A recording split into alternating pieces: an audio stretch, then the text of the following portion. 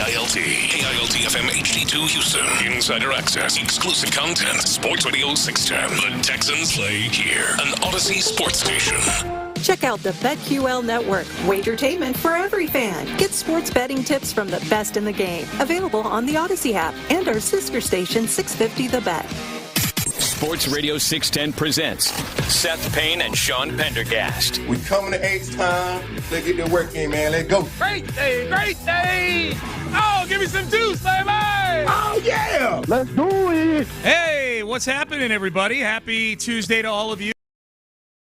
We are 20 training camp beginning. We had a nice social event with the Texans media staff last night to get us amped up. Nothing gets me more amped up than free appetizers and alcohol and open bar, bowling, and video games. And they do a really good job. With tremendous job. Especially with the appetizers. Yes. Lots of finger foods, lots to get you full. There's nothing tongue-in-cheek about what I just said. I love that event every year. No, it's really good. It's like the first day of school, too, because you see a lot of people you haven't seen all summer, from different media outlets, and nowadays different people that stream their own shows and things like that you don't, you're in touch because of social media, but it's like getting back together. It's like being at school, like being on the playground, getting ready to walk into homeroom for the first time. It's a who's who of Texans media. It is. I think that's a good way to look at a who's who of Texans media, so much so that I ended up not getting a chance to go to this yesterday because I had a family emergency. Mm-hmm. But ahead of time, I'd planned to go. I'd RSVP'd for this event and everything. I was picking out what I was going to wear. I feel like we're past that stage of life. It's like, what am I going to wear to this? If it's not like a super formal event, you just wear whatever you're going to wear. This was a big enough thing to where I had to pick out an outfit. I had an outfit. I picked out which pair of Jordans I was going to wear with my outfit. Same. I got a compliment in the elevator in my building on how good I smelled going to the event. Yeah, man. Which is key. It's key. Smelling good sometimes even more important than looking good. Combo of cologne and some of the Rock's Papa Tui body lotion. Coconut silk I'm flavored. not familiar with the Rock's body lotion. Rock's got some excellent grooming products. That doesn't surprise me one bit. They sell them at Target. Okay. It's almost a free live read, but Amy really likes how they smell, so that's the key. I don't care how I smell. I care how she thinks I smell. You caring by proxy is really just how the woman in your life cares. I just want her to think I smell good, yeah. Yes. Or not think, know that I – and I'm making an effort, too. I've always said guys can get away with, and I'm not calling you ugly or me ugly, but guys can get away with not being handsome or good looking. Yeah. You can't, because I've seen beautiful women date ugly guys, and 100%. I'm sure all of us have. Everybody that's listening has. Yeah. I have not seen beautiful women date smelly guys. No. I don't see smelly guys get girls. No, smell good, have a sense of humor, and you can cover up a lot of blemishes. 100%. Yeah. 100%. How you feeling this morning, my friend? I'm feeling really good. good. 7-Eleven coffee ready to go? Got a 7-Eleven coffee. Do you have a place that you stop like in the mornings? Like is that a specific 7-Eleven that you stop at, and you know the guy behind the counter and everything? So I don't know them yet because I just moved. This is a new. Okay, so Sean, this is a new crib. I don't know if you know this about me, but I am what I call like a corner store connoisseur. Okay. I'm a corner store guy. Yeah. I go there for all sorts of number of things. Yeah. I might go to the store, whatever store is closest to my house, I might go 3 times in a day. That would not be weird. Like just for different things. So this is a new one for you. So this is my new spot. Now it's the spot that's also closest to my parents' house. So it's not a spot I've never been to before, but it is a new spot for me kind of frequenting. So I think I'm gonna test this one out and see how it goes. Okay. There are a couple of different candidates.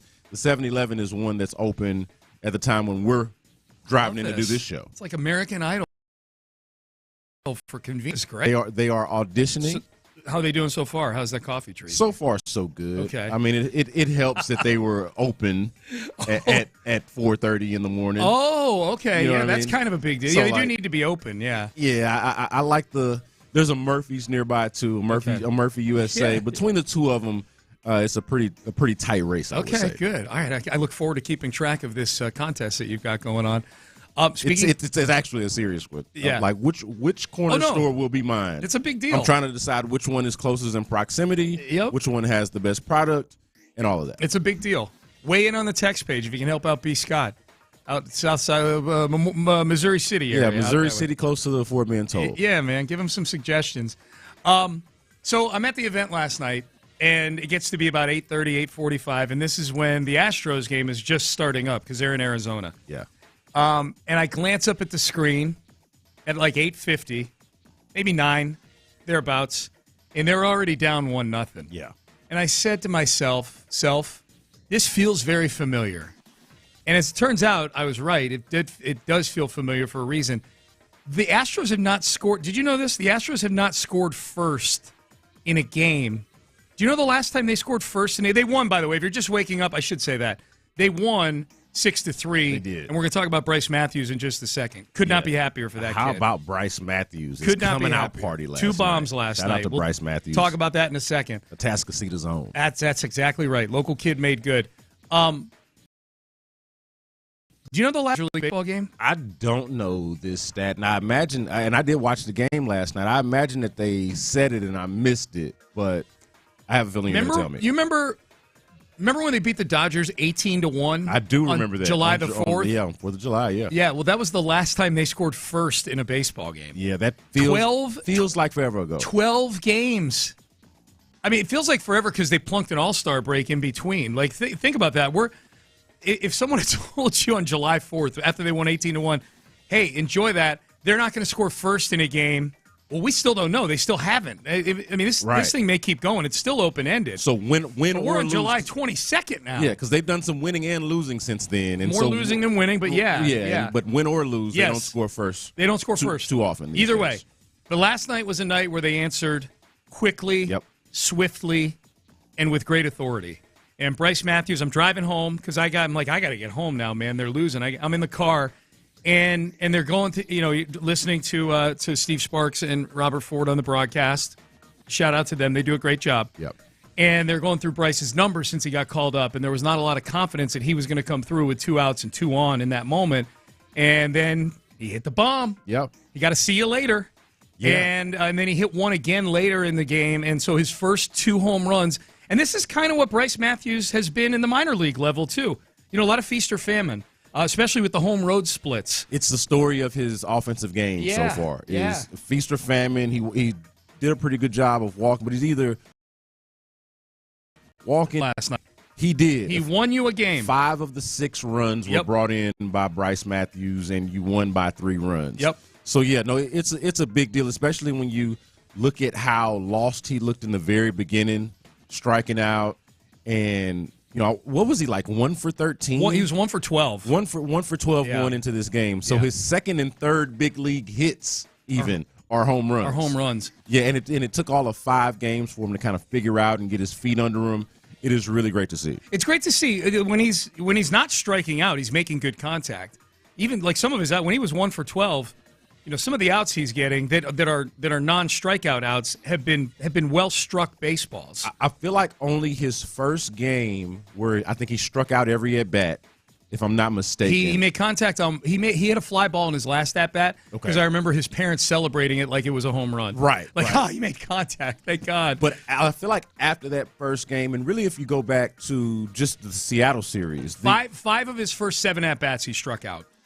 But over time, the at-bat started to look better and better. Yes. So, and then that culminates in last night in 2 home runs. And so we've kind of seen the progression. He just hadn't been getting results at all except for the 1 hit.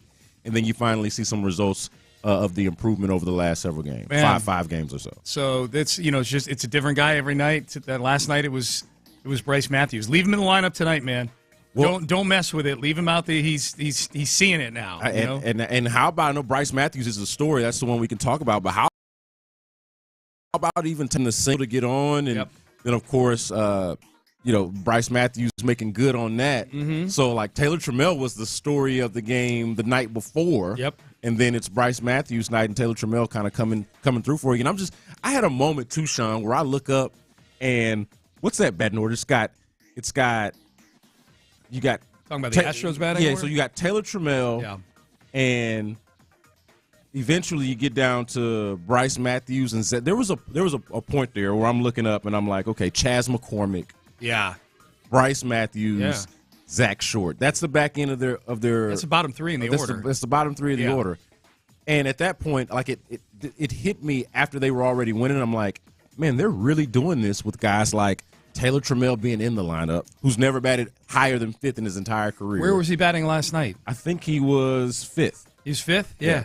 Yeah, 5, 6, 7, 8, Yeah, 9. yeah. Yeah, he's batting. Taylor Trammell is your 5-hole hitter right now. And he's never batted higher than 5th. So you got Taylor Trammell, who's been important for you the last couple of games. The last couple games, for and sure. And then that back end of Chaz McCormick, who feels like a shell of himself. And shout out to him for his bunt single last night and everything. Mm-hmm. But you've got that, Bryce Matthews, and Zach Short. Yeah, and I'm man. like, man, these are the Astros This now. is how it's been for a month now. Yeah. This is how it's been. And it's and page further down on the box score there and get down to the pitching, Colton Gordon. Yeah. Colton Gordon gives you a start.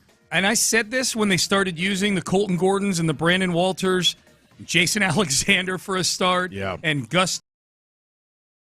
And all I'm asking for these guys, and the ask has not changed because it's not their fault that the lineup is so banged up, the everyday lineup, but just give us what Colton Gordon did last night. 5 2/3, 3 runs, 2 of them earned.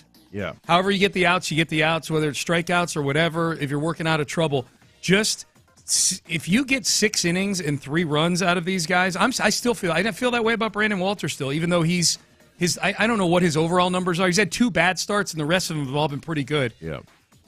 These guys that just you had no expectation of them being a significant part of your season right now, a significant part. Whatever part you thought Ronel Blanco and Hayden Wisniewski and Spencer Arrighetti were to your season, I know Spencer's going to come back. The other 2 are done. Whatever you thought they were to your season, that's what these guys are right now. Yeah. And we didn't think it was supposed to be this way. So I thought all along, like, man, 5 2/3 and 3 runs or 2 runs, I'll sign up for that with these guys every time with those pitchers. You need more than you're getting out of Hunter right now.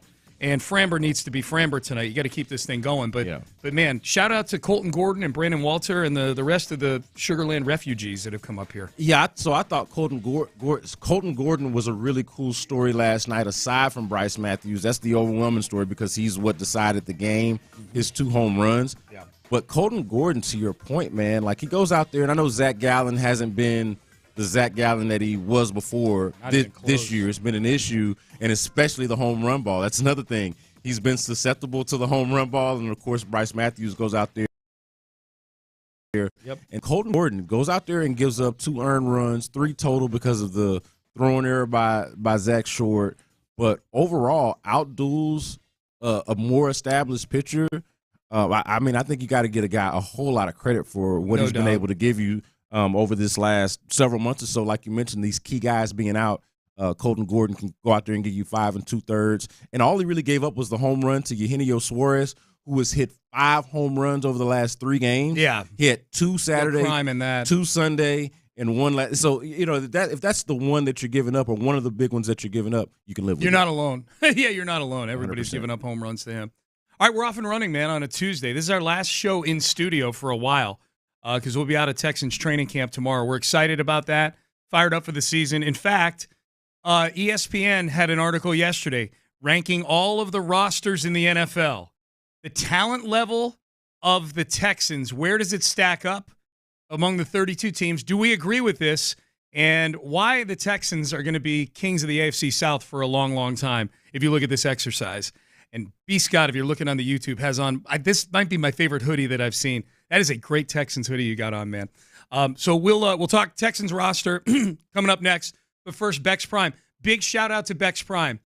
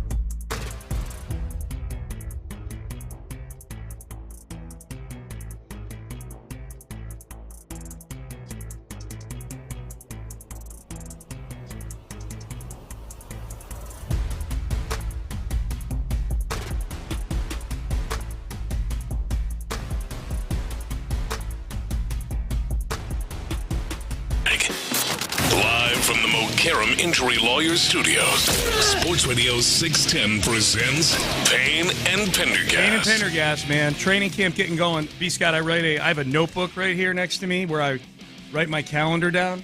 Oh, yeah. You see right there, if it shows on the YouTube right there, and I write, just so I can glance, if I have something going on that day, I just jot it down next to that day. That way, I just know if my days are empty or full, and so for the next... You carry that around with you? Well, I carry it in my backpack, or in my computer bag. But I literally handwrite all the dates. I've got a calendar on my phone. I was going to say I'm going to introduce you to Google Calendar. No, I've got a calendar on my phone, and I put it in there too. But so I can just glance down and just see, like, oh yeah, that's right, I got that day. Camp. West Virginia. I say all this to say I'm very excited. I love this time of year. I look down and it just says training camp. For every day. I love training camp. And there is something special about writing something down as opposed to typing it. Down. Yeah. Like, I feel like, I don't know if it's a muscle memory or if it's a subconscious thing. I don't know the science behind it. Yeah. But it's something about down opposed to typing it that's got a different kind of effect on the psyche. Yeah, if I write it down, I have a better chance of not forgetting it. Yeah. That's and it's not an old guy thing. It's been that way forever. If I write things down, I'll remember it. It's one of the reasons why I still keep a pen with me to this day. It's like if I need to write something, and I probably don't do it nearly as much as you would think for somebody that's always got a pen in their pocket. May I recommend the notebook method to you? It's very, very effective. Yeah, I've got the reporter's pad. It's in my backpack. Oh, yeah, that's right. You're an old school journo. That's right. Yeah. An actual newspaper guy. Yes, So yes. I carry those around. Good man. Sometimes in my back pocket. Good man.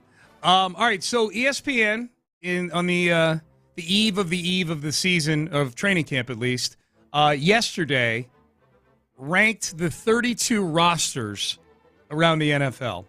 32 rosters, the rosters of all 32 teams.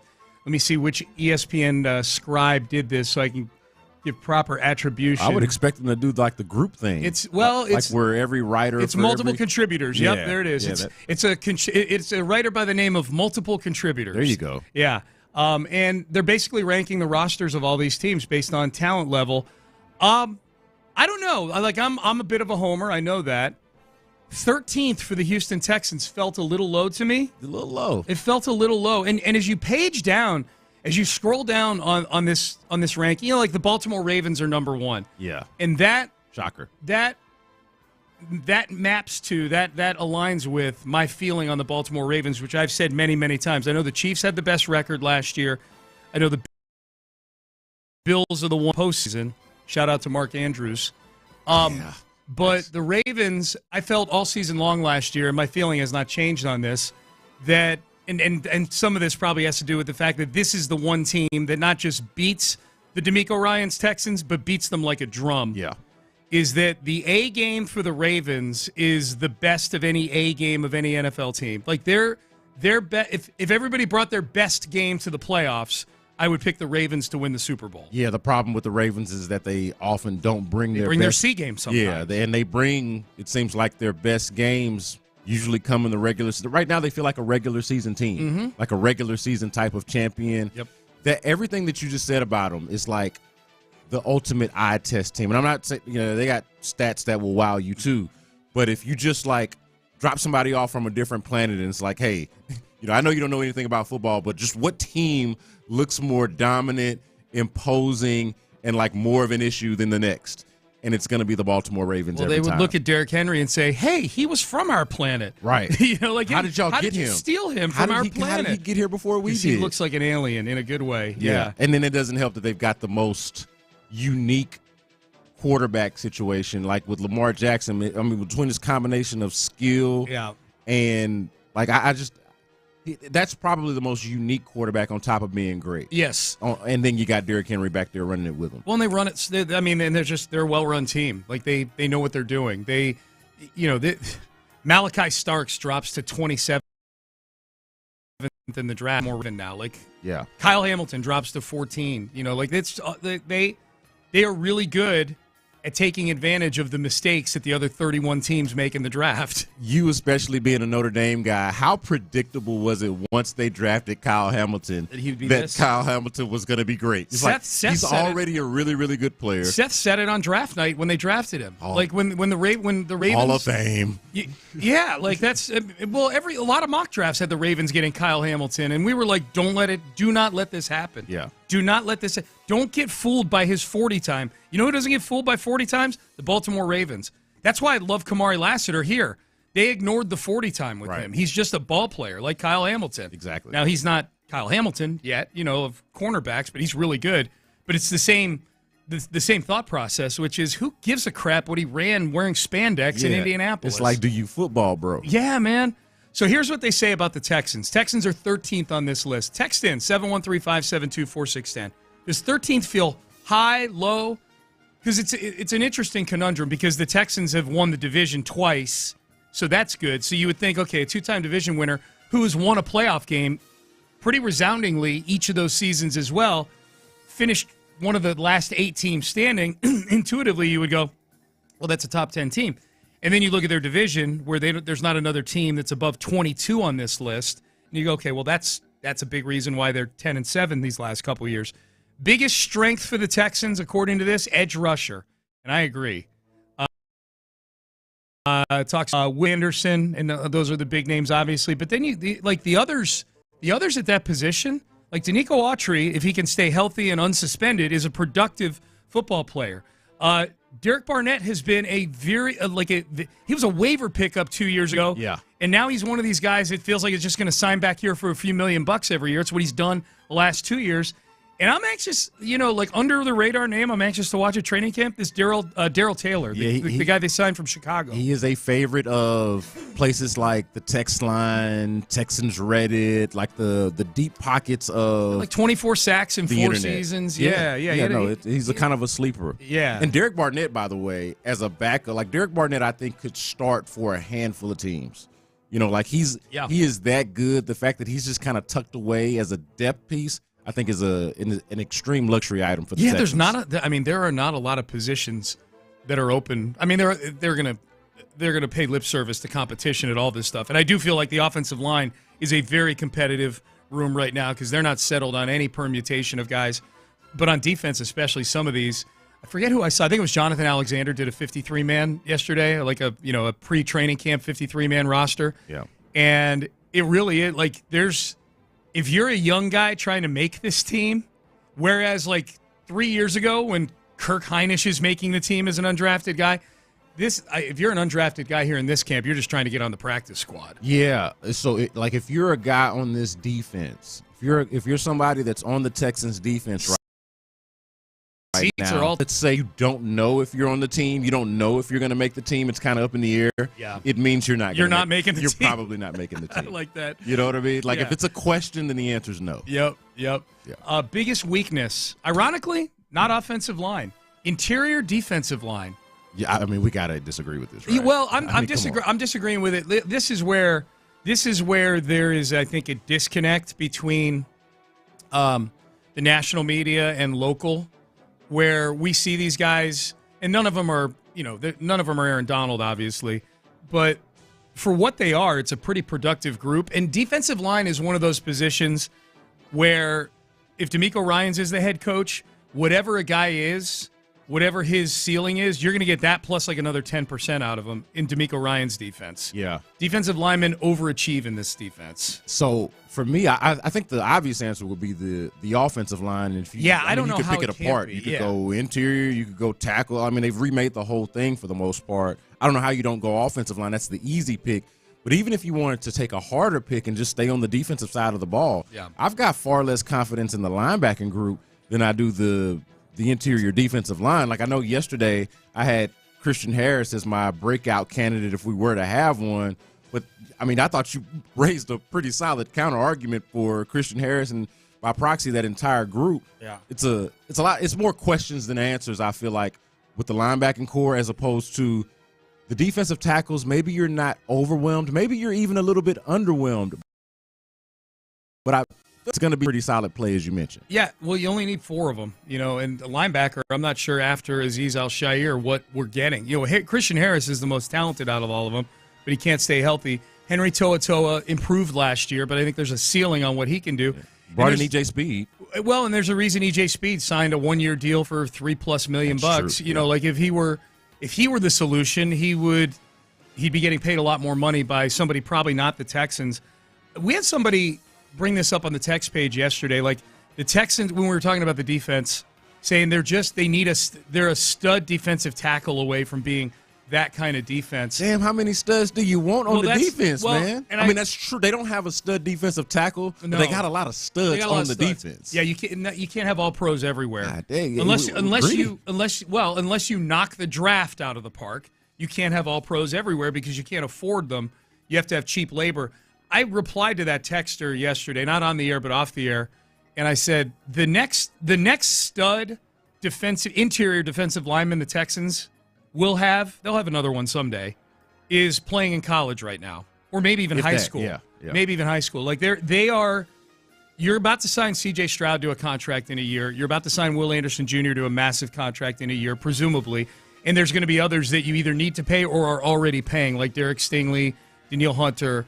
The Nico Collins deal is going to be due at some point. Someone's going to get paid on the offensive line at some point, we hope. So all of those things. And I think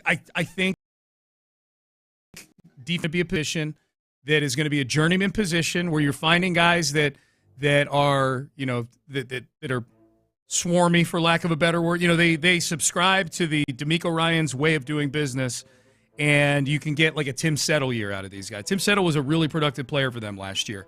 Or you're going to draft a guy and he turns into one of these guys you're going to want to give a $25 million contract to someday.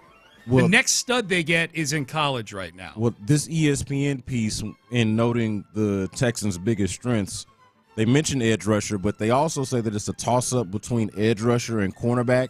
I feel like as long as that's the case, as long as the strength of the defense is the edge rushers and the cornerback. Premium positions. And on the younger side, we're talking namely Will Anderson Jr. and hell, with the cornerbacks, both guys are young. I know Derek Stingley just got paid, but Stingley and Kamari Lassiter are still both relatively young players. Obviously, Kamari Lassiter going into his second season. As long as that's the case, I don't feel like defensive tackle is going to be a premium position for them, especially when those positions are premium. Again, unless they draft a guy and they strike gold with him. Yeah, exactly. They're not going to go shopping for it. I'm with you on that. They play 7 of the 12 teams in front of them.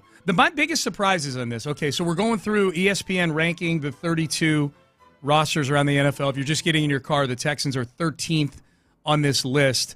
As I was paging down on this list, it goes Baltimore, it goes Philly, 3rd is Detroit, 4th is Buffalo. There's nothing that's jumping out at me so far. Kansas City being 5th is something we're not used to seeing. You know, they've 1 or 2 on lists like this, but also feels about right. Yeah. No, it's a little jarring, but it's not incorrect. Denver at 6. So I've got a couple of problems with the list ahead of the Texans. I'll be honest with you, Sean. This one's not one of them. Maybe not at 6. I don't love them, but I do think that you can make a case for them above the Texans. So if we're just making that argument, I can go with that. Now 6 is a little rich for my blood. But ahead of the Texans, I don't have a huge problem. Okay, tell me. Okay, stop me when you get to the one that's a problem. All right, I will. 7 at Commanders at 7. I get it. I don't actually agree, but I get it based off of everything that happened. Rams at 8. That's the one that surprised me a little bit, but I also get that one too. Okay, Rams at 8. Texans play them, by the way, in the opener. Okay, Cincinnati at 9. Come on now, what are we doing? You're Joe Burrowing is what you're doing right there. You got to be. In all due respect, that's a top-heavy rating right there. Look, Joe Burrow's that dude. Yeah. Like, I don't have to sell anybody on Joe Burrow. I'm probably preaching to the choir. Everybody thinks highly of Joe Burrow. But after that, we're talking about Joe Burrow, Jamar Chase, T. Higgins, and then I was just watching that quarterback series. I finished it up last night finally. Okay. And I'm looking around like, man, poor Joe Burrow. Yeah. Like, they don't deserve, that organization doesn't deserve this guy. Nope. And, like, he's basically carrying him on his shoulders for the past 5 years or so now. Like, I don't get how, if we're just talking about quarterback rankings, that's one thing. Mm-hmm. If we're talking about quarterback plus weapons rankings, that's another thing. Bengals ain't it to me. No, look at the defense. I don't know how you look at this defense and say that whatever they're doing offensively counters how piss poor this defense is enough to put them 4 spots ahead of the Texans. I mean, the Texans have some really good offensive players. Their line is at best a work in progress. I get that. Dude, I lost track of how many times Joe Burrow and that offense got them 30-plus points and they still lost the game last year. They still lost. Well, that's what that quarterback – that's what the quarterback documentary felt like. It was 50% documentary on how awful – the Bengals defense was. Yeah. But they're like they have the roster, they have the depth chart, the starters on each side of the ball for all these teams. Trey Hendrickson is on here. He's in a contract dispute with the team. Shamar Stewart is on here. He's not even around the team right now. Yeah. We'll have audio from Mike Brown later in the show where you're going to be really glad that this is a city where they have an actual GM and not the owner running the team. Yeah. Dallas is another one. But I'm looking at these guys they have on defense. Like, Cincinnati, definitely B. Scott. San Francisco 10, Minnesota 11, Tampa Bay 12, just to close out the teams that are above the Texans. By the way, the AFC South, Jacksonville 22, Indy 25, Tennessee 28. Yeah, I don't love Minnesota or Tampa above the Texans. I don't either. And I think Minnesota's a fine team. I think Tampa's a fine team. Yeah. But I don't love them above the Texans. So those would be the 3 that stand out to me. Cincy, Minnesota, and Tampa being above the Texans. I don't have that. We'll find out about L.A. and Tampa early because those are their first 2 opponents of the season. Texans open with 2 NFC teams. All right, be Scott in for Seth Payne today and tomorrow. We'll be out at Texans training camp tomorrow. Up next, headlines. Astros win last night. Texans make a signing. We've got some other headlines that we'll get to as well. Stay there. You're listening to Payne and Pendergast. Are you looking to build your custom dream home? You know the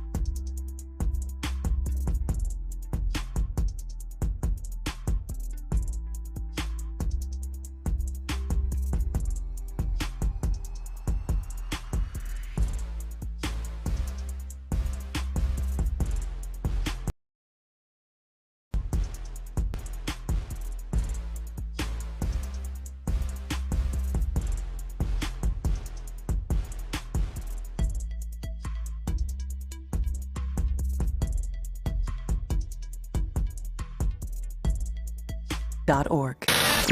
Payne and Pendergast with today's headlines, presented by Men's Tea Clinic. High fly ball, sky to deep left field. Gurriel Jr. back near the wall. This is good! First career home run for Bryce Matthews. And the Astros out in front 3-1. Good boy, Bryce. Todd Callis on the call, Jeff Blum as well, Space City Home Network. Bryce Matthews with a 3-run home run in the second inning. The Astros had done what they've done for the last 12 games, fall behind early in a game. But Bryce Matthews, they fell behind 1-0, but Bryce Matthews, 3-run home run, and the Astros did not look back. They win 6-3 yesterday to finally get a series started off on a positive note here. Been a while since we've had that happen, B. Scott. Brandon Scott in for Seth Payne. Here was Bryce Matthews after the game on his big night that he had at the plate. I'm just happy and grateful. A lot of good information from my teammates and how to approach this guy. He's a really good pitcher, so just trying to get a good pitch to hit and not miss it, and I think I executed it today. Yeah, not one but 2 home runs, I should mention that. We heard the first one. There was a second one later. They win 6-3. Bryce Matthews had 5 of the 6 are Credit to Bryce Matthews for the 2 bombs. Took him all of 5 games to figure it out. You love to see it. Been rooting for the kid the entire time, being a local product. Credit to the vets on the team. From that audio you heard there, clearly he's got the veterans around him, coaching them up. And in this game in particular, it sounds like, and I wonder how much Christian Walker had to do with that, having played with Zach Gallen, knowing Zach Gallen a little bit better. But, of course, Zach Gallen's a known commodity around baseball. If you've played a long time, you probably know. And so it's a real cool thing. But also shout out to Zach Gallen for throwing meatballs out there. I mean, you're talking about fastballs right over the middle. Like if you can't come get this one, you might have an issue. Like those were gifts. And I'm not taking anything away from what Bryce Matthews did. Again, turn him into home runs. Yeah, turn him into home runs is exactly what you're supposed to do. I think Zach Gallen made 2 critical mistakes in the game, and they were both to Bryce Matthews, and he made them pay. That's great, man. Young guy who's in his 3rd week of Major League Baseball, hitting mistake pitches. That's awesome. Yeah, and you want to see improvement. That's what you've seen from Bryce Matthews since he got up. Yep. Joe Espada, after the game, talked about Bryce Matthews developing while playing for a contender. You know, one thing is that, he's developing, player development doesn't end at the major league level. It continues at the major league level, and we have some really good teachers here, on the hitting side, on, Parachica with his defense, so we can continue that process here. But he's open-minded. This kid is coachable. He's tough, and you need to have those ingredients to be able to finish. Okay, and that should be pointed out. A lot of times these guys get called up from the minor leagues, and half the time you're getting called up for a team, if it's especially the second half of the season, that if the games aren't high pressure, it's not a contender. You're a young guy getting called up to get some at bats so you can be a future contributor for the team. Bryce Matthews is getting called up to start at second base for a team that is playing in all important games for the rest of the year. Yeah, being called up out of necessity. Yeah. Both in the lineup and, of course, right. Second base has been a bit of a turnstile, especially since they moved Jose Altuve predominantly out to left field. So they need your help at second base, and they need your help. Even if you're on the bottom third of the batting order, they need everything that they can get. They're asking a lot of you, and it's a credit to, I think, the younger players on this team, starting with Cam Smith earlier in the year. We talked about this a lot yesterday, how apparently Dana Brown could see something within him that said, hey, this particular young guy can handle it. And Bryce Matthews clearly, as we've said, has improved since he got up. Not too big for him. Quotes from Yordan Alvarez on his situation with his hand right now. These are courtesy of Chandler Rome on Twitter. Yordan Alvarez talking about the hand, his right hand that has him still on the injured list. Where the pain is in the hand, it's a little bit difficult to have surgery there. That's why I say I need a little bit of rest right now. What? It's right now. Wait a minute. He hasn't played since May 2nd. Yeah, so what has he been doing since then? I don't know. It's an area where normally we don't think it isn't something I'll have to keep. I think it isn't something I'll have to keep dealing with. Was asked, will you have to deal with it all year? Quote, I wish not, but I don't know. But if I have to deal with it, it'll be for the rest of the season. I think I need to rest it But again, I need to come back and play, and I think I'm in the right direction right now to come back and play. I glean nothing from this. I take nothing away from this. These are rest. empty, irrelevant, semi, not infuriating, but like these quotes agitate me. Well, here's what I'm hearing. I'm hearing he needs to rest, he needs to play, he needs surgery, and he doesn't. So yeah, that's what I'm hearing a little bit of everything, which, back to your point, means I'm hearing nothing. Yeah. I read these quotes after I got home last night and had a couple glasses of wine, and I'm like, okay, it's got to be the alcohol talking because I don't know what the hell he's saying here. Yeah. What is he saying? You know what he's not saying? That he's close to being back. He'll be back soon. That his bat is going to be in the lineup anytime soon. Yeah. That's not what he's saying for sure. That's why I'll process it off the air. That's the latest on Yordan Alvarez. But Sean, it's so frustrating, the idea that a guy, and I'm clearly not a medical expert, obviously, but that a guy who hasn't played since May 2nd has deemed his treatment or the thing that he needs is rest. You know? Yeah. It's like, God. Yeah. Man. Been getting after it since May 2nd, apparently. Yeah, and got arrested now, man. This area of the hand doesn't get surgery. So what are we doing? So there's not an ideal surgical way to fix it, and it needs 3 months of rest. Well, it needs more rest, apparently, too. Not just 3 months. 3+ months of rest. Yeah. Riddle me that, man. That's really frustrating. That should be a little concern. I know his contract is an incredible contract. I know it's amazing. And given that he hit a home run to win the World Series for you before the extension even kicked in, you pay him whatever. You know, like it's a great contract when he's healthy. This hand thing, like nothing he said right there makes me feel any better about this being a non-recurring thing. Yeah. Like nothing he said right. Well, surgery can't really fix it. I need rest, and he's been resting for 3 months. Yeah. Yeah. So, anyways. Yeah. His contract is like if they sold you a Lincoln at a super discount, but then they're like, you know what? The AC doesn't work. Mm-hmm. Good luck. Yeah. It's like, wait a minute, though. The rest of it's really nice. Kind of neat, that, though. I do. I know I look good in the car, but I'm sweating. Texans signed cornerback Arthur Millette, most recently of the Baltimore Ravens. Been around a while. Been around since 2017. It was age 31 season last year. He's bounced around the league a little bit. Pittsburgh, the Jets, New Orleans. Most recently with Baltimore. His best season came 2 years ago with the Ravens in 2023. He had an over 70 PFF grade. He's a cornerback. He's a slot cornerback. I did a quick Google search on him after they signed him, and one of the videos that popped up was him by himself getting into the face of about 5 or 6 Kansas City Chiefs before the AFC title game. I see what they see in this guy. Only played 3 games last year. He was injured for most of the last season. This is a depth move, obviously. Slot corner is a position where, it's Jalen Petrie's position right now to a degree, and then they drafted Jalen Smith out of USC, who's got sort of that slot background as well. But this is a depth. He's going to be fighting to make the team. So they sign a scrappy guy, seems like maybe a fiery guy and a veteran. Yeah. Right in time for training camp, right before we get to watch these practices. I don't feel like we need more fiery guys for training camp. I don't feel like we need it, but I'll take it. Oh, for sure. You know what I mean? Like that's going to add a little bit of intrigue, or at least conceptually it does. So, yeah. But you know what I like about it, at least for me, is that it confirms that I'm not crazy for being worried about their cornerback position at large. The depth of it. Obviously not the top end. We know Derek Stingley and Kamari Lassiter are studs. But after that, I feel like it's been an issue. I feel like the Ronald Darby signing was in part to really address that issue, and then they get surprised and he retires. Yeah.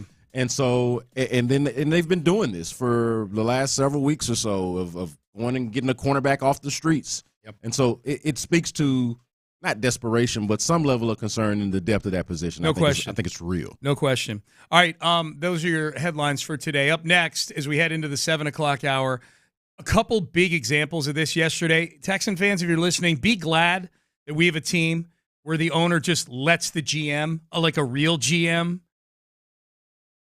do that. There are 2 shining examples of what it looks like when the owner tries to run personnel that happened yesterday that are just, well, they're awesome. When it's not your team, they're great. And we'll hear them coming up next.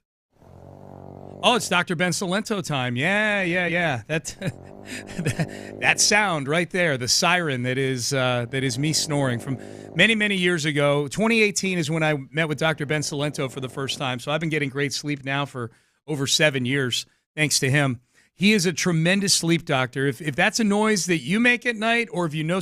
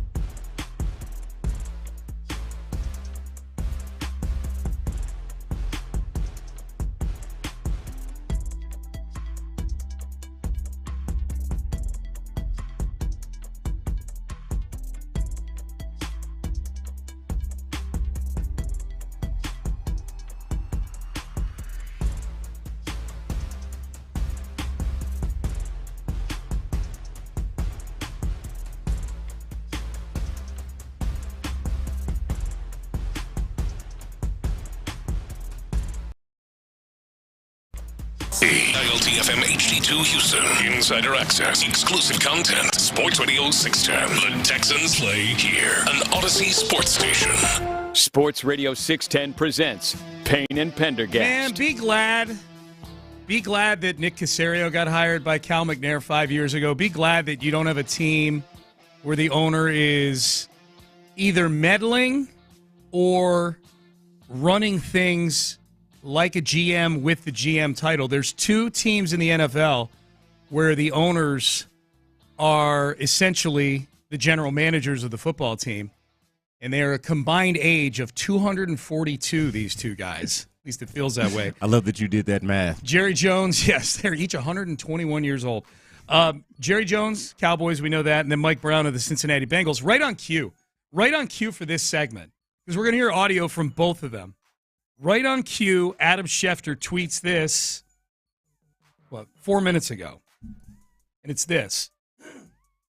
Trey Hendrickson, NFL sack leader last year, in search of a new contract for the better part of 2 off seasons, will not be reporting to training camp today with the rest of the Bengals, he told ESPN. All along, Hendrickson has said he would not play under his current contract. He is dug in and sticking to his word. As he should be. As he should be and as he should do. That's the leverage. Yeah, I mean, especially when you get older. And look, he just watched T.J. Watt execute this exact plan, which is agitate the team a little bit. Yeah. You know, T.J. Watt was putting up the deuces. It worked. T.J. Watt got a 3-year, $123 million extension from the Steelers that's going to take him to his age 33 season. And T.J. Watt's been an outstanding player. He's a future Hall of Famer, just like his brother. Yeah. I don't know how well $40 million a year, $41 million a year is going to age with T.J. Watt, but the Steelers realize the business that they're in, and they want their guy in camp, and he's their best player, and he's their most popular. I don't think Hendrickson's not the most popular player in Cincinnati. I'm sure he's popular. They have Joe Burrow on that team. I went to a Steeler game this year in Pittsburgh. Half the jerseys are T.J. Watt at those games. Yeah. And that includes all the guys like Terry Bradshaw and Ben Roethlisberger that aren't on the team anymore. So they had to get something done. So Trey Hendrickson is sitting here. He led the league in sacks last year. He's watching Max Crosby get paid. He's watching Myles Garrett get paid. He's watching T.J. Watt get paid. He wants to get paid too. And Cincinnati has that going on and another stupid contract dispute that we'll get to in just a minute. Hell, Daniil Hunter's been paid twice since Hendrickson. And I know we're talking about a kind of a different type of thing here, but same position, mostly guaranteed money, all but $1 million of his first contract, and then they extend him again. This offseason, he's looking around, reading the tea leaves. Everybody else is getting paid but him. Well, in the first one for Daniil Hunter, the first contract was $24 million a year over 2 years. Yeah. The year they tacked on was $36 million. Yeah. In that neighborhood. So that's the neighborhood all these guys are starting to live in right now. Yeah. It's the neighborhood Will Anderson's going to live in next year probably. And I'm not necessarily trying to pit Hendrickson against T.J. Watt per se, and you, I think, articulated it pretty well how different T.J. Watt is versus Hendrickson. But I'd venture to say this, and again, this is not a slight to T.J. Watt. Hendrickson, at least over the last couple of years, every bit the player. Oh, yeah. Like, I'm not even trying to pit them against each other, but if we're talking about caliber of guy, he belongs. I think Myles Garrett is kind of just a touch above everybody. Yeah. But everybody that's below that, the T.J. Watts of the world, the Crosbys of the world, Daniil Hunter, for example, Hendrickson's right there with all of those guys. Well, this is a good segue. Let me throw another name in there for you. How's Micah Parsons sound? Micah Parsons. All right, so we came into this segment saying, be glad that you have a team where the owner hires a GM and lets the GM do his job, where the owner is not the GM himself. Jerry Jones, general manager and owner of the Cowboys, did his training camp kickoff press conference yesterday. And take this how you will. He's being asked about the Micah Parsons contract negotiations. And I don't know I never know with Jerry nowadays. He's in his 80s. If he meant for this to be shade, or if he's senile, or if he's just unfiltered. Yeah. But this is what he had to say about Micah Parsons getting paid eventually, maybe. Just because we sign him doesn't mean we're going to have him. He was hurt 6 games last year. Seriously. We've signed, I remember signing a player for the highest paid at the position in the league, and he got knocked out 2/3 of the year, Dak Prescott. So there's a lot of things you can think about when you, just as the player does, when you're thinking about committing and guaranteeing money. Okay, so he's basically saying, hey, you know, what they're getting paid. We got our issues with paying the guy. What if he misses games? We still got to pay him if he misses games. J.J. Watt heard this. This is like a new concept? Or? Right. Guys just started getting hurt in the NFL in the last is Jerry new? 2 years. J.J. Watt retweeted that quote yesterday and said this: anytime you can publicly take a dig at your star quarterback and your star pass rusher simultaneously right before the season begins, you just got to take it. Just got to. Nothing makes guys want to fight for you more than hearing how upset you are that they got hurt while fighting for you. It's excellent shade at Jerry Jones. JJ has been, of all the things that JJ is outspoken about, player contract situations is number one. Yeah. When guys get paid early, and I know JJ likes the way the Texans go about things. Nick Caserio's erred to the side of paying guys early and paying guys market value. And it pays off because when you do that, the Nico Collins deal wasn't top of the market, but it was a good deal at the time. It's a great deal for the Texans right now. Stingley just got surpassed by Sauce Gardner. Nick paid him early in the offseason. The story from the J.J. Watt tweet is not the tweet itself. It's that Micah Parsons retweeted it right after J.J. posted it. Yeah. He agreed. I take that as an acknowledgement and an agreement with everything that J.J. Watt just said. 100%. And everything that J.J. Watt says is correct. Like, this is one of those things. Everybody, I feel like, goes through this at some point where you've got that you love or whatever the case may be, but you don't want them to talk too much in public because they've reached a point in their life to where they'll say anything. Like literally anything, and like maybe you let them talk for a little while, but the longer they talk, the more you're trying to wrap it up. Yeah. I feel like that's got to be the case with Jerry Jones, whether it's Stephen Jones or just somebody, whoever cares about Jerry Jones in his life has to worry every time he talks for longer than, say, 8 seconds. Yes. Well, and that should be pointed out, too, that cut was actually not in response to a direct question to Jerry. It was off of a question that Schottenheimer had about something. It was because the clip on the internet, the first 2 seconds is Schottenheimer finishing up his answer, and then Jerry jumps in with that. Because he can't help himself. He jumps in with that. Here's another one from Jerry Jones. This one is all over the place. You just be warned, he's all over the place on this one. I think he's explaining why he is so cautious on these contract extensions for big players. The other thing I would say is contracts are 4 or 5 years, okay? There's a lot of water under the bridge if you step out there and do something in the first 2 or 3. You can get hit by a car, seriously. And so there's a lot to look at over a lot of years that could make a big difference. Like getting hit by a car. Have you ever heard of any clubs committing to players and then they didn't pan out after they committed to them? We have. Yeah, okay, so Jerry was on a heater yesterday. We saw on Twitter where one of the reporters. Okay, so he's basically just saying right there, like, have you ever, we've given out bad contracts before. That's what he's saying at the end right there. Yeah. There was a reporter that asked about, hey, it was Trayvon Diggs and one other player that they mentioned that, hey, you gave them deals early. Like after 3 years, all the things he didn't do with CeeDee Lamb and Dak and Micah Parsons. And Jerry's initial response to that was, should we have? About Trayvon Diggs? Because they're a little sideways with Trayvon Diggs right now. Yeah. And just how seriously or not seriously he's taking football. Right. I mean, Jerry just openly saying, like, that might have been a mistake to give. It was Trayvon. I don't remember who the other player was. But basically, not even implying. Like, you could tell by his tone and his body language that, and because he followed it up with, well, you brought up their names, not me, to the reporter. Yeah. Jerry was on one yesterday. That's a mess right now. That is a mess. The only thing keeping the Cowboys propped up right now is the drafting of quality players. Yeah. I think that's Will McClay's department. I don't think that's Jerry's department. Yeah. I don't know what Jerry's department is these days. Well, it's unfortunately, and that's the issue. He owns the damn team. Yeah. So all of it, even the the parts that are good that are not reflective of him are still somewhat reflective of him. But then all the other stuff, obviously, the toxic environment, if you will, is a great deal of his doing. Yeah. But man, like at the risk of Boys fans, I do not know how they get excited for the season when the owner, the person that puts together the team more or less, is sounding like that and talking like that ahead of training camp, ahead of the start of the season, at a time when, honestly, they're talented enough to at least be interesting, and they're interesting for all the wrong reasons. Not for being talented, but for having, I won't say a head case at owner. They just got a old stubborn guy at owner and can't seem to get out of their own way. That's the most helpless feeling as a sports fan.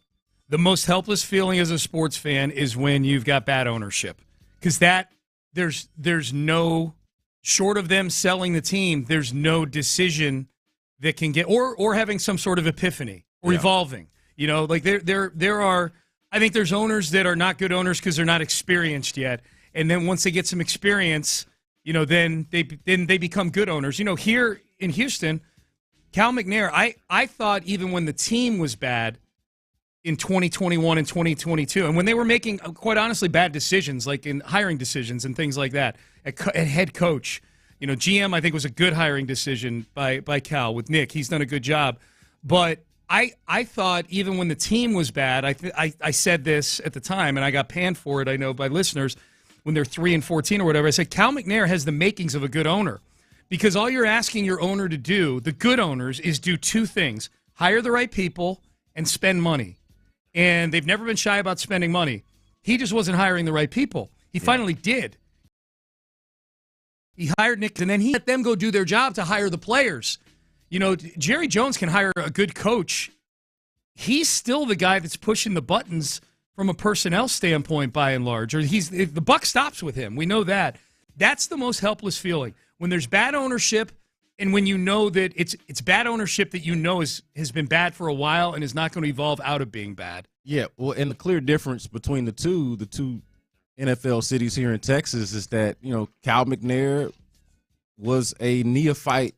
He was basically a baby owner. Yeah, you know, he evolved. He was just learning, so it kind of had some understanding of why he was where he was in the and like you said, he evolved to his credit. I would put it a different way as it pertains to Jerry Jones, and the thing that would be frustrating is when you have an owner who either doesn't know what he doesn't know or won't admit to it. Does know what he doesn't know, which I think is the case with Jerry.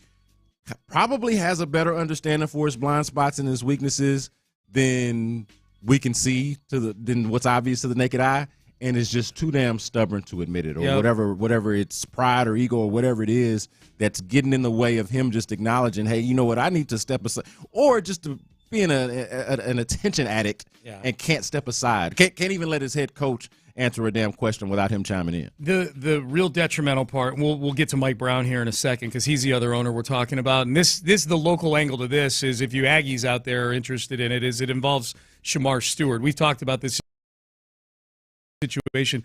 Is, you know, the thing for the Cowboys, I'd be very curious about, you know, I don't follow them day to day, we're not up there, but I do know this: there was way less interest, it looked like, at training camp last year for the Cowboys than in previous years when they go out to California for training camp. They were not, the stands were not full.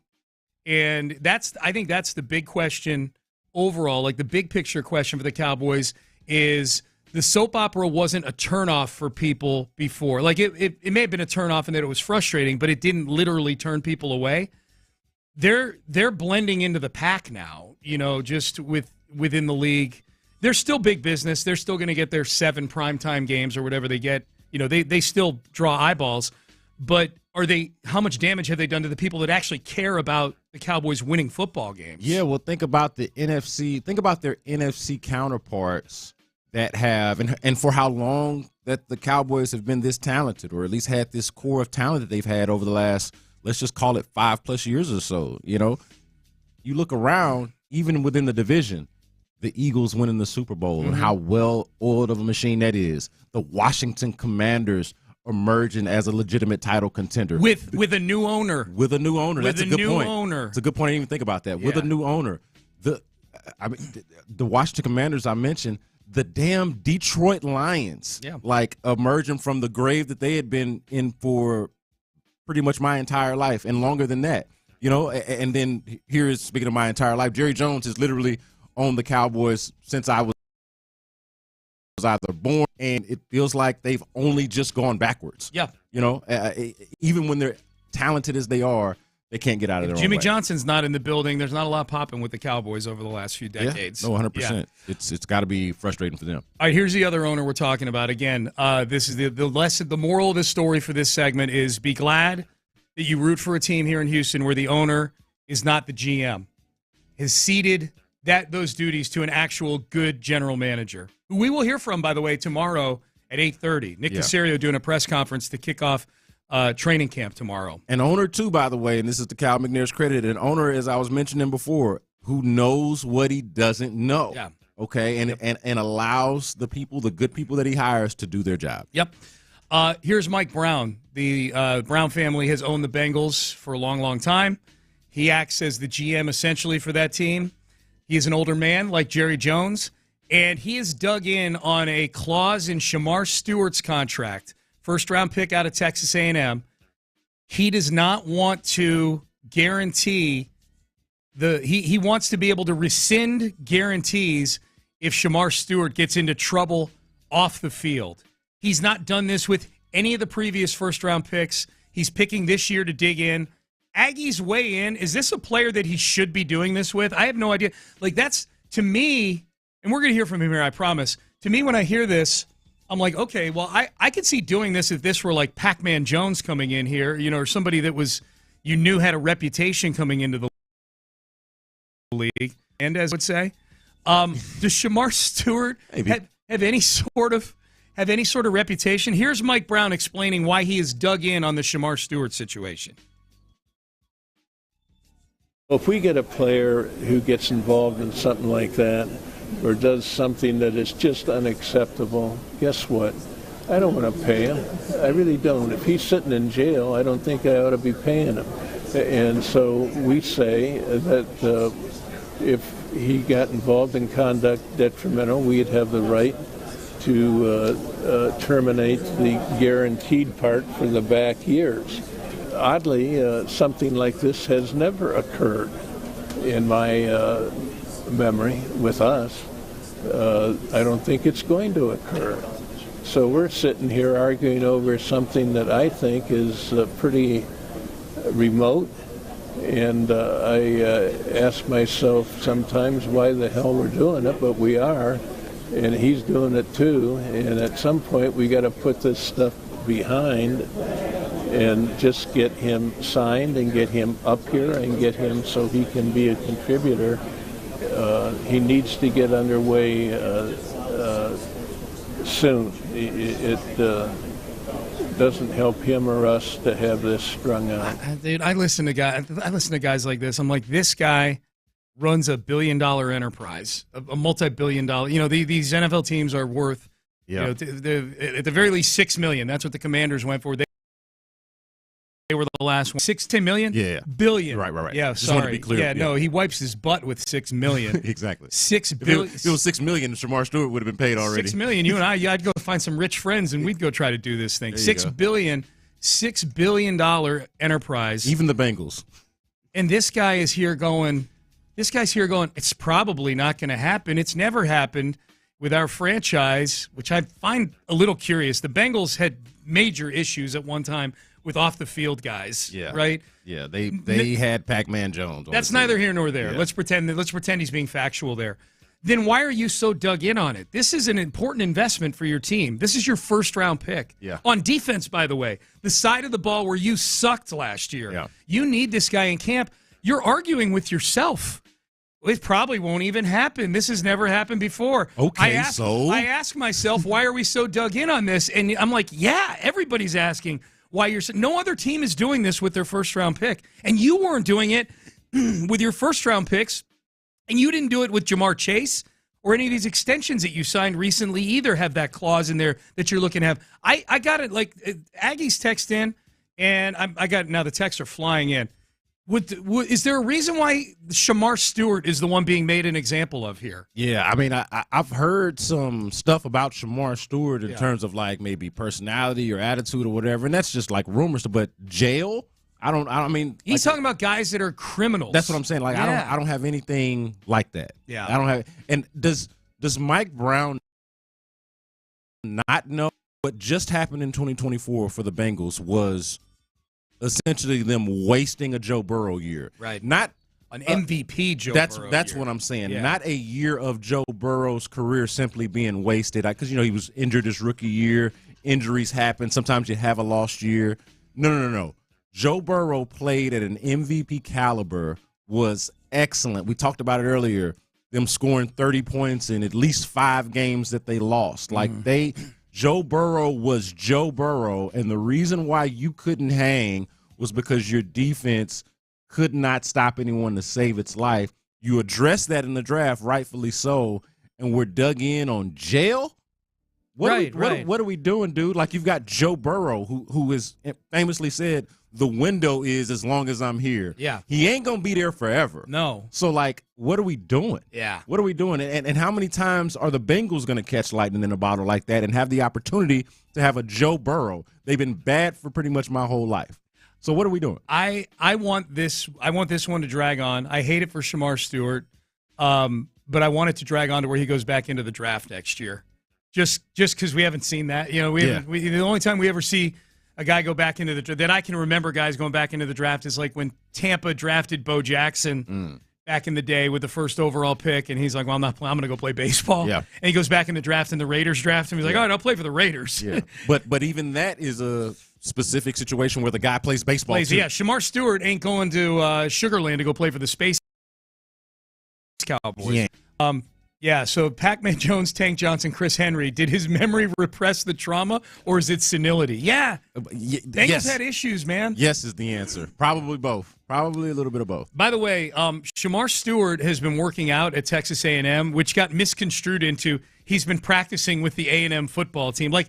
People construed it as him actually out there doing tackling drills and in pads and things like that. And I'm like, how stupid are you people? Have y'all never seen a dude work out at his college at his after alma he mater? leaves? It happens all the time. Yeah. Mike Elko this might have been at SEC Media Days. Mike Elko did a press conference. I believe it was. Was it at Media Days where he clarified the Shamar Stewart being on campus thing? There's conflicting reports on whether Shamar Stewart has been working out in College Station or not. I'm just wondering if you've seen him. Yeah, so good to address that. Shamar Stewart's back with us, working out, getting ready to go to Cincinnati to play in the NFL. It's amazing maybe what can get created on social media these days, but there's no intentions of Shamar to play for the Aggies this year. But Shamar has been around. I think he's very comfortable in our program, really likes the things we do training-wise, and so he's been training, getting ready for his season this year with the Bengals, and we wish him the best. Okay, thank you, Coach Elko. Appreciate that. Yeah. Now we don't need any more Mike Florio think pieces on, well, if Shamar Stewart did want to challenge the system and go back and play football at A&M or because of the portal anywhere. I got to say, though, Mike Florio's kind of being very specific, him aside, I am intrigued by the idea. Going back and playing. Yeah. It's going to go back and play and see who drafts me next year. Obviously, it's not going to happen here with Shamar Stewart. At least we don't think so. But I do feel like there's a good chance that we could see this in our lifetime. Before we meet our maker, that could actually happen. And I'm intrigued by it. It happens in baseball. I mean, we see, baseball, Mark Appel gets drafted. That's the one I'm thinking of because it's an Astro-related one. But Appel's at Stanford gets drafted by the Pirates, I think, the year they drafted Correa, the year the Astros drafted Correa. Yep. And then he says, I'm going to go back to school. He goes back to school, comes out in the draft. He's the first overall pick the next year. We just don't see it in football. I haven't seen it. I would hate this for football just because it would take some starch out of the NFL draft. It would. And look, it's one of the most unfair ways to get to have the next phase of your life decided, to be chosen to go. Now, it's an honor to be chosen in the NFL. It's a privilege to play football. I get all that. But on the surface of just getting your first job out of college, none of us are in a situation. No, I won't say none. I mean, most of us choose to go into the military and all those other. There are a lot of things that get dictated. But yeah, most human beings have way more control over where they go work after college than in the NFL. Now, most human beings also aren't getting contracts that are millions of dollars when they're 22 years old. So there's a give and a take with all of this. For me personally, as somebody I'm a fan, I'm a consumer of the draft, and I am a radio host. Right. I'm in charge of content. Co in charge of content for a show here along with Seth C. Payne. I think if these guys could that night of the draft has some oomph taken out of it. You know, it's a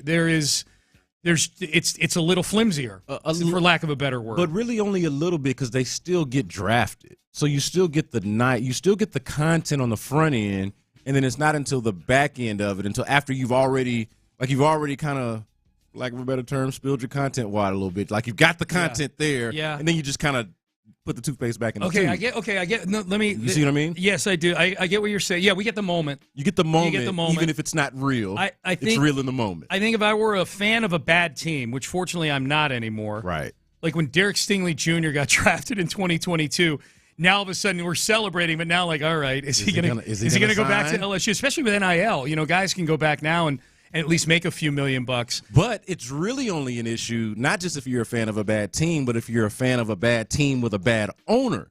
Because because what would be the reason why he would go back if he's your first round pick? He ain't going back unless there's some goofy contract situation like this one with Shamar Stewart and the Bengals, which we don't suspect would happen with a Cal McNair-led regime. Right. No, I guess in talking it through, look, I feel like the Texans are a team that anybody that gets drafted would want to come play for and not go back to school because of it's a good team with a good quarterback and a head coach that everybody likes. So maybe if they enacted that now, like you said, if they ever do that, it's years and years away. I don't think it's going to happen in my lifetime. But stranger things have happened. I wouldn't have thought NIL would have happened in my lifetime, maybe. You know, and that Atkins became a huge thing.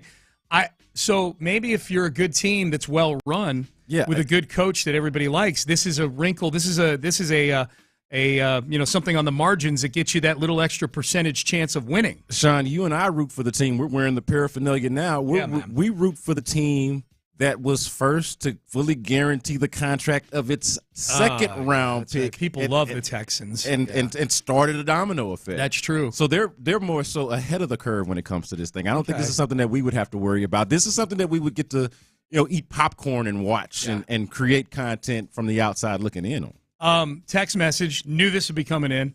They do get the same opportunity. They can go to the NFL or not go to the NFL. Great talk. If I decide to go to work at ExxonMobil after college, it'll be ExxonMobil that decides if I'm working in Houston or West Africa. Yeah, I guess to some degree. I never worked in a job where I didn't have total control over where I was geographically, so I can't relate to that, and I don't know all the industries that have similar dynamics to the NFL. I just know that there would probably, if there probably would have been several situations, especially with NIL now, where guys would have, if they had the opportunity to, might have chosen to go back to school and maybe not even play football, just work out for a whole year like it's a COVID year or something like that. Yeah. Not take any damage to the odometer. You know? Yeah, this is a fine example or a counterpoint, but you're going to have a hard time convincing me that it's on the face of it, that it's fair that the employee dictate or the company dictate where you go. Yeah. The draft picks, like they're the labor, they're the talent, they're the reason why we're here. Like you're going to have a hard time selling me on that, even if you can't pull out your own situation where you had to. Would you rather have no draft and have it just be the wild, wild west, guys coming out of college? No, as a consumer and as a fan, I'm right there with you. It's fun, I get it, but I'm not going to pretend like it's fair. Seth advocated for the wild, wild west last week. Yeah, so selfishly, I don't want the wild, wild west because I like the draft. I do too. But I think the wild, wild west would actually be fairer and more correct. And be super interesting. And proper. And it would be fun. It would also be fun. I mean, either way, it would be interesting. Any story involving roster construction and acquisition of players is interesting to fans, regardless of how it's done. You may have a preference as to how it's done, but it will be interesting either way. I think we, even more so than just a preference, we're conditioned, right? Like the draft has been around for, all of us at this point, for all of our lifetimes. It's all we know. It's the only way we know how you enter a league for the most part. You're either drafted or you're signed undrafted, but the draft is the entry point. Well, here's the thing. If it's up to the NFLPA to decide or to try to make the league come around on not having a draft or becoming more flexible on allowing guys to go back to school, this does not feel like an NFLPA that is equipped to execute that plan right about now. It does not feel like an NFLPA that is equipped to do anything. They don't know how to choose leadership that stays out of strip clubs and submits expense reports. That's what I was going to say. It leaves the damn paper trail behind. Charging players. That's what I'm saying. If you don't know what we're talking about here, the story's a couple days old. It broke over the weekend, and we didn't get to it yesterday. But Lloyd Howe, the now former head of the NFLPA, he's got a strip club and expense report thing going on. Yeah. It predates his tenure as head of the NFLPA. That's what he does. He expensed 2 strip club visits to his NFL Players Association expense account within the last year. One in Miami in 2024, November 2024, and then earlier this year in Atlanta. Now, I will give him credit. I'm not a huge strip club guy, but from what I've heard through the grapevine, and that's not that I've never been to a strip club. Right. I've never been to a strip club in Miami nor Atlanta, but I hear that for those who are enthusiasts of that genre of entertainment, those are like top 5 strip club towns. Top 5 and not 5. Right. Yeah, you got Magic City in Atlanta. Yeah. And I'm trying to remember one that shut down about 5 years ago in Miami. Damn it, the name of it is escaping me. But it's like I'm sure it was backfilled with something. Oh man, it's one was of the Tootsie's? No, it's not. Tootsie's is still there. Tootsie's is where he went, I think. Yeah, I think Tootsie's is still there. It was there in King November of Diamonds or something. Yeah, it might be King of Diamonds. Okay. But either way, like they are, good taste. they are, and in Houston. Oh, no, funny Houston's enough, up there, yeah. Houston, Miami, and Atlanta, some of the best strip club cities that you'll find in America. This guy, Lloyd Howe, took a $700 car service in Miami and then went straight to the strip club and spent hundreds and hundreds of dollars. In Atlanta, he ran up 20 expenses, including several trips to the ATM. Yeah. Man, look, I'm not here to judge anybody. I'm not a big strip club guy. I'm definitely not a big spend thousands of dollars in strip club guy. If you're the guy that keeps going back to the ATM in the strip club, that's just a sad existence, man. It's a sad existence. Walk in with the $2,000 in your pocket. Yeah. You're a labor leader, man. Come on. Did you not know where you were going and what goes down there? How do those $13 ATM charges taste, bro? Yikes. Oh, my God. I don't know if that's what they are. I'm assuming. I mean, why not? Yeah. I mean, if captive audience. Like if you're that you need desperate, cash. Yeah. No, it makes sense to up the charge if the ATM is right there in the strip club. Best part of the story.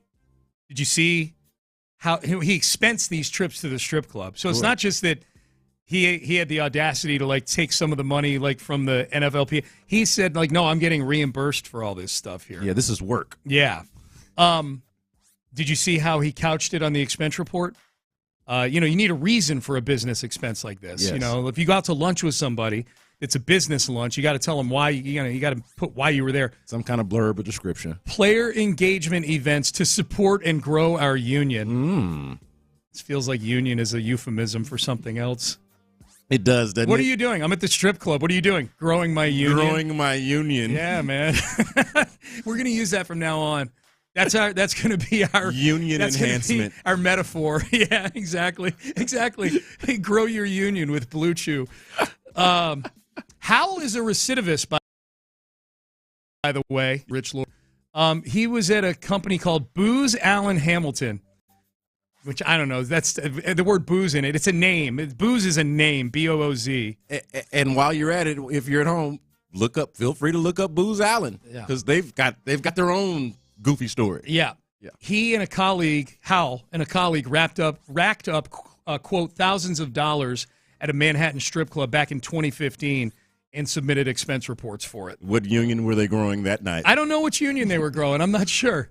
He's been growing unions for decades now. He's a union grower, Sean. Is strip club splurging the dumbest splurging? Like, what's the dumbest splurges out there where you spend literally, like this guy's spending thousands of dollars for something that is like truly an in the moment, and whatever your definition is of service at the strip club, we know that depending on how seedy a place is, it can be any number of things. But this we know, it's over after that. Like you're not walking out with a souvenir or anything like that. Yeah, it's got to be up there. I hope. Yeah, I mean, hopefully it's one you can get rid of. Yeah. If you do, but yeah, no, I mean it's got to be. I too, and this might surprise some people, have never been a strip club guy because it feels fake. Like I'm paying a girl to pretend like she likes me. It's expensive. It's expensive. Yes, that's what it is. Call it what it is. And I've always the stuff that's happening there. If I can get any of this thrill for free, yeah, I'm gonna try that. Oh, you're a look over the shoulder guy.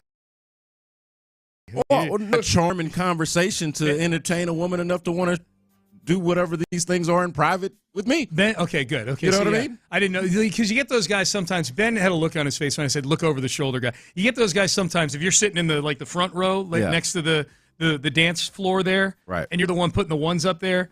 You get the guys that are standing like 3 feet behind you, like getting the free show. It's like the people at Wrigley for years that were able to watch the Cub games by sitting on the roof of their building. They didn't have to pay anything, and they're just leering over while everybody else is paying, $100 a ticket. Yeah, same exact thing.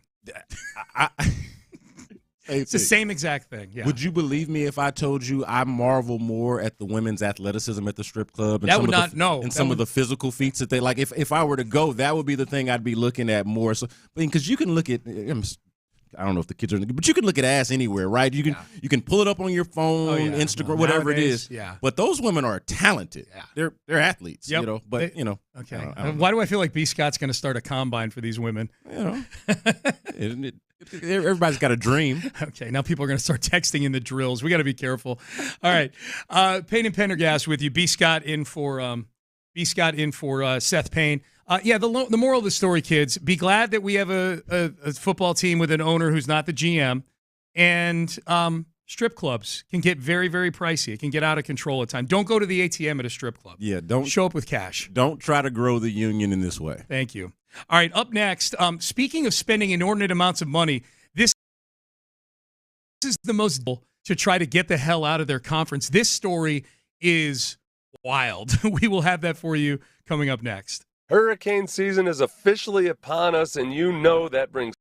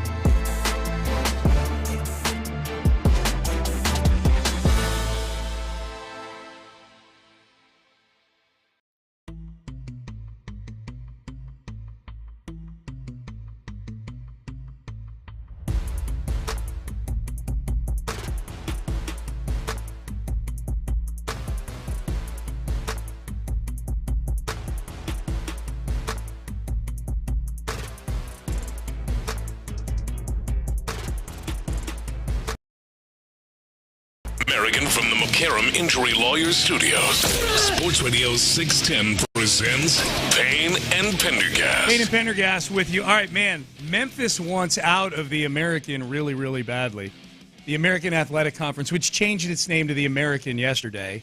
They even adopted a mascot, I think an eagle or something like that. I was going to say, an American? They've been the American. I mean, we know from being here in Houston before the Cougs went to the Big 12 that at the time called the AAC was viewed as like the best of the redheaded stepchildren. You know, They were the best of the group of five. Yeah. You know, they were the Power Five, and then the American was like the next up. But they were always, like Charlie in the Chocolate Factory, Charlie with his face pressed up against the window watching all the rich kids eat all the candy in there. Only slightly above a mid-major. Yeah. And kind of had like a mid-major feel of the way it was treated and viewed. Well, just an awful and it's still like just geographically all the conferences have a horrid geographic element to them now. Oh, yeah. Geography is no longer once the Pac-12 / Big Ten, the Big Ten became what it is with, with the West California teams. Yeah, I mean, now it's just geography completely out the window once that happens. Out the window. I mean, the closest thing I think is the SEC, which is by and large still contiguous at least. Yeah. The ACC has Stanford and Cal in it. Yeah. It's just an SMU. It's silly. But it makes sense for the South, though, to kind of keep it, football, Southern. That geography makes sense, and then everybody else kind of those states all these touch each other. Like all these other conferences, it's just this. Yeah. There's no rhyme, no reason. Memphis doesn't care. Memphis just wants out of the American, and they want in on a Power 4 situation. They're looking at everybody else's paper. The Big 12 is all over the place, right? The Big 12 has teams all the way up in Cincinnati and West Virginia, all the way out to Arizona and Utah and Colorado. They want in the Big 12, Memphis, and they are so desperate to get into the Big 12. I mean, this is the difference. This is how desperate a school is to be with the haves and not the have-nots. Before you give the details, I just want to say I've never heard of anything like this. This is crazy. Never heard of anything like this. So they proposed to the Big 12, Memphis did. This is a story in The Athletic, that they would come to the fore with $200 million in sponsorships from Memphis companies like FedEx, Lowe's. FedEx is headquartered there. Right. I don't know if Lowe's is. Lowe's and AutoZone were two other companies that were ready to pony up big bucks. $200 million between the three of them, and I'm guessing maybe some other companies too. The other part of the proposal, right? So they're coming with a bag full of cash. Yeah. Hey, what's our entry fee? This is like an expansion fee. Mm-hmm. What's our entry fee? $200 million. Here it is. FedEx, Lowe's, AutoZone. These are all companies that have been big backers of Memphis Tigers athletics through the years as well, obviously. Their proposal also calls for Memphis to take no revenue from the conference for 5 years. So they're paying $200 million to be a $0 school is how SMU, because that's essentially what SMU is doing to get into the ACC. But only the $0 part. Right. They don't do the let's bring $200 million to the table and then not make any money. Yeah. Like that's the part that I've never heard of, and it seems unprecedented. This also, the proposal, has an out clause where the Big 12 can cut them loose if they're not bringing value, Memphis. If they look at it, they're like if the next round of media rights talks are coming up, next round of TV talks for the Big 12 are coming up. They get to say, never mind about that $200 million in sponsorships. You're out of here. You're out of here. No, I don't know if that's a fair point to bring up. I don't know if Memphis is smart, if they get booted out of the conference, maybe they recoup some of that $200 million. Yeah, I would submit that this proposal overall is not smart to begin with. There's no way. It's that bad being a group of five school right now that you got to pay $200 million and not draw any revenue from the conference for 5 years just to get the hell out of the conference that you're in? Well, and so this is the part that's not where the dots aren't really connecting for me, or the logic isn't really connecting for me, because it's like, okay, so what is the payoff? We mentioned no ROI in strip clubs. What is the ROI on this if you're bringing money to the table, not asking for money in return, and submitting that if you're not profitable in the mid to long term, that you get booted out? So what is the upside? What is the upswing? Where does Memphis get its bang for its buck for making this move? That's the part that I don't understand. I don't know. Well, and here's the thing. The Big 12 I believe the Big 12 has said no on this. They've rejected it. Like, that's how crazy it is. Memphis made this pitch to the Big 12. I've got it right here in The Athletic. And is Memphis betting on the health of the Big 12? Like on actually you know what I mean? If you're doing anything that involves 5 years in college athletics, crazy.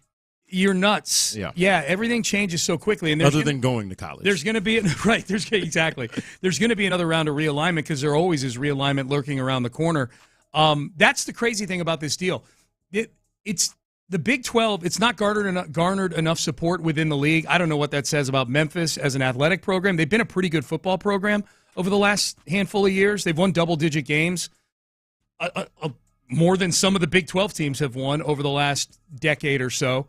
Different schedule, I get that. Yeah, a solid athletic program. It's a solid athletic program. Right. The basketball team is in the tournament, with Anthony Hardaway as the coach. They've been in the tournament the last few years. Had a top, I know James Wiseman didn't pan out, but they had a top pick. Yeah. All of that. And shout out to Wade Smith. Yeah, Wade Smith. They got Wade Smith. Of Memphis. Proud alum. Yeah. That's the crazy thing. It feels like one of those deals that's too good to be true if you're the Big 12. So what you're telling me is we allow you in the league, you're going to give us $200 million, and we don't have to pay you anything.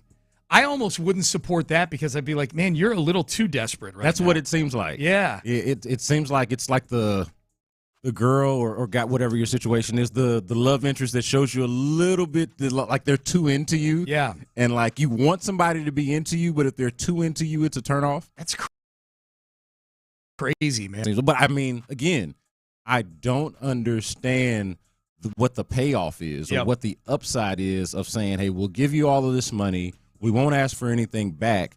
And even on the back end of that, if we're not profitable in a way that is suitable to you, you can get rid of us. If that's like it's giving desperation. If this is an accurate illustration of what life is like in the Power Four and not in the Power Four, that's an eye popper, man. Yeah, and again, to the point about the Big 12, if I'm Memphis and I'm gonna do this, I'm gonna sell my soul to try to join one of these conferences. Why not? And I get it. Perhaps this is as high as they can aim. That's possibly it. Yeah, the SEC and the Big Ten aren't taking Memphis. But I mean, to that point, like I'm not doing this to go be in the Big 12 that's already lost its key member schools and is a shell of itself. I'm going to be desperate to join that. Like I don't get it. And had to go pick up all the Pac-12 scraps to just piece the thing together. Yeah. Good conference. It's good conference, but U of H is in it, so yeah. I don't hate it. Text messages from our previous segment where we talked about Lloyd Howell resigning, and then the story coming out about him submitting expense reports for lavish, expensive strip club visits in Atlanta and Miami. This is the perfect text right here because it dovetailed into a conversation with B. Scott and I about is strip club splurging the dumbest splurging that there is? And somebody puts it perfectly. There's no ROI. Zero. ROI. Doesn't mean it can't be fun. There's no ROI in a lot of things we choose. There's no ROI in going to an arcade and playing video games. You know, like it's you're paying. But I don't drop $1 bills like $2,500 into the arcade. Video machines. games are less pricey. No ROI, but it's also at a price point that's a little more palatable for me. For me at least. For those of you out there that choose, you do you. Yeah, it's your money. Yeah, we're just kind of judging you. Now it's turning into strip club stories on the text page. We dropped $10K at Sugar's in Austin at my brother's bachelor party. $10K. Holy smokes. How many was that split up amongst? It's split up amongst like 20 guys. $500 a guy for a bachelor party is expensive. It says sure. A follow-up text says group of 10. Group of 10. Okay. So $10K, that's $1,000 a guy. That's a lot. No, it still feels like a bachelor party. But at least he's got a story to tell. That's true. They'll never forget it. Hopefully, sitting on the rail is poor form and a rookie move at a strip club. I think talking about the guy sitting on the literally at the dance floor there, the one responsible for dropping all the ones onto the dance floor. Hey, man, he's there for a good time. Yep. All right. Someone said, "Come on, fellas, can we talk about sports? Strip clubs are lame." It's a sports adjacent story. The only reason we were on it is because Lloyd Howell couldn't stay the hell out of them and charge them to the players' union. Yeah. Blame Lloyd Howell, Texter. Don't blame us. It's a news story. Lloyd Howell's the one that's trying to grow his union. That's right. He said so. And he's supposedly talking about the NFLPA. Thank you. The football union, supposedly. That's what I thought he was talking about. Yeah. I don't know what else he could have been talking about. Right. All right. Payne and Pendergast. All right, have you done a Pettycast before? I don't think I have. If I have, it's been a long time. Let's get petty, man. Let's get petty. Let's get petty in the next segment. Text in your petties, 713-572-4610. The pettiest things that we've heard out on these streets coming up next in the Pettycast. Stay there. You know, a lot of times when people think about planning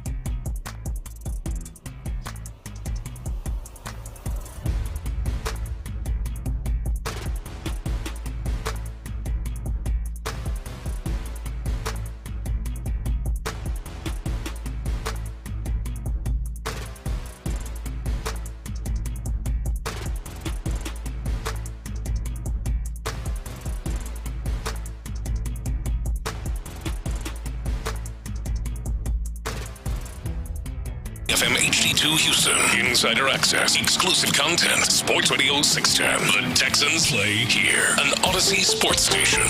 Sports Radio 610 presents Payne and Pendergast. All right, Pettycast time. B. Scott in for Seth. Today started tomorrow, 6 a.m. We'll be on 6 to 8.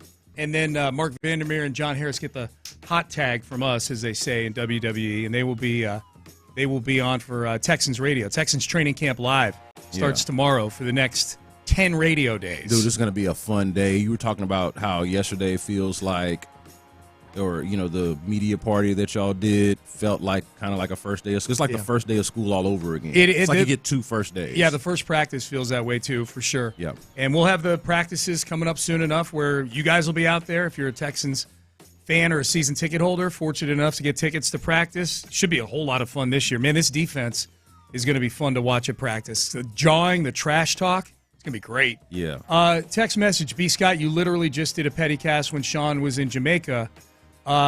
That was Sean Bijani who was in for me that week when I was in Jamaica. Yeah. Yeah. I don't think I was here for that. Nope. So it's been a while if I've done one. I'm ready to get petty. All right, so let's do this. A lot of this is audio that we've played over the last few days, but that's okay. It's petty audio. It fits in this segment. If you've got anything you're petty about, text in. We'll read the text as we roll along here. All right, this was Steve Sarkisian at the SEC Media Days being introduced by Greg Sankey, the commissioner. And with each coach that got introduced, they play their school's fight song to walk out, a little WWE-like. That's your walkout music.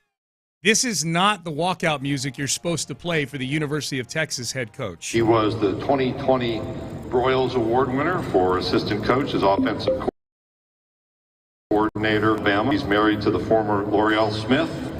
Steve has 2 daughters, Ashley and Taylor, a son, Brady, and he and L'Oreal welcomed welcome to Son Amias in April of 2025, the head coach at the University of Texas, Steve Sarkisian.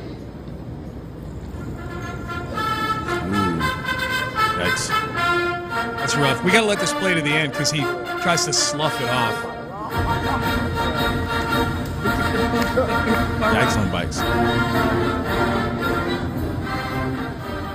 Alrighty, welcome. Okay.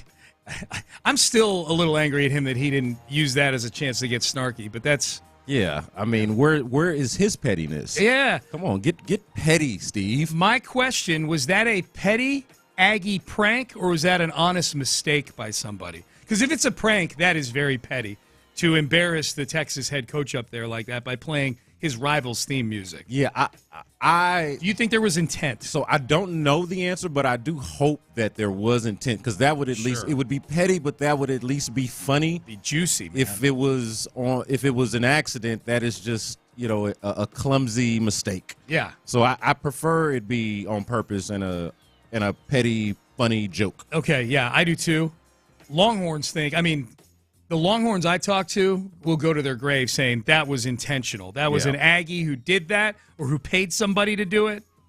I think that there's something to that's in play. I hope that's the case. Yeah, I do too. This Make is it a lot more interesting. It's at least no animals got harmed in this case. It's just a song. That's all it is. I wonder though if they were predicting that Sark would not have some kind of juicy response to it, because I don't know how he doesn't go up there and get and say F that song, some version of F that song. I would be so disappointed if that, I brought this up to Seth, was giving Sarkisian a bit of a pass when we played that audio, and I said, if that was Marcus Freeman, the coach at my school, right, and they played the Michigan fight song walking up there, if he just walks up there and no-sells it and goes, all righty. I'm pissed. Yeah. Pissed. Yeah, all righty. How we all doing out there? Oh, my God. Yeah. You've got to have some version of, man, doesn't that song suck? Yes. Something like man, that. Sarkisian needs to grow his union, man. Come on, Sark, man. Get with Lloyd Howell and grow your union, dude. All right. C.J. Gardner-Johnson did the Pivot podcast. He is feeling very petty about his departure from Philadelphia. Why are you no longer an Eagle, C.J. G.J.? Why are you now a Houston Texan and not a Philadelphia Eagle? Scared of a competitor. You said they're scared of a competitor? Yeah, simple as that. What you mean? The Eagles. You can't program a dog. Certain dogs, you can't say be a dog and then it's time to go out there. Hey, we need you. Look at the Washington Commanders game. I got kicked out. I was nowhere near to play. Nowhere near to play. Everybody was fed up with me, and I'm like, if you go back to that play, I celebrated with Reed Blankenship. And I'm getting the toe sideline and looked at Vic even get on me. I'm like, what did I do? So, you know, people in the box, they call down and they're trying to figure out why am I getting kicked. They was trying to reverse the call because guys come off the sideline. If you watch that game, the game was already heavily. That's what sparked it. Then we had like a little scrum between at practice. Nothing. It's just offense versus defense. But who's the culprit of it? Me, I guess, because I guess we're competing. When you telling the period is live, you telling us not to compete during a live period, but it's a live period. We competing to get ready for a playoff game. All right, cool. Mm-hmm. It's like little antic things that, okay, so how you want to play football? Dude, I can't wait for practice with this guy. The stories he had just from practice on this podcast. Yeah. Whether it was a practice, an internal practice, he's talking about popping guys in a practice getting ready for a playoff game. Yeah. I just love how he's like, the scared of a competitor. The Super Bowl champions, scared of a competitor. Scared of a competitor. That's petty. Yeah. That is petty, and I'm here for it. Took down Patrick Mahomes and the Chiefs in the Super Bowl. Yeah. Scared of a competitor. Scared of a competitor. Can I get just a little additionally petty on his point about not being able to program a dog? I saw you. Is that what you were talking to Ben about on the back channel? Yeah, I'm like, wait, what? I feel like I've literally seen that before. Yeah, you can program a time or two. Yeah. They even got like microchips. I don't know. They do. Yeah. Go off. CJ. There's a whole business out there on programming dogs. Yeah. So somebody tell them. Drop it in the group chat. Clearly, CJ Gardner-Johnson, cat owner. Yeah. All right. Shaquille O'Neal, feeling very petty towards Robert Griffin III. This was funny. Yeah. This was Shaq on a podcast, basically threatening to punch RG3 in the face if he ever posts about Angel Reese again. Oh, speaking of man, RG3, tweet another monkey post about my girl Angel Reese. I'm punching your face. Okay? It's enough. Like, I don't usually do stuff like this, but just stop it, bro. You got your job, you got your podcast, leave my Angel Reese alone. I'm the one calling her and telling her not to respond. And stop it. That's the last time. Okay? Thank you. It's not real hate. If you look around what's going on in this real country, that's hate. This is sports. I'm not supposed to like you. It's a shame that all the stuff you did in your life, you're going to be remembered for your podcast. You're going to be remembered for your podcast. That should tell you you're not that great. I don't want to be remembered for Shaq's Bit podcast. I do not. Like, leave those girls alone. You already spoke on it. Let it go. So what? He hates us. So what? I hate you now. Okay. I'm messing with her. Now what? Say something about me. Okay.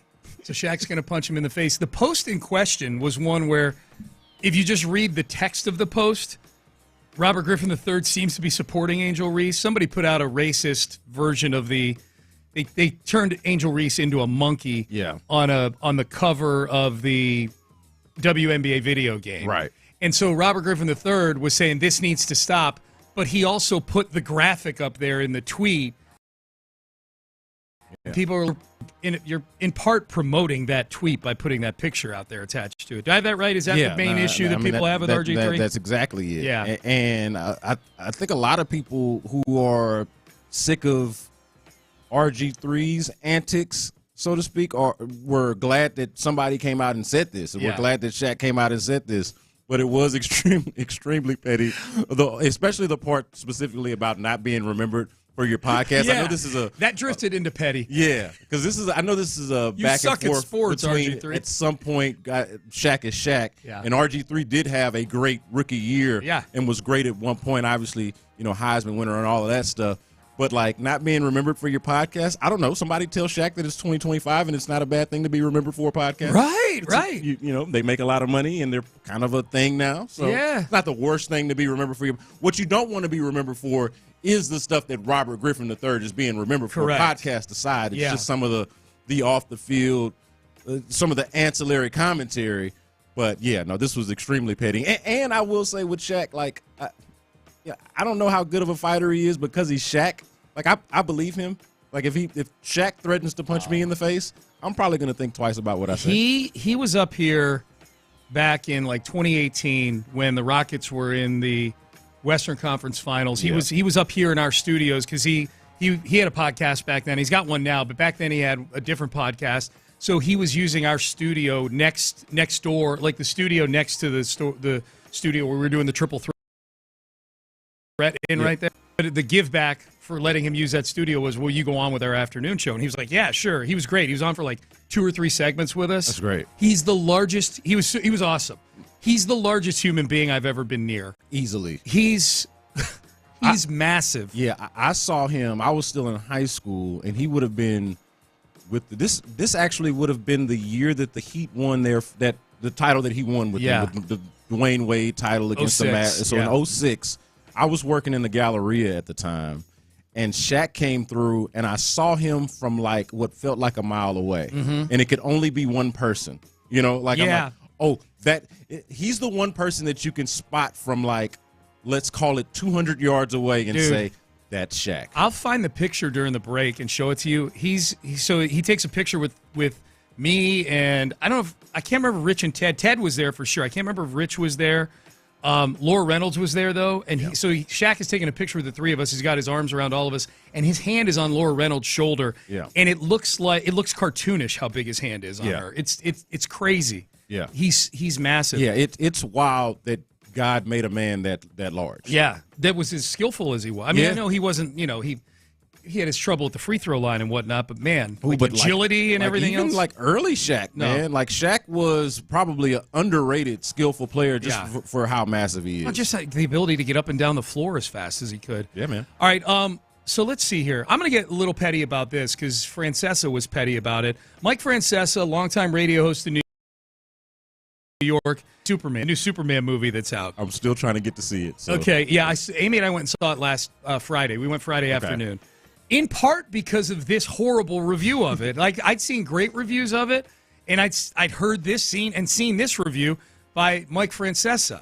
What I'm getting into is this stunk as for someone who's a old-time TV show Superman guy trying to get entertained for a couple hours and wants to see Superman. This movie was pure torture to sit through. Torture. I mean, I'll tell you this. If my name was on the credits, I'd hide it. That's how bad it was. This was 2 hours of this new Superman. It was he wasn't Christopher Reeve, but he was okay Superman.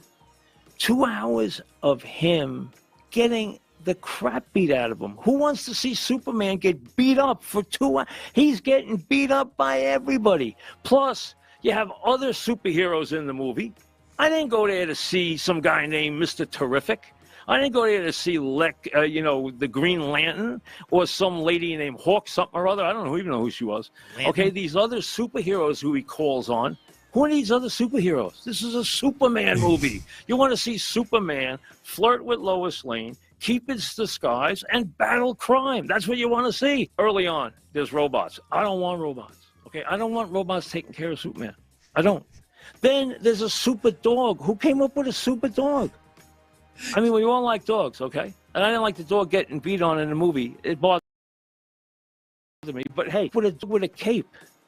When did that arrive? The dog ended up being a big part of the movie. Yeah, but also I think that's a part of the story. Like, I think there is a super dog, like somewhere. No, there is. Ben Gary, our producer, was kind of technically Superboy's dog, but he was introduced in the comics in 1955. He's part of canon. He's part of the right. Yeah. Yes. He lives in that world. So I went and saw the movie. Yeah. Having heard the review of Mike Francesa and the prism through which he looked at it, and seen the many reviews which are good. It's getting, however you view Rotten Tomatoes. To me, it's one of those things. If it's on either end of like, if it's really low scores or really high, it has really high scores on Rotten Tomatoes. It's like 93% audience, 83% critics. I am definitely an audience viewer. I feel like critics are a little too. Oh yeah, they're kind of precarious. Way too nitpicky. Yeah. I liked it. It was a solid, good 2 hours spent. I didn't drink during the movie. We went to iPick. I just had Diet Cokes the whole time, so I'm not looking at this through the view of like, oh, I had a bottle of wine. Anything's amazing after a bottle of wine. I was drinking Coke Zeros the whole time, and I enjoyed it. It was a fun 2 hours. I didn't mind that he was getting his ass kicked part of the time. Yeah, I have seen others in critiquing the movie saying that they didn't feel comfortable seeing Superman get his ass kicked as much as he did apparently in this movie. Yeah. But it does feel, not to get too deep on superhero movies and what direction they're going in, but this does feel like the post-Marvel life of superhero movies where this part of the story of like overcoming the adversity.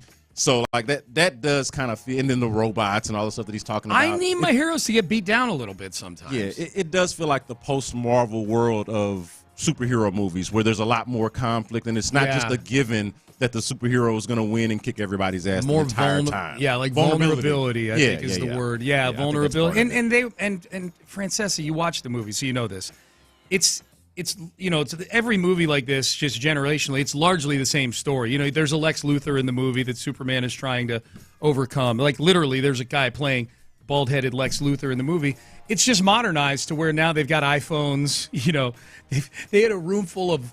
Lex Luthor had hired literally a room full of monkeys to tap away at computers to put out hashtags on social media that were negative about Superman. So he would be getting negative buzz out there.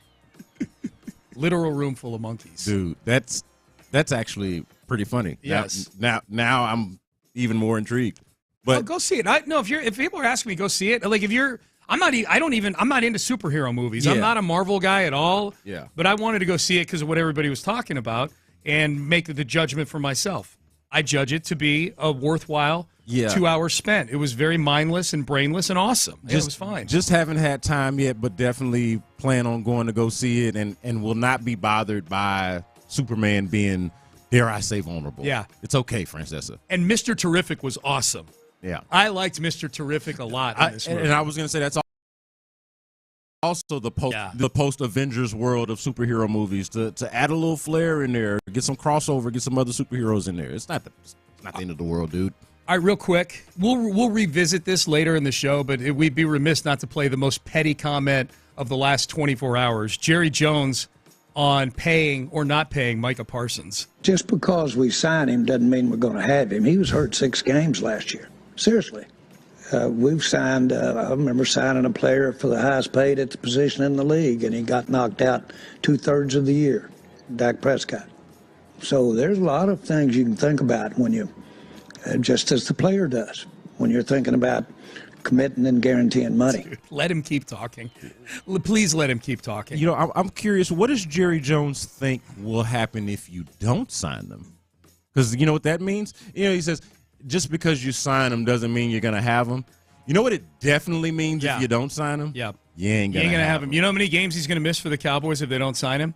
17. All of them. 17 games. I counted. I looked at their schedule. Every single one of them. Yep. Yeah. So. All right.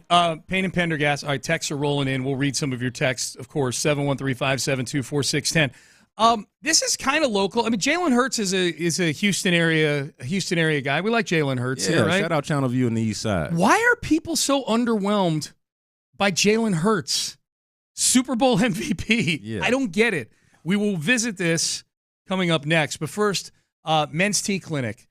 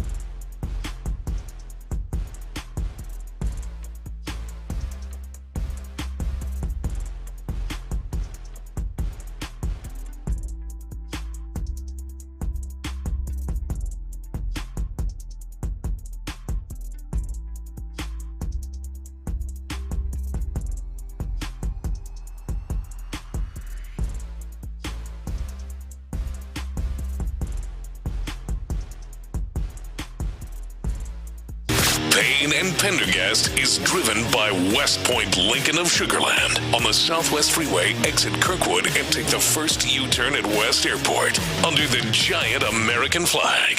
Sports Radio 610 presents Payne and Pendergast. Hi, Payne and Pendergast. Brandon Scott in the role of Seth Payne today, and Seth will be back on Thursday. Big shoes to fill, man. Yeah, no, Seth, he's no doubt about it. So, Seth, we will see you back on Thursday. We'll be at Texans training camp by then. We'll be at training camp tomorrow. First practice, Texans out tomorrow.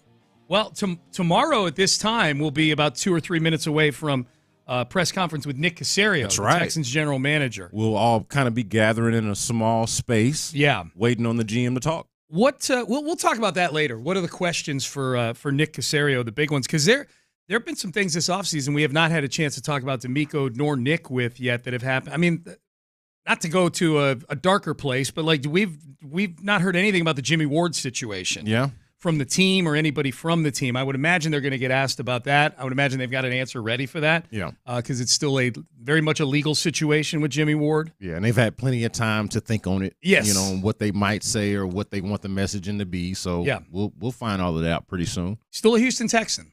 So that there's that, and I'm guessing the NFL is doing their due diligence on it as well. Yeah. But there's plenty of football stuff to ask Nick and D'Amico. D'Amico will meet with the media after practice tomorrow, Nick before. We're going to get Nick on this show at some point within the next, I think, probably week or so. Probably be next week. Yeah. If I had to guess, but we're still nailing down a date and a time for that. But he joins us at the beginning of training camp every year. A football point quickly, though, since you mentioned Jimmy Ward. Yeah. How cool is it for the Texans that you feel a lot better about where they are at safety, to where the Jimmy Ward point is its own question and its own issue, really for clearly off the field, translated to, okay, what does this mean for the Texans on the field? Right. It's not nearly the pain that it would have been 2 years ago when you were relying on Jimmy Ward the way you were. Not even close. Now that you've got C.J. Gardner-Johnson and, of course, Kalen Bullock's emergence last year as a rookie. Well, you still got Jalen Petrie in a pinch if you needed to shuffle things around, too. you know. And I, as far as day 3 picks go, you know, I like Jalen Reed, the kid out of Penn State. Sure. And, you know, still got MJ Stewart in the building and whatnot. So, yeah, but as far as guys that are high-level performers, C.J. Gardner-Johnson, Kalen Bullock, and then I think if you needed to put Jalen Petrie at safety, having that available, you're in better shape than most teams in the NFL at that position. I even like your point about Jalen Reed. Like, just from, I don't know how he projects as a pro, but I liked him at Penn State. I liked him a lot at Penn State. Liked him a lot at Penn State. Yep. So, yeah, I think the football point is that it feels a lot better to be in the position that they are at that position group, given the Jimmy Ward kind of uncertainty, if you will. That's a good point. Why are people so underwhelmed with Jalen Hurts? We know that the group of executives, coaches, and scouts that voted in the ESPN top 10 at each position poll had him at 9th. They had him behind guys like Jared Goff and Justin Herbert, who's never won a playoff game. Jalen Hurts has been to 2 Super Bowls and played well in both of those Super Bowls. Yeah. He's the MVP of one of those Super Bowls. He's behind Justin Herbert, who has not overall team-wise accomplished anything in the NFL. Yeah, I don't know, and I'm a Justin Herbert guy, but I don't know if there's anybody that's lived more off of liking the cut of his jib. You know, like a big arm. Yeah, I mean, he does have all of the physical traits and all of the physical tools if he can put it all together, and if Harbaugh can tap into it. Like, it's there. It just has not happened yet. No. So, I mean, I don't – and you know, the opposite with Jalen Hurts, it has happened yet. Yeah, he's in the postseason literally every year that he's been the full-time starter. He's been to 2 Super Bowls. Literally just won it. Yeah. Just like the last football we saw was Jalen Hurts balling in the Super Bowl and winning the Super Bowl. Jalen Hurts is impervious to recency bias. Like most everybody else, the recency bias, you know, like Jalen Hurts would actually like to have some recency bias in his life. Here was Cam Newton on his YouTube show, his podcast, saying Jalen Hurts is not a top 10 quarterback in the NFL. I know everybody's going to get mad at this. Cam hating on Jalen Hurts. Jalen Hurts does not have to play elite for the Philadelphia Eagles to win. He has to play good, but he doesn't have to play elite. We're not asking you to win the game. We're just asking you not to lose it. When you ask that question, are we winning because of you, solely because of you, or is it the resources around you? So game changer, game manager, those are the things that you have to ask yourself, and those are the metrics that I'm going off of. It's like, bro, even when the tush push. You got 5 people pushing you, bro. You got a solid group around you, dog. And the man who Jalen Hurts is, bro, I respect him. I take my hat off to him. But just because he's a great guy, that don't mean I can't critique his game. Okay. Man, I feel like this is a lazy take by Cam Newton. It's super lazy. Because I think a lot of the things that he's saying, but it's absent of the context of Jalen Hurts' actual play. Yeah. I think it is true that because of what they've built in Philadelphia, he doesn't necessarily have to be great for them to be successful. They can be really good if he's just not bad. Like that part of it is true, but it ignores the fact that he has been great at times. Like especially in the most important moments, like, I don't know, the Super Bowl. Right. He's great in the Super Bowl. In defeat and in victory, he's been excellent in both Super Bowls that he's been a part of. And that's in spite of the fact that they don't necessarily need him to be, as Cam Newton is saying, they don't need him to be great for them to be successful, except, though, that he is and has been in some key moments. This is the most frustrating part of that for me. And I say frustrating. It's Cam Newton's opinion. It's whatever. But the lack of logic to me. I get upset when the logic escapes an argument. Is that he's penalizing him for having good teammates and a good defense. I think a lot of these, hardly any of these, none of these good teams are a one-man show. Yeah. Lamar Jackson he has talent around him. It sounds now he's making me sound like I'm down talking Lamar Jackson. They've got talent on defense all the time. They've got talent around him. To be fair to Cam Newton, that is Cam Newton talking, and he can't relate. Like, he did have to carry. He did have to carry. He had to carry his team. Yeah, and he did. And that's fine. And that's the prism he's looking at it through. This is where the logic escapes for me. You're a quarterback. What are you measured by if we're talking about quarterbacks? You're talking about the level of quarterback that Cam is referring to here. And that when we have these arguments of who's the GOAT and who's this and who's that, ultimately you've got to at least get to or win Super Bowls to be inside that velvet rope. None of these other, unless your name is, I'll use the last 7 or 8 years. Unless your name is Tom Brady, Matthew Stafford, or Patrick Mahomes, none of these other guys have done what Cam's talking about and been able to take that group around them and go win a Super Bowl. Jalen Hurts has. Yeah. He has been able to do that.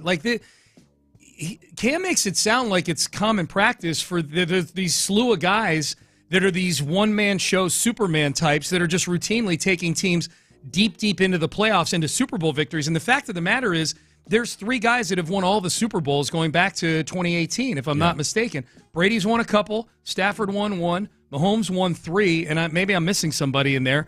But that's it. The rest of them are petering out at best in the conference title game, if not before that. And then it's like you're damned if you do, damned if you don't. Because if you are, and maybe, like Joe Burrow is a good example. Yeah. Somebody who was trying to carry his team and is basically all of these things that Cam Newton is saying that Jalen Hurts is not. But where did that leave Joe Burrow? Watching the playoffs. 9-8. Yeah. And what I just called on this show earlier today, a wasted and lost year. Yeah. And he said this on the quarterback series on Netflix, made some cool plays, but what does it really mean? What is the value of it if you're not winning at the end of not even going to the playoffs at the end of the day? Ryan Clark on ESPN responded to Cam Newton yesterday on, I believe this was on either First Take or Get Up. Here was Ryan Clark. I thought this was a good response to Cam's contention that Hurts is not a top 10 QB. Eli Manning is going to be a Hall of Famer. Why is Eli Manning going to be a Hall of Famer? Because he had 2 epic runs to the Super Bowl. And in those Super Bowls, he played great. And he beat the GOAT, not only of that time, but the GOAT of the era, right? But he's only been to 4 Pro Bowls. He never got an MVP vote. He was never an All-Pro. Jalen Hurts has done all of those things. Right now let's look at Jalen Hurts in this time. In the Super Bowl, how do we measure every quarterback in the AFC? What is your proximity to Patrick Mahomes? You know the 3 quarterbacks that's beat Patrick Mahomes in the playoffs? I know who they are. They're Joe Burrow, they're Tom Brady, and they're Jalen Hurts. And not only did Jalen Hurts beat Patrick Mahomes in the playoffs or in the Super Bowl, he outplayed him in the Super Bowl. And so now, here is what I think. If you don't want to count Jalen Hurts in your top 10, I have one question. Who's in the top 10? And how do you get there? And the last thing is this, right? Cam Newton is using excuses to not put Jalen Hurts in the top 10. Excuses are tools of incompetence that build monuments of nothingness, and those who major in their usage are non-achievers. The ring that Jalen Hurts is walking around with says top 10 to me. Tell Cam to show you his. Okay. Yeah. So that's I don't know what the whole monument of this and that was with Ryan Clark. It felt like something he came into that ready to unveil and use right there. I thought he chose violence. The crux show you his ring. I thought Ryan Clark made a pretty good argument there. People are weighing in on the text page. Also, being a great man is part of being a great QB. I think there's something to that. Jalen Hurts his leadership skills are reputedly off the charts. He is an elite leader in the class of just overall leadership. Yep. Period. Like in any genre. Text message. He doesn't have to be great, but he is. And that may be true too. He doesn't have to be. Howie Roseman is the best general manager in the sport today. Yeah. He's done an incredible job of putting a team around Jalen Hurts. That shouldn't penalize Jalen Hurts. Right. That shouldn't be a penalty to him. It's exactly what I was saying. Yeah. Like he does not have to be great. That part of it is true. Yeah. But when he is great, we shouldn't just take he doesn't have to be great and then just disqualify him from actually being great once he is. Like, honestly, Sean, I wonder how much of this is self-fulfilling prophecy for some people, because I'll just speak for myself. Mm-hmm. I didn't think Jalen Hurts was going to be a great NFL quarterback going in. I just did not. I did not believe in it. The league made him a second-round pick. They didn't think he was going to be. I wanted him to be. I was Channel View Zone. I'm rooting for it, but I did not see it personally, and didn't think it was there.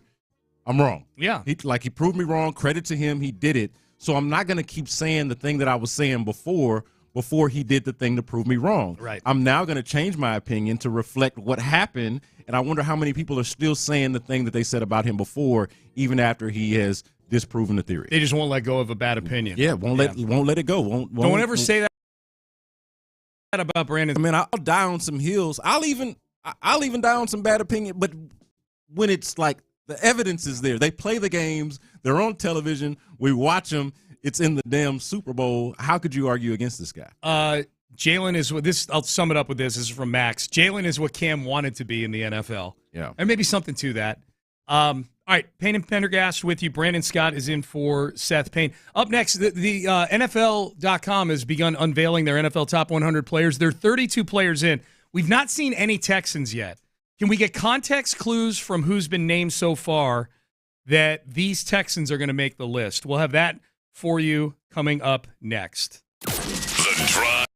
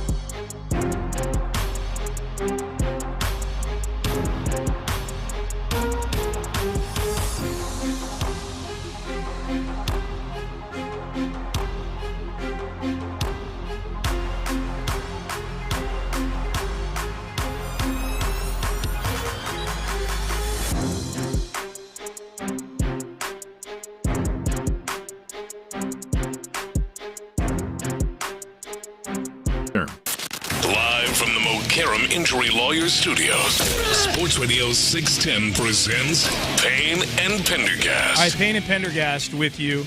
Been told by multiple friends that Ryan Clark's credo at the end of his rant about Cam Newton's assessment of Jalen Hurts is actually Ryan Clark is part of Kappa Alpha Psi. Yes. PSI, is that how we pronounce that? And in those type, this is my buddy Ivan texting me. They have a saying, excuses are like tools of the incompetent that specialize in excuses, specialize in nothing at all. That is what Ryan Clark, I believe, said in that cut. And Ryan Clark, a noted Kappa. Yes. Maybe one of the more, probably the most famous Kappa in sports media, I would say. Really? Yeah. Okay. I mean, just and I would say that because he wears it on his sleeve. A very proud Kappa, so that tracks. Okay, there you go. So we are. I'm an NFL Top 100 enthusiast. Do you like the NFL Top 100, where the players vote on the guys? I especially because it's the players' vote. I'm voting. interested in their thoughts and what they have to say about it. It's way more fun now than it was like 3 years ago in Houston when it was like you get Laramie Tunsil at like number 74 and that was it. Yeah. For a few years, that's what it was. Maybe Brandon Cooks gets in there in the 80s. Yeah, sneaks in. Yeah. It was a rough couple of years. But now the Texans, they're not getting 9 or 10 guys in there yet. Like teams like the Eagles and the Ravens normally do. But I think they're going to wind up with 5. And I said at the beginning, I think they're going to wind up with C.J. Stroud, who was 20th last year. I think he's going to drop. Yeah. Will Anderson, who wasn't in it last year, but I think makes the cut this year. Yeah, one of the top 10 pass rushers. In the ESPN poll. In the ESPN poll, which also included not just players, but had they didn't have players. It was executives coaches and scouts. Yeah, executives and scouts, but like-minded individuals. Yep. So I think Will's going to make it. Now, the Texans haven't had anybody so far. They're at number 68 starting today. Texans haven't had anybody named. I think Danielle Hunter was number 68 last year. Okay. I think he'll be higher. I think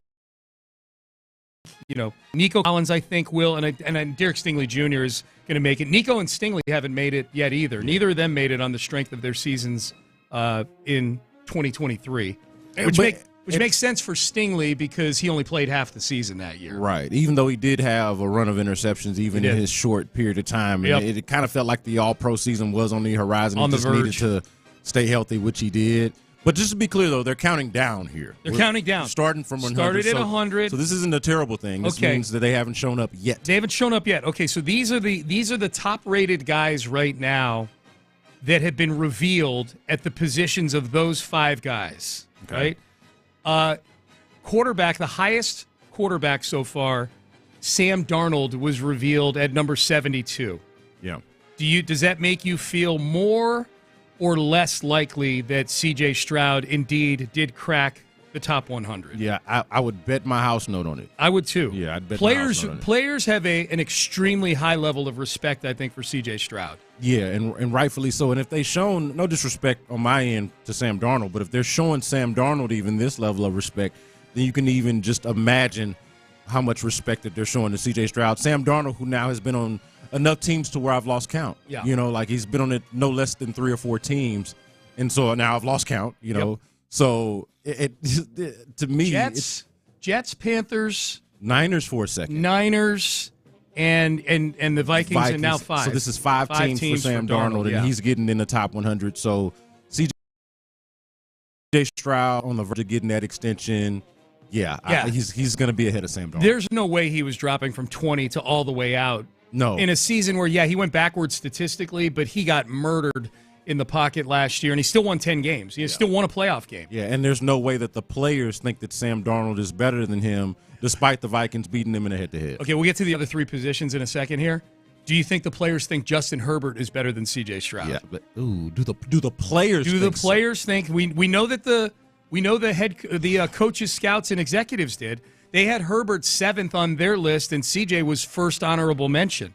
Yeah, and then do the players put C.J. or Justin Herbert ahead of the other guy? Yeah, are they more into the results, or are they more tantalized by the physical tools? Because that's the thing that's keeping Justin Herbert in this thing. It's the looking the part, He's big, too, to go with. He's big and athletic. No, he's an impressive dude, Yeah. man. You can't take that away from him. Players are putting CJ ahead of him, I think. Yeah. He beat him in a playoff game, too. I think so. Yeah. I think so, yeah. I'll be disappointed if they don't. All right, the other three positions, as I mentioned, I think 2 edge rushers are going to make the top 100, Will Anderson and Daniil Hunter. The top-rated edge rusher right now that's been unveiled is Rashawn Gary with Green Bay at number 80. Good player, not better than Will Anderson Jr. So Yeah. Will Anderson Jr. will be ahead of him. And Daniil will as well. Yes, for sure. for sure. Okay, this is an interesting one because he only played 10 games last year. 10 or 12. I think 12, Nico Collins. 12 games, 2 of the games he barely played. The Buffalo game, he went out after a quarter, still had 70-something yards on a touchdown, and then he played just enough plays in the final game of the year to get over 1,000 yards. Yeah, but so he missed the 5 games in a row. missed though. the 5 games, and that was big. And the Texans, that's when some of their offensive struggles started when Yeah. he went out, which, if anything, should enhance his grade, at least in terms of the value he represents to the Texans. But he wasn't in it last year. This is coming off a year where he had like 1,300 yards receiving. Wasn't in it coming off of 23. The top receiver that has been revealed so far, T. Higgins at 77. Is Nico Collins going to come in higher than T. Higgins at 77 in the NFL Top 100? So the question is he going to come in higher? I think the answer is yes. Yeah. I think it's even a more interesting question of, is he better than T. Higgins? Because T. Higgins is playing a sort of a secondary role to Jamar Chase. Yeah. But on most teams, T. Higgins could and would be the guy, you know? And I think in a reverse role, Nico Collins would probably play second fiddle to Jamar Chase as good as he is. I think anybody other than Justin Jefferson probably. There you go. Yeah. So that's a really interesting way to look at it, actually. Yeah, so I think the answer to your question is yes. The answer to the other question that I asked is a little bit more... It's more nuanced. Nuanced and I think up in the air. I think, look, I don't watch every snap of T. Higgins. I watch plenty of Bengals football. He's really good. He's really good. Nico's the total package. Yeah. Nico's the total package, and when it comes to being able to get downfield, the scramble drill game that he has with CJ is just a gut punch to other teams. It was carrying the Texans before Nico got hurt. Yeah. Like they were heavily relying on the scramble drill since the play calling wasn't ideal. And Nico is an animal blocking. Yes. So I just, again, I watch way more Nico Collins than I do T. Higgins. I have a hard time putting T. Higgins above Nico Collins. Like, if they were to, the roles were, I think Nico is a better overall football player than T. Higgins. I think the role alone, though, aside from that part of who's the better player, I think the role alone has to put Nico Collins ahead of T. Higgins. Yeah. He's the best wide receiver on a back-to-back playoff team, whereas T. Higgins is the second best receiver on a team that notably did not make the That's playoffs. the most interesting one out of these 5. The last one is cornerback. The top cornerback that's been revealed so far, I'm a little surprised this guy's as low as he is Trent McDuffie, who's 81 on the list. Oh, he should be higher. I think he should, too. He shouldn't be over Derek Stingley, but he should be higher than 81, I feel like. Where do you think Stingley winds up? If you had to put an over-under on where Stingley winds up. So Stingley is his first full season. I think Stingley is comfortably a top, I'm going to call it 3 cornerback in the league. I think he's one of the 3 to 5. Certainly one of the 5 best cornerbacks in the league. That's not even debatable. And I'll give him top 3. Yep. That's a premium position. What is one of the top 3 to 5 cornerbacks in the league? I got to say he's a top 35 player. Yeah. I would say. I would put the That's number. conservative. I think, again, CD of the year last year. So the player's clearly not afraid to vote guys up there who have a smaller body of work. Stingley has basically a year and a half of being an elite corner. I put the number at 26.5. Is he 26 or better, or is he 27? If I gave that as the number, yeah, I would go worse. Worse. Yeah, you'd say somewhere in the 20s or high 20s, low 30s, somewhere in there. And that's not a personal opinion. I have to look at the list to really give a take on where I think he should be. Yeah. But if I'm just guessing on where I think he will be, I'd probably put him behind 26.5. Someone says on the text page, this goes back to the Jalen Hurts when I was talking about Super Bowls. Unless you're Brady, Stafford, or Patrick Mahomes, you haven't won a Super Bowl since 2018. Someone says Nick Foles won a Super Bowl. He did. that was before the patch of time I'm talking about. That was 2017. Yeah. That Nick Foles, or maybe they're just pointing out, hey, Nick Foles won a Super Bowl. And if that's like as a case against Jalen Hurts, that's, again, absent of context of how this guy played in the Super Bowl. Did you feel watching Nick Foles again? And that was just a 1-year run, hell of a run for Nick Foles. That was like a 1-month run. I mean, Carson Wentz was going to be the MVP of the league that year. He got hurt. Yeah, it was almost Flacco-esque. It kind of had a Flacco feel to it. Yeah, Jalen Hurts has put together a body of work here now. Jalen Hurts Jalen Hurts is in the conversation coming into seasons now. Could he be the MVP of the league? Right.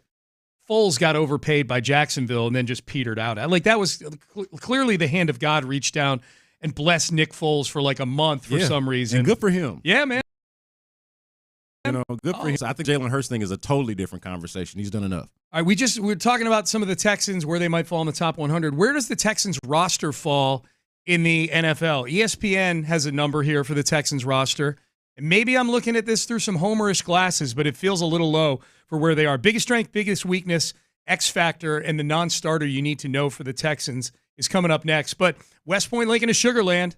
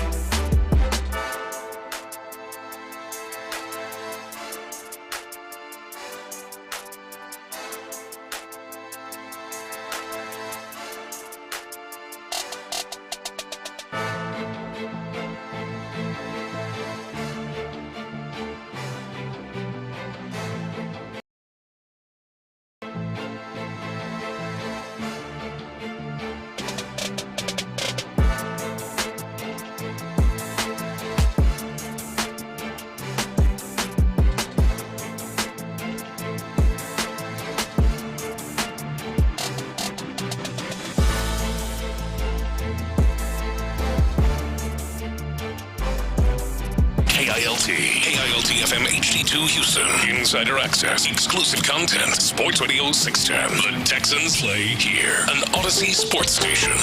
Sports Radio 610 presents Payne and Pendergast. All right, Payne and Pendergast with you on a Tuesday, but it's not Payne.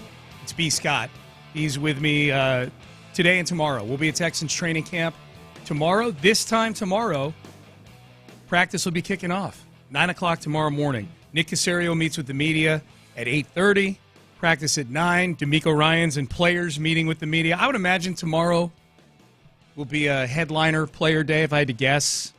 You'd probably a C.J. Stroud, Will Anderson kind of day. You would think. Maybe they spread those guys out a little bit over the course of the week. We're getting the assistant coaches week, which is usually just them and no players. So yeah, and it's a training camp schedule, which is different from a regular season schedule, but those guys do normally talk on Wednesday. Yeah. I'm not sure that they would apply that logic to training camp, but I'd be shocked it if we works didn't, perfectly. I'd be shocked if we didn't get C.J. Stroud tomorrow post-practice. He's the quarterback of the team. You know what I mean? Just like right out of the chute. I'd be surprised. It would make sense. And another way to put it all, you can say this with your chest. Football season officially starts tomorrow. Yeah. I know they haven't played any games yet. No. But it starts with training camp. Once we literally touch grass, football season, 24 hours from now, will have officially started. Last thing on Jalen Hurts, because we're getting a lot of diverse opinion on Jalen Hurts and where he stands. We played the audio from Cam Newton a little bit earlier saying Jalen Hurts not a top 10 QB. This is just more of a nostalgia thing. But as Texter reminds us, and this checks out timeline-wise, because Jalen Hurts didn't become the full-time starter in Philly until 2021. Right. Which here was the David Culley year where Deshaun Watson was just on the roster and inactive every week. Yeah. Texter reminds us, Hurts was a potential throw-in as part of a proposed Deshaun Watson trade with Philadelphia. Now, I don't know if that was an actual trade proposal that the two teams exchanged, but Philly was one of those teams that early on, I think probably like early on before the lawsuits, because once the lawsuits hit, the hypothetical trades kind of They didn't screech to a halt because that's what we do in this business, but I'm guessing that Nick Casario's phone probably wasn't ringing a ton after the lawsuits started flying. But when Deshaun requested the trade officially, which was the day that David Culley was announced as the head coach in late January, the next 6 weeks were all potential, they're an article a day on hypothetical Deshaun Watson trades. I definitely remember seeing some of the texters, right? I definitely remember seeing some with Jalen Hurts coming back in the trade. And I honestly, at the time, Jalen Hurts was a guy who got in for 4 starts at the end, went 1-3 in those 4 starts. Yeah. It was probably something where it's like, I don't know, man. And now the guy's a Super Bowl champion. I can tell you for a fact that I would not have been interested at the time. At the time, there would have been draft picks too, probably, obviously. And so that would have been fine. Yeah. But at the time, that made sense. It's like we're still talking like it's 2021. Yeah. It ain't. Yeah. You know what I mean? With Hurts, you mean? Yeah, with Hurts. That's what I'm saying. So, it's fine if that was the case in 2021. Right. That was also before he went to 2 Super Bowls and played well in them. Mm-hmm. And so now you've got to reaccount. You got to do a reaccounting and reassess the opinion and go back on it and say, okay, is what I said before still true today? And it's not. The Texans have the 13th best roster in the NFL, according to various contributors to ESPN.com. The 13th best, which at first blush feels low because they are a team that's still been standing with 7 other teams at the end of the last 2 seasons. They've been one of the last 8 teams remaining in each of the 2 seasons where DeMeco Ryans has been the head coach and C.J. Stroud has been the quarterback. And the roster, I feel like it's – I know they got rid of Laramie Tunsil. I feel like this is a better roster now than it was – a year ago. Certainly better than it was at the end of last season. Yes. The roster a year ago had Stephon Diggs and Tank Dell on it. Laramie Tunsil was still here. However you feel about him, he was unquestionably the most talented. He's not here anymore, and he's more talented than anybody they have right now. That part. Yeah. Yeah. So I mean, to me, it's like, okay, so what? To your point, the Texans, one of the final 8, as you mentioned. Also, okay, how many divisions are there in the NFL? 6, 3 in each conference, right? In the NFL, there's 8, 4 in each conference. 4 in each, four in each conference. 4 teams, okay, my bad. Yeah. Each conference, 4 divisions. So 4. I'm sorry, I did the math poorly there. Yeah. So 4 divisions, and they've won one of them. Yeah, last 2 years. The last 2 years. Yep. So regular season, one of the top teams, and then playoffs, win a game, become one of the top 8. So it makes you think they got to be somewhere 8 to 10. 8 to 10. And they're 13th, which, again, subjective list, ESPN, it's whatever. I think they're better than the 13th best team. We're going to find out. They play 7 of these teams throughout the course of the season. They play 3 of them in the first 5 weeks of the season. First 2 weeks of the season, they play 2 of them. Tampa Bay is 12th on this list, and the Rams are 8th on this list. Those are their first 2 opponents, in not in that order. They play the Rams in the opener, and then the home opener, Monday Night Football, they play the Tampa Bay Buccaneers, which should be a really fun Monday Night Football game. And then they play Baltimore in Week 5 going into the bye week. Yeah. So, we're going to get some truth dealt to us here about what the Texans are right out of the chute this season. The teams that made me scratch my head a little bit that are above the Texans on here, the Denver Broncos at 6. The Rams at 8, it feels a little high, but I'm okay with that. You pointed this out, B. Scott, and I think it's a great point, and I think it's accentuated here by things that are going on with the Bengals that are timely right now. The Bengals are 9th on this list. The Bengals are 9th on this list, and they are trash on one side of the football. They're a bad defensive team whose best defensive player is in a holdout right now, and whose number 1 draft pick on a defensive player, Shamar Stewart, is also in a contract dispute with the team right now. And the rest of the defense ain't that good, and they're 9th. Largely, I'm not even guessing. I mean, largely, it says right here on the biggest strength for the Bengals is wide receiver, their passing game. Basically, they're 9th on the strength of Joe Burrow having a season last year like he may never have again. Yeah. If he's on any other team with any other amount of wins, above 9 wins, he's probably the MVP of the league last year. He had 3 touchdowns and 250 yards passing the final 10 games of the season last year. Burrow and Chase, for that matter. Yeah. Like the two of them, the combination of them, who like by the end of it will probably be viewed as all-time greats, both of them.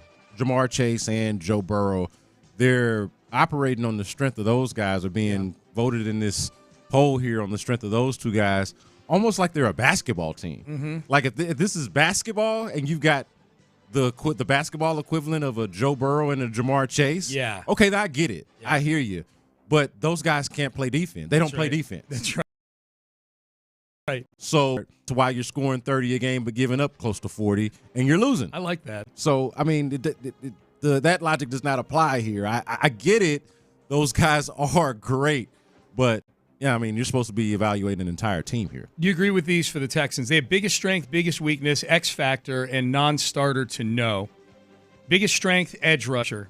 And when they list them all, I'm not just talking Hunter and Will Anderson. When they list all the guys at that position, it's hard to find. I mean, cornerback might be in the conversation. No, because this one's the only one that's top-heavy and deep. Yeah, They've got some positions that are deep. They got some positions that are top-heavy. This is the one that they have that is both top-heavy and deep. Danielle Hunter, Will Anderson are your two starters. It's hard to find a duo that's better than those two in the league. I don't think you can. And then they're backed up by Danico Autry, who, again, older player who needs to stay healthy and stay unsuspended. But a dog. Yes. I mean, Nick Caserio called him bad MFer, a guy you'd want on our show, said, guy's a bad MFer, a guy you want in a dark alley with you, that kind of thing. Yeah. Derek Barnett, who's been just an excellent pickup by the Texans, picked him up on the waiver wire in 2023, filled in really nice. Will was missing some games the end of that year. Derek Barnett got picked up in the second half of the season, had like 3.5, 4 sacks that year, had 2 touchdowns last year. Yeah. For what he is, 1 year, $4 or $5 million guy, Derek Barnett is a really solid depth piece. Talented dude. And Darrell Taylor, who had 20-some-odd sacks over the course of 4 seasons, including a 9.5 sack season at one point. He's your 5th guy at that position. Dylan Horton was doing some decent things at the end of last year. Yeah. Those are probably your 6 guys at defensive end if you keep 6. So I agree with them on this. I disagree with them on biggest weakness, as do you. They say interior defensive line and say offensive line was a strong candidate, but defensive tackle is arguably a larger concern. I am going into the season with relatively no concern at interior defensive line. I'm not saying that they're great, but they're not concerning. I'm not concerned about. I'm not nearly as concerned as I am about the offensive line. I don't know where this guy's come. This last name is Clay, who wrote this paragraph of the evaluation. I don't know where this is coming from, that the offensive line is not a bigger concern than the interior of the defensive line? Yes. No chance. It's like, to me, the only knock on the interior defensive line that you might have, and I wouldn't make this argument, I'm just throwing it out there, they got some what could be considered relatively no names. Like, it's not a name brand gonna wow you type of unit, but they're solid guys. They've been productive. And I think I pointed this out with Clint when they first brought back Sheldon Rankins. They've had a hodgepodge of interior defensive linemen over the last couple of years, and then the two best of the defensive linemen over the last couple of years, they decided to bring back. One in Sheldon Rankins, who was on the team 2 years ago, and they brought him back from Cincinnati. Then the other one was Mario Edwards, who was on a 1-year deal, and they brought him back. Mm-hmm. So they've been putting on, and then out of that makeshift, they took the 2 best guys and decided to bring them back on top of that. And so, like, I have actually zero concerns about the interior defensive line, even if I can acknowledge none of these guys are stars. Can't have all pros everywhere. So they got some solid journeymen in there that I think the ones that were on the team last year all overachieved relative to what I was expecting from Settle and Edwards, and when healthy, Fatukasi. All complimentary, too. Like, play well with the guy next to him type of thing, which I know is kind of a Seth Payne could probably talk to you guys better about that. But, like, playing well next to the guy or playing well with the guy that's next to you is something that these interior defensive linemen also do. X factor for 2025. I can get with this. Jaden Higgins, rookie wide receiver, talking about losing Tank Dell. Obviously, Diggs left in free agency. Diggs, by the way, cleared for practice with New England today. So he'll be on the practice field for the Patriots. Wish him well. If Higgins can be that player, talking about being a guy who can step in and do Tank Dell. Obviously a different style player than Tank Dell, but not replacing how it gets done, but the productivity.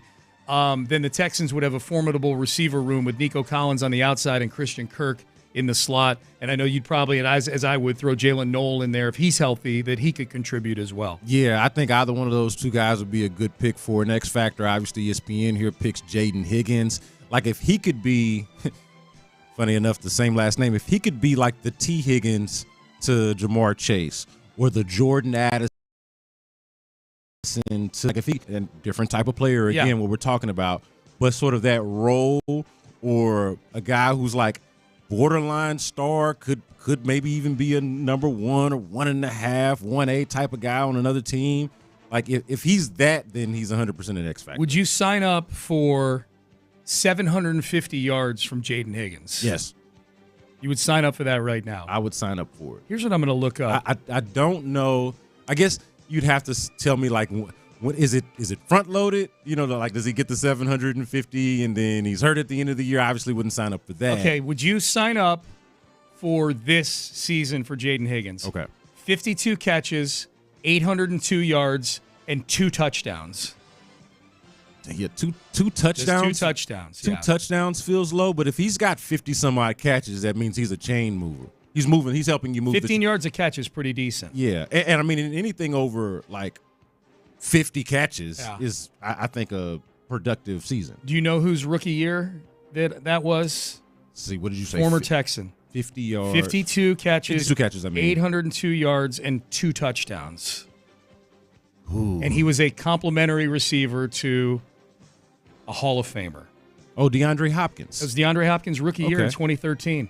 Played all 16 games, had 52 catches, 802 yards, and 2 touchdowns. He obviously turned into a lot more than that over the course of the next 5 and 6 seasons for the Houston Texans. Hopkins' rookie year is 2013 or 14? 2013. Yeah, so that's the year that Schaub is going in and Keenum by the end of it is playing. Yeah. So they don't really have a quarterback situation to speak of. Yeah. And this is a much better situation than that. And he almost gets an excuse for not getting more than 2 touchdowns. When Andre had a huge year that year, and to that 2-14 season, Andre put up numbers that year, if I had to go look, that I would expect out of Nico Collins if he played 16 or 17 games. Yeah, fair enough. I would sign up for 52 catches, 802 yards, and 2 touchdowns for Jaden Higgins right now. Yeah.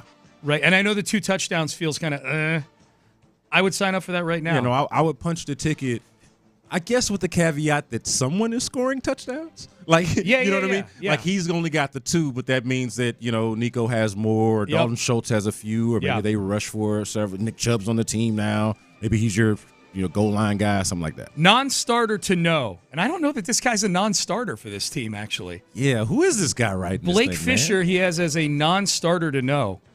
Does he know something that we don't about Blake Fisher in this offensive line? I don't know. I'm going to see who they have as the starting tackles here. The left tackle. Oh, hang on a second. That's probably Cam Robinson, but Cam Robinson. He has Titus Howard as the right tackle. Oh, so he's not. This guy also has Jimmy Ward starting at safety. Oh, okay. All right. This ESPN, you're a little lazy. You know what? 13th.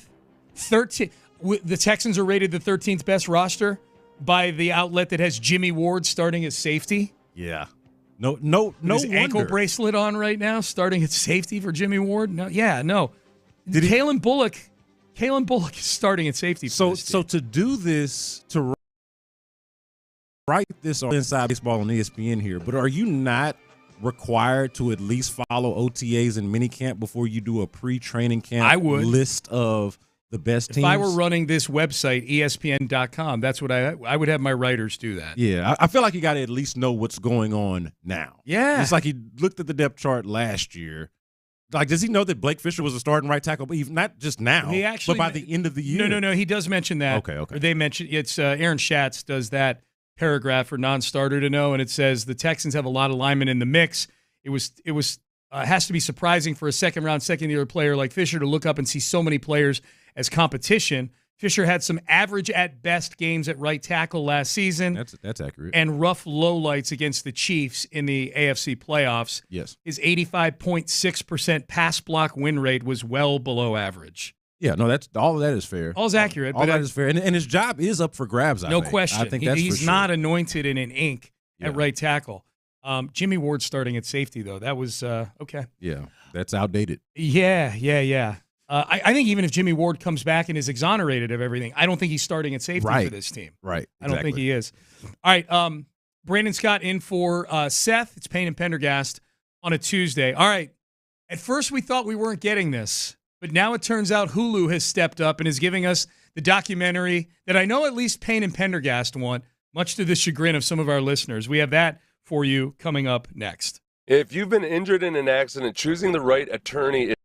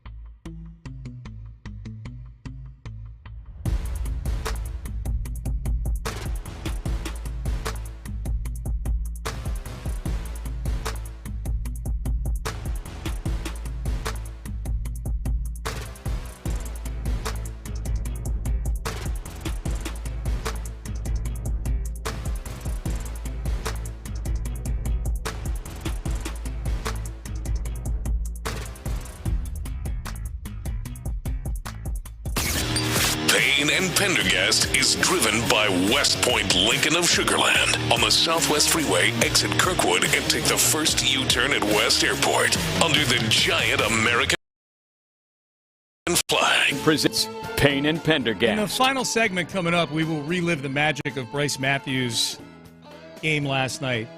I'm not going to call it a breakout game. It's baseball. There's 8 jillion games in the season, but it was his first real, statement game, Bryce Matthews. He's a top prospect for the team, man. He had 2 home runs last night. He won the game for you if you're the Astros. Maybe not a breakout game, but a moment. Yeah. Certainly a moment, something that he'll never forget. And, And let him keep playing, man. Yeah. Let him keep playing. And hopefully something he can build off of, the type of game that can prompt a breakout, right? Mm-hmm. Can start the confidence and, you know what, I can do this. I did this off of Zach Gallen, a reputable pitcher, albeit somebody that's having a down year.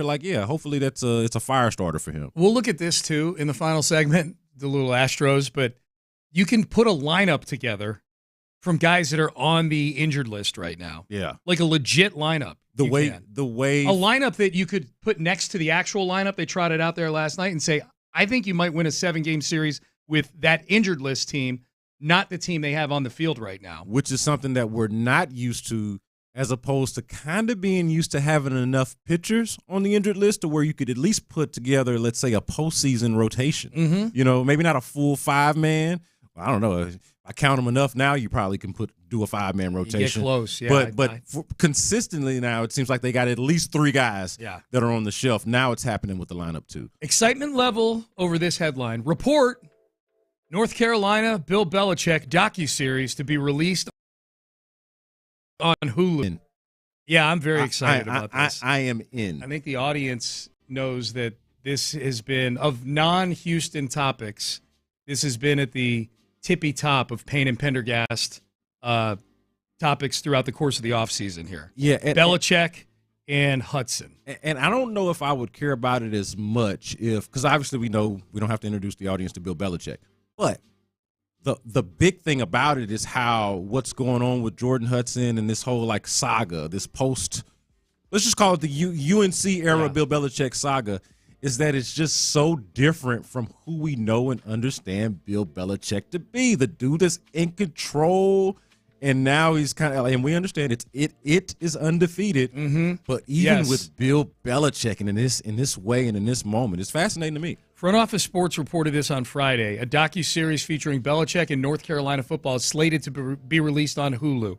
North Carolina was set to host the first ever college football edition of Hard Knocks this offseason. However, the Tar Heels backed out of the deal ahead of the 2025 season. And you remember all the reports that Jordan Hudson, his girlfriend, had a lot to do with the Hard Knocks not becoming a thing. Yeah. Whether it was Hard Knocks backing out or Camp Belichick backing out, I don't know how clear that is, but there were reports that she wanted ownership of the Hard Knocks documentary or docuseries, and it was never clarified if it was meant actual ownership, like a chunk of the action,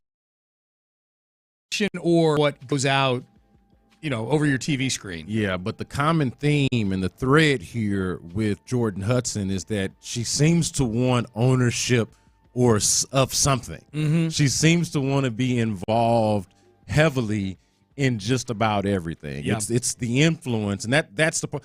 We don't necessarily care about Bill Belichick's love life or sex life or anything like that. It's how all of that stuff is dovetailing into a new version of Bill Belichick. Yeah. The sex life part, no, I don't need that. I am curious about if we put them in different categories, love life and sex life, I don't need to I don't need to know what Belichick likes in the bedroom or anything like that. Good on that. I am curious though, is this headed towards marriage? Is this how it's, we know it's serious. How serious is it?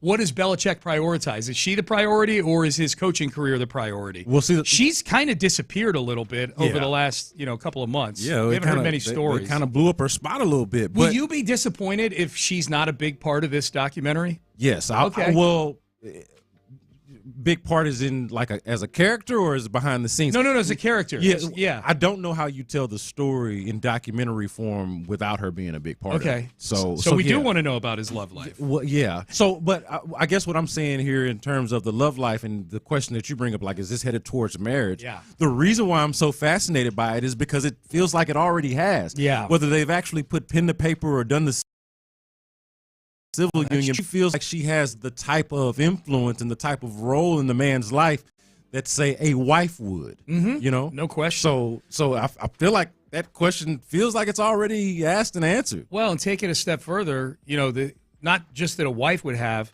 but she's very intertwined with his business ventures now. Right. All the trademarking that goes on and all the, obviously a lot of the negotiation that goes on about content related to Belichick, whether it's on social media or in documentary form. She's very intertwined with that. Yeah. At least she was. In a way that it seems like only someone that would have to be as close as, say, a wife type would be. Dude. To be able to infiltrate in that way. I'm telling you right now, if we watch this thing and the first episode is just Belichick coaching guys in summer camp and early in training camp, and that's it, like Hard Knocks is. Yeah. Then I'm out. Same. I'm out. If it's just North Carolina football infomercial, no thanks. So, same. Because I actually am on the football side of it. I am intrigued by the football element of Bill Belichick at North Carolina and what he can do with the program. Mm-hmm. I just don't want to see no damn documentary about it. I will follow North Carolina football season because Bill Belichick is now there, aside from the Jordan Hudson stuff. But the reason why it makes it a compelling documentary proposition is because of the Jordan Hudson element. No doubt. No, North Carolina is a top 5 watch for me, at least early in the season. Curiosity watch. Yeah. Top 5. Host Shador and Travis, can Coach Prime keep it moving in that direction? Yep. Those are 2 big ones for me. I'd have to sit down. I may sit down and think about that today. Like, what are non-Notre Dame, because that's the one I watch every week.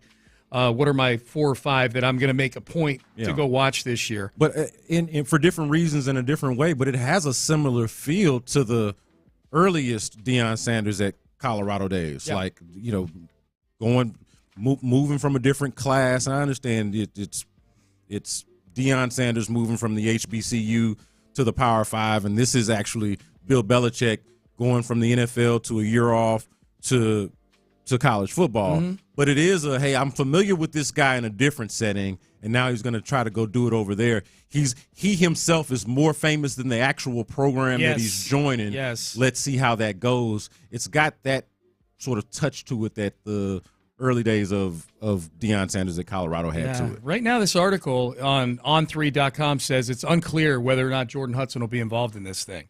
If she's not part of the on-screen content, I'm out. I don't care enough about North Carolina, the inner workings of North Carolina football. To your point, I'll care about them on Saturdays this coming season. Tell you what, if she's not a part of it, it shouldn't be on Hulu. They should just put it on the ACC network. There you go. Or North Carolina Carolina should release it on their social media. YouTube, Yeah. Like that's what this production is, absent of Jordan Hudson. Right. Which I'm not saying it can't be good. It's just I'm not that interested in North Carolina football. That makes it North Carolina specific. Let you Tar Heels fans watch it. The rest of us are. Yes. I'm curious about this real quick. WWE and Fandango, the movie app, announced a partnership yesterday to show premium live events like SummerSlam. Like what they used to call them pay-per-views, but now they're on Peacock. So they call them PLEs now. But they're presenting them in theaters, including the one right across the street from our studios here, where you could pay. I actually checked the ticket prices. I'm not going to that one because that's when I'm heading up to West Virginia that weekend. Yeah. But it's August 2nd and 3rd. It's a 2-night event, SummerSlam, and for $30, you can watch it in one of their, movie theaters. They got really nice theaters over there with it's reserved seating and everything else. You can watch SummerSlam or a WWE event. Are you somebody who would clearly, if you're doing that, you're doing it so you can be in a room with other fans experiencing it, high-fiving, whatever, cheering live, that sort of thing. Would you be inclined to pay $30 as opposed to sitting on your couch and watching I don't know if you're a WWE fan or not, B. Scott, but whatever the equivalent would be for you of something like this. Yeah, I would. Now, I actually am somebody who prefers to watch these things at home, but I do get something out of the community experience of, hey, we're all into this. Yeah. This is a very specific thing. Not everybody is into this, but everybody in here is. It's kind of a similar thing with the Marvel movies. Like everybody kind of gets the jokes, or when there's a reveal, they're like, oh, my God, that's the guy from the other show or whatever it is. I think that wrestling fans would have a similar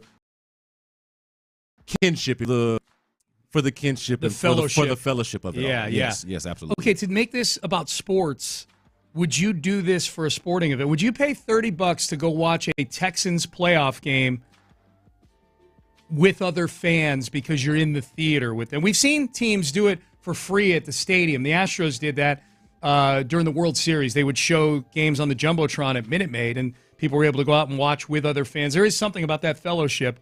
Would you do that for a sporting event? Would you pay to sit in a reserved seat at a theater to watch a sporting event, given that you're going to be in there presumably with a lot of fellow fans being able to experience it together? Yeah, if the price, like obviously at a reasonable price, and I think $30 is reasonable enough, and I wouldn't pay an exorbitant amount. Yeah. But $30 to go and again fellowship with fellow fans. Yeah.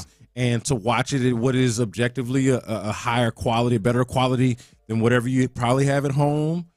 I do have a new movie room at my house, though. Nice. I will say that with a projector. But this would be better than that. Yeah. And better than at a bar. Yeah. At most bars. Yeah, I would do it. Have you seen this? I think I guess they pronounce it COSM. COSM is how it's spelled. Okay. One of these immersive sports bars where you're sitting in theater seating and it feels like you're sitting courtside. Yeah. At like a basketball game or ringside at a boxing match. I've and not stuff. experienced it. I've heard about it and seen it. It looks amazing on I would TV. do it. I would do it. I would do that in a second. And that's next level than just a gigantic movie screen. I say this all, though, with the caveat that I do still prefer nothing like home. Yeah. Give me home over everything. The beer's cheaper, for sure. But would I do this, especially some of us here at the station or some of my fellow Texans fans out there? That'd be fun. You got want to go do this? 10 or 15 people and go do it and sit in the crowd? Yeah, that'd be fun. Like different from a movie. I'd go watch a movie on my own in a movie theater. I wouldn't do this on my own. This is about community. Yeah. Like this whole thing. Yeah. For sure. All right, let's relive Bryce Matthews' big night last night.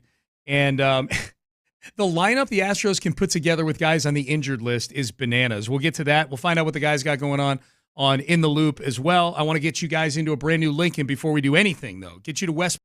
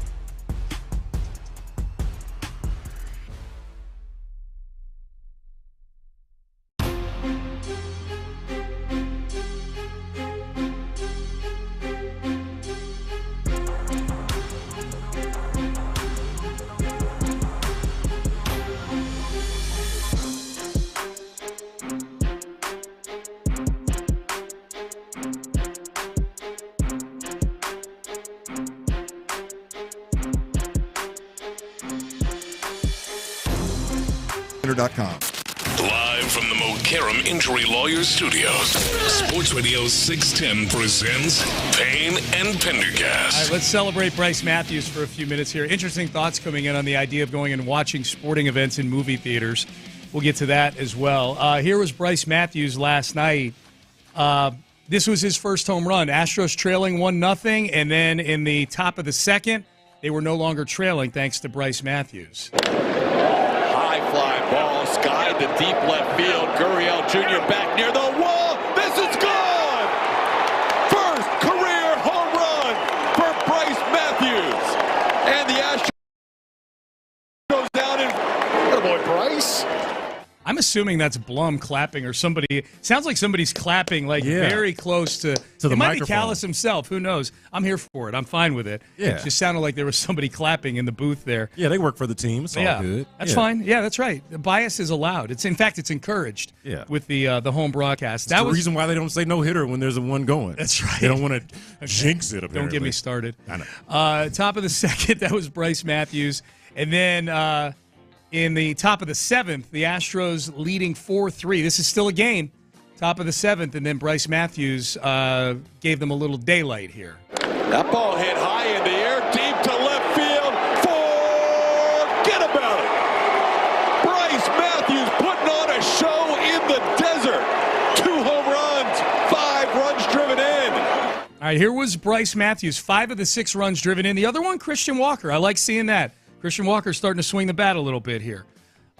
Here's Bryce Matthews on what's the transition been like from the minor leagues to the major leagues. Yeah, I think after calming down after the first few days, getting all the advice and the confidence boost from all the guys in the clubhouse has really helped me settle down and just be grounded, try to be where my feet are, and just be present in the moment. It's been really good for me. Okay, like where the kid's head's at. Last one here, this is Joe Espada talking about the fact that Bryce Matthews is trying to develop as a major leaguer, but doing it in games that matter for a contender in the Astros. You know, one thing is that player development doesn't end at the major league level. It continues at the major league level, and we have some really good teachers here, on the hitting side, on, Parachica with his defense, so we can continue that process here.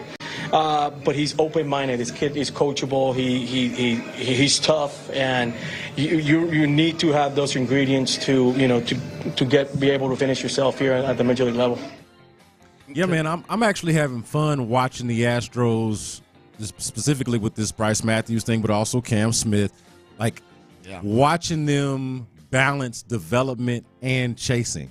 Right, they're chasing the pennant, chasing the World Series, but also have these young players, these rookies on the team that they're relying on. It's a little bit of an uncomfortable place to be in, especially when you really want them to win as badly as we do. But it is cool to see them be able to balance those things out. Yeah.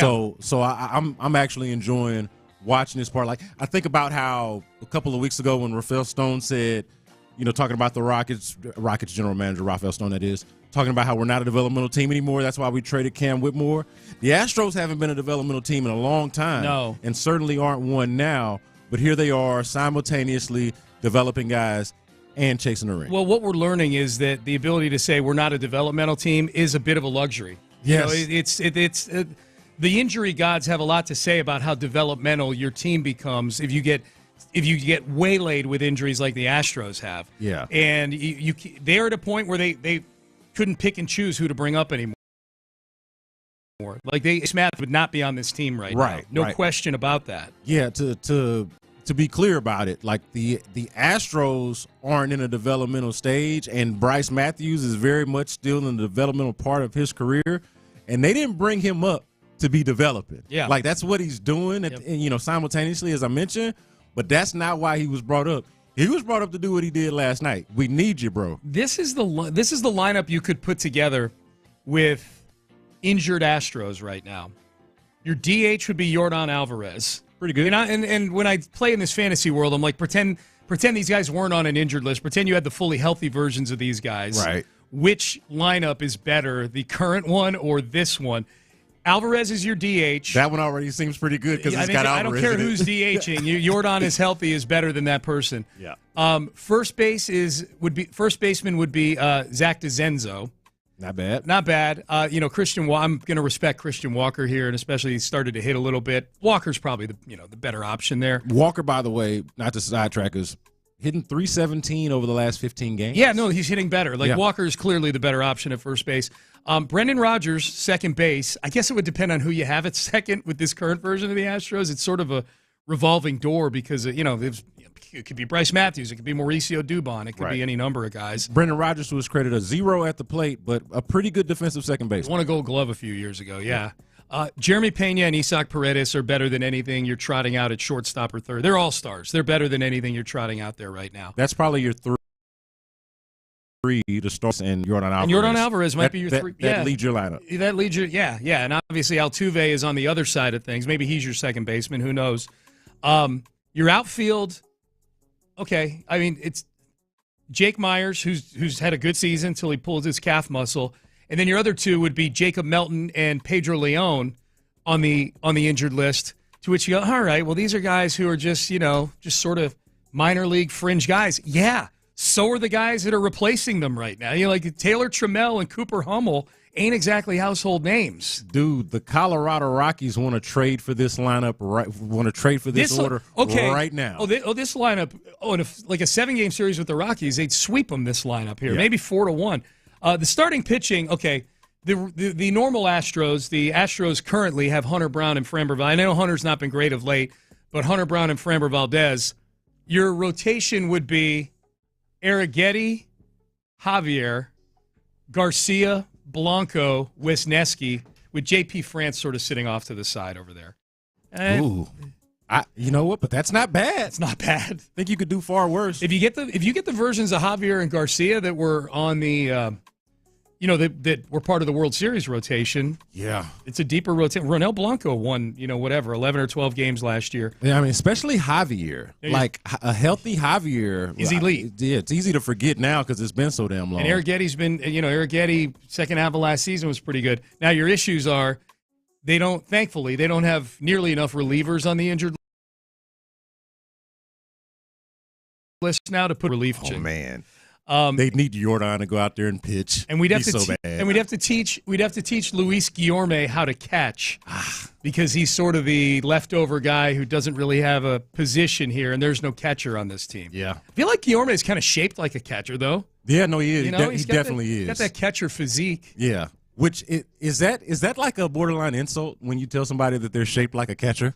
Anytime you start a sentence with "you're shaped like," it isn't a borderline insult. Yeah. Period. Point blank. Period. Yeah. Unless you end it with like "you're shaped like Arnold Schwarzenegger." That's a great point. Yeah. The catchers who, unless the catcher thing ends with like Mike Piazza or something like that, he was pretty yoked. I'm trying to see how serious of a conversation we're going to have with John Lopez. Yeah. Why is Lopez wearing a wig, a wig from like the Whig Party back in That's the day? right. Yes. Yeah. Yes. This is the wig that we will be using for our weekly segment, Judge John Lopez. Oh, okay. We litigate things in sports on Wednesdays. Usually at 12:40. It came in, baby. And so it's the Deion Sanders philosophy of look good, play good, good, they pay good. Yeah. You know what I mean, that's what we're going for here. Okay. We want him to get fully in character. I love that y'all went with the wig instead of like a robe. Well, he's supposed to have a robe as well. Yeah. I don't know if you remember that. I feel like that's coming. Yeah. I mean, it's a little hot for Is that a simple Amazon order right there? It's a simple Amazon order. Okay. Came in yesterday afternoon. Okay. And what do you type into the Amazon order, like slave owner, I typed white guy from the slave owner, dead president? Try that. No, I would not. I don't think we need to fill the algorithm with any of those antebellum. things. Oh, actually, I did. I think I did British judge wig. Okay. Yeah. Knocked it out of the park. You did it. Yeah. Hey, let me ask you guys something that B. Scott and I were talking about. I don't know if you saw this, but WWE and Fandango reached an agreement. Fandango, the movie ticket app, reached an agreement yesterday to partner up to where they're going to show WWE pay-per-views at movie theaters, like SummerSlam coming up in a week or so. We did hear that. You can watch over here at the movie theater right across the street. Mm-hmm. I would be inclined to go. It's a 2-night event. I would be inclined to go at least one of the 2 nights just to see what it's like. Mm-hmm. But I've watched. I mean, I'm old. You and I are both old enough, John, to have watched boxing matches. Closed I circuit. I was just telling him. I watched WrestleMania 3 closed circuit theater at the Warner Theater in Torrington, Connecticut with Rob Stone. Yep. Me and Nice. Rob Stone went and watched WrestleMania 3, and it was awesome. Everybody's high-fiving. It was Andre the Giant versus Hulk Hogan. It was crazy. Would you be inclined, and maybe not wrestling, you're not a wrestling guy, but if it were some big sport, like an Aggie game or something like that, would you be inclined to go watch that ahead of watching it at home on your couch? I'll tell you what I told Reggie when we heard you guys talking about this. Yeah. It's awesome. It's fun. It's better than TV. Yeah. Because you got crowd there. Yeah. Yeah, you got crowd there. I mean, I grew up watching, sometimes we watched them on the radio. That was a thing back in the day. But my dad would take me to, like... I feel like the verb is wrong there, but anyways. Yeah, I know. We used to say you want to watch it on the radio. Anyway, like the Ali fights. Like I watched at the Majestic Theater in San Antonio. Closed circuit TV. Yeah. Now that you mention it this way, though, it does feel like the best of both worlds. Yes. You know, it's like you get the TV experience and the bar communal fellowship experience at the same time. The question I would ask, though, is how much do you get of that communal experience? Because that was my first thought, is like, do you get the communal experience if we are all sitting in our seats and, I guess, ostensibly being quiet? No, you're not being quiet. You're not. No. It's different from a movie in that way. I remember it loud. No one's watching it like you watch a movie. You're watching it like you're at a sporting event. That's how the ones I've been to. That's how I would You're see allowed That's to how talk. I remember it. Yeah, you're allowed to. It's like you're at a sports bar, but but it's the biggest screen you could possibly think of. I think it would be awesome. I think you'd go back. I think I would too. I think I would like it. I again, like when I was younger, a teenager, I actually watched, closed circuit events in an environment like that, and I never remember having a bad time. There was always a good time. Have you seen this? If you heard us talking, you heard us talk about this. I think it's pronounced COSM. It's COSM. Yep, COSM. Yeah. They have them in Dallas and Los Angeles, and I think the newest one that they are working on is in Atlanta. It is very intriguing to watch. Like, it seems so incredibly immersive. I have a number of friends that have tried it out, and it's always like incredible positive reviews. They must have agreements with the leagues to put the cameras where they put them. I mean, it's literally like you're sitting courtside at a game. But it is like you're sitting courtside, like they go to the other end of the floor. Yeah. You're not. I don't. To my knowledge, they don't move your perspective around. I don't know if they do or not. I can't recall on certain sports. I think basketball is easy because the NBA has already invested in trying to have comes to video. Outside of that, I don't know exactly, and maybe I just need to reach out to some folks. I don't know exactly how it works for like football officials. You're on the 50-yard line, and or if it's like you're getting that kind of view on the cameras wherever they move the cameras. I don't know. Yeah, WWE's been doing that too. Like they've, I don't know what agreements they have with those bars, but people are able to go and sit, and it's like you're sitting ringside. It's really, really neat. I will say that I do appreciate the efforts, even like whether it works to the way that we are imagining or it doesn't. I appreciate the efforts to try and bring communal stuff back. We are way too isolated. Yes. People. Well, this is one of those things, and I don't know where the movie business. By the way, Crosstalk sponsored by D&M Auto Leasing. I don't know where the movie business is today. We're 5 years post-COVID now. Coming out of COVID, the movie theater business was death. Yeah. And it was really, I remember the movie that brought everybody back that kind of jump-started things was Top Gun Maverick. Yep. That got everybody back in the theaters. And I don't know where, like if that momentum has carried forward for the last 3 or 4 years. This is something that would keep that theater business alive, I think. It does feel like an attempt to do that, right? Like even though Top Gun Maverick brought people back, it felt like with streaming and just the way the world was changing even before COVID, and then you add COVID on top of it, that the movie business or the movie theater business was going in the wrong way, going in the wrong direction. Well, how do you fix that? Make people bring a more immersive experience, make it feel more special than it ever has before. Yeah. And those are, to the point we were talking about before about, how you handle yourself in that environment. The fact that when you're watching a sporting event there, everything's not hush-hush. It's kind of cool. There better be alcohol. That's all I have to say. That. See, now that's the part that gets a little uncomfortable. Yeah. Are we doing the studio movie grill type experience where we can order the drinks to the seat? Because you can't just run, I'm going to go to the bar right quick and pick up an extra beer. Like, you got to leave the theater. Yeah. For sure. They've got plenty of bars in that one over there, but you're right. You got to walk out. Well, it's like leaving your seat at the Texans game, though. You got to walk up to the concourse and go get yourself one. All right. Question of the day. That's right. Question of the day. What's a reboot that should never have happened? Okay. Sports, entertainment, life. and it's based on the Rolling Clippers. Well, when you say life, I imagine there's going to be a lot of exes that show up, spinning the block when you damn well knew that you shouldn't have. But maybe outside of that. Yeah, no. Don't reboot the booty. Yeah. Do not do that. I don't know. Sometimes it's worthwhile. Sometimes. It's not a piece of advice that I'm very happy to espouse, but there are instances Go where it makes into it sense. with a clear mind, with a proper expectation. I've got one sports and one non-sports. And again, this is with having not really had a chance to think it through. The non-sports one, it's a sports movie. Bad News Bears. Oh, yes. I don't like them. I did not like them rebooting Bad News Bears with Billy Bob Thornton. Yeah, twice.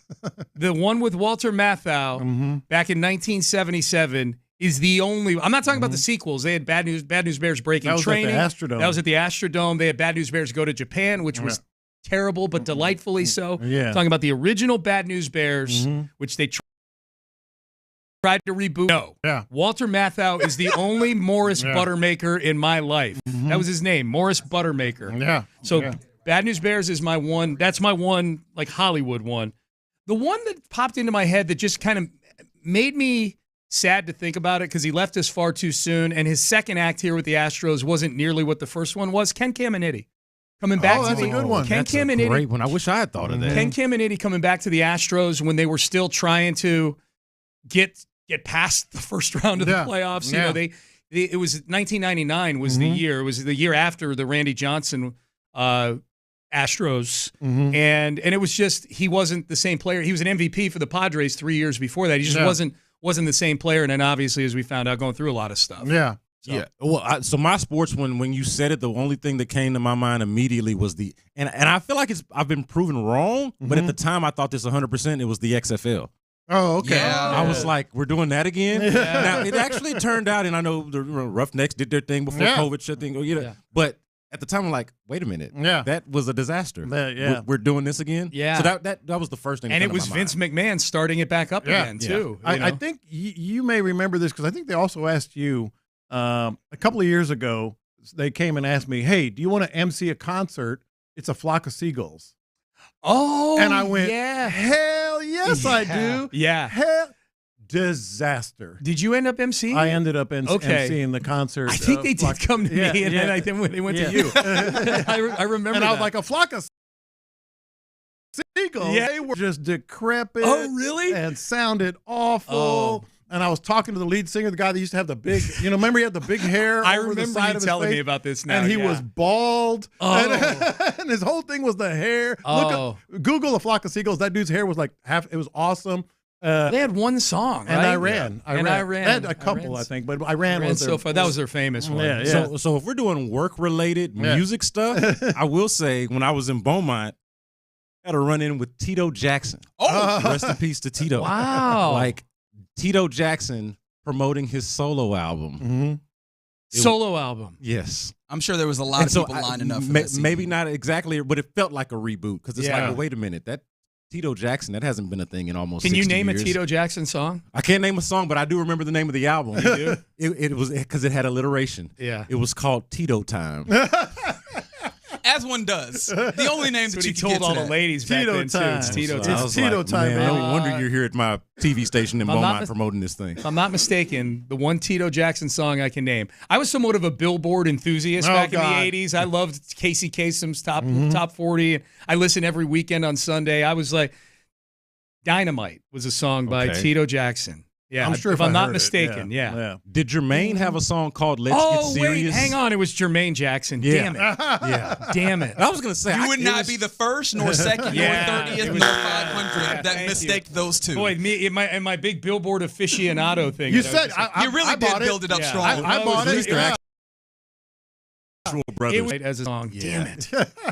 Damn it. I was figuring that because I feel like Jermaine's the only one that's actually done solo work. Hey, as long as real quick, other than Tito Time. I bought Eddie Murphy's musical album back in the 80s. That's not the worst thing in the world. Oh, he's Party the all one the that time. He had one song. Party all the time. Yeah. I'm thinking of a song that I might be confusing Eddie Murphy. And Rick James in the video.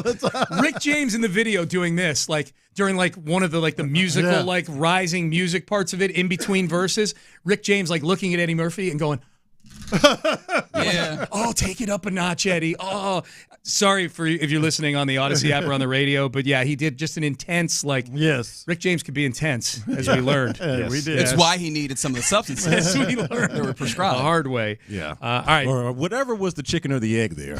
I'm not exactly sure. I believe that's how that went, right? But I I'm digress. having so much fun right now. You want to just hang out? We can keep going. Hang out for the next 4 hours. All right. We are done. We are out of time.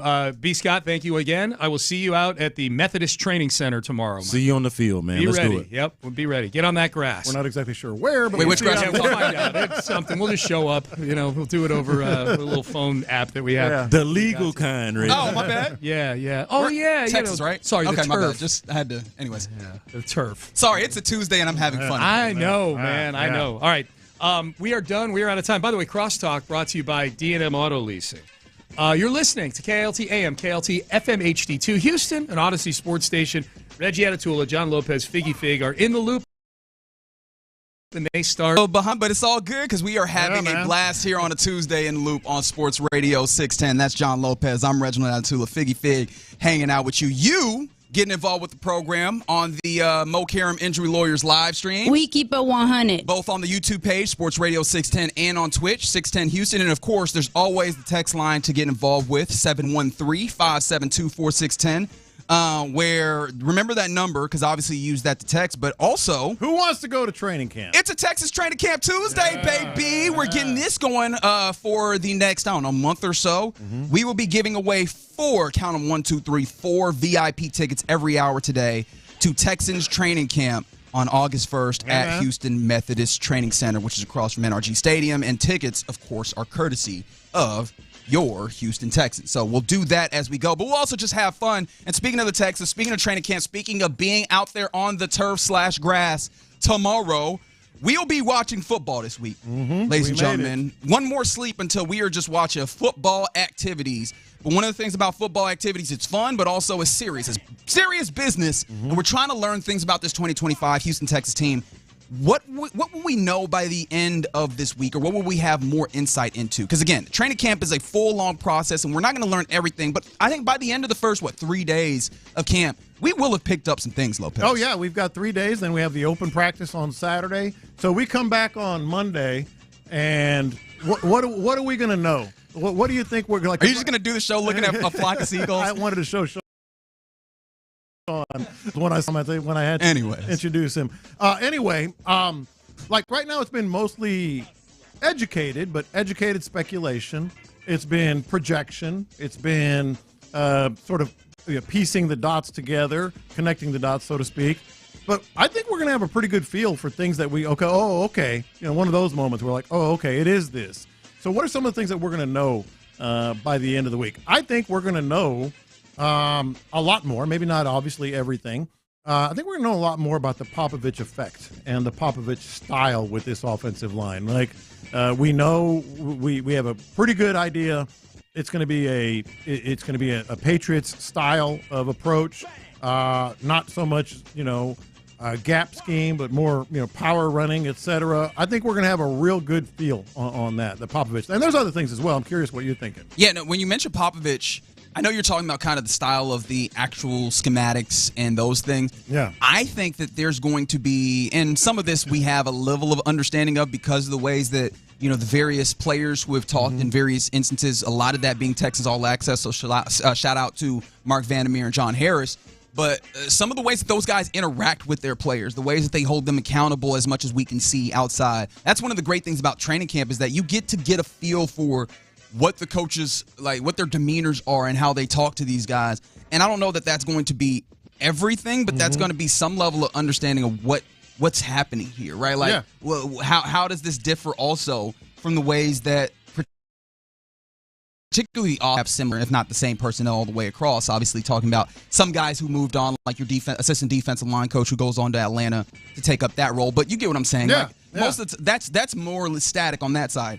Offense, there's moving and shaking, whether it's just new guys, new faces, but then also new responsibilities. How do those things kind of show up in the ways that they're interacting out there on the field? And then, of course, is what you're talking about is what's the actual output that we're starting to see. Right. Now, let me bounce a couple more things off you guys. The most important position on the field how is Nick Caley's offense going to look with C.J. Stroud? How is C.J. Stroud going to look, period, and how is he going to look in the offense?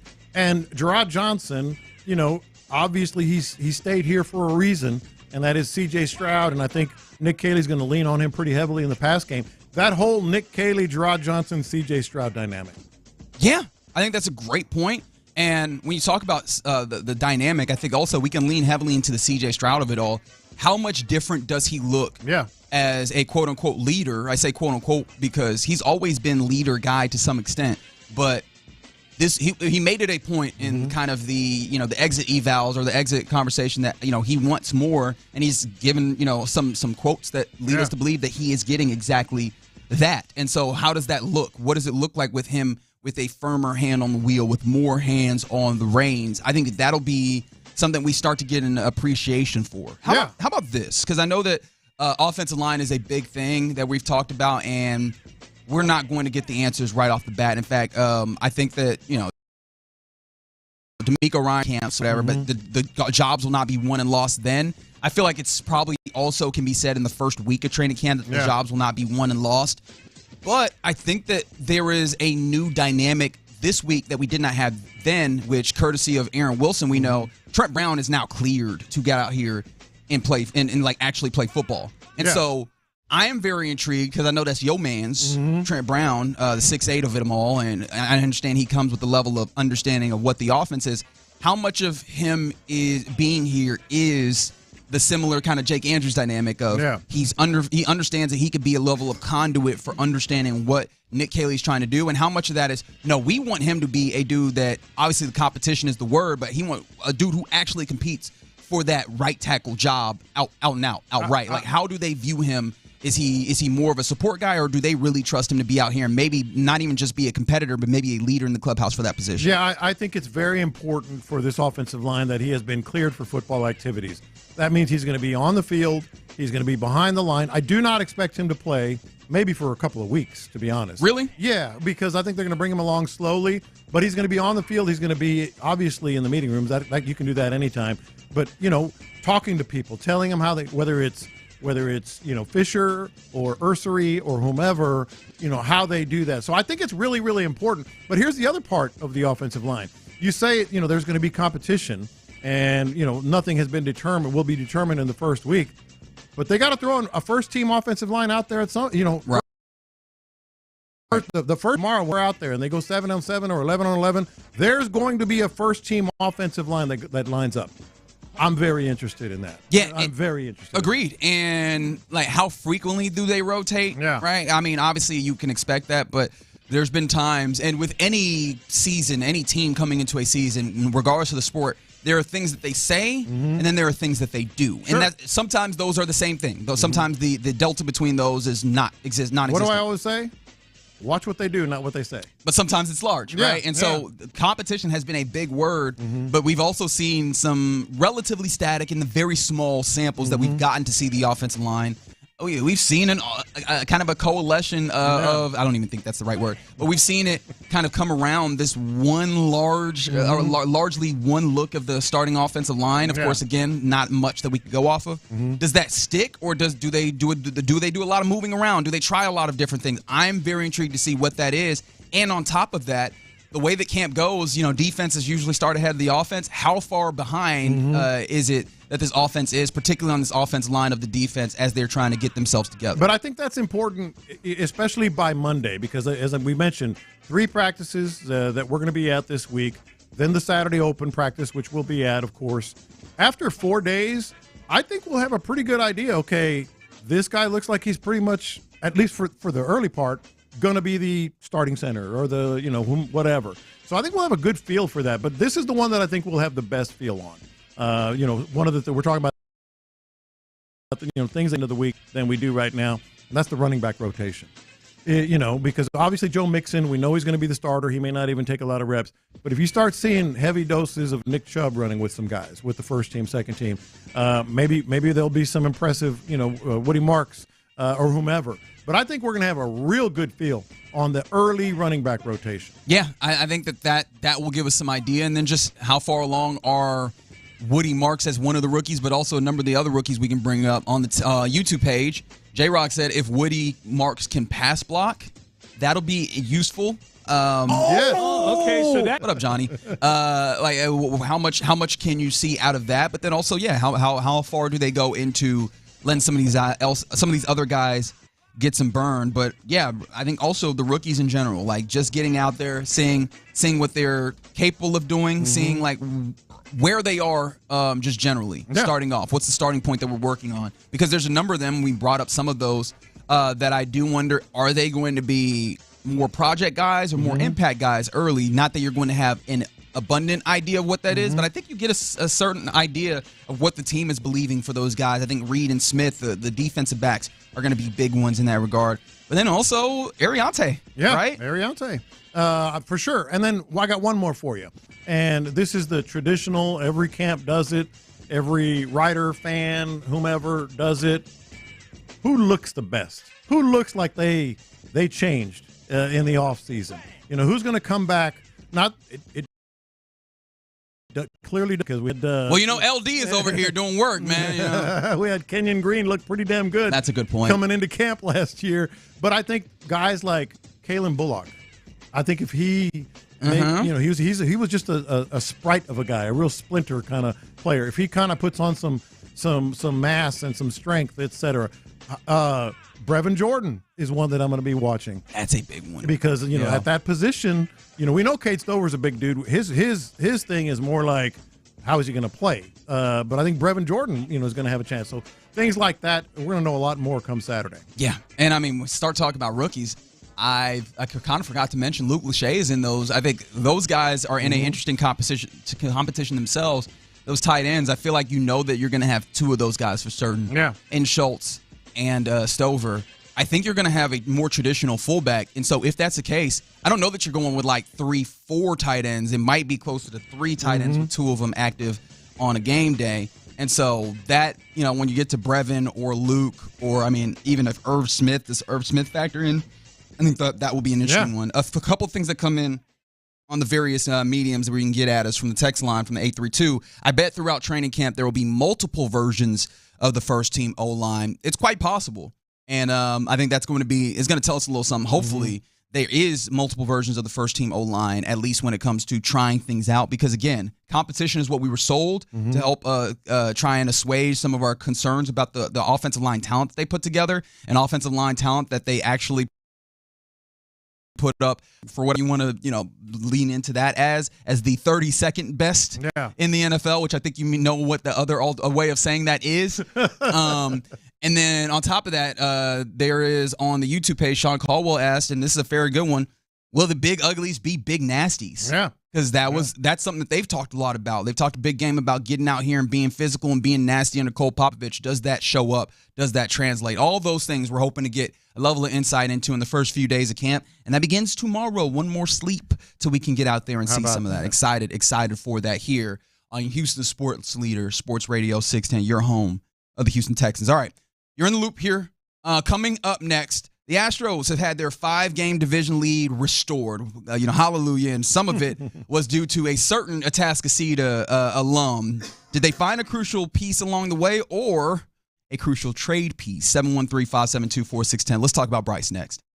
Area 45 with Bijani and Creighton.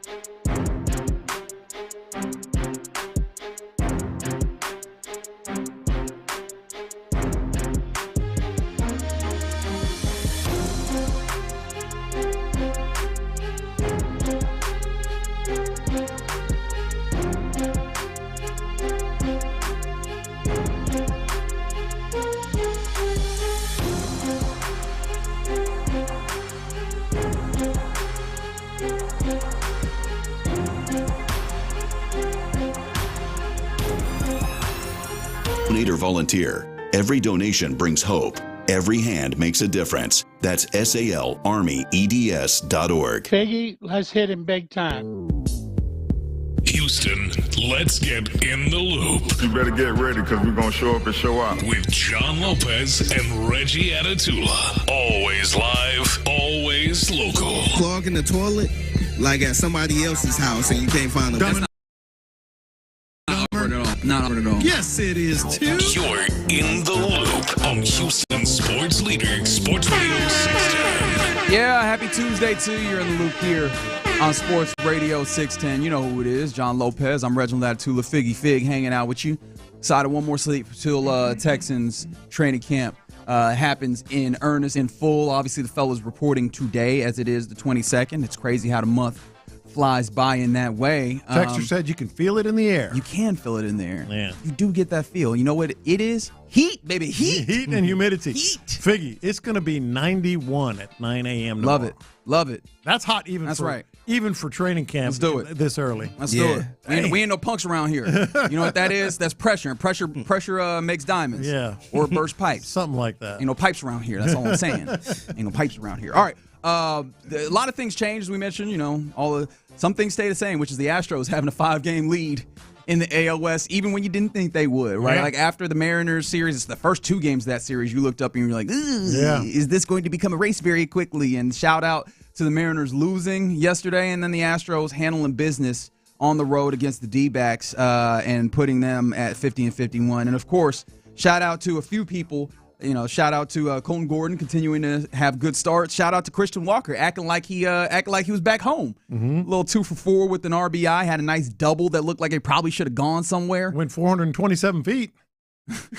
That's somewhere, I think. Should have been a home run. It was. It would have been in all but 2 parks. But maybe most importantly, Bryce Matthews, task to see his own, no longer looking like wide-eyed and bushy-tailed, looking like he belongs, as it seems like so many Astros have. You know, guys have come up. It's like, all right, is this going to be the one they find a way to make their impact? And here comes Bryce with not 1 but 2 home runs. So his first career home run, followed very quickly by his second, his first multi-hit game, obviously.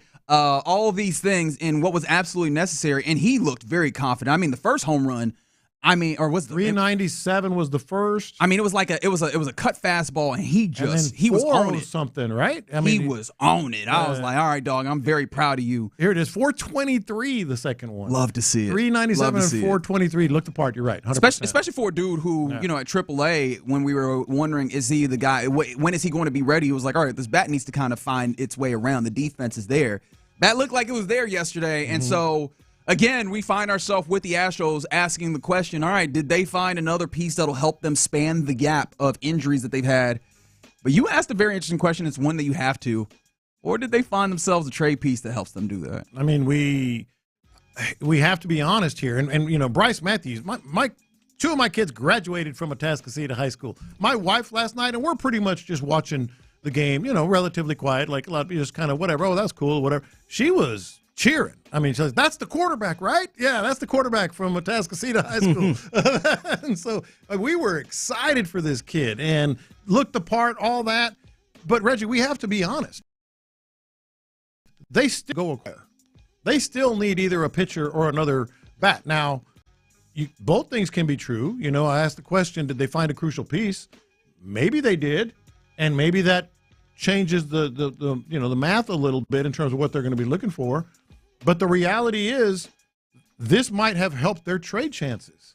It absolutely could have. And we don't want to talk about it, but this team still needs a lot to get done to make a real run in the postseason. Agreed. And you don't have a lot to do it. The thing that gives me pause when it comes to Bryce Matthews, and this has been a pause that's been there that I have not necessarily expressed well, so I offer apology for myself, is not only is Bryce Matthews, he's a nice prospect. This isn't just, kind of prospect hoping.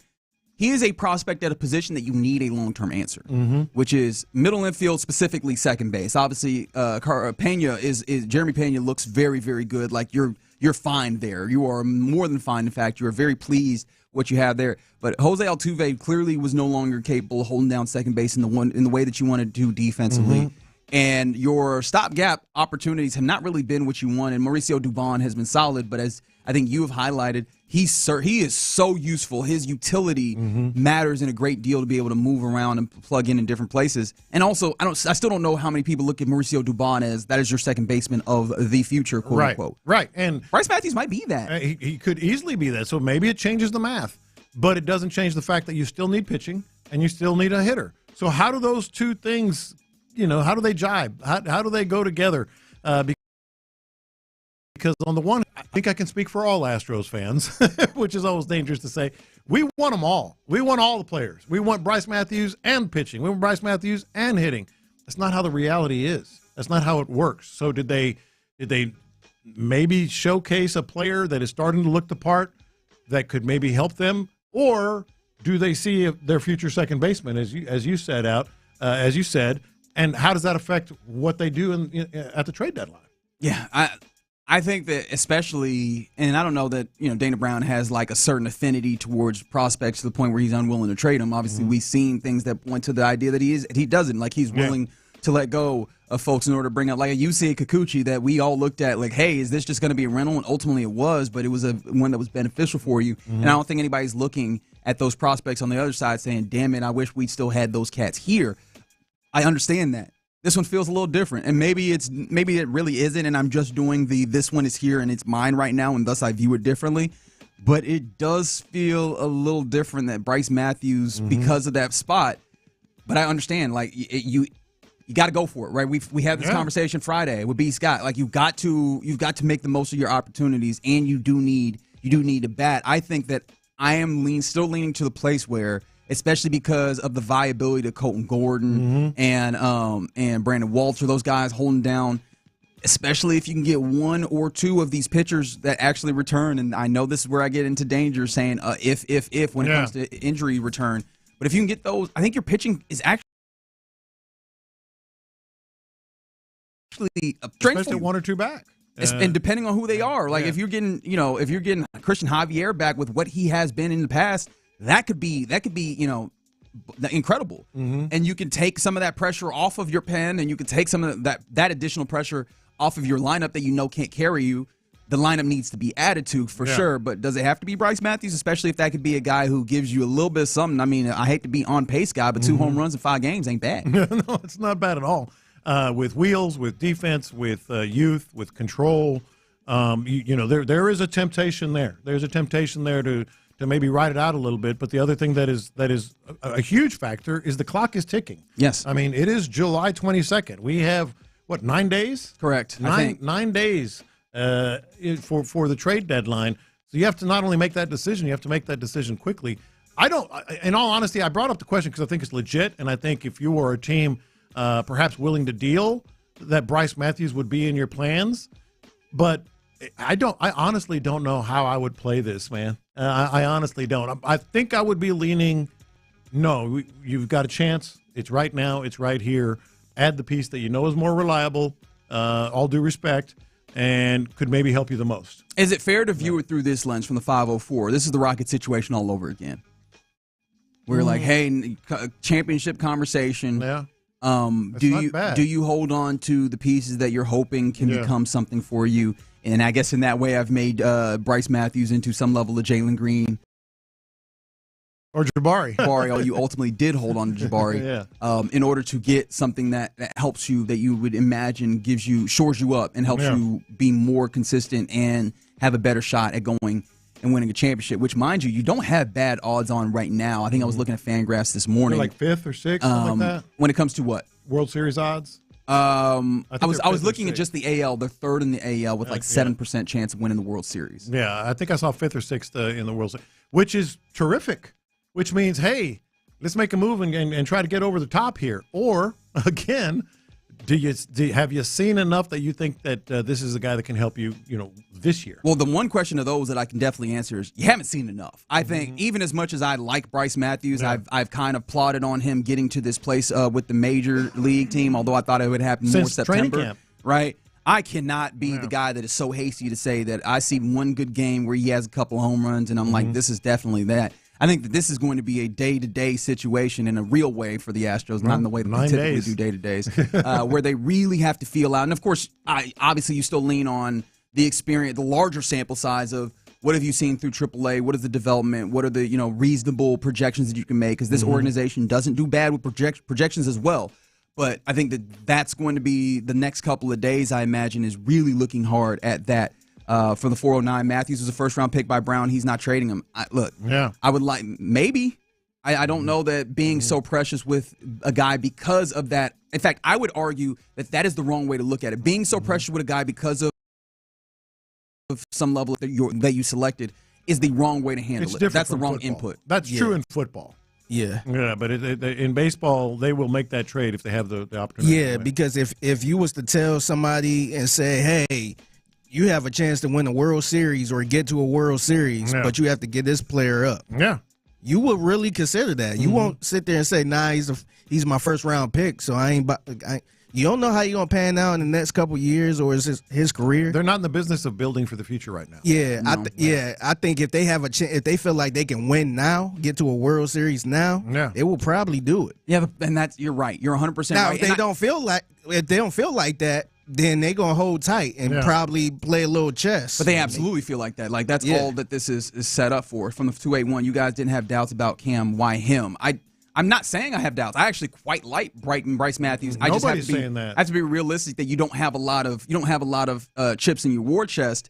And I think the tough part about it is I believe strongly. I think bounce sports. The Golden State Warriors gave me pretty much all the ammo that I need in the idea of you can't really serve two masters on team building fronts. You can't necessarily play for the future and right now and it work optimally. You have to choose which of those you want to operate. I want to make it very, very clear. I think we all love that kid and the potential for the future. But is that too much? No, I think the Astros in a stinky situation because they have all these injuries and stuff. Yeah. And so you got to improve the team, but you got to give up somebody to improve the team. If everybody was healthy, no, we ain't got to trade him. We can keep him for the future, but you in a sticky spot where you gotta make this team better so you could make that run. Absolutely. Yeah. The sacrifice. Now, I do really have the fear that you send him somewhere else and it's who you bring in, right? Yeah. Because we're talking about, are you bringing in like a Brandon Lau? And Brandon Lau is cool, but I mean that does not and maybe he is like, hey, we feel good with that at second base for a period of time, especially if you do have the likes of Paredes and Pena, and then if Altuve's still doing what he does, and Jordan comes, like if you have enough guys around him, that's not the worst thing in the world. But it's like, hey, having a guy that you know could really hold down that spot for an extended period of time, that is always a level of a carrot on a stick that will always draw your attention. So I think that is a dichotomy. That's shout out to Bryce Matthews for making this a lot more tough than it was a day or two ago with a fantastic performance and looking like he's ready to be on the MLB stage. All right, you're in the loop here on Sports Radio 610. Again, salute to Bryce Matthews. 2 homers on the day when your boys needed it. Brendan Rodgers is not the answer. It's correct. Yes, strong agree. Sure about that? Strong agree with all due respect and obviously with a level of respect for the fact that he had that freak injury. All right, coming up next, let's get into our question of the day.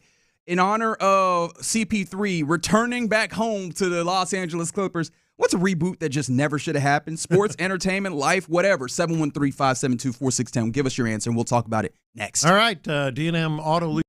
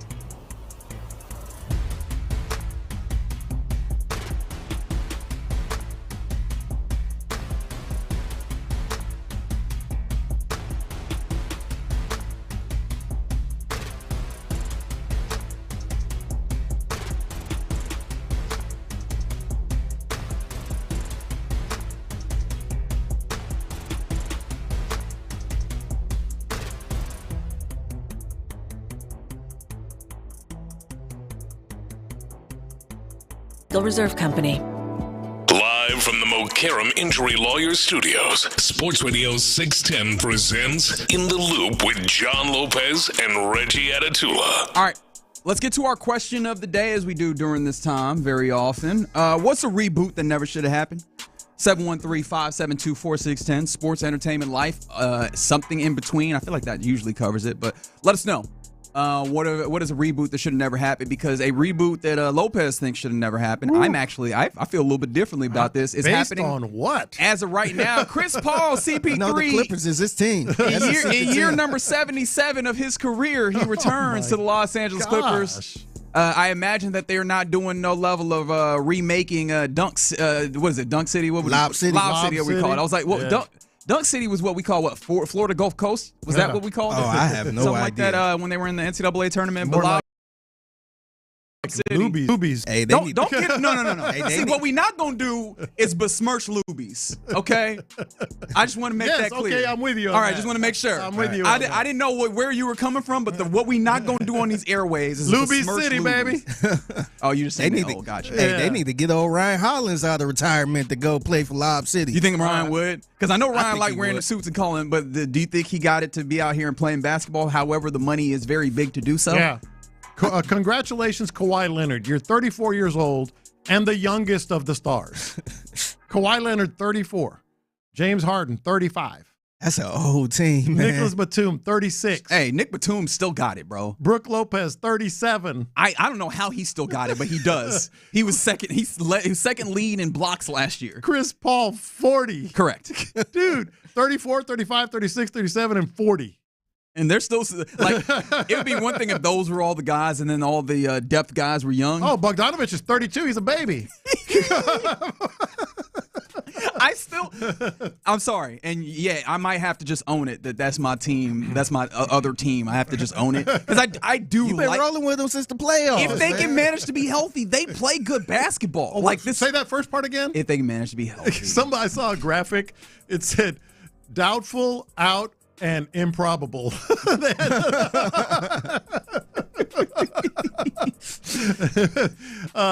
was doubtful, out, and coach's decision. It was what it was. Those three big stuff. Dude, this is going to be. And by the way, mentioned it, like Chris Paul played 82 games last year. Okay, cool. I just wanted to make that. Chris Paul and Harden have beef, man. They have beef. Yeah. On top of everything else. You're not wrong. But see, this is going to be Chris Paul's last year, so he said he want to go closer to home and all that stuff, so he don't give a damn about no James Harden. I did see something hilarious, which is kind of very tangential. But somebody was like, "Well, now I can guarantee this ain't LeBron's last year because he's not sharing his final tour with no CP3." So a reboot that just shouldn't have happened. A reboot that just some great answers already coming in on both the YouTube page and the text line. The new Fresh Prince, Bel Air on was it Peacock? Yeah, it's on Peacock. I only watched the first season. Yeah, and I thought it was okay. It was a little bit different. It wasn't the same as the Fresh Prince. This was called Bel Air. Yeah, it's dramatic. It's a dramatic not even retelling, but I'm just like, I don't think I need dramatic Bel Air, even though like I understand it, and I think there's a lot of creative people that I know working on it. But yeah, I was like, I didn't like that idea just from the jump. Yeah, I don't think you needed it, but I don't put it in the same category as the Fresh Prince of Bel Air. I feel like they totally two different things. Like the tonal shift I can think of a lot of comedies that are like, oh, this is really good. How do we get more out of it? Make it a drama. And I'm just like, no. Yeah. That seems like a bad idea, but more power to them. Coming to America 2. They should have kept that. Yeah. They should have kept it. It was pure nostalgia play. I could see it, and I still watched it. They could have did a reunion, man. Respect Don McClain, The Longest Yard. The reboot? Really? The reboot with Adam Sandler? Awful. Really? Awful. Wow. It was awful. I don't know about that. Awful? Awful. Except for John McClane. He was outstanding. Probably deserved an Oscar. But Roadhouse. Remember they redid the Roadhouse? Oh, yes, I do remember. That was relatively recently, wasn't it? Yeah. So something like that. Yeah. Because that one I completely put out of memory. This one was making the rounds this weekend. Did you see they had a Black Sabbath reunion and Ozzy Osbourne? No. Actually, he was in a chair because he couldn't stand up, and they lifted him from the middle of the stage up onto the stage. And he actually sang okay, but I was like, this is rough, man. Yeah, there's a decent amount of those. Like, if you're not Stevie Wonder, where you still got like the same quality of voice, or at least somewhat similar, it makes me more sad than it makes me happy. It does. In those moments, which is why one of the things I thought of, and this isn't quite a reboot, but the idea that the original is still going, and I know that we're about to send them off with a grand situation at the start of college football season, the Lee Corso thing, dog. That's a good one. The last like 2 seasons, every time I see him, try and Kirk Herbstreit having to help him along and translate what he's trying to get to, I'm like, guys, this doesn't make me happy. No, that's a really good one. I shout out to the YouTube page. They're coming in hot and heavy with a lot of them. All of the live action Disney movies that they doing, Lion King, Little Mermaid, Mulan, all of them joints. Y'all can keep them. All the Jurassic Park sequels. I kind of agree with that too, because I think King like a real live action, but it don't look right, man. It don't look right with the real live action singing a song, a happy song. I wasn't a big fan of Barbie, but I know I was more on an island. Yeah, you on an island. That one was tough. That one was well-made film. Yeah, that was cinema, as we like to call it. Space Jam 2. I feel like they could have kept that. They really could that one, man. And I know the first Space Jam, it don't really look well with time right now, but it didn't need a Space Jam. And there's some sports ones too. I thought Sean brought up a really good one. Ken Caminiti when he came back, that was rough. Yeah, that was rough. Yeah. Hey, y'all don't have to be mean to Big John like that. John Singleton is a reboot that should have never happened. Y'all don't got to be mean to Big John like that. Y'all ain't had to do that. It's Maybe like not wrong. Fourth reboot, isn't it? Yes, correct. Magic. This is one that I thought of. Tim Tebow. They said tight end edition. You don't even got to go that far. Tim Tebow quarterback edition. Yeah. After the first run, which y'all really made me mad. And yes, I said y'all. If you want to exclude yourself, you can. But the people that was during the Broncos run talking about he's a winner. He's a winner. Y'all don't feel stupid about that? He's a winner. He just wins. And then we ended up, obviously, he ended up with the Jets. He was back up more then, and then they tried to bring him back as a tight end. That was just somebody doing a solid. I told this story earlier, Figgy. It just broke my heart, man. I was asked to MC and introduce a concert a couple of years ago, and it was a flock of seagulls. And I ran, and I was like, yeah, man, that's college days. Let's go. I want to introduce them. Dude, it was like the lead singer who had that funky hair and was so cool, and he was bald. He had that lump in his back, all due respect, where they kind of hunch over and he can't really stand up straight. I'm like, oh, Lord, this is bad. Rob comes in with Carlos Beltran. It's a good one. Yes, that's a very good one. Yeah. So disgrace the entire franchise is how far he went with that one. You're not wrong in that regard. White Men Can't Jump came through. Oh, that's a good one. Did you watch that? Yes, I did. Nah, it was awful, man. I'm a big fan of White Men Can't Jump, the original one. Agreed. So, this one was awful. Especially because, how you give me that Rosie Perez feel. I just don't know how you're going to be able to manage that in the modern era. I just don't. To be completely honest. Tough. That's tough. And this might be one of the ones from the 832. Titans bringing back the Oilers uniforms. Should have never happened. Oh, yeah? Yeah. Mm-hmm. I guess. That's all you. Hey, they still, I thought I was teeing you up for the hotness, and all you gave me was I guess. They still look cool though. I still like looking at it. I don't think Tennessee should be wearing them. Because the reason I paused is because the topic is reboots that should never happen. This one should happen. The Oilers uniform. Not in the way that they did it. Well, it shouldn't happen in Tennessee. Yeah, absolutely. Then you'll get me going. But I thought they were talking about here. No, it should happen.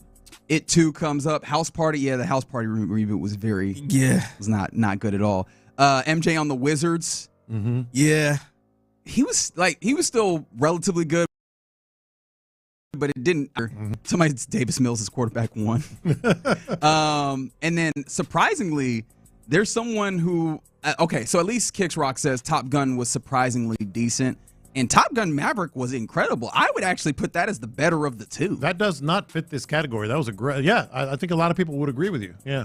Clint Capella. Don't do that. We'll see. We don't even know yet. We'll find out. It's funny. I was thinking of Cam Newton, when he came back to the Panthers that last year. Yeah. That was rough, man. That brother couldn't throw a football. Very tough. All right, keep sending those in if you see Deshaun Watson. If you any of those, what's the keep coming reboot up. in that? In Cleveland. Yeah, it was a reboot. Because he sat out a year. Yeah. I should never have happened. I guess they had to try though. That money compelled them to do that.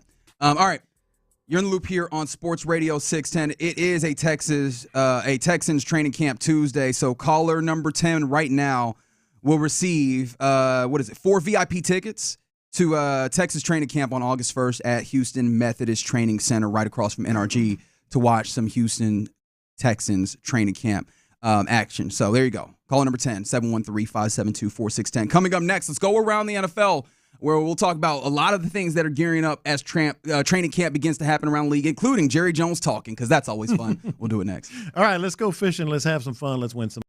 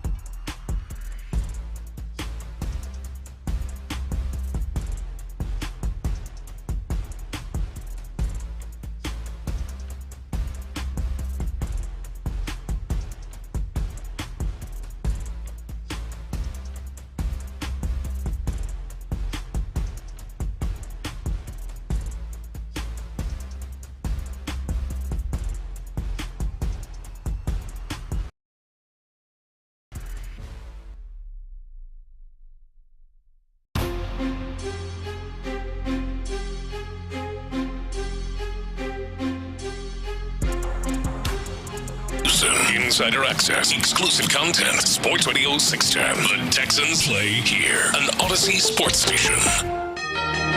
Let's go around the NFL in the Loop style. Why are you smiling? Because I love football. Here's John Lopez and Reggie Adetula. I'm going to tell you all about how much fun you're going to have this season. On Houston sports leader, Sports Radio 610. All right, we're about to go around the NFL here in the Loop on Sports Radio 610. Question of the day was, what's a reboot that should have never happened in honor of Chris Paul returning to the Clippers? And I just had a rush of memory when somebody said Steve Francis' second stint with the Rockets, and I was like, oh, that's right. That's a thing that happened. I blocked that out. At age 30, I did not remember that had happened. Yeah. And he played all of 10 games, and it wasn't pretty. Didn't Cat come back too, Coutinho? I don't remember exactly. It seemed like they both came back, not together, but at various points. Either way, I blocked them out. Yeah, I completely blocked that out. Some other ones that were mentioned, or one of the things I was thinking of was like Desmond King, the number, not even necessarily for his own fault, just like they kept bringing him back, the Texans did, and never really using him in the way that you would anticipate that he'd be used. Those are some of the ones. And then also Tim Tebow playing baseball. I forgot that happened. Just they kept giving us Tim Tebow, man. They were like, the people want Tim Tebow. And now we talk about, well, do the people want any of this? Jerry B talking is one of those things that happens. Man, this is crazy. This time of year, especially when Jerry Jones has the opportunity to have himself, his son, and his head coach talk for like an hour starting training camp. There's a number of things that come out of it, and I think Jerry Jones intentionally wants us to be able to talk about it because he be saying some nonsense. You say that, and you're not alone. Like he just wants, he is that guy that just wants their name out there, wants to be making headlines. Spell the name right. I always say it, etc. But boy, some of this stuff, it didn't even take him an hour for shrapnel to be flying everywhere around the Cowboys. That's the way that he enjoys it. Everywhere. I don't understand why this is a continued practice for him. All of it, right? One of the continued practices, tell me if you've heard this before with the Cowboys. They're heading into training camp with a contract question on the table. This time it's Micah Parsons. It's gotten hot and heavy. This is Jerry Jones explaining why he is cautious when it comes to contracts. The other thing I would say is contracts are 4 or 5 years, okay?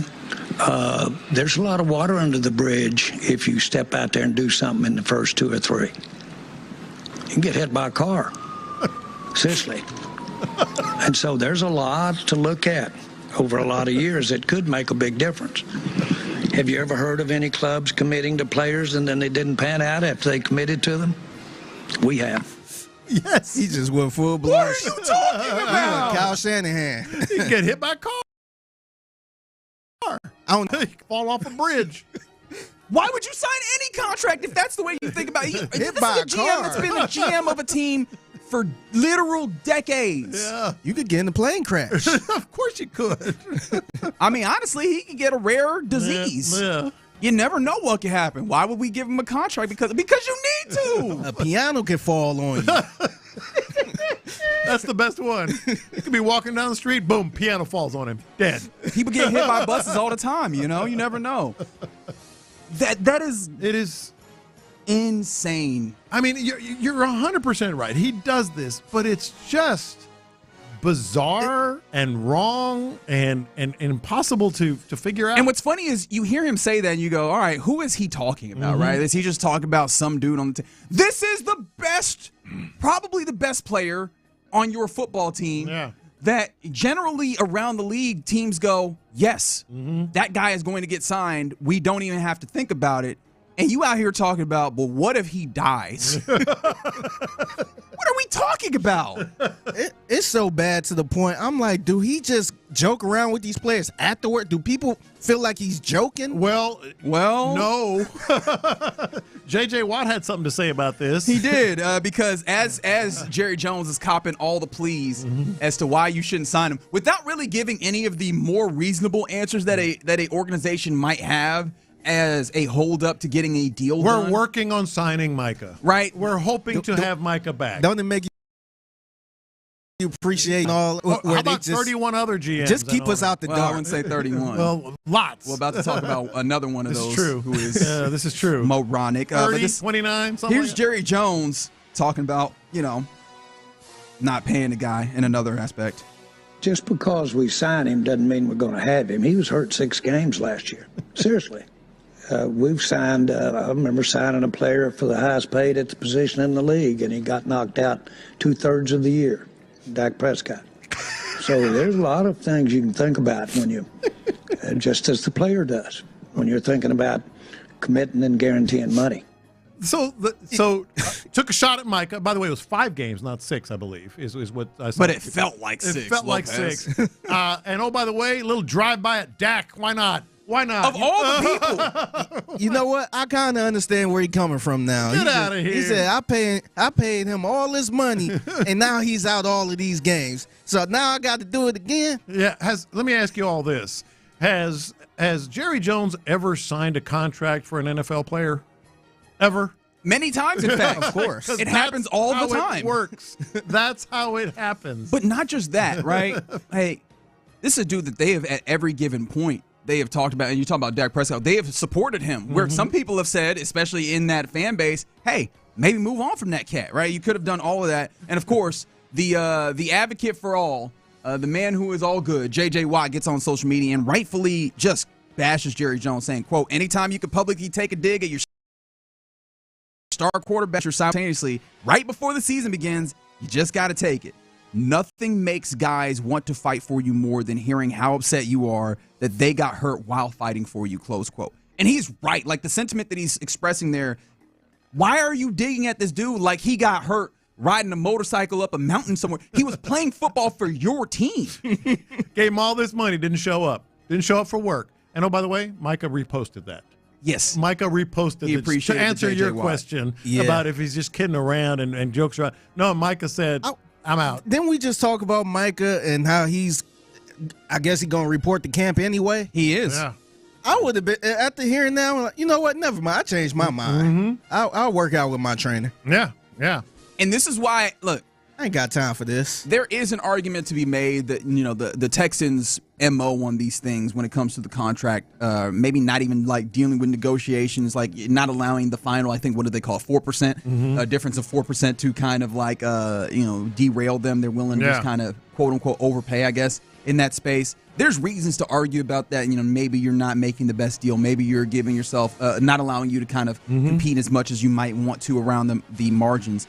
But I think that you've got to acknowledge how much better it is to not have moments like these that could rightfully sour not just your current team, but potential free agents in the future. They don't operate in free agency, and sometimes I wonder if it's because they be talking like this. Yeah, and meanwhile, Trevon Diggs is just sitting there minding his own business, and Jerry also took a little shot at him. Said, yeah, should we have signed him early? Like, do you like this? Just sitting there. Should we have signed him too? I don't know. I'm just saying.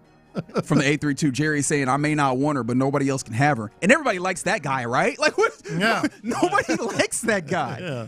And you go from one owner, general manager being, I think, what you could term as a buffoon. Here's Mike Brown, the owner of the Cincinnati Bengals, as he is dealing with a situation. This is the Shamar Stewart side of it, of obviously the first-round pick from Texas A&M that has been working out at Texas A&M, who is just not going to show up because of the language that Mike Brown wants to put into this deal that is apart from what first-round picks have been having. Yeah. It's an additional amount of language that would allow them to get out from under the guarantees that first-round picks rightfully have. This is his explanation on that. Well, if we get a player who gets involved in something like that or does something that is just unacceptable, guess what? I don't want to pay him. I really don't. If he's sitting in jail, I don't think I ought to be paying him. And so we say that if he got involved in conduct detrimental, we'd have the right to terminate the guaranteed part for the back years. Oddly, something like this has never occurred in my memory with us. I don't think it's going to occur. So we're sitting here arguing over something that I think is pretty remote. And I ask myself sometimes why the hell we're doing it, but we are, and he's doing it too. And at some point behind, and just get him signed and get him up here and get him so he can be a contributor. He needs to get underway soon. It doesn't help him or us to have this strung out. You're so close, Mike. You're so close. You're almost there. He's almost connected it. He's like, why are we even arguing about this? Just give me what I want. How about you just drop it? He gave the answer in his explanation. I asked myself, why are we doing this? Why are we doing this? Yes. Answer the question. Answer your own question. Why are we doing this? You don't want to pay nobody if they in jail. And the craziest thing is, why did all of a sudden he picked Shamar Stewart out of the clear blue? My thing is, don't draft nobody then. Thank you. Don't trade your picks. Yes. And also, like, it'd be one thing if we're trying to find this negotiation with the dude who has these level of problems. Shamar Stewart, that guy? No. Yeah, that's what I was about to say. I understand somebody had like a real past. I've been very honest about Shamar Stewart, but that has nothing to do with it. There is none of that. And like, out of the clear blue. Is this Josh Gordon? No, out of the clear blue, he goes, I'm going to pick this guy to make an example of. And, oh, by the way, as you pointed out yesterday, it's in the standard NFL contracts. The conduct policy is there. He just wants to take it to another level, I guess, which no agent worth their salt is ever going to sign that contract. Yeah. I wonder what that level is. Is he like saying you don't get any money if something happened? No, they just the guaranteed, the portions of the guaranteed. So all that guaranteed is gone. Which again, it's just at this point, no self-respecting part of a labor union is going to give that back. So Shamar Stewart is not going to sign this. Yeah. I don't know why he's decided to make this particular. Why did you even draft him then? And of all the players you could have tried this with, all of a sudden you decide, you know what? I'm going to pick Shamar Stewart. It's a weird level of self-sabotage here, because not only is he doing it on this front, they're still not paying a pass rusher who has been very good for them, who has been kind of top of the league. Like, maybe you would make the argument that, obviously when you start talking about age and what are you trying to accomplish. But this is a team that has the offense to accomplish. You just need some defense to go in tandem with the guys that you paid on offense. What if he end up in jail? Maybe that's why you don't want to pay him. I'll tell you don't what, want to pay a guy that's in jail. What if he ends up playing football? Because it doesn't seem like he's about to do that either. Trey Hendrickson ended up in Florida. He posted on his Instagram either last night or this morning. It was a nice little view, too. A picture in Florida, like, I'm out. And he made it clear he will not play until he gets his money. So Mike Brown has it doesn't sound like it, at least if I listen to that clip, that does not sound like a dude who is ready to acquiesce. And that's probably not good for the Bengals, which I guess you can in a roundabout way look at the Texans and go, all right, if they're not going to be serious as one of the teams to contend in the AFC, I'll take that. Appreciate you. Thank you, Mike Brown, from the 504. Bro, he drafted Joe Mixon. Mixon had legal troubles at the time, and now he's doing this with Stewart. Stewart never had any legal troubles. That's right. Yeah. That's right. Just out of the blue, like, I'm going to do this. This is the ownership. Some other things that are happening around the NFL. Some Texans news. Texans signed veteran slot cornerback Arthur Mill. He was previously playing with the Ravens, really very much lined up in the slot. It seems like you have a decent amount of appreciation for this. Obviously, he's going to be somewhat me personally, yes. Somewhat camp body, but I think that he has an opportunity to maybe grab a hold to a spot. In 2023, he was not good. He was very good in 2023. Yeah, when I was looking at passer rating against, and both of those in the last couple of years, 50s and the 60s, like people did not throw. Now, of course, how much sample size are you looking at there? But he was not a bad cornerback. I think he was very good for the Ravens. Now, obviously, a very good team. But to me, this is one of the sort of the low-key, questions that I've had about this defense. What about the slot? What about the slot? I've said it multiple times. There's your slot. There's your other guy that's going to play the slot with Jalen Petrie and back him up and be, as you've pointed out, if you have to go to depth and these guys get injured, what level of player are you going to get? Healthy, you're going to get a good level of play with him. From the 409, what if he's the one holding the piano that falls on Parsons? Got to open your third eye. Got to think about these things. And then also, Trent Brown has been cleared for football activities. You think that we're not going to see him prominently early? I would doubt we see him take any reps the first maybe 2 weeks of training camp. Maybe not until they go to West Virginia, which, by the way, they're probably hoping they're in West Virginia right now, based on the weather forecast. Right. But they're not.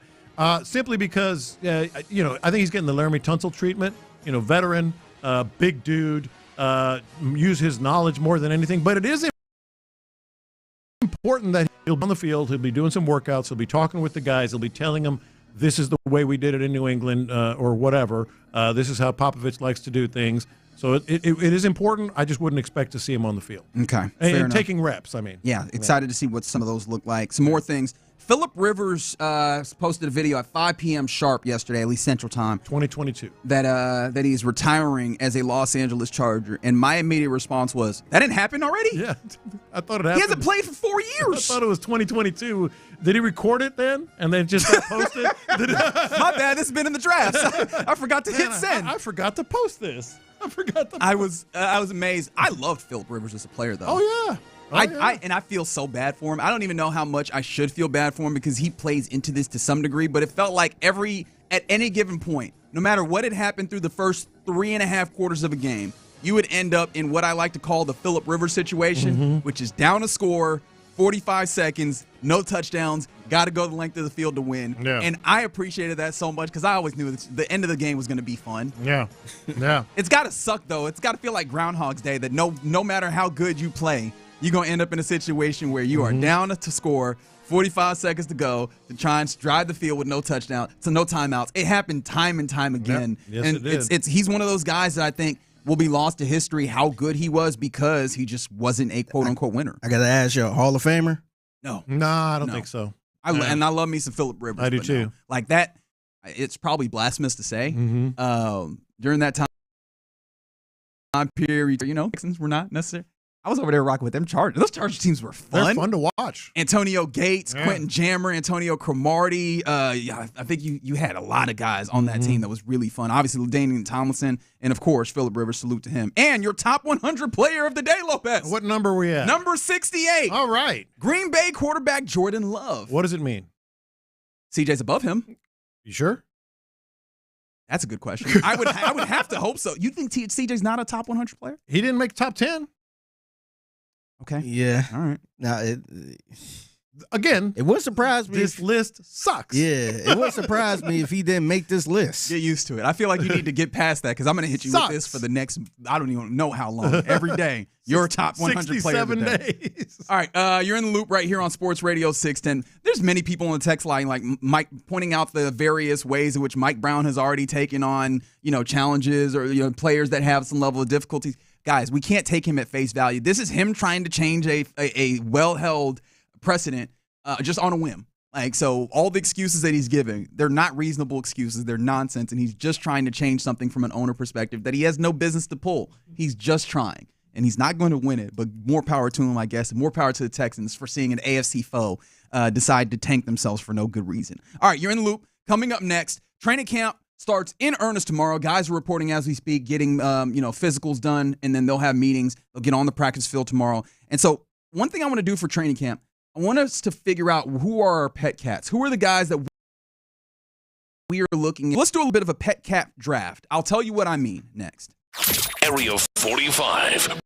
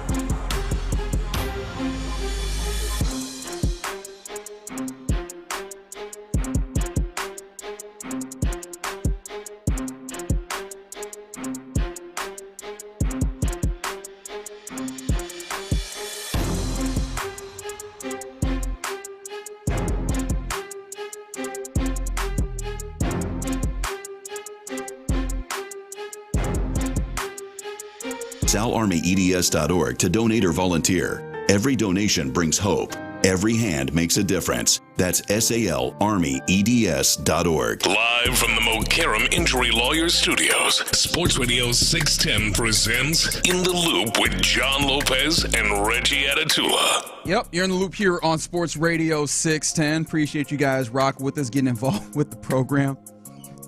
There's all sorts of the text line looks hilarious because there's some people that are still giving us the reboots that should have never happened. Somebody's talking about the Frasier reboot, which I have not watched. Oh, I heard good things about it. It was awesome. It was awesome? I watched every episode. It was great. Is it bad that I'm doubtful? No, it was great. Cristiano Ronaldo going back to Manchester United. Man, I know that so uniquely well and deep in my spirit. So I feel you there, fellow soccer fan. But then also there's people talking about Mike Brown. Bengals in the way that he is and trying to change rather the way that first round picks are in their guarantees are kind of structured in contracts and not paying Trey Hendrickson. And I think he just tired of paying everybody. He had to pay Burrow. Then sell the team. Had to pay Chase, Higgins. You don't have to own the football team. Just go ahead and sell it, dog. He like, I ain't about to keep paying everybody. I'm paying everybody. Dude, I didn't sign up for I like this. to be mediocre. Like, I thought that was the fun of having a whole bunch of money is signing checks. Except you did. That was the whole point. And I guess everybody or a few people on the text line making note of, hey, how much is the Deshaun Watson guarantee situation? I'm like, hey, that's kind of different because the Browns they did it to themselves. Yeah, they knew what they were getting into. Yeah. Although I guess they thought he would be balling. Yeah, at least they made that move trying to win. Yeah. They thought he would ball. Like they were like, oh, there's issues, but at least he'll ball. And nope. But that's the nature of signing anybody in any sport. Yes, there's a possibility that they ball, and yes, there's also a possibility that they don't ball. That's the draft. Like, how do you come from? I'm sorry, I'm tangent. That's fine. How do you come from a situation where this is the most owner-friendly situation, which is the NFL draft, in talent acquisition? Like, he's not doing this in free agency. Right. Which is not as player. Like, this is the most player or the most team-friendly is that you get to dig into all these dudes' backgrounds. You get medicals gifted to you. You get to have all these conversations with very many people that give you some insight into what this player will be. It's cheap. It is cheap. It is cost controlled, in fact. Like the number section on what the actual slot money is because it's slotted. All you got to do is pick a guy that you want to play for or that you want to play for you. They did that, and now he's like, I don't know if I want to pay him. What the hell are you talking about? I want to pay him if he go to jail. Hell, I don't think anybody want to pay anybody who go to jail. No, that's how it works. That's life. That's how it works. Like, I'm sorry. My mind is boggled that this was the stance that Mike Brown decided to take. But what if he goes to jail? Yeah. What do you mean? Yeah. What are you? Anyways, all right. Let's talk about the Texans, man. I can't. Houston, Texas, getting going with training camp tomorrow, bright and early, 6 a.m. is when Payne and Pendergast with our guy B. Scott in for Seth tomorrow. They get going out at the training camp site in the Methodist Training Center, which, mind you, it is a training camp Tuesday. We're giving away tickets for VIP. Every hour to go out there on August 1st and keep it locked here. But yeah, tomorrow, bright and early, those guys will be out there. Mark Vandermeer, John Harris will jump in at 8, and then we'll jump on giving you live looks at what's happening out there. But training camp is not just a day, it's not just a week, it's a long period of time. And I kind of wanted to do a little bit of a draft of sorts. I want us to figure out who our pet cats will be. Now, I know that you're not very familiar with the phrase, and when I brought it up, you're like, I am now. I like it.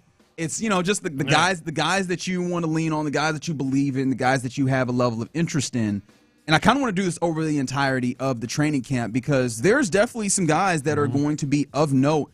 And I kind of want to see if we can predict it or at least see if that matches over the entirety of the span of training camp. And we're going to have a scoring system. So in other words, like we'll each draft 3 players, Figgy, and you have the first pick, I have the second, Reggie has the third. And we'll score if this pet cat, if we're winning the pet cat competition in such a way, various ways. We don't necessarily have to get them all right now. Like if Nick Casario or D'Amico mentions them, we're like, oh, that's a point for us, for Figgy or whomever. If Sean, Show, and Clint point out that those guys stood out, that's another point. So it's not just arbitrary on ours. Maybe John Harris, Mark Vandermeer, we'll ask them. Yeah, but that's the competition aspect of it. But the larger overarching thing is pick 3. Who are the guys that you are most looking forward to that you think will kind of have an opportunity to show out during this camp, or maybe they won't. Right, we'll see how that ultimately looks. Fig, I think you asked a good question though as we're setting this up.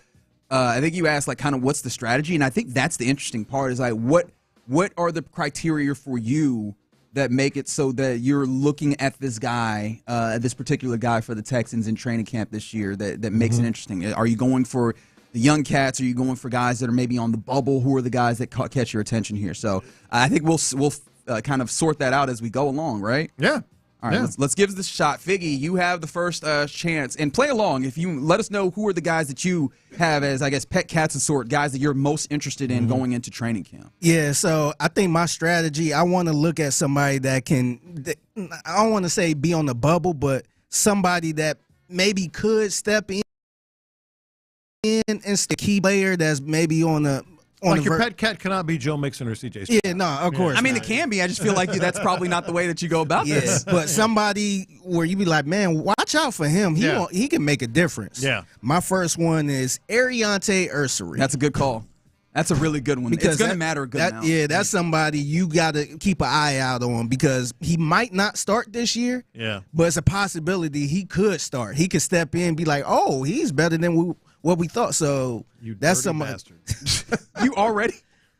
That was my first pick. Really? I think that's going to be a really good one though, because I'm not sure if that one's going to be like the gimme. He's going to be the guy of camp. Like it's quite possible that Ariante Ursary, I guess for lack of a better term, fades because there's a lot of competition, and as we are currently looking at the leaders in the clubhouse and the offensive line, he's not in there, right? His probably best position is the one that maybe we feel the most comfortable knowing who's going to be the starter there and feeling Cam Robinson as. So, yeah, that's it's going to be of intrigue. I do wonder though if for the purposes of this draft, if he's going to be like a great pick. But yeah, I'm super intrigued as to what Tay looks like out there on the field. Yeah, so that leaves me with the second pick here, and I have 2 that are in mind here. Okay, and I'm going to say Jalen Noel. God, that's a good one. Jalen Noel. That's a really good one. Yeah. Especially because. And I'll let you talk through it. Like, what's going through your mind on that? Well, I feel like it could be a situation, quote unquote, starter, but he'll be in the rotation, and I fully expect him to be involved in special teams. Like he could be an electric type player that we're talking about come Thursday, Friday, Saturday next week. About Jalen Noel is making some waves. So that's what my thought was with him. Yeah, no, that's a great selection. Yeah. That was one I was looking at because, I think Higgins is an easier one to get to because I think that he is kind of very much set up to have a role. I don't know that Jalen Noel is explicitly in there, and I could see a situation where like Braxton Berrios hangs on to be your returner or whatever. Like he has the possibility, Noel does, of being that returner, but I think that's going to show up in training camp. So that's a really good one. All right, my selection here, and I think this is a little dicey to go for this one.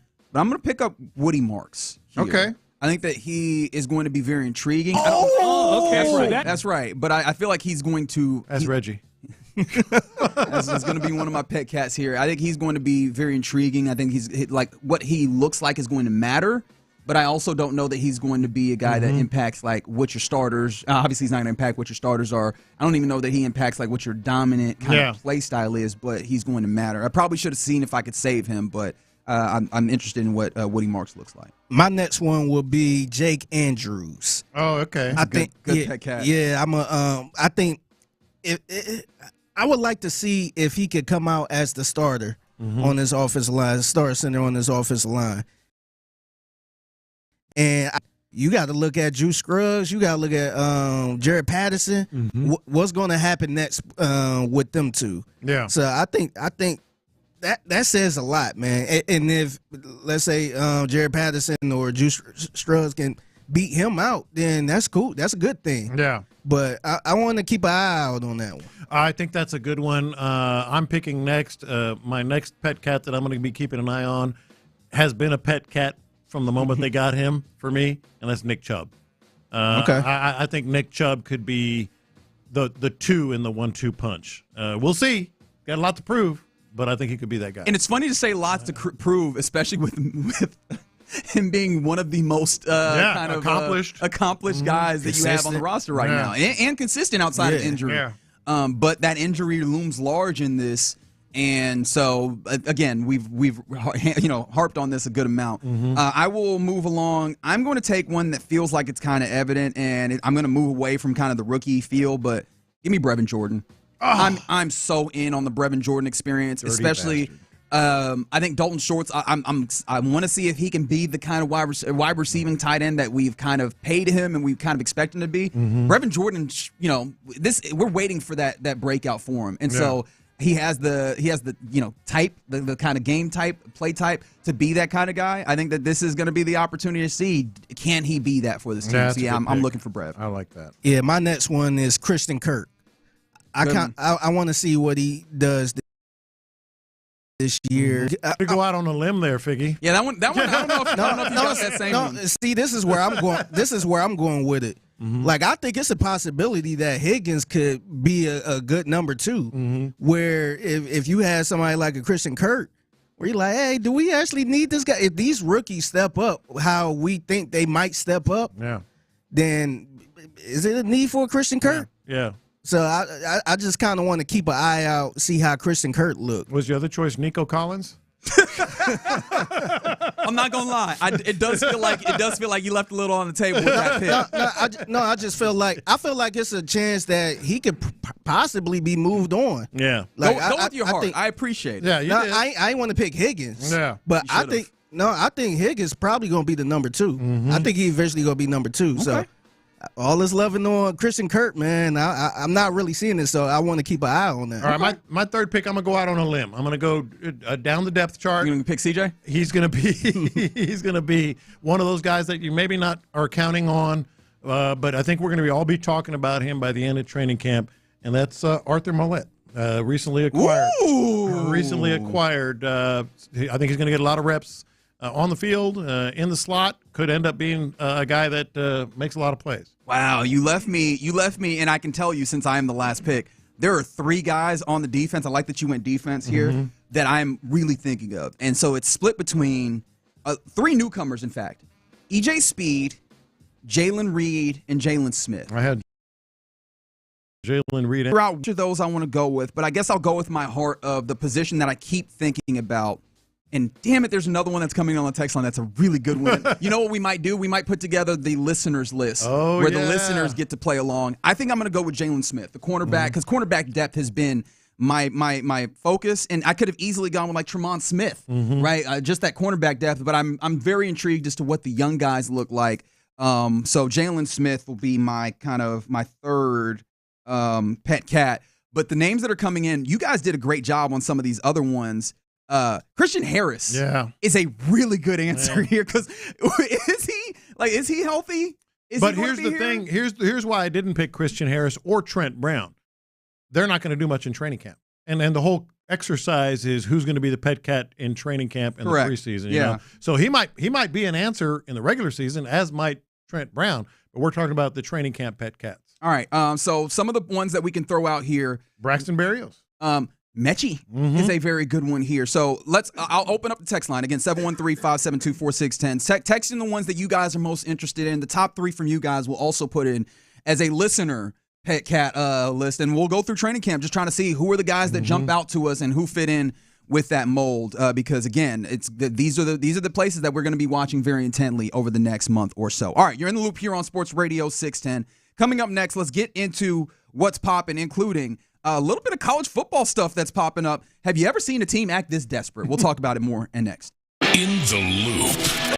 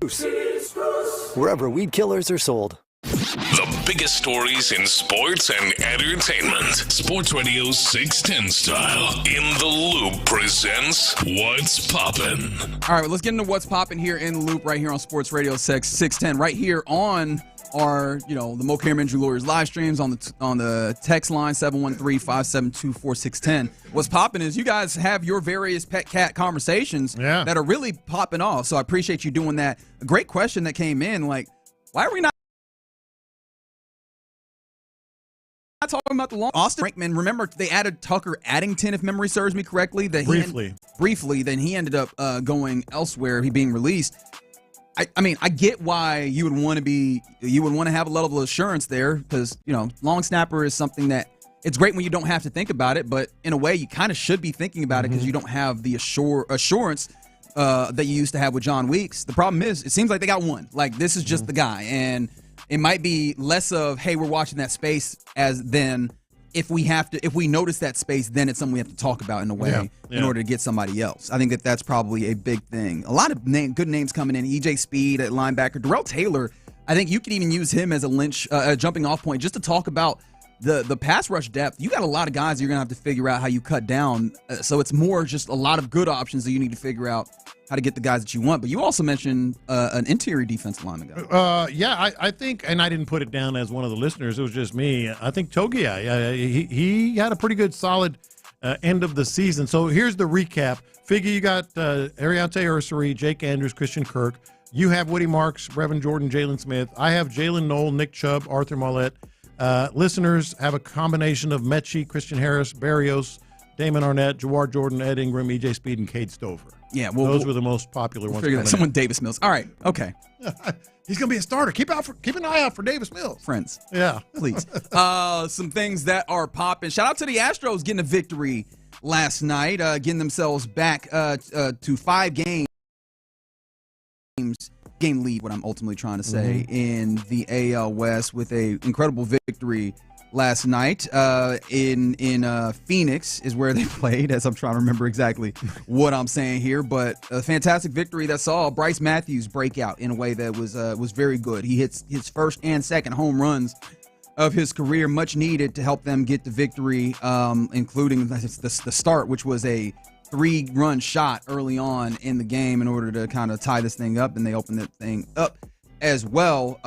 What was your kind of takeaway largely from this game? Well, first of all, Bryce Matthews, just absolutely thrilled that he looked comfortable. It wasn't just like, he squeaked the home run over the left field wall or whatever off the end of the bat. No, 397 feet worth, backed up by one, but was 423, I believe is what those numbers were. So he looked the part, looked good. Certainly, a player that, is going to be turning some heads, and then that leads to the second big takeaway, turning some heads not just in Houston.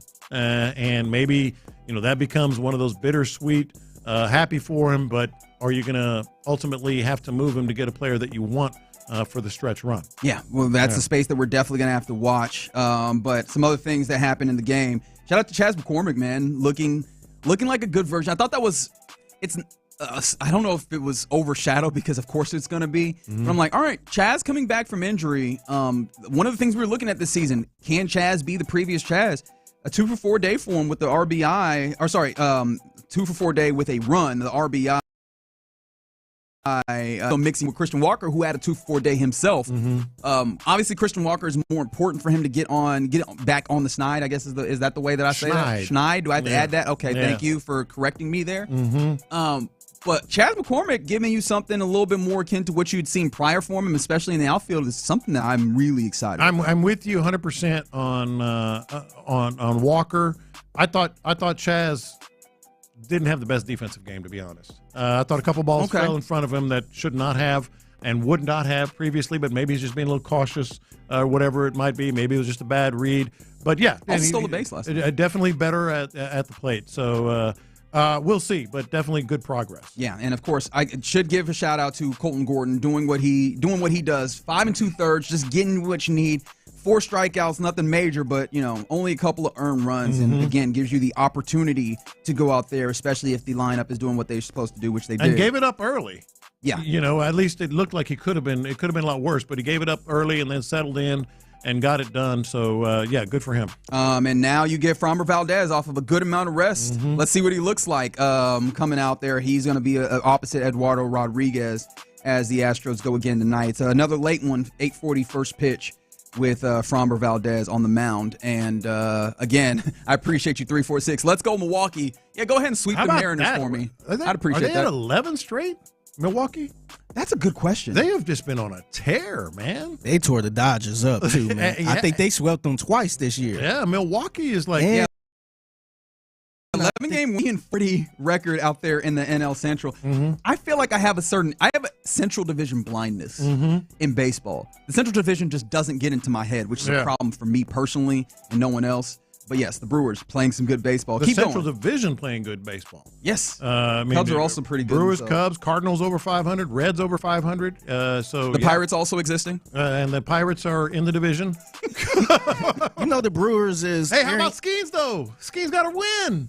Really? Yeah. Oh, okay. Yeah, I just I just went ahead and wrote that off that it was going to be a loss game. Yeah. Or just a no decision. Oh, I was going to say the Brewers, you know that's Arian Foster's favorite team? I did not. He been rooting for the Brewers a lot. Every time they win, he get on Twitter like, yeah. Really? Yeah, I really want to know the backstory on it. We got an update on Yordan Alvarez also. Quote, where the pain is in the hand, it's a little bit difficult to have surgery there. That's why I say I need a little bit of rest right now. It's in an area where normally we don't get surgery in that area, but I think it isn't something I'll have to keep dealing with. You kind of got a little bit of an update there. I'm guessing you saw this, right? Oh, I saw it. I saw it. I can say this. Very few people, other people can. But we got another week, another chapter of Espada Speak with a lot of these injuries. And it wasn't Espada that gave the update on Yordan. It was Yordan that gave the update on Yordan. And but Espada said about Paredes, quote, it doesn't look very good. So there's that. An update because Isak's flight was delayed. Okay. Okay. Who amongst us hasn't been there? Jeremy Pena is rehabbing in Florida, has played some defense, is going to take BP in, quote, a few days. Correct. Dana Brown talked about Jake Myers. We know that. It was earlier. He said it's going to be more than 3 weeks. Luis Garcia is, quote, progressing well. Spencer Arguetti is, quote, a big part of second half plans. What does all this mean? What does all this mean? Waiting and hoping, baby. Waiting and hoping. But here's the thing on Yordan. This is the one that just really, really bothered me because it sounds as if, and you just said it, he said the surgery where the injury took place would be, quote, difficult to have done. That tells me that he needs surgery. Does it not? That is a fair way of interpreting that, I think. I mean, he said like basically he said that he had to rest it. The one time that he woke up and remember he had the setback. He said it was swollen again all of a sudden. He was supposed to take some batting practice that day. Ended up canceling because his hand swelled up. And he said, that basically he needs to rest it some more before he comes back and starts taking some hacks. But when he said where it is, surgery is, quote, difficult to have done, that tells me he needs surgery on his hand and is not going to be able to get it. It sounds about right. That's a problem. Especially if you're hoping for him to return and help the lineup up. Yeah, that's a problem. That feels like I'm continuing to mentally push out the date that I reasonably expect for Yordan to return to this team.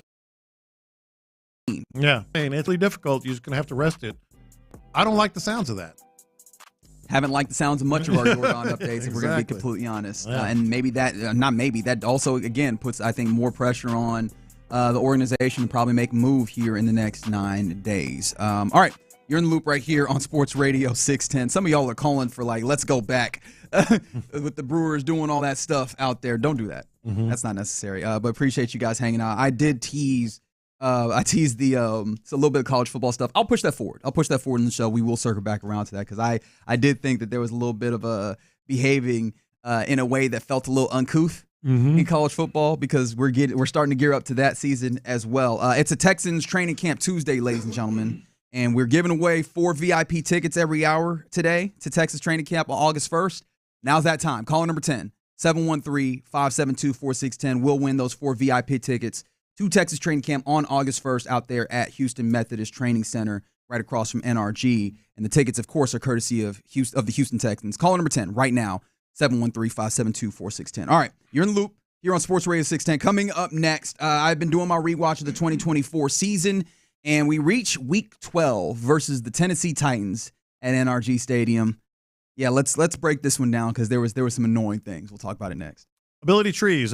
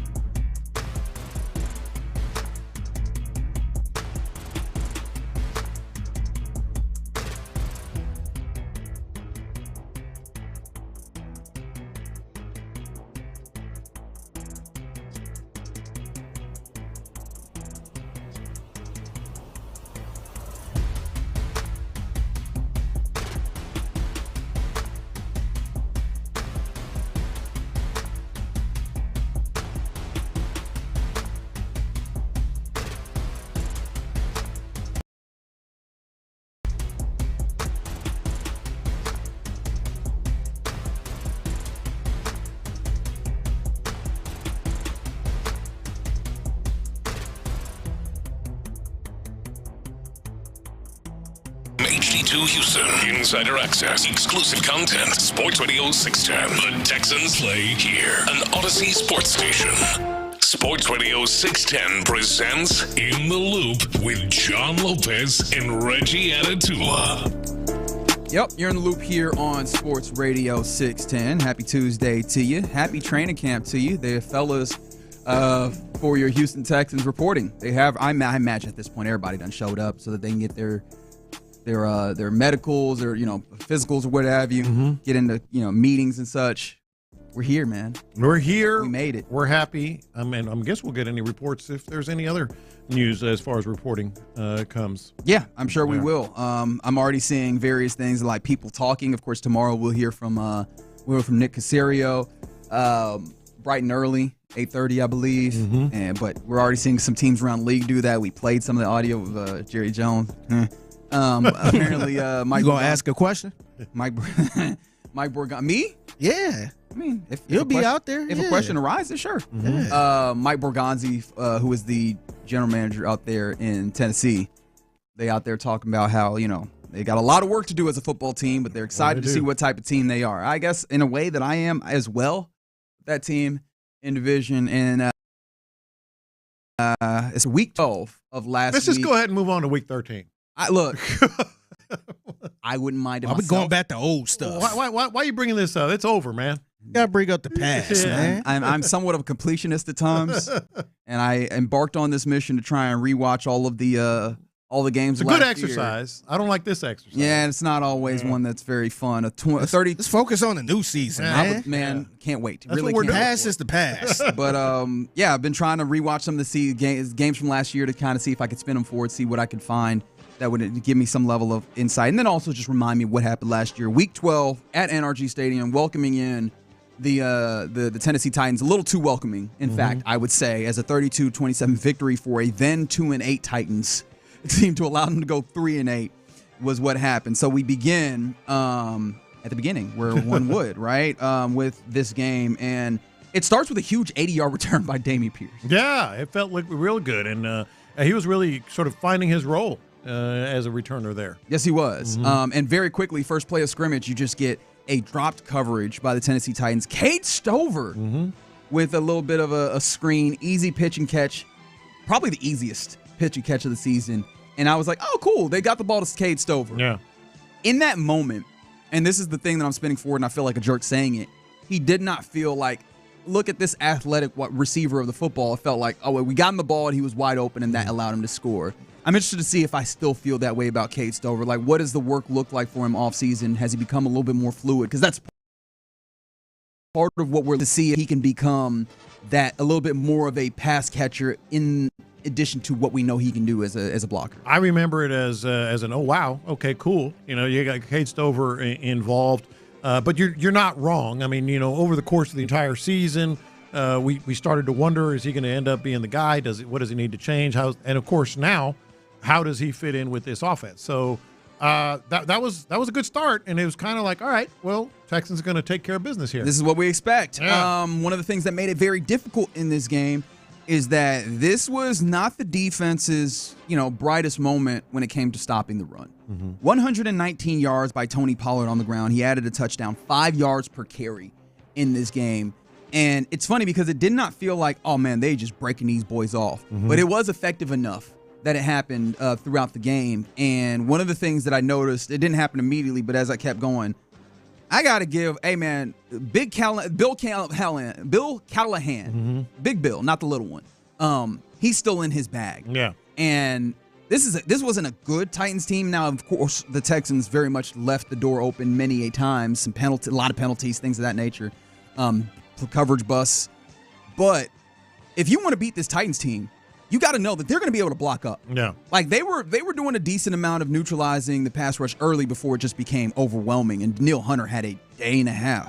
But when it comes to running the football, I think this Titans team will be a team that threatens a little bit, or tests at least. Have you gotten better at stuff? Look, they were making some stuff happen. Tony Pollard's a solid running back. They were just blocking up really, really well. And the middle of your defense, which we've talked about as well. They were blocking up well. This was a game where they needed every bit of it. But really, the story for me, and I know you're getting to it here, was Will Levis all of a sudden, dialing up something that we hadn't seen before.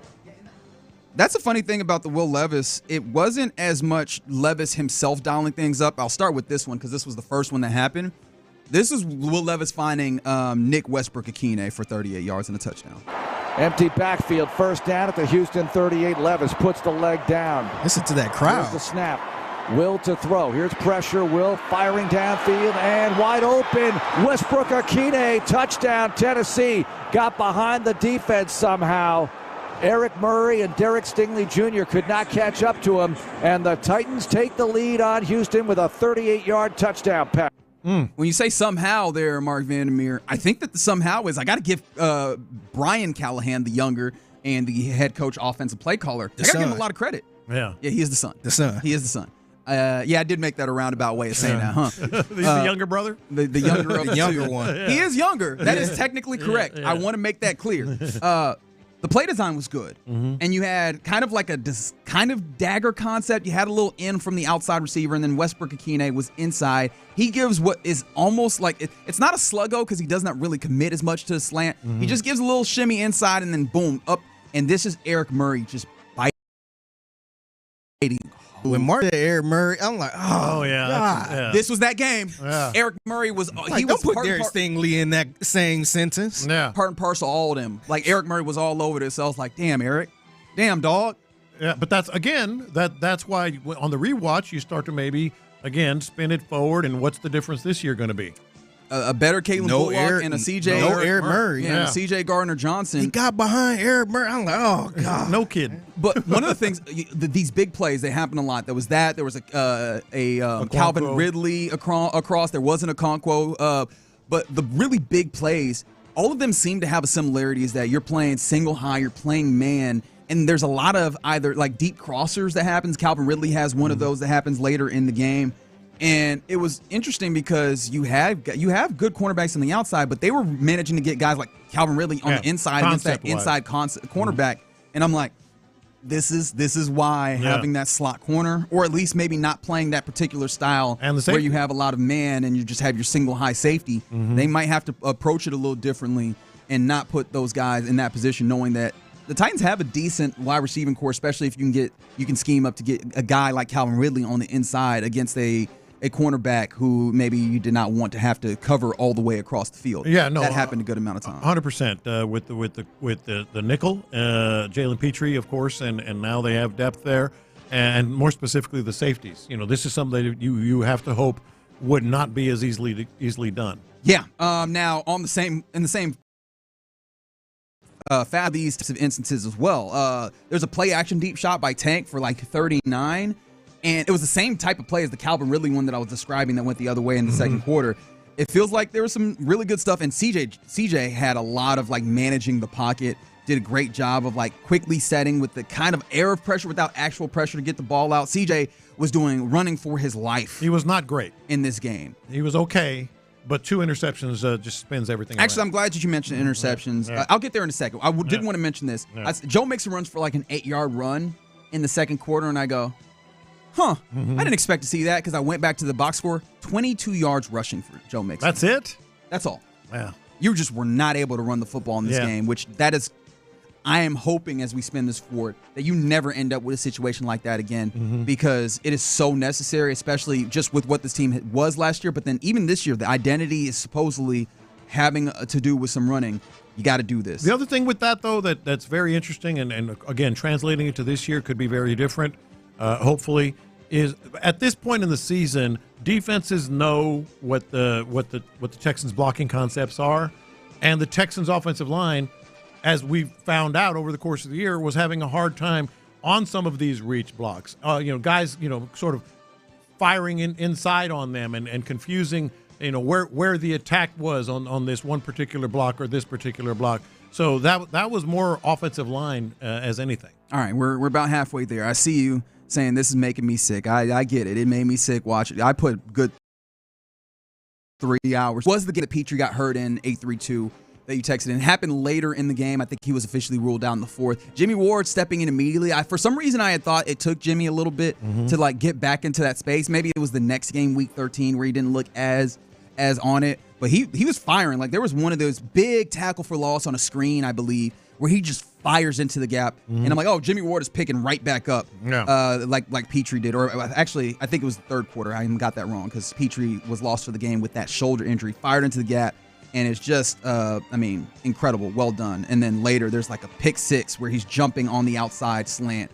Just easy house call there as well. But you mentioned the C.J. Stroud interceptions. One of them was not his fault. This is the one that he throws to John Mechie, who in this game, I'm seeing more and more. Over the last couple of games, I think you've noticed. John Mechie, the tools are all there. Then this happens. 2nd down and 10 from the Houston 14 with 41 seconds to go. Second quarter, tie game 17-all. Dell in motion to the right, CJ in the gun, Dare in the backfield with him. Stroud takes the snap. Stroud fires and picked off. Oh no! Brownlee's got it, tagged down at the 20 as CJ was trying to find John Mechie, and he threw it wide, and the Titans have the ball at the Houston 20. The worst case scenario right here. They turn it over in their end. Yep. Turned it over in their end. He didn't throw it wide. I was looking at this. This is like a mirrored kind of route progression or route kind of situation here. You have both your inside receivers sitting down, and Mechie stops short. Yeah. And look, I get it. You're feeling the space. You got to hit your landmark because CJ is throwing to a landmark. If your wide receiver is not between you and the football, at that point now you're throwing it right to him. You're throwing it right to the defensive back. And CJ Stroud is visibly frustrated at this point. And you don't expect to see that often from him. This is a point in the season where I'm feeling greatly for CJ, who is, already doing a lot to try and keep himself upright, looking downfield, getting the ball out there. And so for you to do all that, then to throw in your wide receivers not in the right place, that was a problem. That was a problem. But still, CJ struggling for a number of reasons, not all his own. You just illustrated one. The pressure is another one. But at this point, the frustration level was what I would point to. Was very clear with C.J. Stroud, not just the one play, just in general. Yes, I was using the one play. I think thankfully you expounded on that. That one play kind of pointed out all the problems. 7 first-half sacks for the Houston Texans. Like just God almighty. Yeah, man. Now, the Texans were really getting smoked by the defensive line in the second half, and I was like, this is not what you want. Yeah. The other interception, by the way, really, really good pocket management by C.J., but he doesn't plan himself well. He tries to feather the ball into Nico Collins, who has a route across the field, just a crosser. Kenneth Murray's there the whole time. Like, CJ at this point is like, I'm forcing it into Nico. Yeah. And that's where, again, pointing to that frustration, I think that leads to some of these other things. There's 12 field goals over that point to some of the ineffectiveness when it comes to getting into the positive side of the field for this team. How is he at 28 yards? Well, he has one of those in this game where he misses a chippy. He smokes a chippy when you're in the red zone trying to go out there and at least go and tie the game. At that point, you get into the red zone and you have you're just a Stover. First you get Jeffrey Simmons whooping Shaq and Patterson together to just knock back a first down into 2nd and 20 at that point. Then Stover gets it back on the screen. Then you just a stuffed run that's useless. And a 3rd and 9 where you just, in the red zone, this offensive line completely falls apart like paper mache. And it's just, all right, now it's fourth down. We're at the 11-yard line. Let's just tie the game up. And he misses a chippy there. This is where I'm like, Kaimi, I need that dominance back. Because, the 50s are great. I need you to knock that one down every time. Yeah, that's exactly right, and could have changed because this game stayed close the rest of the way. This game stayed close for all the way until you finally end up late in the game where the Titans are able to win it. Or actually, they were up 30 to 27 at that point, and then CJ has to run out of the back of the end zone, being chased as he was all second half by the pass rush. Again, this is where the offensive line just felt like it fell entirely to tatters. It had been problematic. This one, it was really, really an issue. And this is once more another reason why we're looking at this offensive line. You just got to be baseline something. Could you point to this game as maybe if you had to pick one reason? There were a lot of reasons why Bobby Slowick was all of a sudden out, because the offensive line couldn't run block yards, as you said. couldn't pass protect. The scheme looked bad. Some of those runs, as I mentioned, the offensive linemen were not getting out to the spots that they needed to get, and they were figured out. I mean, one of the things that I always say, especially with people that have money, the one thing that they don't like having is getting embarrassed in front of company. Right. That was an embarrassment in front of company. You were hosting a team that you do not like at all. Yeah. In the Tennessee Titans, and you allowed them, who were not good and really didn't play particularly great, to come in there and embarrass you, both, as you mentioned, by being ineffective. This was the most powerless the offensive line looked all year, and you aided in your own demise. The margins, you had flags on kickoff returns, bad holds, negated plays, all of the things that you did poorly that year popped up in that game, and you gave a team that had 2 wins in 11 weeks to that point a victory on your home turf. Yeah. That was just, and all the things that could go wrong in that game did. And you didn't have to watch it. I did. So please send your condolences. But this was sick. This was sick. The one good thing that you talked about, Neil Hunter was cooking. Yeah. Neil Hunter was very good. Makes me very, very excited. And yes, 281. If you are inclined to believe in such thing, Kaimi kills momentum with his kicks, and that's why he just got to be back. He's got to be back on his grind. All right, you're in the loop right here on Sports Radio 610. Coming up next, we get into our lunchtime confessions as we always do at this time. We'll do that next. All right, Low T Center, right.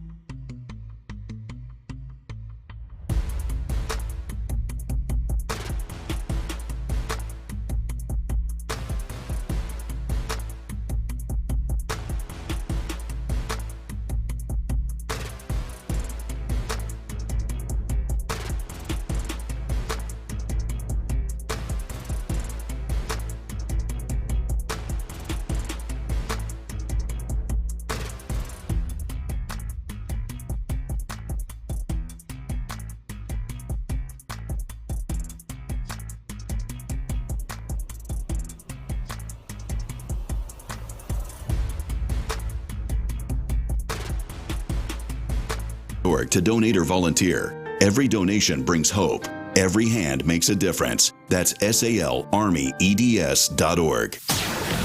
Sometimes it's sports, sometimes it's not. Whatever it is, Reggie and John are keeping it real. It's In the Loop's Lunchtime Confessions, presented by the Men's Clinic on Sports Radio 610.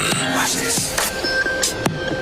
These are my confessions. All right, so a little bit of a revelation, which really shouldn't have been a revelation, but it was last night. We went over to the media sort of training camp kickoff party. Good deal. They had some nice sliders and pizza and a lot of fine folks. You telling all the tales, huh? I can say whatever. What else happened? Now we were talking about no. Wait a minute. But I did have a certain revelation. Who was all there? Oh, man, all kinds of folks. Name them. That covers the Texans and really from the building here. Had friends from across the hall and all that. It was good. Here's the confession, though. I realized I've really done a bad job at doing something that I used to do all the time. I was always really good at, I'm not really good at a lot of things, but I was always really good at like calling friends and just saying, hey, what's up? Yeah, dog. How's it going? What you been doing? How's the family? All that good stuff. Because I caught up with a lot of folks. I spent probably an hour talking with Vandermeer, and he's one of my best friends. You don't see him all the time, do you? I don't. But he's one of my best friends, and I'll text him all the time. He and I text a lot, which everybody does now. Sure. But there's just something about, I was like, man, this was fun. I walked out with him even. This was a blast. We need to do something. He's like, let's get breakfast, all that. I don't call people anymore. I used to do that all the time. Just pick up the phone. There's nothing like a conversation. Text is great, but an actual conversation. I know a lot of people kind of at least talk about, oh man, don't call me, I don't want to be on the phone. I'm a person that I'm not good about being the person that calls. I do love that person though. I used to do it all the time. And by the way, to your point, there's a small circle of your friends that you do that with. It's not everybody, but like fair. Someone like Vandy, some others I was chatting with yesterday. I was talking to Kim Davis. I need to just pick up the phone and call her sometimes. Yeah, the random call. Yeah. I got a homeboy who calls me all the time, and we'll spend an hour on the phone chopping up all happy to call. And I never think, hey, let me just give him a call randomly. It even counts with family. Like a lot of family, I'm just texting all the time. Ain't nothing like picking up the phone and saying, hey, what's happening? How's blood? Whatever. Yeah. It just, I think it's something that I need to do more. That's my confession. I need to do that more. I think more people do that more. I agree. Yeah. I agree. It's good to just check on people too, even if it is a text. I know you talk about calling. Yeah. But just be like, hey, I ain't want anything. I'm just trying to see how you doing. Yeah. And it makes it better when you do want something. Yeah. Mm-hmm. You don't feel Well, like I you ain't just out think here about hitting all that people up. part. Yeah. But it is true though, like, because when you say I don't want anything, it does make me think of the people that all of a sudden you're like, hey, how you doing? And you just know exactly You got $500? what you want. Yeah. No, my sister, whenever she calls, she be like, I ain't want nothing. 2 days later, yeah, I borrowed $500. Like what? Every time she call, I'll be like, oh, Makes you God. suspicious. Yeah, I'm like, oh, what she want? The ask is coming soon. And she'll throw me on like, oh, I ain't want nothing. I ain't talk to you in a minute. Yeah, but you're gonna want something. Wait, does T-Mill live in like 2003, even earlier? He said he hates being on the telephone, no idea why, but he can't stand holding a phone up to his face. We got all sorts of earbuds and stuff. You don't have to hold a phone to your face, big dog. I make most of my calls. Speakerphone? When I do make my calls, that's what I was going to say. I call them from my truck if I'm driving. It's a good time to chat. You're driving. That is a great time to chat, in fact. Yeah. And just catch up. Yeah. Yeah. These are my confessions. All right, I feel like my next few confessions will be just here are things that Reggie is annoyed by. But this thing that I realized I'm very yesterday, I think there was a number of things that we were talking about that, like, I think one of them was like the Jacksonville elite flag football kid that gets the big backhanded catch. And I am deeply annoyed by people who refuse to see the incredible, especially in sports. Because what are you here for then? Oh, you talking about people saying the ball was small? The ball was small. It's not that impressive. Yeah. Like the person whose inclination is to do that deeply frustrates my being, because that's what I'm here for sports on. Like I come to sports to see the incredible. I think that there's some portion of all of us that come to sports to see something that is awesome, that is incredible, feats of human athleticism. And so when you have something that happens, it really makes me sad to see someone's immediate inclination to be, this is why that's not that impressive. Yeah, but. I'm like, man, I really want you to be able to come to it from a place of, wow, that's incredible. Maybe it's not as incredible as another incredible thing that's happened, but it's incredible in its own right, and let's appreciate and enjoy that. Like obviously we had an opportunity for one of those moments yesterday where Bryce Matthews hitting the mess out of the ball twice, and it's like, I just can't imagine being the person that looks at that and goes, yeah, but he was 0 for 7 for 12 going in. That's not impressive. Yeah, let's see him do it all year. Yeah, I absolutely hate that, and I hate that for you. And I really hope that we could be more of people that just are able to appreciate something that's incredible. What it happens. I agree. These are my confessions. Speaking of being impressed by something, I was impressed. So I've been not really keeping up, but turning on NBA Summer League, just kind of background noise, and I try to sit there, act like a nerd, like I'm really paying attention and all that stuff. But I kind of like them wearing these weird ass numbers, man. Like I seen the star lineup. I forgot who was playing. Yeah. But I seen number 56, number 57, number 63, 51. I'm like, I kind of like them rocking these high ass numbers. You know who hates it? Referees. Really? Yeah, referee, because they have to do the numbers. Yeah. 86 or whatever. Yeah, no, it was some wild numbers in the starting lineup, man.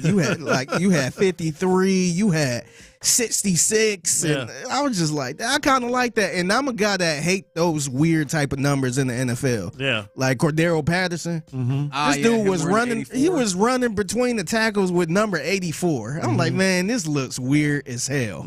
But I kind of like it in the summer league. Yeah, I feel you. I think it's because we know that that's not like a, for lack of a better term, that's not a normal player, right? Yeah. You're not. And that number ain't about to stick. Even if one of them do make the team, they gonna get a different number. I am glad that you mentioned football though, because I actually, to be a little bit of a curmudgeon, I think we should go back to like staunch adherence to numbers by by like receiver numbers should be 80s. Yeah, man. I'm no way. Receivers and tight ends 80s. I like that. I like to be able to look at you. Like that, the numbers are fun on some of these guys. Remember some of the old quarterbacks used to wear like 22, or something like that. Well, that's a halfback, Lopez. Yeah. Somebody at Ohio State, quarterback from Ohio State recently, I think he had a number like that. In the 20s? Yeah, I think so. I think it's fun, and it's very distinctive. Yeah, it is distinctive, but I feel like if we don't go do it across the board, it doesn't add value. Like it has to be a unilateral agreement that, hey, when I see this number, I know what you do. Yeah, you know what I mean. Like you are a curmudgeon. Yeah, like this. I have always been considered an old soul, which is a nice way of saying you a curmudgeon. When I was a kid, people said I was very responsible and mature for my age, which is another way of saying you're a curmudgeon or you're a dork. I call you a Buick, just like they do Luke. They used to call Luke a Buick. Yeah, because he was crazy. old. Yeah. Although if you drive a Buick, it does feel like it says things about you. Yeah. Patrick Creighton says, looks like I've never been someone Lopez considers a friend. # no calls. Yeah, Lopez, you better get a call soon.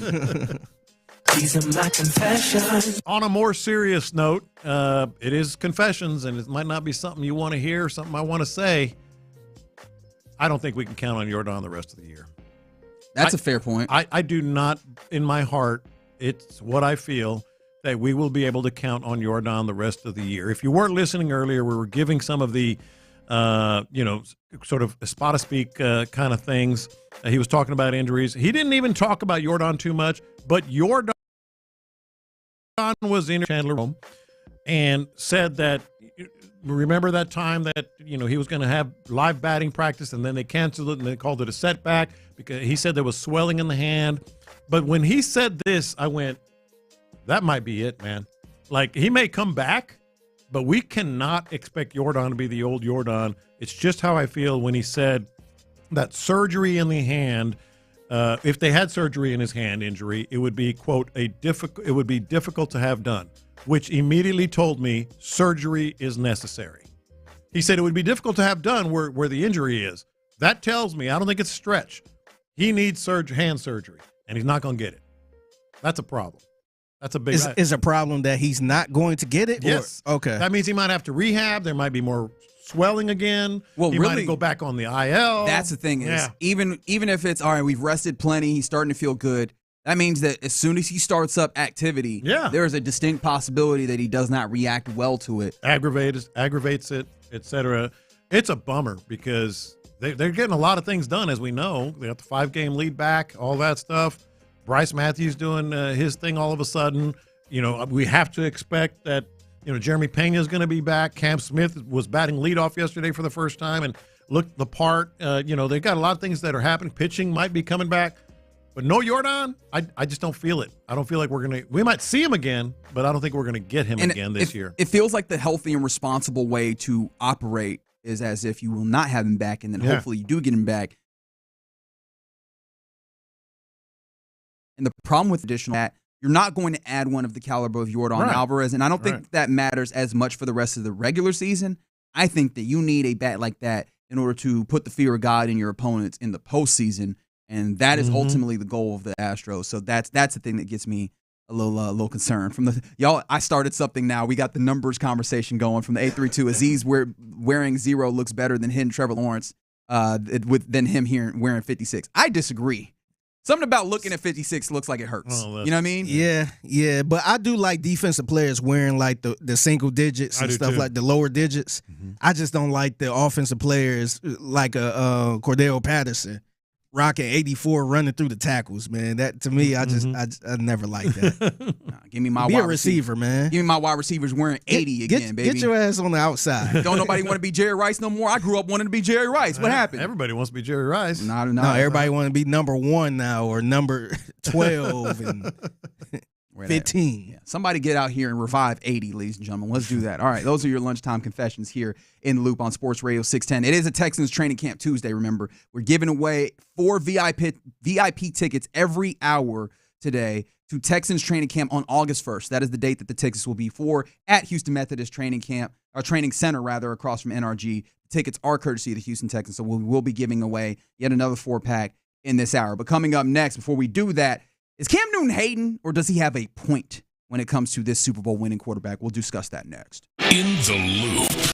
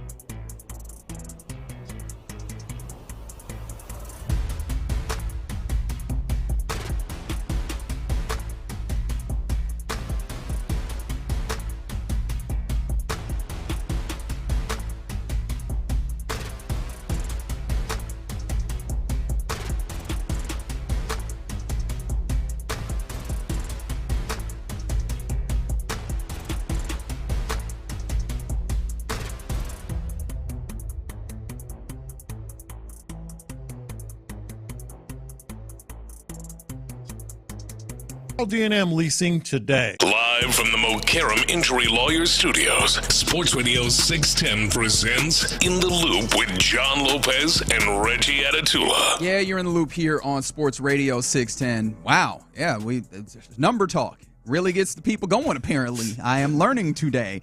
Somebody said 80 is pretty much retired throughout the NFL. I don't think that's as intentional as that would seem to indicate. Yeah, I think it's more just dudes not picking just don't go to 80. Mm-hmm. Everybody's like, I can get these teens, I can get these single digits. By the time those go up. Well, that's kind of my point. I like those other numbers. Yeah. You like Melvin Ingram wearing number 9? Sure. Why not? Brevin Jordan wears 9. Like Brevin Jordan. My pet. You see him rocking like a number 88 or something. Yes. Yeah. Yes. That would be dope. I want it.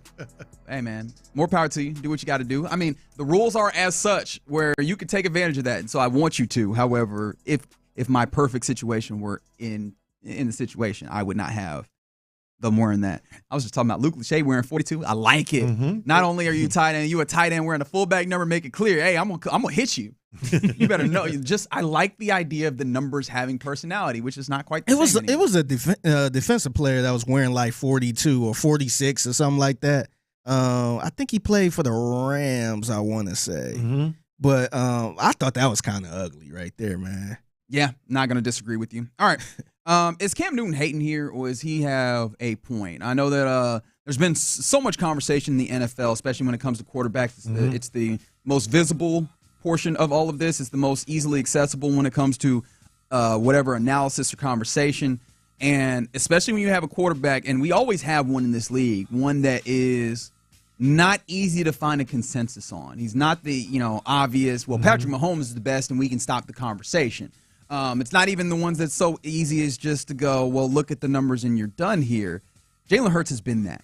And some people think that, especially as you lean into winning, you go, all right, well, that is ultimately the deciding factor. And that's been an interesting thing for the Houston native, Jalen Hurts. And now he has a Super Bowl and another Super Bowl under his belt here. And a little bit of provocateur now in the space. But, you're not going to come on anywhere that I am and talk bad about Cam Newton's ability to play this football game. However, sometimes analysis can rub people the wrong way, and it seems like it's been happening here with what he said about Jalen Hurts. This is what he said recently about Jalen Hurts and him not being a top 10 quarterback. Is he hating? I know everybody's going to get mad at this. Cam hating on Jalen Hurts. Jalen Hurts does not have to play elite for the Philadelphia Eagles to win. He has to play good, but he doesn't have to play elite. We're not asking you to win the game. We're just asking you not to lose it. When you ask that question, are we winning because of you, solely because of you, or is it the resources around you? So game changer, game manager, those are the things that you have to ask yourself. And those are the metrics that I'm going off of. It's like, bro, even when the tush push, you got 5 people pushing you, bro. You got a solid group around you, dog. And the man who Jalen Hurts is, bro, I respect him. I take my hat off to him. But just because he's a great guy, that don't mean I can't critique his game. And he actually has a hat he can take off. That's the first part. Right. It does require all the muscles that he has, though. He's got to use both hands. Those at least look like very heavy hats. All right, but on what he said, I think he's conflating two things, because he literally used game manager. But this was another thing that he got the internet going nuts about previously when he was like, a game manager is less about like a quality kind of conversation, but more of a stylistic, which I don't know how much that went over, but I understood what he was distinguished what he believed game manager to mean. But that's a mistake. And the other thing he said is, are they winning? He asked the question, are they winning because of you? Well, that's unfair. They're the Philadelphia Eagles. They don't have to win because of you. They are incredibly talented. So does that automatically make him a game manager because they're good around him? No. I'm a big Jalen Hurts, just in the last couple of years, advocate that he is a great quarterback. Not a good quarterback, not a game manager, a great quarterback. It's not his fault that he's surrounded by a great team. Both things can be true. He rushes for 600 and 700 yards every year. He takes this team to the postseason every year, largely because the team's talented, but he also throws for 3,600 yards a year. That's a great quarterback. It's not his fault that he's surrounded by a lot of talent. No, and this ends up always being an interesting thing for me is how we talk about quarterbacks, because I think there's two ways and two contexts that you have to talk about a quarterback. Is just for the purposes of the team, do they work for the goal that you're trying to ultimately get, which is winning? Now, I'm not doing the is he a winner, but does he work in the context of what you're trying to do to help you win? And that has been answered flat the bleep out. He is, yes, he works perfectly for what the Eagles have tried to do to win. They've built things around him. They have kind of their textbook, their bread and butter stuff when you talk about tush push. It works because he's there. I understand you get dudes behind pushing him on his booty cheeks to help him move forward. Yeah. You can't just throw anybody in there. We've seen teams try. Squad. There's not a lot of quarterbacks that can't do that. Yes. Yeah. Yes. But I also think that there is, and this is what's tough, is that he's starting to then get into another context, which is, and when we start trying to evaluate who you are, how you stack up with others, and that also comes into like when we start trying to figure out what's your value when we're trying to pay you. I think that those are the contexts that you need to be able to somehow isolate the variables on who this guy is as an independent. I think that that's where Cam is trying to get. And I don't know that he's doing a good job of trying to isolate the variable, but I do think it is fair to at that point go, okay, what are you outside of the context of what these guys around you are?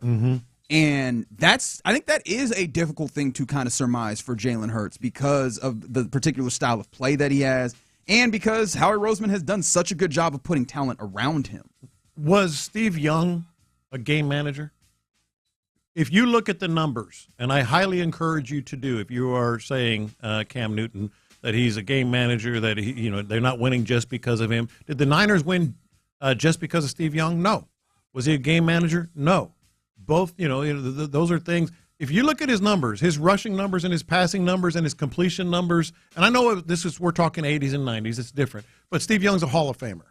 And the game, I do not disagree with the notion that Steve Young is a Hall of Famer. I just need to make that clear. Yeah, exactly. Yeah. No, it's very obvious. Yeah. But I get the game is different now and then, but he's that type of player.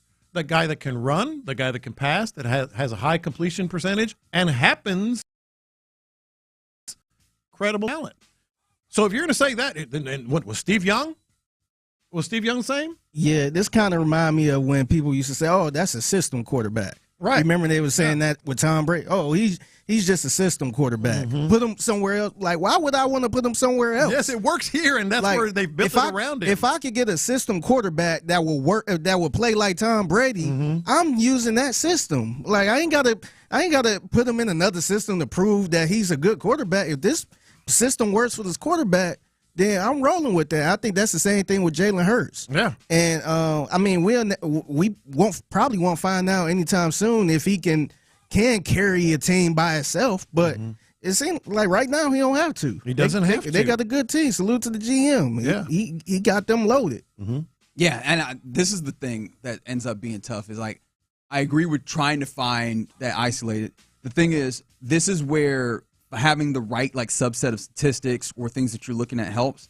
And you start looking at all those types of things, like quarterback or passer rating is one where if you look around the league, he rates pretty high in that. He's top 5 when it comes to passer rating. Completion percentage, he ends up top 10 in that space. We can even get into some of the weeds on like completion percentage over expected, which we start talking about expected. You get into like the deep calculus, but you come up to that. And he is literally the best quarterback of this last year when it come to like completing above the expectation of what the circumstances dictate.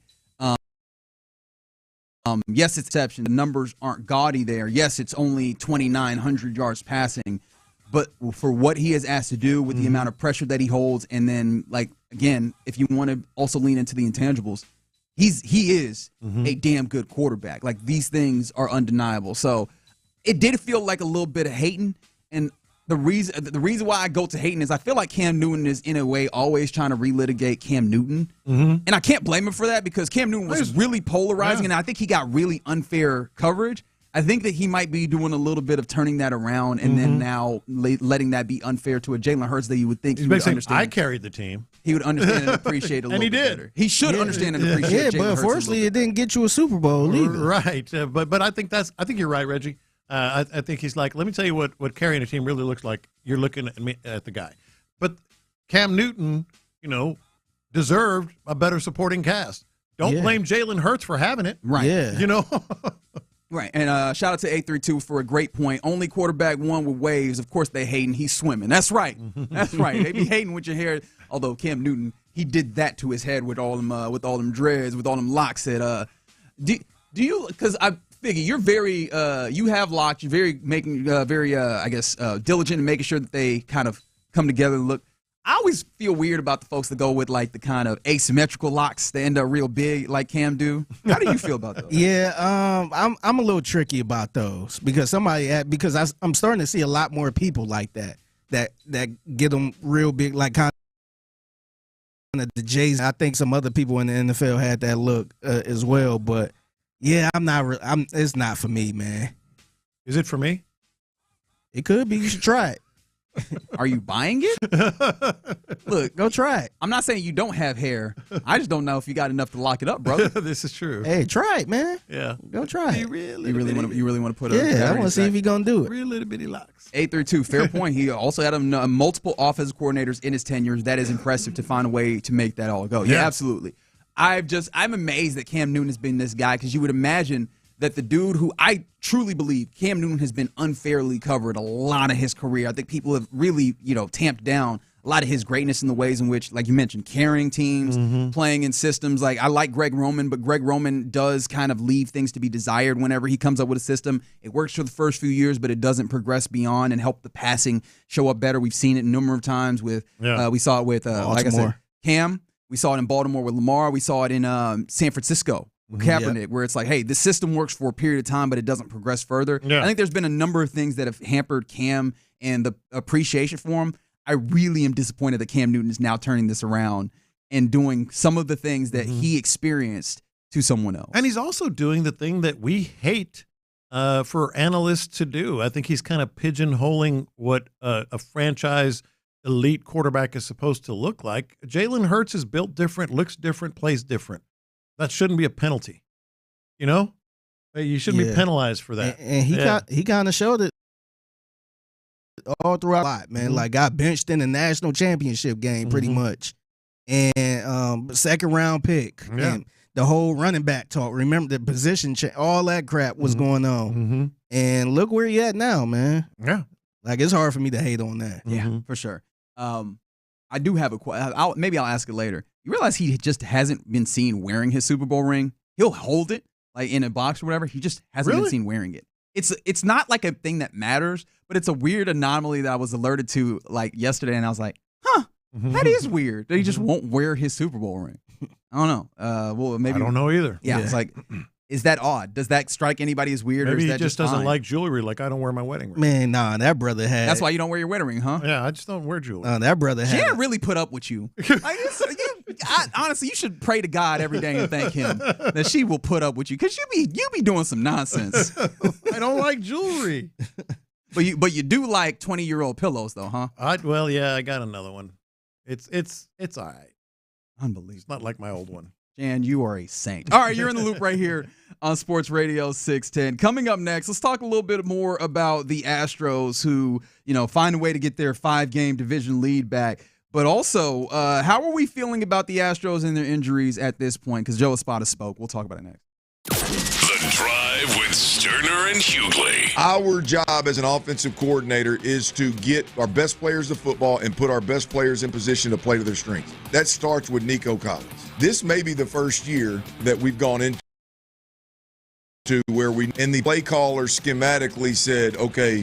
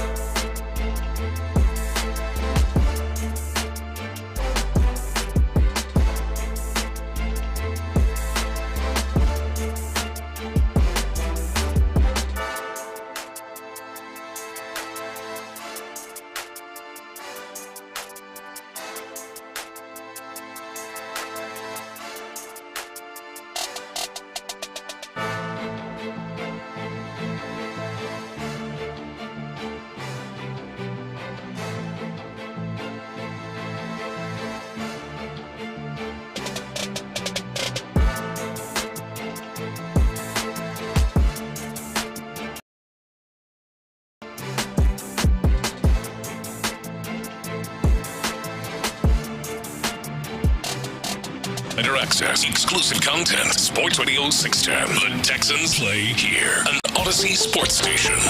Sports Radio 610 presents In the Loop with John Lopez and Reggie Atatula. Yeah, you're in the loop here on Sports Radio 610. Appreciate you rocking with us on a Tuesday. And you know what? The Training Camp Texans Tuesday. Texans Training Camp Tuesday. There we go. That. Call number 10 right now.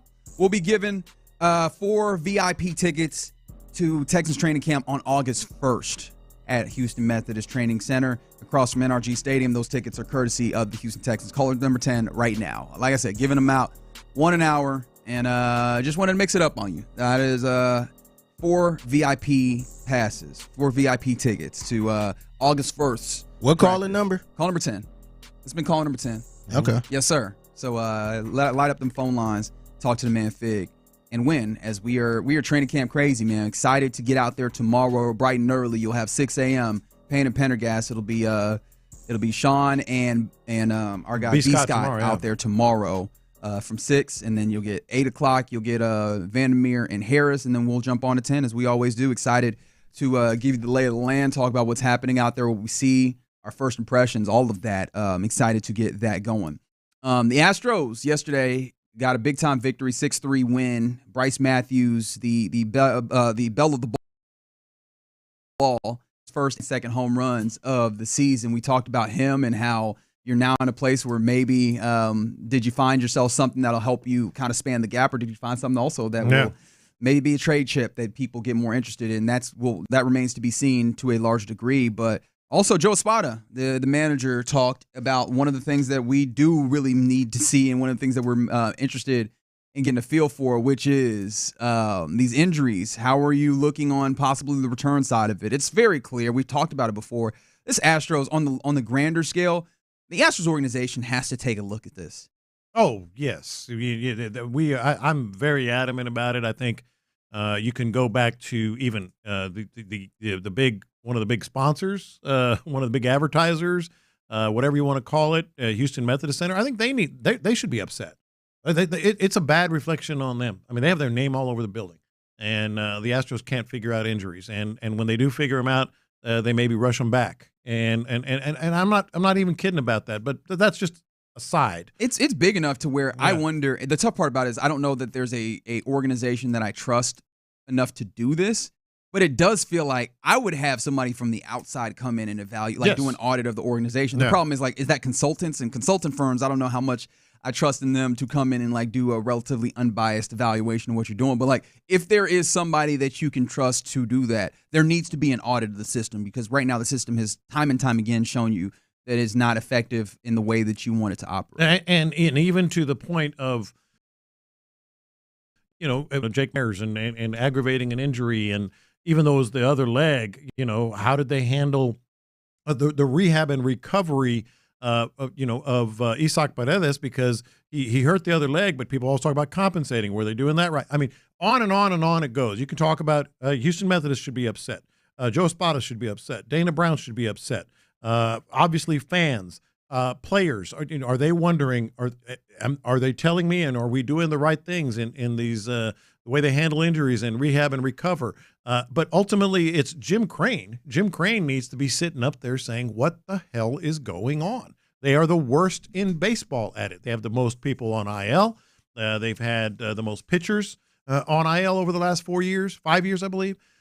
They have repeatedly had guys aggravate injuries when they come back. So that's the big picture stuff that you're referencing.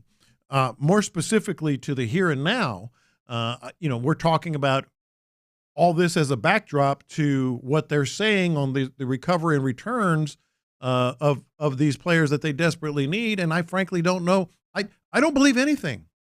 I don't believe anything they say. How do you operate like that, though? Yeah. You can't. It's hard to operate in a space where you don't believe anything that they say, because at some point you gotta. They are the primary source of information here. Yeah. But do you? I take it with a grain of salt. I'll tell you that. However you want to put it, grain of salt. Yeah. Skeptical, or flat out don't believe. There's a problem, and he gave us an update. In most circumstances, we should all be encouraged today. oh wow, Jake Myers is rehabbing in Houston, and maybe it'll be 3 weeks, but he'll be back. Oh wow, Jeremy Pena rehabbing in Florida, and he's going to take live BP in a couple of days. All right, he's coming back. You can't believe any of that. Oh wow, Luis Garcia threw 2 innings of blah blah blah. All right, well maybe we'll see him in 2 weeks. What about Spencer Arrighetti? He's rehabbing. Well, cool. We'll see him in a couple of weeks. But we're ramping up for the run. I can't believe any of that. And is there any level for you? Is there any level of kind of various beliefs? Like, do you have more belief in certain things? Because the thing for me in my head is I keep thinking about the Spencer Arrighetti being like, all right, that's a break, and that seems fairly straightforward in the way that it comes back, right? That one feels like that is more likely. Is there any level of that where you can kind of parse out certain places where you can have more belief as opposed to others where you might have less? Or am I just kind of disillusioned and trying to fool myself and trying to find some hope? Well, to be fair, I think they fool us all, and we all get sucked back into, all right, this time I think they are coming back. So you're not wrong, but you say it was a break. I believe it. Question mark? Because they said Kyle Tucker was not a break. And what did it end up being? A break. You can't believe anything they're saying, man. Well, you can believe it, and I have in the past, but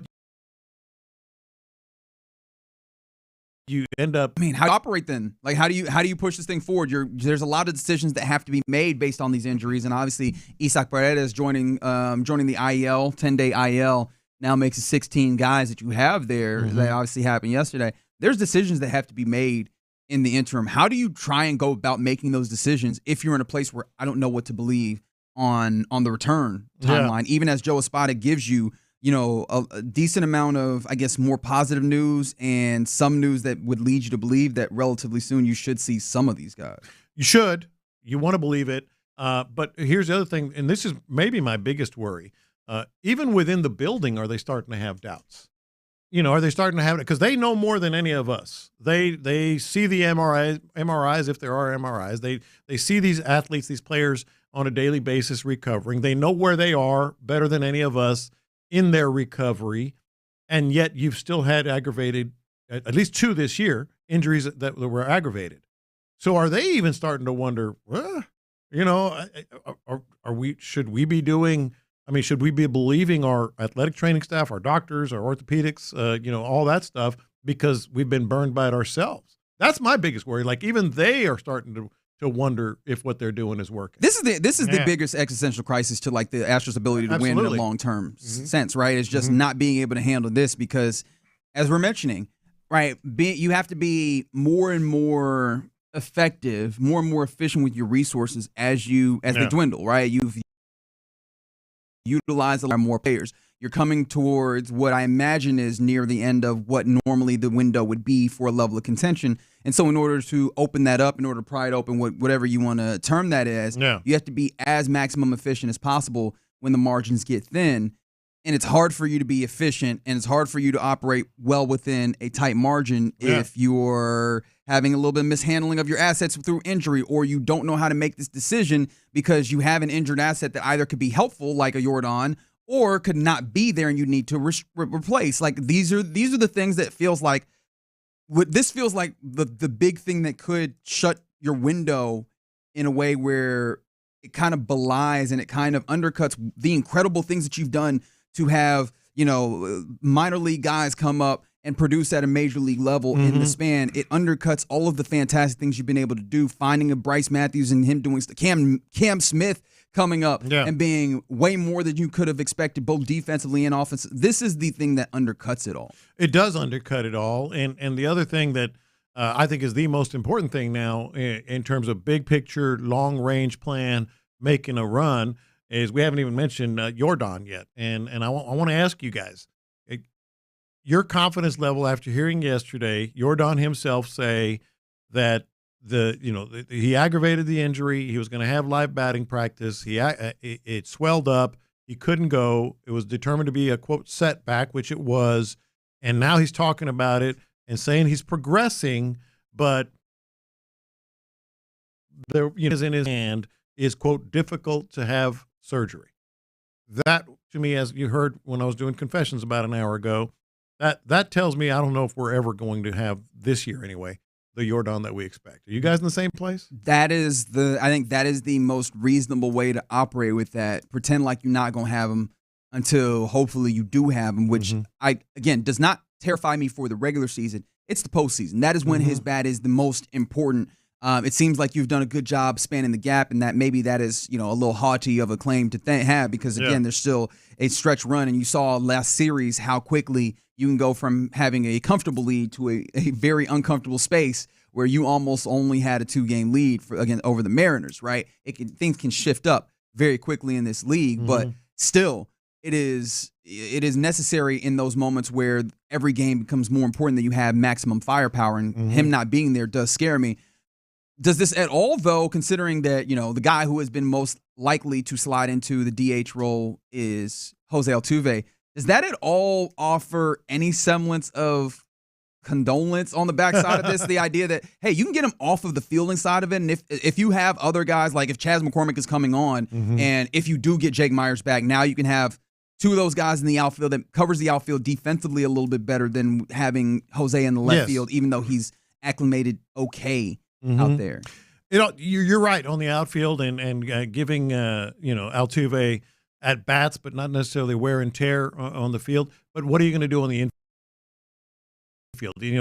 Just how much Bryce Matthews continues what he did yesterday. Who's going to be playing third base? What Paredes, when he returns. And by the way, I don't think that's going to be a month minimum. So a lot of it depends on that. Yeah. From the 713, does Jordan and the injuries bring up any thoughts of Tiger Woods as far as career decline when it comes to it for you? I'm not there yet. I just think this year's going to be. I wish I could, but I just can't count on the old Jordan. We're probably going to see him again. He's probably going to make another, maybe not, but he's probably going to make another run at playing.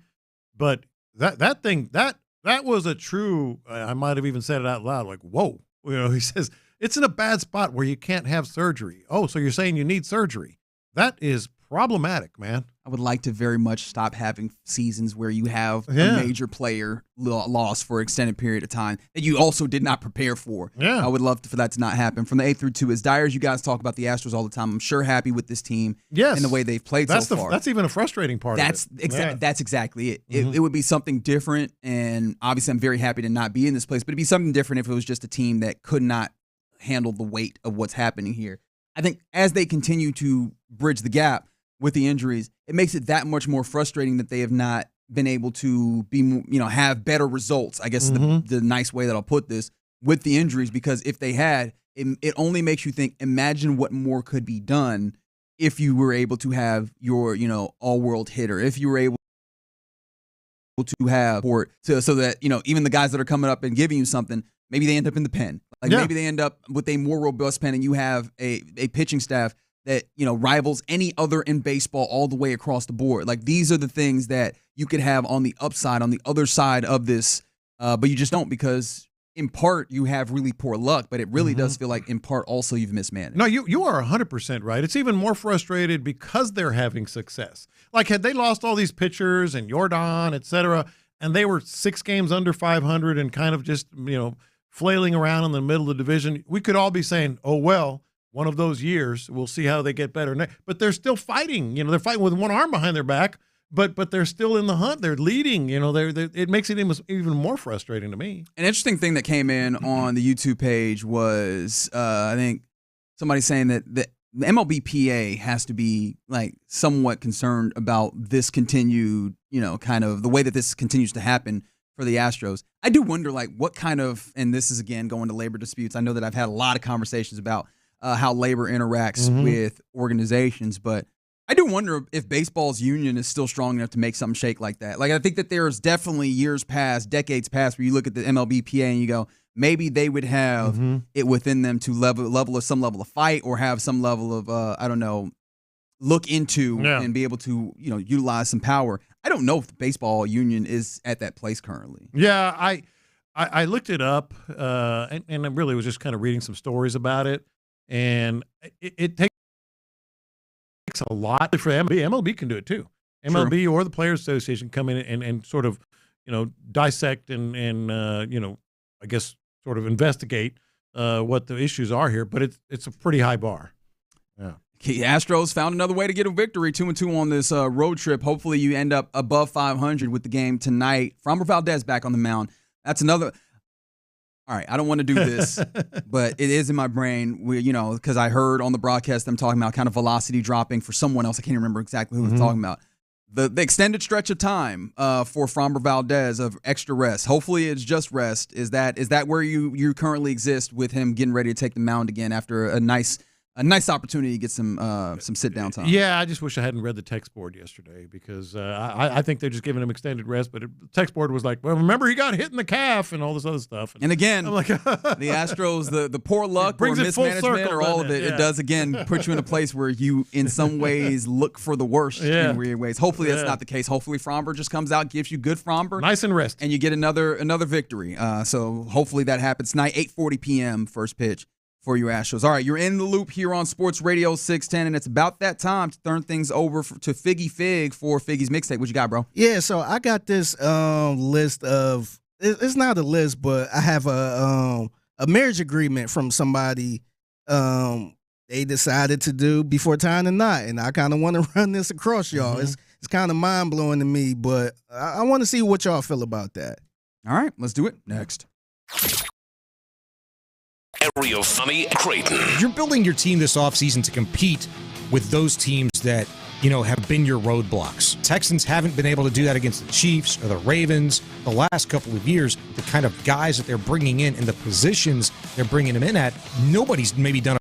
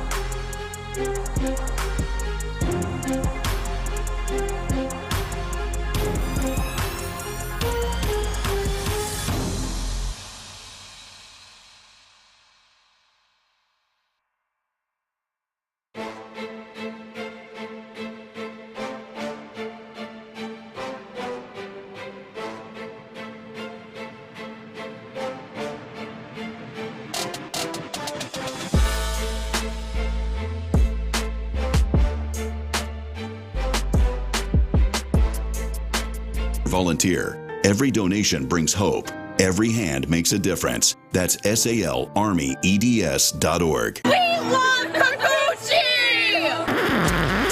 Pass the aux cord and crank up the volume. Figgy Figs in the driver's seat. Sit back, relax, and enjoy the ride. It's time for Figgy's Mixtape on Sports Radio 610. Yep, it's the Mixtape in the Loop. Sports Radio 610. It's your man Figgy Fig holding it down. On a Tuesday, happy Tuesday to everyone out there. And for the second day in a row, I got to kick off the mixtape with some breaking news. And we were just talking about Lopez. Yeah. I didn't do anything. Lopez I do feel guilty, though. Lopez out here sniping. Rock legend of the Black Sabbath, Ozzy Osbourne, has passed away at the age of 76. And this one, I know it's a tough one, man. Yeah, I know people get older and stuff like that, but that one hurt, man. Good run though, right? 76. 76 lived his life, baby. Good run, and he lived 76. Well, not 76 hard, but he lived a good amount of them. He was hard. just performing according to Lopez. Yeah, I mentioned it this morning, and now I feel guilty. We were talking about. You should. This is about I just tweeted this, Figgy. This is about a pure rock and roll song as there's ever been, especially right here. Is this your favorite of his songs for sure? But it's just a pure. We are rocking now. You hear this? You're rocking. You're rocking now. If you driving around the city, you see somebody playing this, you be like, okay, all right. I see what type of time you on, man. Yeah. And they might have a certain look. Yeah. Oh my goodness! I've seen him in concert.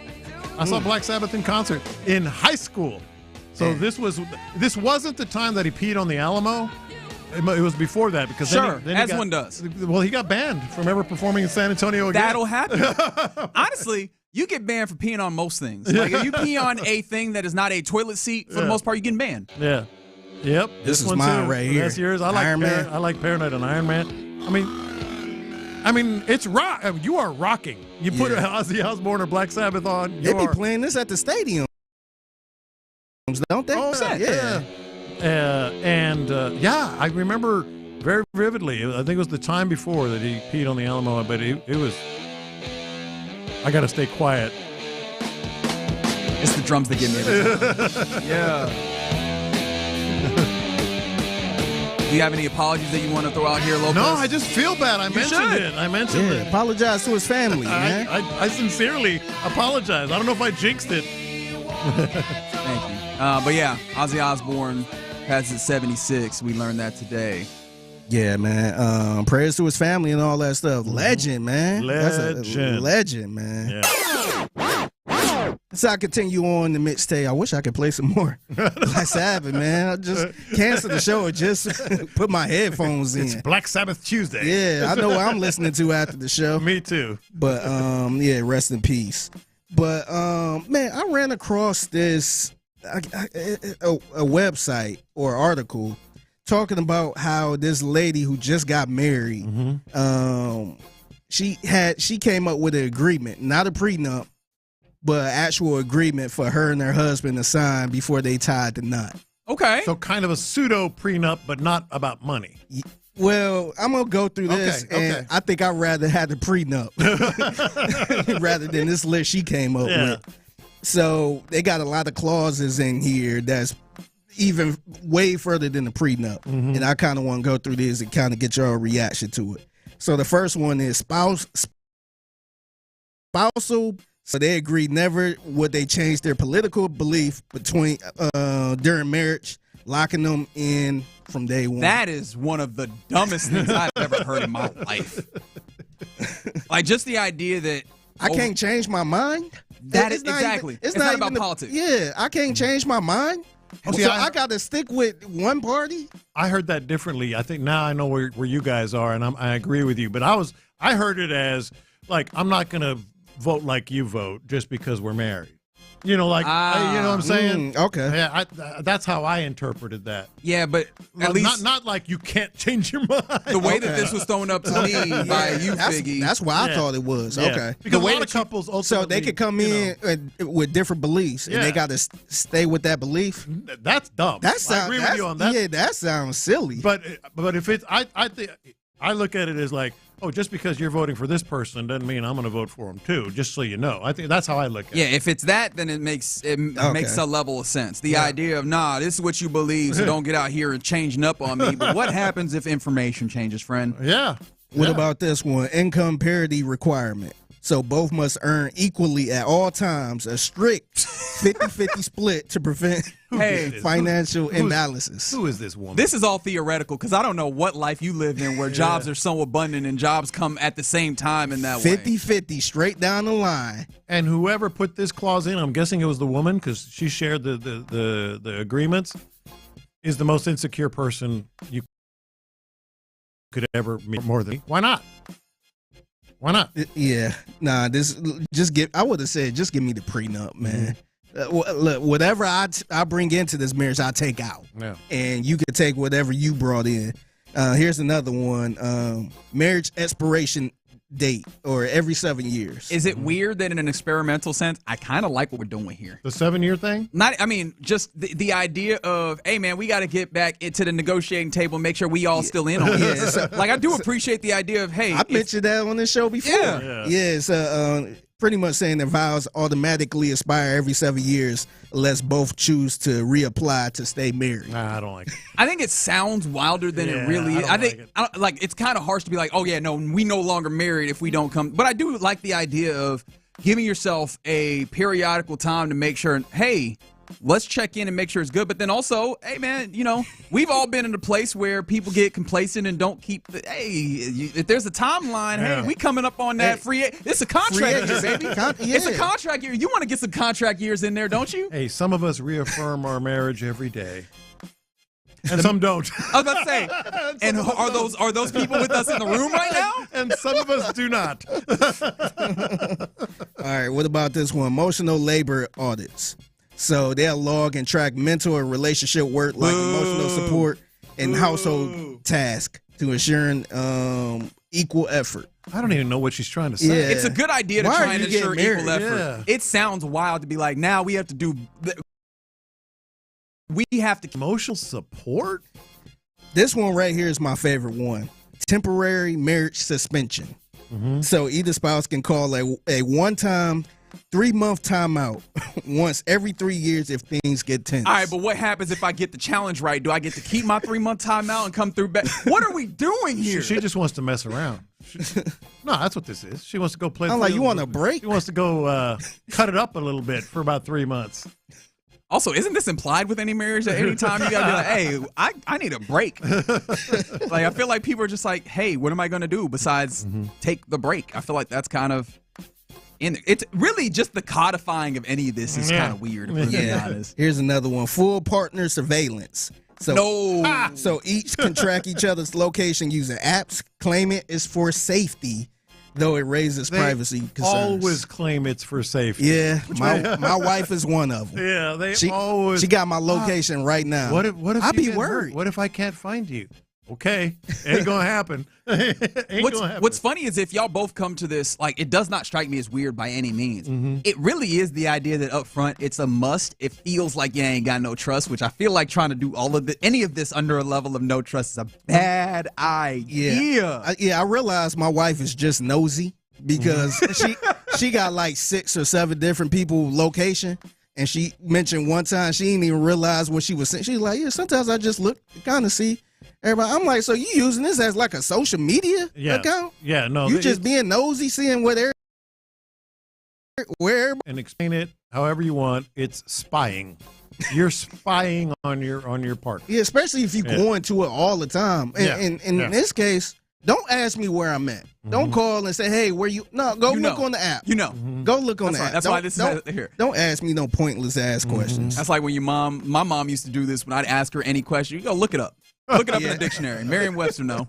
All right, this is the last one, and this might be the banger right here. Lifetime marriage only clause. So if they divorce, neither can remarry, forever bearing remarriage to anyone else.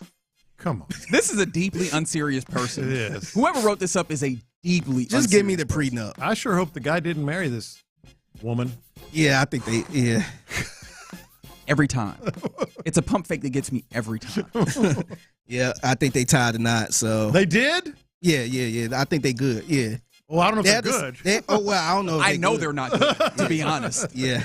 The question is how long they going to last. 7 years, I think. Yeah, at least. I think they have first contract. They can't remarry. He can't get married to somebody else. Yeah. First contract, they like, hey, man, I'm out the game. It was a good run. I appreciate the city, but, I have to do what's best for me and my family. Mm-hmm. Yeah. All right, so I got to show some love to some locals in Houston. So first, I got to give a shout out to FAO, which is a place in Midtown that have different arcade games. Mm-hmm. They have a bar, food, and all that stuff. It was a nice little chill spot. People use parties and different little events. I used to go there all the time. Mm-hmm. So they are shutting their doors next week.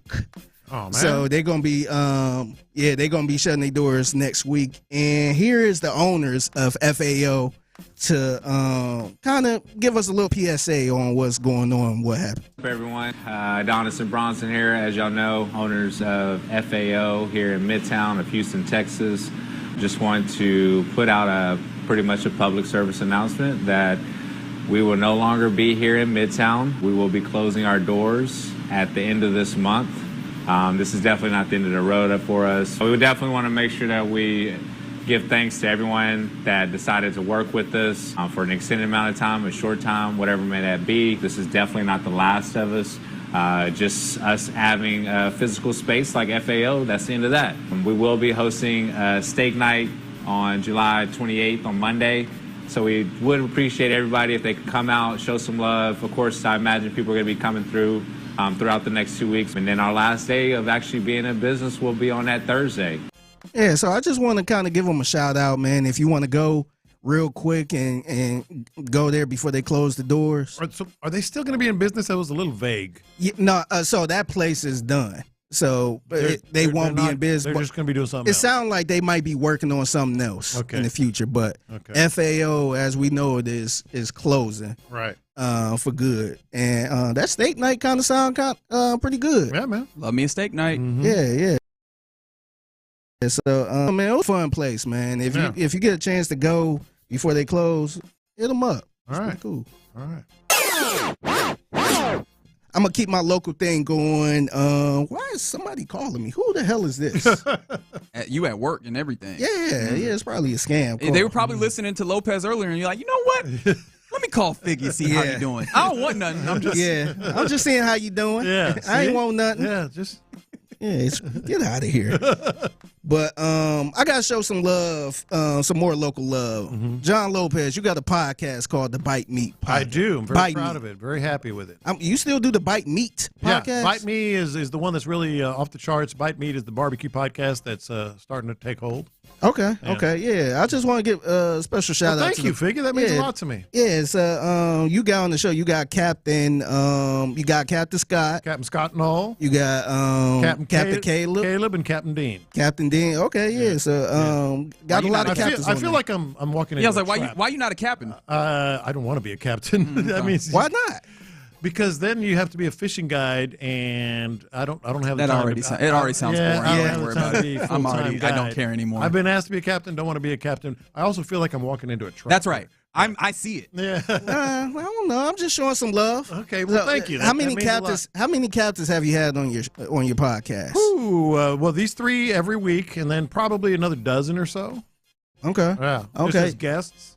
Okay. Yeah. Okay. So you might have had this captain on your podcast at one point. Here is a kid. I guess he was on the water. He was on a boat, and he started getting a little disrespectful for some reason. And you could hear the captain in the back just letting them have it. We were all fishing here. All right, bro. I'm not gonna do this with you, bro. What are you trying to do, bro? What am I trying to do? What are you trying to do, bro? You want to go? I don't want to go. I want you to get the out of here. No, I'm talking about. Bro, all right, bro. We're all war veterans. We're all raised. Well, thank you for your service, bro. And you're going to talk. Thank you for your service, bro. I'm 300 days a year. Oh, this is the same guy we talked about before. All right, bro. Every day, I'm the best charter captain you'll ever meet in your. This is the guy that got arrested, right? Bust me out. Chill, bro. Chill, bro. Please, bro. Yeah. Please, We talked about please, this. bro. Please, bro. Please, bro. Bro, I'm a kid, bro. Please. You brought this back around? Yeah. Here, but my buddy was on the boat. Sir, I'm a kid, bro. Please, bro. I don't care. You don't cuss out. All right. Me. Yes, sir. This guy's insane. Is he still in jail? I don't know. Yeah. He shouldn't be. He should be out by now, right? Wait, so this was just an elaborate plot to play the audio? Yeah, I just want to say, yeah. I'm sure you had a couple captains. You probably had him on the podcast. I took my 1.5-year-old granddaughter out for the very first time. I saw that. Did you see that? And every time we stopped, man, she's a chip off the old grandpa block here. Every time we stopped, she would take a rod out of the rod holder, like, let's go fishing. Time to fish. I'm like, and they tried to throw it into the water a couple times, but we'll work on that. She's just casting. We'll work on that. Casting. She's That's all. casting the entire rod. There you go. Real quick, I want to give a special salute to Rich Hill, who has, at the age of 45, has been called up to pitch for the Royals. Mm-hmm. 45. Pitching today, I believe. Yeah. They called him up today. He gonna start today. I feel like I shouldn't say his nickname on air, but shout out to Rich Hill. Yeah. Still in the league. Mr. Mountain. Still in the league. All right, you're in the loop right here on Sports Radio 610. That's Figgy's Mixtape, 1:20 p.m. every weekday right here on in the loop. At the Figgy Fig on social media if you see something mixtape worthy. Reminder, it's a Texans training camp ticket Tuesday. We've been giving away a 4-pack of VIP tickets every hour to Texans training camp for August 1st at the Houston Methodist Training Center right there across from NRG Stadium. The tickets are courtesy of the Houston Texans, and we'll be giving away another 4-pack here next. But coming up next, we're getting ready to talk to the fellas of The Drive, Clint and Ron. But before we do that, Rockets have another edition, and I've got to tell you, I think I love it. I'll tell you why next. I think I hate it, and I'll tell you why. Right now, let's talk.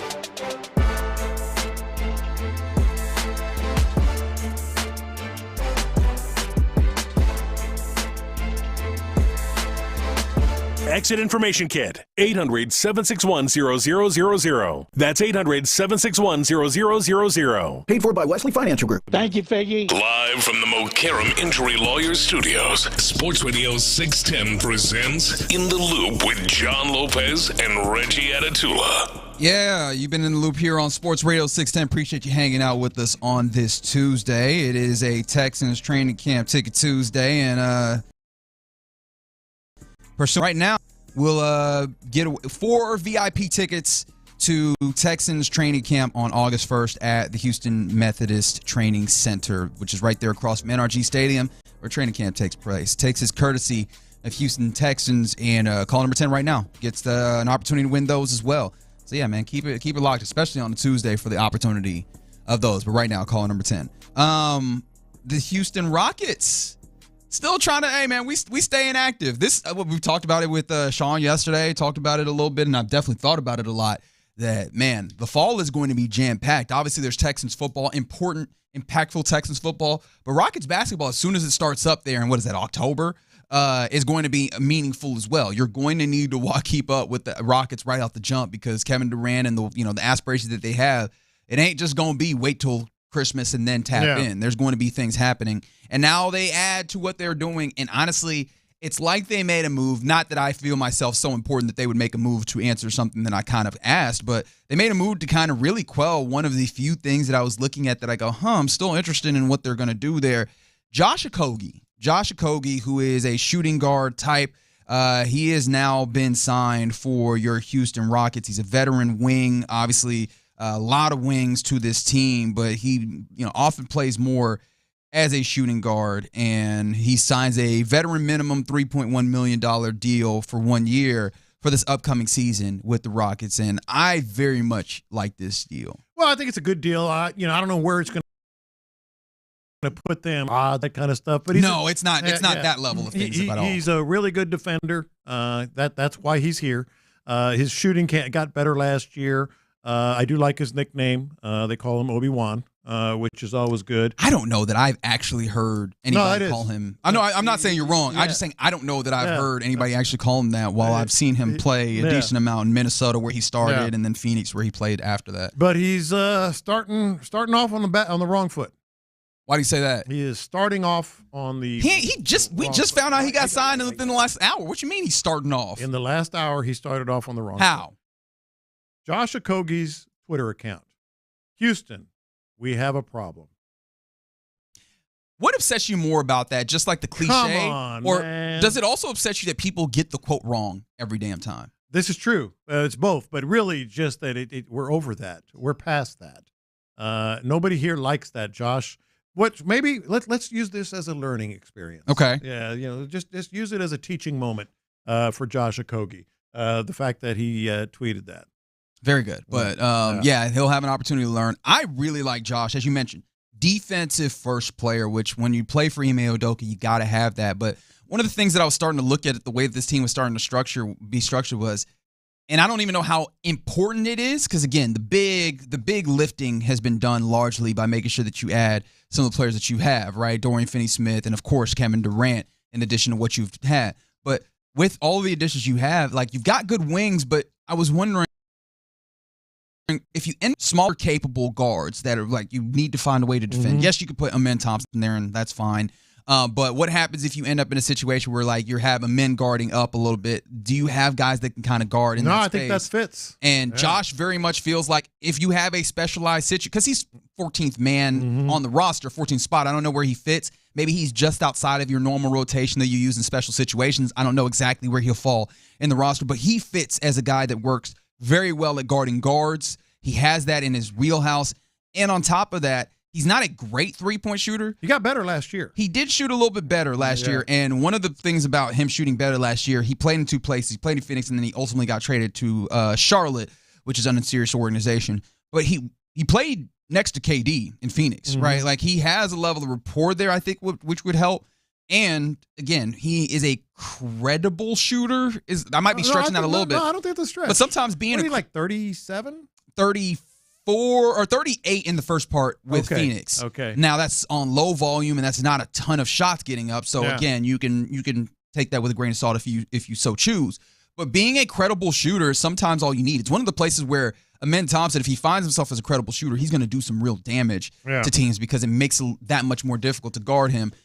I think for Josh, it would make him a little bit more playable being on the court. I know that he can knock down the occasional three-pointer, so I know that he's not going to be crazy afraid of taking a shot. But I think also, just more importantly, there you go. That's a dude who another defender filling out the roster.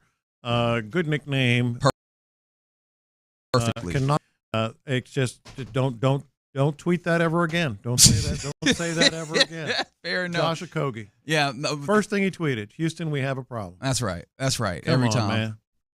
Everybody knows that by now, don't they? It's more annoying than it is like really a problem per se for me. Yeah, yes. And I had that tweet written out when I first got this job. Did you really? And then I did. I wouldn't be surprised if you did. It would attract, and then I thought somebody went to you and said, yeah, you don't want to do that. You know what's funny is at this point, it's not even clever anymore.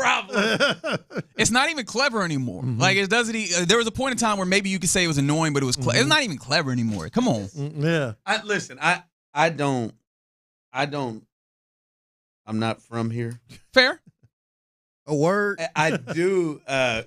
I don't know what you said. He said a word. I just want to let you know. But I was just going to say your mama. But I'm not from here. Hey, don't go fighting on a Tuesday. But it is interesting to me how annoying that is. Like where I'm from, it's the show me state. It's the show me state. It's what's said all the time. It doesn't annoy But it annoys some people. Like some Houstonians get pissed. Well, that's because my God. I don't know how many people actually know about the show me state, if we're being honest. I don't know how many people actually know about that show me state. Our education system not the best. I don't know about that. I feel like it's a pretty well-known thing. But, okay. But no, hell ain't. If you was from Kansas and you got that too. Yeah, that one killed people. It don't matter whether you but live that in bothers Kansas you City, a little bit. Kansas City or Missouri. No, it doesn't. Really? Like it really does. That's a good. That's even better. The other one is that I think is relevant. People in San Francisco don't say Frisco. We gonna say that anyways. Y'all not getting us to move off the block on that one. They don't say Frisco. They don't call it Frisco. Yeah. But it's some people from Houston. Y'all be getting mad. It's the thing that, and Houston is big enough where there's enough cultural references that you don't got to fall back. But it's the number one. Yeah. Well, it's there is a severe lack of creativity. That's it too. I mean, there is a pickup, which look, they say, a lot of people say that the social media game, and no matter where you're at, is just push content, no matter what it is. I mean, if what you're going to Houston, you get signed by Houston, you're visiting Houston, you're leaving Houston. I mean, the Houston we got a problem thing, it seems just to be the low hanging fruit, man. Just push it out there and get a little stir them up. Is it just because it's not cool? It's like just it's just old and tired. Sin City. Is it just not cool? Yeah, but that's a nickname. Like, this ain't even a nickname. This is something that someone once said about. It wouldn't be like, hey, Space City, I'm coming. Like, I don't think anybody would be mad about that per se. I think a big part of it all is that every time a Houston sports team played on national TV, Monday Night Football, whatever, the opposing team was holding up a sign that said, Houston, you have a problem. And it just got old. It's trite. It's cliche. That's fair. That's fair. Courtesy of D&M Auto Leasing, obviously, we're talking to the fellas of the drive. It's Clint. It's Ron. Fellas, how you living? And Matthew, memory is he announces that he's retiring from the National Football League. I saw that, man. Yeah. I saw that. Right when he won Texans legend. He won his first Super Bowl. Yeah. I bet. I don't have any singular moment, but it's definitely his run at LSU. Yeah. When he jumped on the scene, the Honey Badger was a thing. Was he 7? Wearing that single digit. That's a good question. Who was the game he had? In Tiger Stadium, and then he goes to the mic in the press conference, and he's got that true Cajun, deep South Cajun accent. Yeah. That's a Honey Badger from LSU for me, man. Spot on, number 7. Number 7. I'm telling you, when he jumped on the scene, and it just seemed. Was it Oregon? It was the first game. He had like a fumble recovery. It just seemed like he was a magnet for the ball. Like literally, just one of them dudes that just was going to be around the ball and make plays. Kind of like we hope C.J. Gardner-Johnson's going to be around here. But yeah, like that to me, it's the LSU days of just like when that honey badger became a thing, and I'd never heard anybody called the honey badger before. Yeah. And you'd had to be a bad dude to make honey badger sound cool, and he did it. So I got to roll with the LSU days more so than I think you're right. Without question. And as solid a career as he had, I think he's right. It felt like he caught too much guff in the NFL. Yeah. Like it just didn't. It felt like he caught brought too a much. lot on himself. By the way, yeah, That's he had the issues where I think he ended up just being kicked off the team, right? He didn't finish. At LSU? Yeah, he didn't finish playing. Mm-hmm. He went in the draft, and I think what was it, Patrick Peters, who said, I'll take care of him over at Arizona. But which is a great story in itself. Yeah. Sometimes that follows you, that negativity, and he probably just had some growing up to do. Yeah, but he was a good dude. I remember he did an event. He would do an event where he was feeding. I know the KCPD police department was involved, but feeding people, and I had to work an event there with him. So he was a good dude too. Yeah. And a lot of people may remember him from the early or the late stuff at LSU, but he was a really good dude And a damn good football player. I mean, just always around the football. I feel like sometimes you can make football a little more difficult. The dude that's always around the football feels like we should acknowledge him as a very good football player, and that was Teron Matthew. It seemed like he still can play. Really, don't it? I think he's just. Hey, the game spoke to him, man. That's no, enough. I get it. Yeah, he's won the chip. He's won. He's been an All-Pro. Is he a Hall of Famer? No, he's not a Hall of Famer. Yeah, I don't think I can get there. No. Do you have? Because Brandon Scott's real good at this. I do mean to take up your time. Are there certain numbers that one can hit in which you're like, all right, he's a Hall of Famer? I know Brandon's at that position, it's more Pro Bowls and All Pros. Brandon's he is an all-decade team guy, though. He's an all-decade. I was going to say he's an all-decade team. I forgot about that. He's probably got multiple three-time first-team All-Pro. Yeah, I'm bugging. Super Bowl champion, top He's 3. taking a strong case. He was a top 3 finisher for Defensive Player of the Year just 3 or 4 years ago. Yeah, you're stating a strong and case. now and it's a second. So he's a 4-time All-Pro, 3-time first team. Yeah. 2010. Yeah, he's a Hall of Famer. Yeah. That's Hall of Famer. Well, the All-Decade team is almost a lock. At least it once was. I would hope that it kind of still operates in that way. Brandon Scott's rule is if you are an All-Pro for 4 years, like you got to have serious consideration. I mean, the best at your position for 3+ years, 4 years. I mean, at the pinnacle of your career, top three Defensive Player of the Year, finisher at safety. No, and he is deemed to be the defensive missing piece for the Chiefs because he was there when they won the first one. He was deemed to be the missing piece and leader over there. Yeah, that's a good point. Happy trails. Happy trails to Teron Matthew. All right, fellas. Always good seeing you. Excited to see you today, but more excited to be able to see you out there on that grass out there in RG Park tomorrow. One more sleep. We will catch you live from there. But before, you're listening to KLT AM, KLT FM, HD2 Houston and Odyssey Sports Station. And right now, The Drive is live. That's right, folks. The Drive is live. Clint has decided to cover up that hair today. For some reason, I mean, he was crushing it. He walked into the media party yesterday, got rocking that flow. The hair. Compliments on the hair. I want to say Tyler's hair looks great too, but he continues to disrespect his barber by covering it up, and I know it looks good. I'm a hat guy. It pisses me. It really does piss me off because he. And I thought John Lopez brought up a great point a couple of weeks ago with Luke. Luke has great hair too. You'd never know so it, much of it. and he just covers it. Yeah. And you do the same thing, and you're doing it today too. But at least you gave us that yesterday. But well, you can't let it go to your head. You can't overdo it, man. That's the kind of thing. You gotta let it go to your head. But can you? You can't just do it though, Tyler. I'm a hat guy. I'm just a hat guy, man. I think it's a. I mean, Tyler wears a hat like he's balding. Well, no, it's some level. I think it's an insecurity. of yours. But why? It's not an insecurity. If anything, it's like a time-saving thing. Like, I just don't want to do my hair and style it and stuff, so I just throw a hat on. I know I have good hair. I think you look better, cooler, finer, sexier, or something with that lid on. I think that's the key. I wouldn't wear it. Nobody wears anything that they don't think looks good, though. Fair, very fair. I'm with you on that. I just don't think you're giving your wig the credit it deserves. It is. I don't know. I mean, honestly, you are reminding me of Lance McCullers. Lance McCullers has a fastball that he can get it between 93 and 95, which is a good, solid fastball. Throw that thing across the plate. And Tyler has great hair. And I think you may be speaking to something, Clint. He just doesn't have the confidence to just rock it.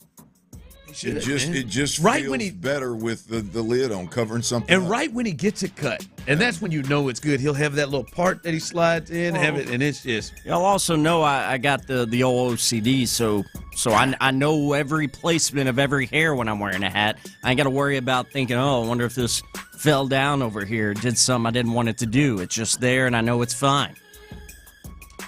Yeah, that's all right, man. I just want you to know. I know, man, I'm weird. It's fine. I just want you to know you have great hair too. Thank you. And you two yesterday could have been matching. Now I will not see B until tomorrow, so I'm in a bad spot. But I'm going great. Maybe of all of us out here, I should have a hat on. Nah, you got rid of Harold's ass. You did. Nah, that ain't it. This is front. Nah, you good. When your son says to you, "Dang, Dad, your hairline is all over the place." I turned to him in my mind and I said, "Well, I hope you go bald." And I know that's terrible for me to say, to him, but I did. Hold on, so I did say it. All right, good show today. One more day until training camp, but we got to start here, Clint, because yesterday was a big day, right? As you said, just don't go into Seattle and get swept. You didn't see us to play the hottest team in baseball, the Milwaukee Brewers, who out of nowhere now have the best record in baseball because they have now won 11 straight, including winning yesterday in Seattle. Seattle, the first 5 innings, George Kirby had a no-hitter going, and they lost 6-0. And they end up losing 6-0. The Brewers have won 11 straight. They got the best record in baseball. And as you said, just don't get swept. If you can get out of there with a 4-game lead, it'll feel good. You go out yesterday and you beat Arizona. They lose to the Brewers, and now the lead is back to 5. You feel pretty good. And you got Framber on the mound tonight. Shout out to Colton Gordon, who did what he needed to do to keep the game where it was. Although it felt a little rocky. 4 pitches, 2 hits and a run right off the bat for him. But yesterday, Clint, was the Bryce Matthews game. 2 for 4, 2 home runs, 5 RBIs, and baby, he looked at them jokers. He looked at him like he'd been here before. He looked at him like he knew what he was supposed to do. So shout out to him. It was a Bryce Matthews game, but Clint, to me, it felt different than the Hummel game or the Short game or the Shea Whitcomb game, or even the Trammell game. This one felt more real and sustainable and not like, ooh, this was a wish come true. Yeah, well, I don't think it was. I mean, obviously, the fashion in which he did it, he kind of arrived at the Major League Baseball level last night. I mean, people had high expectations for him as a prospect. I don't know if you have that level of expectation. Week or 10 days in the big leagues, you hit 2 bombs that you can stand on home plate and admire, kind of deal. I don't know that was what anybody expected out of him, even though the expectations were absolutely through the roof. But yeah, Ron, this is officially the hold 'em off phase, right?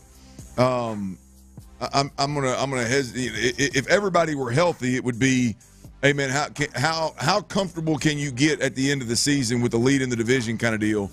But that's not where we're at. It's how long can the other guys, the Space Cowboys, half the Space Cowboys lineup, being in the big leagues of the Astros, how long can they hold off the rest of the division?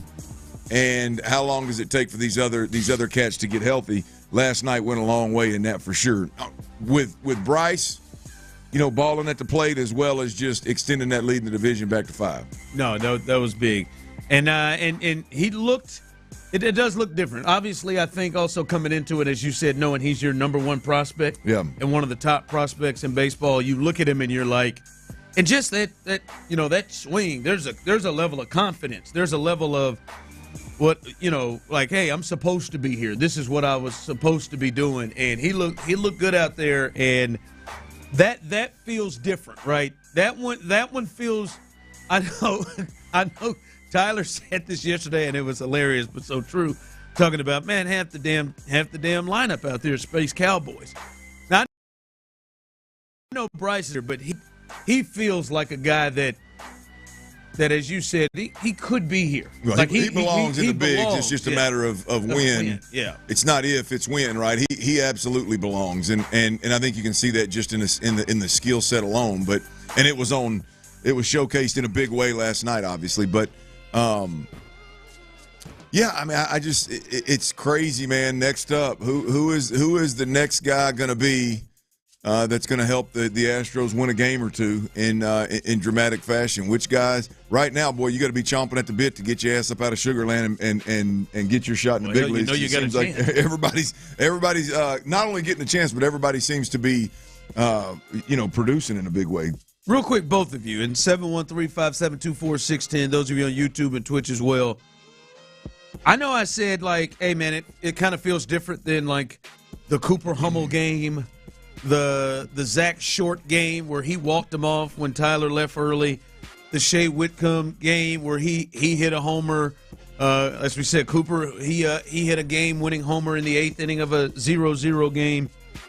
I added Trammell in there. Trammell feels a little different than those other guys too. He feels like Chaz might have a problem on his hands with him. He feels like a guy that I don't know necessarily if it's an easy decision to just send him. I think what Taylor Trammell is doing is a little bit more than Space Cowboy-ish or, as they call it, 4A player. He looks like he belongs too. He looks like he is somebody that in the postseason you would want on the roster and can play a role for this team. Well, I think there's guys that come up like Bryce Matthews that you say, hey, we always knew it wasn't if, it was when. Is he going to be an Astro when he becomes a player? And when does he become a player? And when he gets here, it's like, okay, yeah, 2 bombs of that fashion impress you, but it's like, okay, here he is. Taylor Trammell, I think, was a little bit of a roll of the dice. What are you going to get out of him, right? I mean, the batting average is low. The plate appearances weren't pretty at all. He was kind of just the next man up to fill a spot, to fill a void on the injury-ravaged lineup kind of deal. Well, then you get out there, and it's not just about one big hit, right? Because you look at what game was that this weekend when Dubon threw the guy out at home plate? It was the Mariners game. It was the last Mariners game where they win that one or lose it. I can't remember if it was they won the last Sunday night. Sunday when they won. Well, I can't remember which one it was, but it was the left fielder Hummel, I believe it was, misplayed a ball at the end of the inning, and Trammell got over the top with speed and backing him up, being smart, and throws it into Dubon, and Dubon hoses the guy at the plate, and then Trammell comes up and he doubles, and he comes up and he home runs. Point is this guy is a outfielder any spot. He is a left-handed bat that can do it with power. He's proven that. And while he's playing the outfield, he's made some smart plays that weren't always the ball hit right at him. It's the smart plays, big plays. I think that's earning your stripes and earning your opportunity to get that last spot on the roster come important games or even playoffs. Yeah. Text line come through. Trammell has had 2 good games, lots of bad. He needs to show more to stick around once guys get healthy. I don't agree with that. Now, I'm not saying he's been going off. I think Trammell has done good things moving runners. He's had some big, to me, I know they don't seem like big things like his hits or his home runs, but he's had some big sacrifice flies. And where I was looking, I'm like, oh, man, I don't know if he's going to be able to get it done. I think he's played some good outfield, as you said, at any of the outfield positions. I'm not saying that he's about to come over and take a job and be a starter. I'm saying he looks like somebody that could be on what I think they plan for Chaz to be, like a fourth outfielder that comes in. He's a guy that can pinch run and steal bases, which they don't have a lot of. I just don't think he is somebody that's going to just go right back down or be an easy decision. Well, look, this to me, this is something. I got this in the 4 o'clock little tease here. I got it in the 4 o'clock. Which Space Cowboy is actually got legit staying power? Look, I think this is. It's a conversation, guys. Ron's not giving him the starting center field spot no matter what happens to Jake Myers in the. It's a conversation of if this team, which there's been a lot of conversations about needing left-handed bats. There's a lot of conversations about wanting left-handed power. There's obviously an outfield problem until everybody gets healthy. You got an outfield problem. And to your point, the guy that you would like to be the fill-in for Jake Myers being down is Chaz McCormick. And Chaz, I don't know if anybody's paid attention, but Chaz ain't necessarily lighting this thing on fire the last couple seasons. So yeah, there's definitely, I think, a spot to be earned there, and he's got a long way to go to earn that spot. But I think Taylor Trammell is definitely one to watch in terms of having real staying power. Yes, as someone texted in, I'd rather have Melton as a fourth outfielder. I would just say Taylor Trammell has played into a position where he could challenge a Melton or Leon, as I'm seeing coming through. Sure. I think in that range. But, I mean, he's got a lot of work left. Yes, he's got. I mean, all of those guys, everybody you just mentioned, has got a ton of work left, and he just happens to be the healthy one right now that's getting the work. And again, there's the stars are aligning for him to open some eyes. He's the healthy one that can play all outfield positions that you can run and put in and steal bases in a rate that maybe those others don't do as well, if not at all. As a pinch runner, no, I think he has a chance. If he gets sit down, I wouldn't be shocked or say it's blasphemy, but I think he most definitely has a chance. Hey, it's a big day right here. It's a big day right here on the drive. I want to let you know that it is a here we go show. It's a Texans 3 T's will get me. Yeah, it's actually the 2 of them that get you, but yeah, I got you. You're right. It's a Texans Ticket Tuesday. You got a chance to win a 4-pack of VIP tickets to Texans camp every hour on this show today, folks. We will do it a little bit later on in this hour, but make sure you stay with us. And when we give you the cue to call, 713-572-4610, you can have a chance in the 2 o'clock, 3 o'clock, 4 o'clock, and 5 o'clock hour to win a 4-pack of Texans tickets, VIP tickets to training camp. This should be a really interesting training camp. This should be a fun training camp and a training camp that has some battles and some guys that fans will want to watch that you haven't seen a lot of, from the receivers to some of the O-linemen. This is one to watch. Gardner Johnson, some of the new additions, so you may want to be into checking that out. So stay tuned for that. 2, 3, 4, and 5. Your chance to win a 4-pack of tickets, VIP tickets to Texans training camp. All right, coming up, speaking of training camp tomorrow, we will be out there 9 o'clock. You'll be able to listen to Sean and Brandon Scott. They'll start it off, and then In the Loop with Reggie Figgy, and, of course, the OG John Lopez. They'll be out there live. And then we'll be covering it. But Clint and I will be out there watching camp, and we're going to talk about it. Training camps tomorrow. What's on our minds? What's the number one thing we are still going to be looking at? The O-line. Is it the secondary? Is it the receivers? Is it the rookies? What is it? We'll discuss that coming up next right here live on The Drive. Rock and roll, meow.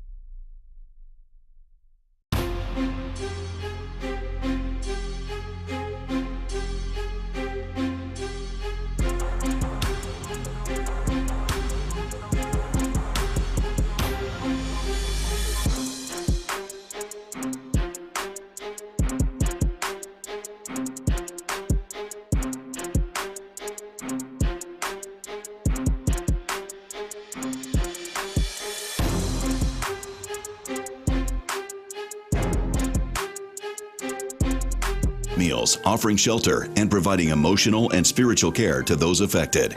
But they can't do it alone. You can help. Visit salarmyeds.org to donate or volunteer. Every hand makes a difference. That's SALArmyEDS.org. Live from the Mokaram Injury Lawyers Studios, Sports Radio 610 presents The Drive with Stoerner and Hughley.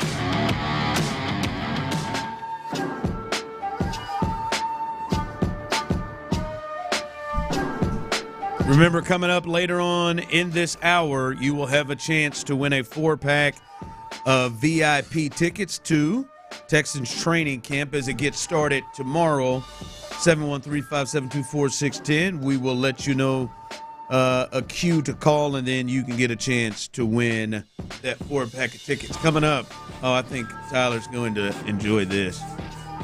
Clint might too. I got a random top 6 that just came to my heart. I got a random top 6. Top 6. Yeah. I go with 6, man. I just feel like it's always more than 5. Okay. Yeah, and I don't want to go 10. That's too much work. So, I got a random top 6 that I want to get. I want to get off my chest. But tomorrow we'll be there as it feels like the football season will officially start. There's no more breaks, probably wouldn't until the bye week, and that'll be a week, and then they get right back at it again. But for the Texans and Texans fans, hopefully this thing is rolling all the way through until February. So the Texans are rolling. Football season officially talked about a lot. But as you go in tomorrow, there are a lot of storylines, a lot of things we have talked about leading up to training camp, a lot of things on people's minds. Mine is still Nick Caley. Okay. Nick Caley is still the one.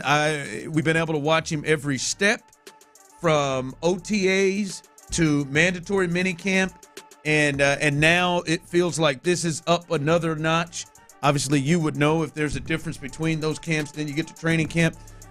He is still, to me, like potentially the biggest question mark and potentially the most important part of this team going into this season. And he is still the guy, Clint, that I'm going to be really eyeballing and watching and just seeing how he operates as a coordinator, how the offense looks and everything with him. I think Nick Caley is still like the top thing that I'm looking at. Well, there is an enormous amount of pressure on Nick Caley.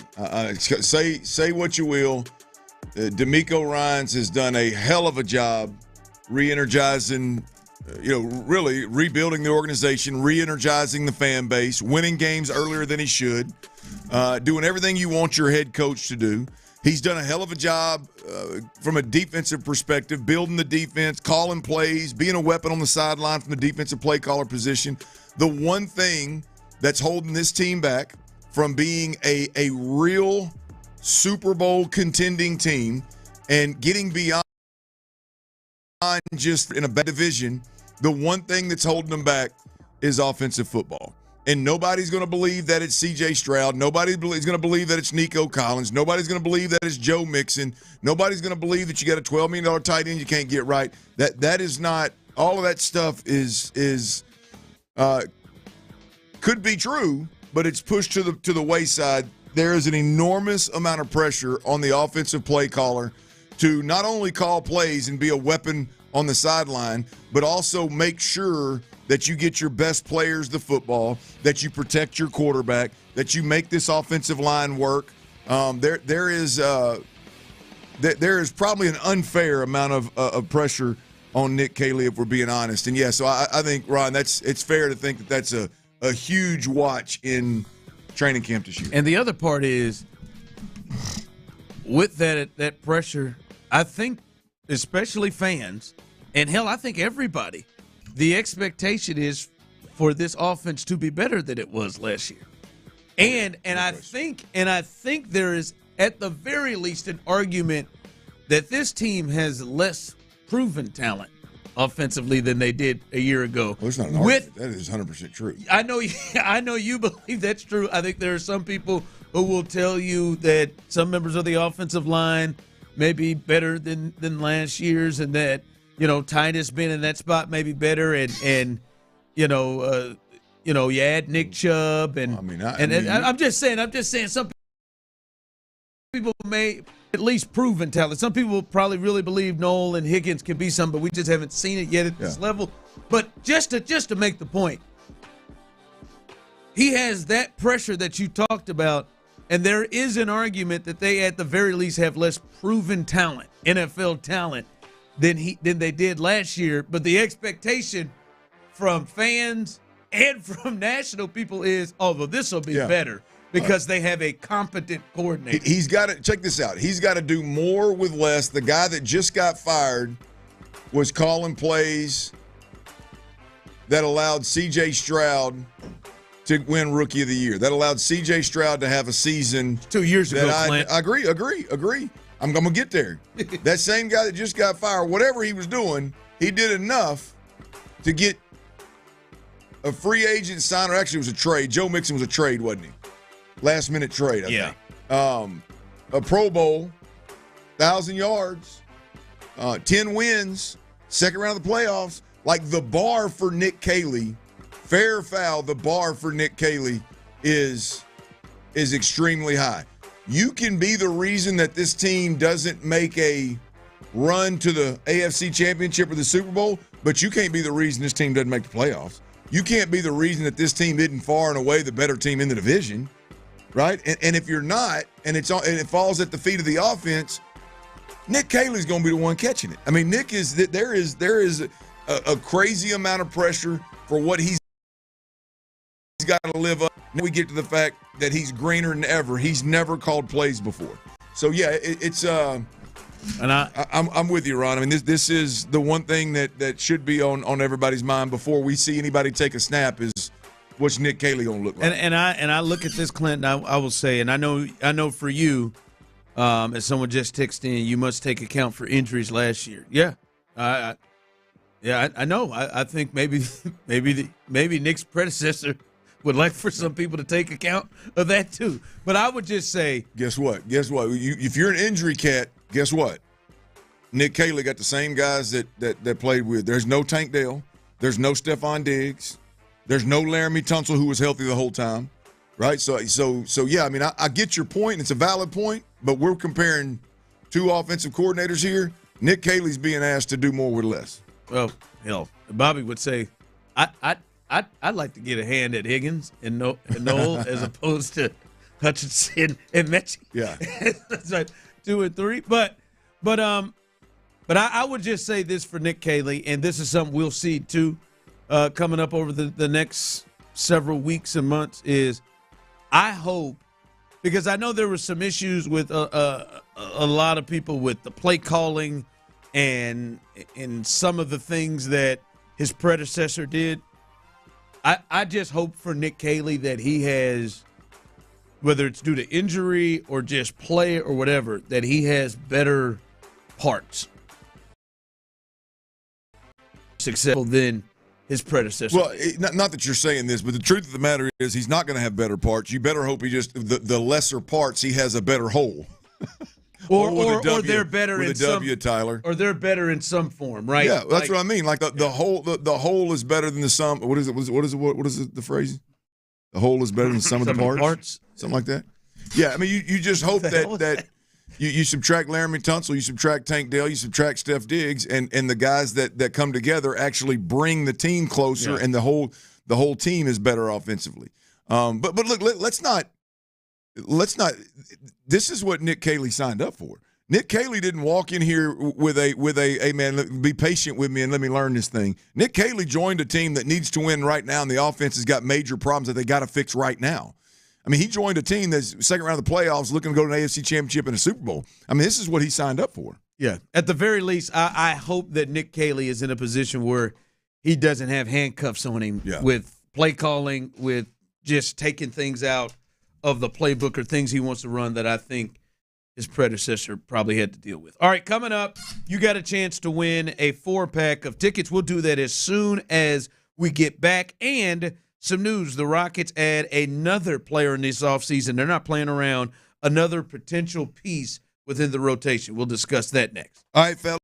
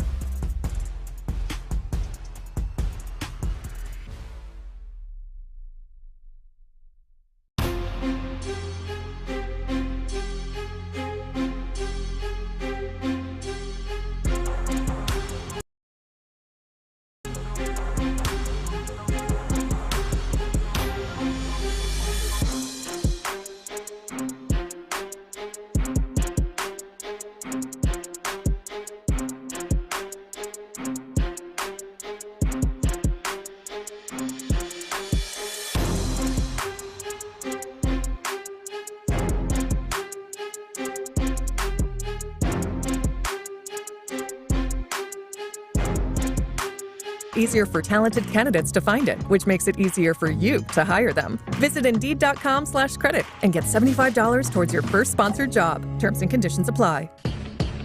Live from the Mokaram Injury Lawyers Studios, Sports Radio 610 presents The Drive with Stoerner and Hughley.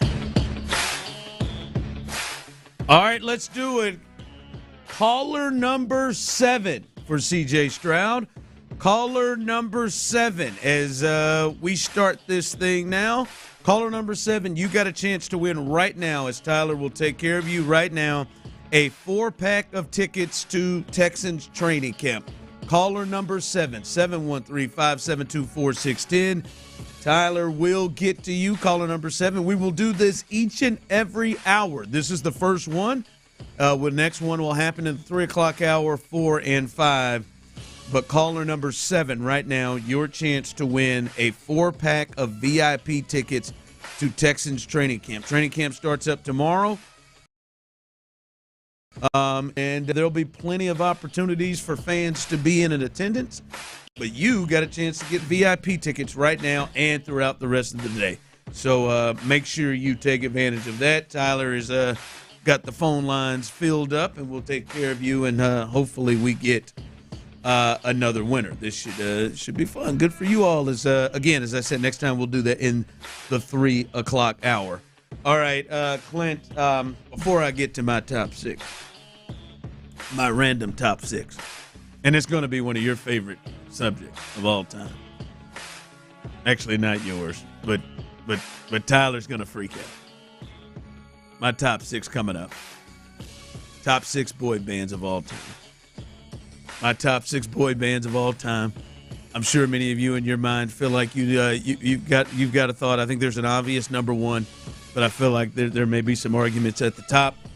And this was made for Tyler Milner. I didn't get any input from him. I probably should have discussed things, but I did not. But my top 6 boy bands coming up. Tyler Milner is built for this. I'm sure he will have some thoughts of it. He is a historian for boy bands. But Clint, the Rockets, they add free agent forward Josh Okogie.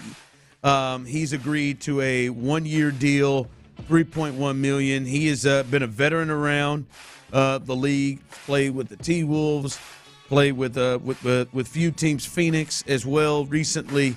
But he's me and Reggie were kind of talking about this before. One of the 3-and-D guys, more of a D guy, I would say, for defense. Not anything else for defense. More of a D guy for defense. Can occasionally shoot the 3, but not as strong. He feels like he fits Clint right in with what Ime Udoka wants to do. I think he'll be somebody that people like. His effort and how hard he plays, is easily above average defender on the perimeter. Gives him another guard. I think he has a chance to be in the rotation. The question is for him is he going to be able to shoot it well enough to get more minutes than maybe you would think. But this is another good player, good guard that they add. Another move for a team. It looks like this is a team that is going forward and putting themselves in the best position throughout the roster to have guys to add to the team. Look, man, I mean, this doesn't do a whole lot for me, to be honest with you, about my excitement. Okogie ain't gonna do a whole lot for me, but the level I don't know what is gonna do much for me in a sense of increasing or improving. This isn't a Durant move or anything, right. But yeah. I mean, I can't get any more excited about what this upcoming season for the Rockets. To me, the thing that if you're a Rockets fan to get excited about is, like, you can see the seriousness of what they're trying to do. They are putting in every single situation or position that could be of issue. They are trying to fill it. You know, they need Clint Capella when you already have Steven Adams and Alfred Şengün. Probably not, but they didn't want to leave anything to chance with injuries, and this is another add. So. Good for them. All right. So that is the news with the Rockets there. They add to the roster. All right. You ready, Tyler? You ready for this? I was born ready, Ron. All right. Before I give the top 6, I do want to give my my best of the rest. Best of the rest. This is going to tell you how strong this list is. Groups that didn't make it. B2K. You remember them? Remember old B2K, Omarion and that crew? Mm-hmm. Yeah. That group, not a bad boys band, but didn't make it. Little 98 Degrees, Tyler. Couldn't Nick make it. Lachey didn't make it. No, Nick didn't make it. Jonas Brothers, not on this list. Good. Wow. They are not top 5. That was a strong. I'm going to be judging, 6. I'm going to be judging this Ron top 6 very, very critically. Yeah. This is a hell of a subject to kick off the top 6. O-Town, not on it. Yep, not on it. Not on it. Those are the best of the rest there. You better not disrespect NSYNC. Good pull. Swear to God. Tyler, man, it's a very fair list. I think it's always going to be a fair list. All right, let's do it. Number six. May come as a surprise. New Kids on the Block. I'm starting at number 6. New Kids on the Block. We'll work out the kinks. They come in at number 6. No Grammys, no awards there with the Grammys, but that's the right stuff. They are kind of the ones that brought along the Backstreet Boys and the NSYNC. They were big there during Clint's time. I don't know how much Clint banged on it, but they were big there during Clint's time. So number 6, New Kids on the Block. Number 5, this one's a hard one for me, and I saw somebody on the text line roll through. I got to go New Edition. New Edition, and I think a big thing for me is when you spin off and you have stars that come out and have individual success as well. New Edition, fantastic. Bobby Brown, probably the most known one. He was really kind of strung out. Johnny Gill, he was a strong one that came in for Bobby. Ralph Tresvant had him a nice little run. Then we got what was it? Belle Biv DeVoe. You got a little Poison. That song lives on. That is New Edition. I would have them higher. Not a lot of award success. Some of it not their fault. Maybe the time frame they weren't really looked at as much. But Candy Girl and Can You Stand in the Rain? That one flows all day. All right, Tyler. This one you might have some issue with. Number 4. I'll go Backstreet Boys. Backstreet Boys, 9 Grammy nominations. Some hits like. What's that? Everybody. Yeah, there you go. A little of that. I want it that way. They really came on the scene there in the late 90s and kind of started it. Then that kind of fled through the rest of the groups like NSYNC and O-Town and 98 Degrees behind them. They were big still tour. Still going in Street Boys. I saw them in Vegas. I bet you did travel to go see them in Vegas. Back in the day or recently? Not at the Sphere where they are now. It was at Planet Hollywood. Are you going to watch the old men dance around, jump around the floor? Maybe. I've seen Backstreet live twice. Yeah, I ding them a little bit because who was it? Nick Carter is their biggest spinoff success. Yeah, that's fair. Yeah, I think they're really good. They absolutely deserve to be on the list. I'm just glad to see them below wherever you have NSYNC, and hopefully you have them in the right spot. All right, I got them as number 4. Number 3, this is a hard one. I feel like they could be higher on the list just because their accomplishment, but I go Boyz II Men. Boyz II Men. Special place in my heart right there. They are technically the only group that's won a Grammy on the list, which is crazy. They got 4 Grammy wins. You hear this, Into the Road, One Sweet Day. They had that great song with Mariah Carey, which they won a Grammy for. They were big, and they count, boy. Especially when old big dude would kind of come in with that deep voice and his talking. Oh, that would be my favorite part, when you just start talking in the song. So Boyz II Men, I roll in at number 3. I hear you, Melvin Taylor. There's only 2 spots left. Number 2. Sorry, Tyler, NSYNC. NSYNC, no Grammy wins. They do have 9 nominations, and they are technically a boy band in history. How about that? There you go. They're up there. They passed up Backstreet Boys. Say it with your chest. There you go. I'm giving it to you. Justin, JC, Joey, Lance, Chris. Bye. Y'all are the goats no matter what this fool said. That No Strings Attached album was huge, sold a ton. And I give them credit. This is why I jumped them over Backstreet Boys and Boyz II Men. They have a great spinoff into a solo artist in Justin Timberlake. Oh, he's so good. He was fantastic. I don't know about the rest. Lance Bass somehow gives him points too, I guess. So that's fun. But number one. Oh, that's where NSYNC should have been. Number one's the Jackson 5. I'm sorry, Tyler. I know it. I mean, here you go, ABC. I'll be there. And there is no better spinoff superstar. I love Justin than Michael Jackson. They had Black Michael Jackson, color Black Michael Jackson in the group. ABC, it's gonna be. I'll be there. So many hits they had, and they were all brothers. Their dad tried to kick their ass into stardom, and he succeeded. Yes, and they came out of Gary, Indiana, to pull this off. I got Jackson 5. Number 1, Jackson 5. Number 2, NSYNC. Boys II Men. Number 3, Backstreet Boys. New Edition. Number 5, and New Kids on the Block. Number 6. It's not bad. I know I don't think you can put NSYNC over Jackson 5. I can hear your argument for name the Jackson 5. I can hear it. I know that your preference is. Listen, and some people are texting it. Some people are texting in Jodeci. I don't put Jodeci as a. I don't think they're a boy. Yeah, I wouldn't put that in that category. I don't think too they're old. I know Boys II Men and New Edition is R&B, but I think these are guys that all sung equal parts, and they all did different things. There was a lot of dance in all of it as well, and choreography with the lead guy singing and the other guys kind of harmonizing behind. Yeah, I don't get that. D. Scott says New Edition should be criminal. It's criminal. They should be number 1. I'm sorry. I love New Edition. I do. They're not over Jackson 5. They're not over. It's gonna be me. I can't give you that, B. Scott. I understand your frustration, but.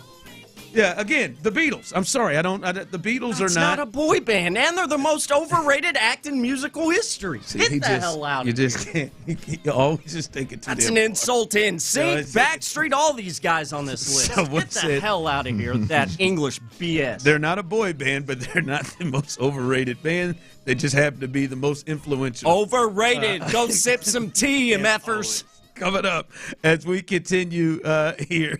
Coming up. The NFL came out with what their best rosters are. ESPN, their best rosters. We'll let you know where the Texans are and if it's fair and what this means they have to do to make up the difference of talent, at least according to many people at ESPN. We'll discuss that coming up next. But before we do that, I want to talk to you about the Clayton Homes Sign and Save sales event that's going on right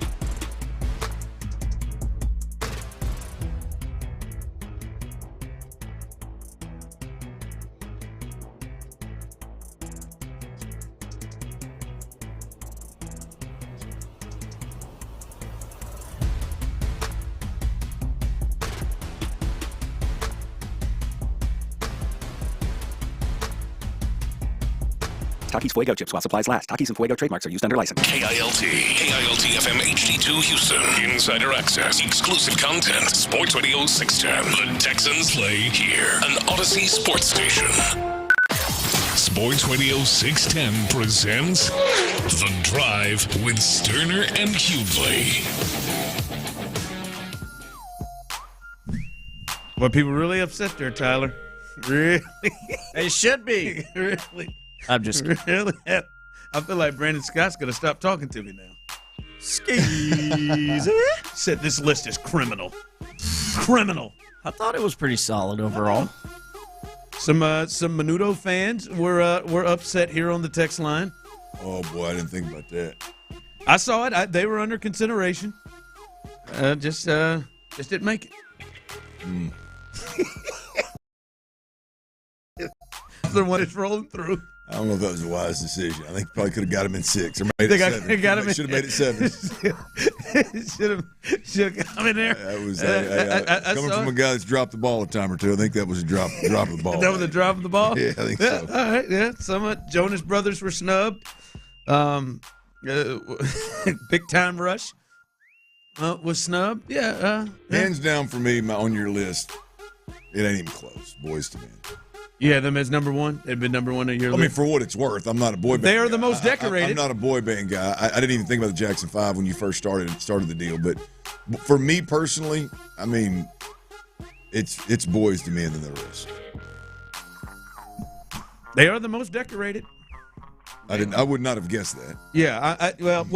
I should say the Jackson 5 somehow did not win any Grammys in the time, but they have like three or four songs that are retired and are Grammy that became Grammys for the songs or whatever. They inducted into the Grammy Hall of Fame. Excuse me.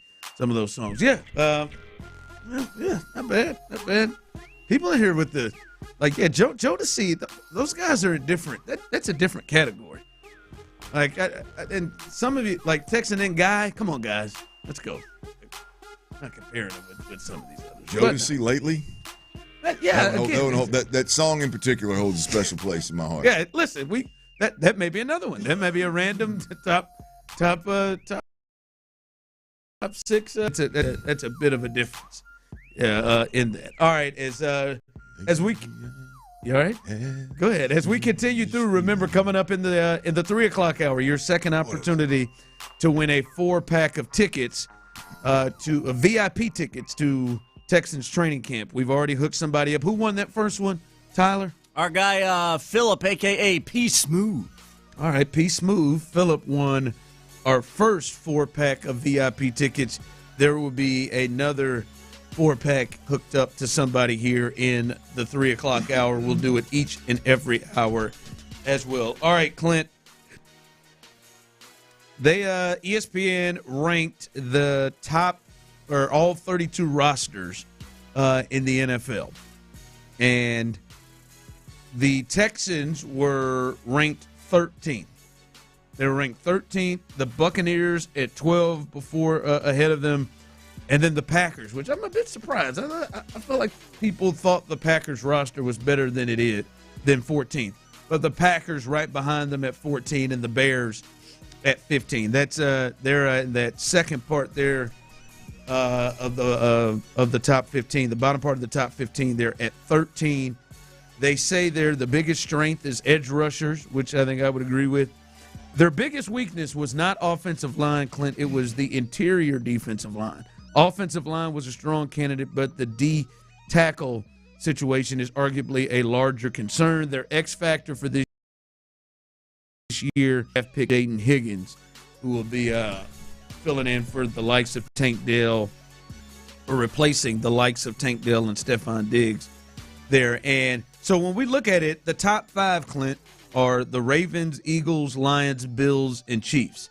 And in the AFC, obviously the 3 teams we've talked about, the Ravens, Bills, and Chiefs. Before I kind of get into digging the comparison with them, does 13 feel right to you? 13, top half of the bottom portion, but still the top half of the league in terms of talent on the roster. Yeah. Look, I think when you get into 13 to say 20, 13 to 22, somewhere in there, I mean, I think we're really splitting hairs. This is obviously a defensive-heavy roster. I mean, offensively, I think they leave a lot to be desired. I disagree with the interior defensive line being a bigger problem than the offensive line. Yeah, I did look at this, by the way. They have Titus Howard playing tackle in their starting lineup. So I do wonder how much due diligence went into that right there. But the offensive line to me is a major issue. Even if it works out, you still don't have any top end talent that you're leaning into. Wide receiver, it is extremely top-heavy with Nico Collins. No disrespect to Christian Kirk, but it is what it is. Like 13 may be a tad bit high. You thought they'd be a little bit lower. Yeah, given what this offense is going to have to deal with, I would have thought that. I was surprised that they were at 13. Packers would be below them. That like when I kind of just saw that, I would have thought the Packers would have been ahead of them. Their offensive line is a little bit more intact. Their receiving core, the kids that they've drafted and things like that. So I would have thought a little bit higher. But listen, it's not a huge surprise because the Texans have a lot of real top talent, right? Derek Stingley, Will Anderson, Daniil Hunter, Nico Collins, you mentioned, and C.J. Gardner-Johnson, and C.J. Stroud, who I think has a lot of. I think Joe Mixon is a top 10 back. Yeah. Yeah, you mean you got Dalton Schultz. Although I mean, obviously, I'm keep it real about what last year looked like for him. He's still, I mean, a year ago he was a top 10 preseason tight end in the game. You know, Nick Chubb a year ago was a top 5 running back in the game.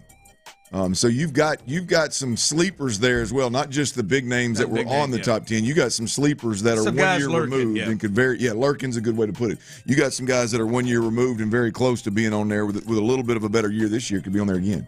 Yeah, and I think maybe, and like you said, when you look at the lineups they had there, you wondered how much they put in it. I wonder how much stock they put into guys. Like I know I'm really high on Kalen Bullock. Like, I think there's a real chance he's one of those guys that's potentially lurking, right? Jalen Petrie, you wonder how they view him. Some guys like Christian Harris, they didn't even have in the starting, rotation. We'll see about where he is tomorrow. But 13th is the X factor for 2025. I disagree with that one too. I think Jaden Higgins is going to be big. I mean, if you talk about this offense being able to go win games when the defense actually slips up, but if we're just talking about like righting some of the wrong, like having an answer for some of the issues from last year, I'm at a point where I think Tomlinson is probably the X factor. I mean, because I just believe that Laken Tomlinson is a guy that's had a history with D'Amico Ryans. Therefore, D'Amico Ryans knows exactly who he is. That is the source of, hey, we need to bring this guy in here. D'Amico Ryans is the one that's saying we got to set this tone and this standard and this accountability in the O-line room. And so connecting all the dots through D'Amico Ryans, I think Laken Tomlinson is the guy that's not only got to play a really sound left guard, but he's also got to help set that standard up front with this offensive line. And so I think he's probably the real X factor. I understand an offensive lineman is not obviously going to be a sexy pick there, but I like Jaden Higgins to do some highlight reel type stuff. I do wonder in the first half of this season how much Jaden Higgins we actually see.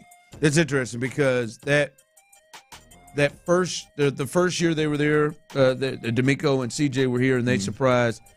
Maybe they're feeling like he could be like a Tank Dell impact, because I think Tank Dell is somebody that you could argue before he got injured the first year was an X factor, someone that you didn't count on to play the way he did, third round pick. And I know this isn't what you're saying, but just going like Tank Dell is a guy that corners and creating separation was elite. Route running elite. With the offense he ran in college, really, really savvy. I don't know how knowledgeable, but really savvy in the sense of feeling soft spots in zones and knowing where to sit down. If Higgins has just a hair of all that in there, he's going to be really good at 6'4", 6'5", whatever the hell he is. I think it's going to take a little longer for him to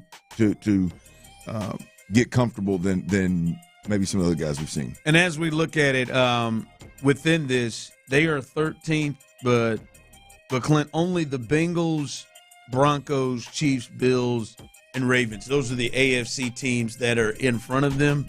But we know the top three, the Bills, Chiefs, and Ravens are the ones that's kind of the hump that they're trying to get over. One of those teams. Last year it was the Chiefs that knocked them out. The year before that it was the Ravens that knocked them out. And they kind of seem to be in that tier underneath those three. Clint, what do they have to do if this is fair? Those three teams in the top 5 and them at 13. Obviously, there's a talent difference between them overall. How do they make up for that? What ways are they able to make up the difference in talent? Because it's not like it's impossible, right? We've seen teams who, by whether it be injury or whatever, make up the difference able to move on. What is it that they would have to do? Well, I think we talked about it a little earlier. There is an enormous amount of pressure on Nick Caley, and I think on several fronts. This thing is layered, right, with Nick Caley. But the one that pertains to the discussion that we're having right now is simple. I mean, Nick Caley, beyond the energy and the vibe that he puts off, the most talked about thing. And maybe this is just offensive coordinators as a whole in today's game, but I think it's true with what they've said about him is the ability to get the playmakers the football and allow them to win with their strengths and not have to win left-handed, so to speak. He's got to get whatever he's got to get the best out of the best, right? So C.J. Stroud, Nico Collins, Joe Mixon, those guys have to continue doing what they did last year. And then you look to that second tier, guys that should be first tier. Dalton Schultz, he's got to get the best out of Dalton Schultz, right? Nick Chubb is a guy that if you can get more than people expect out of Nick Chubb, then you're doing something. If Christian Kirk, if he can just be used in a way that he's a weapon against pressure, and then let him do Christian Kirk explosive things, that is a big. I think it starts because you're looking at 1, 4, and 5 in this ranking, right? Take it for what it's worth. But you're looking at 1, 4, and 5, the Ravens, Bills, and Chiefs, and you're sitting at 13. You want to close that gap significantly, then Nick Caley's got to like Dalton Schultz can't be pedestrian. Right, he's got to be a difference maker. And however that happens, he's got to be a difference maker. Christian Kirk's got to. I don't care statistically, but he's got to have the impact on him. We saw him impact games in Jacksonville, right? Chubb, again, the Chubb thing. Chubb's got to you got to get enough out of Chubb or Woody Marks or Damian Pierce, whoever the hell it is. Yeah. You've got to get enough out of them where people ain't talking about how wore down Joe Mixon is in week 16, 17, 18, right? So I think it starts there, and then you've got, Nico's got to have a monster year. CJ clearly has to have a monster year if you're going to make up this kind of ground. 713-572-4610. I see Cornbread, Kick Rocks, Let Nick Cook on YouTube and Twitch jumping in. How do they make up? How do the Texans make up the talent difference of the teams they're chasing? And I think what you're saying is spot on. Like I said, we've seen it.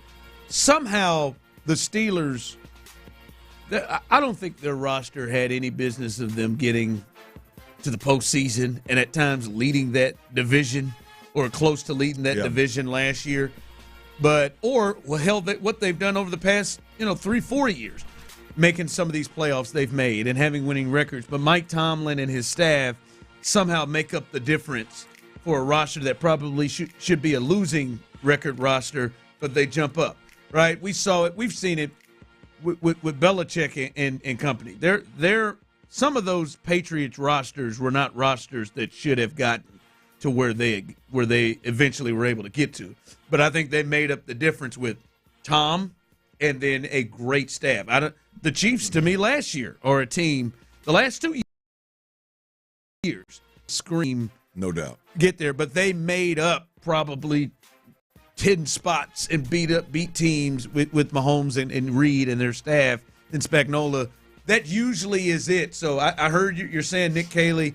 I think to me it's probably D'Amico, Nick Caley, and then CJ probably in there that have to make up the difference for them to close that gap. Without a doubt, Ron. The CJ dynamic here is absolutely you. You want to close that gap in a minute? I mean, quickly? Then let let Nick just be a competent offensive coordinator across the board. In every aspect, just be competent. Just be average in the NBA, and then C.J. Stroud get back to playing the kind of ball that the quarterback that he played his rookie year, and you'll close that gap significantly. Now, you want to close it and be legit toe-to-toe with those guys, then Nick's got to be an absolute horse at the play calling position. All right, it's Tuesday. Let's do a little real or fake. I say a statement. You tell me if it's real or if it's fake. We will do that coming up next right here live on The Drive. All right, y'all, check it out. If you're out there and you're moving, you're trying to sell your home.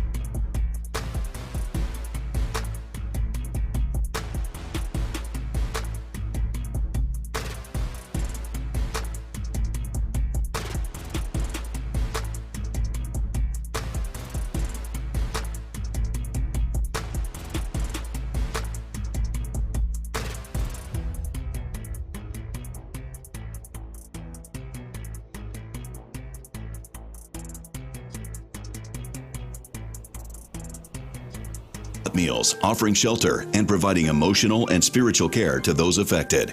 But they can't do it alone. You can help. Visit salarmyeds.org to donate or volunteer. Every donation brings hope. Every hand makes a difference. That's salarmyeds.org.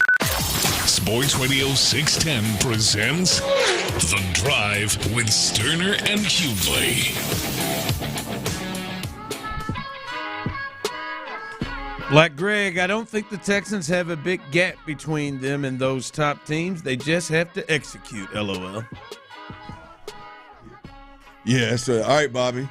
Is that Black Greg as Bobby Slowick in his Bobby Slowick voice? Gonna hurt because you just pulled landscaping duty.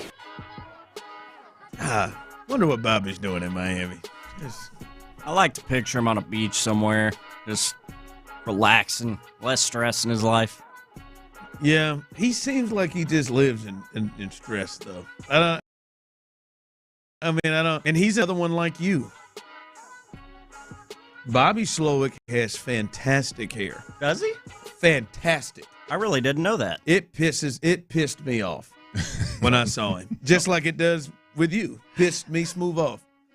At least I'm not wearing them big-ass Sandlot Smalls hats like him. Yeah, man. Bobby was on the old flag football circuit in the old neighborhood. Nicholas played against his son a few times. Bobby came out there. I mean, almost didn't recognize him because he had a hat on and the hair was, it is full. Tyler, a lot of different ways to go with it, too. I honest to God would have guessed he was maybe balding a little bit. Oh, yeah. He, very much like you, he wears hats like he's balding. You're running those guys? And I'll never forget, man, I had he wasn't a roommate, but he was a suite mate in college.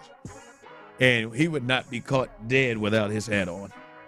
I remember one time, just went to go to his room to grab something, knocked on the door, knock, 3 times, then open. And he was laying in his bed. You thought dude was in there going to town. I was about to say. Trying to crack one off, huh? Rub one out. Nah, he wasn't doing, boy. He was in that bed without that hat on, and he went scrambling for it. Who are you? He had 3 of them at the ready and got that bad boy on there. I saw the front of it. I came back into my room, man. That's about the hair, man. Some goofball in a hat. I said, would it be mean if we went in there and just hit all his hats one day? Just stole all his hats. Oh, I wish you would have. I don't have the heart to do that. I could tell, man. That was on his. That was a big thing to him. That damn hat, but no, man. He had good hair. Disappointed that he wore that hat so often. All right, 713-572-4610. YouTube and Twitch, you can jump in on this. Let's do a little real or fake. I say a statement. You let me know if it's real or fake. Tyler, I'll start with you. Real or fake? Bryce Matthews needs to be the Astros' everyday second baseman moving forward. Real or fake? Could ultimately in the coming days be very, very true, but right now I think that's fake. I think you're talking about as decent as he's been and as not nightmarish as it could have been. This Altuve in left field thing, still odd to see. Still odd to see that little guy out there every day. And I like him where he's become the GOAT at second base. So I got to say fake for now. You got fake, huh? But I'm not saying that won't change.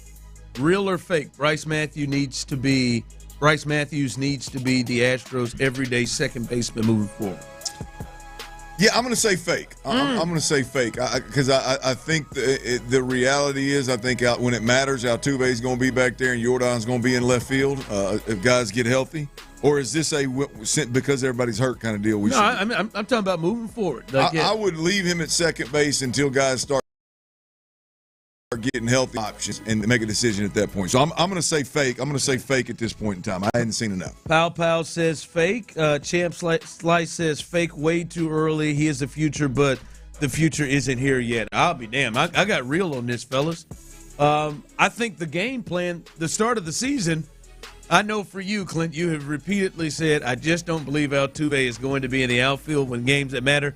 I don't think that's the case. I think they want his play at second base. I know he hit the 2 home runs. You see that double play he turned yesterday? And the arm that he has. Mm-hmm. And then if you bring him up here, you've decided to bring up your number 1 prospect. I know there were injuries, but you decided to bring him up to play second base. He should be playing second base because the plan was Altuve and Rogers at second, maybe Dubon at second. Well, if that was the plan to begin with, and they have issues with his defense, I'm talking about Altuve's at second base, then maybe – this is the thought. So I'm going to say real. I agree with you, Cornbread. I'm going to say real on that one. All right, real or fake, Clint, we'll start with you. The Texans will have multiple All-Pros this year. Not Pro Bowlers, multiple All-Pros this year. Yes, I do believe. And I'll go a step further. I'll tell you, I think it's going to be Will Anderson and Nico Collins. I think it's Will Anderson and Nico Collins, and hell, I didn't even think about Derek Stingley. They had one last year. He may go back to back, but I like Will Anderson and Nico Collins to really break through this level. We need Nico Collins to play like a top 3 wide receiver and produce like a top 3 wide receiver. We need Will Anderson to continue on the path that he's on right now and take that next step and get the recognition that he deserves, and I think he'll even more so deserve after this year. So I'm going to say real that they'll have multiple All-Pros this year. Tyler, real or fake? The Texans will have multiple. Last year they just had one. Derek Stingley Jr. will have multiple All-Pros this year. Oh, yeah, real. Real, if not 3, 4, maybe even 5. I'm going real on that one. Maybe even 5. I'm thinking Will Anderson. I'm thinking Daniil Hunter, Derek Stingley Jr., C.J. Stroud, and one of these running backs. C.J. Stroud, all right. So usually that's Nico in there too. It's too deep. 6? It's too deep. Usually, right? Except for linemen and there's a little bit more there. I'll say real. I think Derek Stingley is like he's in it now. Locked in. Right, like even if he doesn't have interceptions, I think there's just a deal of people aren't going to want to go to him. Yeah, if he stays healthy. And to think to me, bad MFer. To be an All-Pro, that's 4 spots. I can see Patrick Surtain. I can see Sauce Gardner, who's done it twice. I can see McDuffie, who's done it twice. It's hard to see a 4th one jumping him and him playing poorly enough, unless knock on wood, the injury thing hits him. Even though, honestly, that's a hard spot because All-Pro is not just the AFC. That's all overall. That's a hard spot, but it feels like Will is prime. Nico's a tough one, too. That's a tough one, but that would be – Will and Stingley feel like the guys. That Nico, that's 4 spots at receiver. I think Tyreek Hill might have a bounce-back year. You got Jefferson. You got Jamar Chase. Those are the tough ones. Amon-Ra St. Brown is going to have big numbers. Brian Thomas was like 3rd in the league in receiving yards last year. Something like that. All right, so the final one here, real or fake? I'm going to start with you, Clint. Real or fake?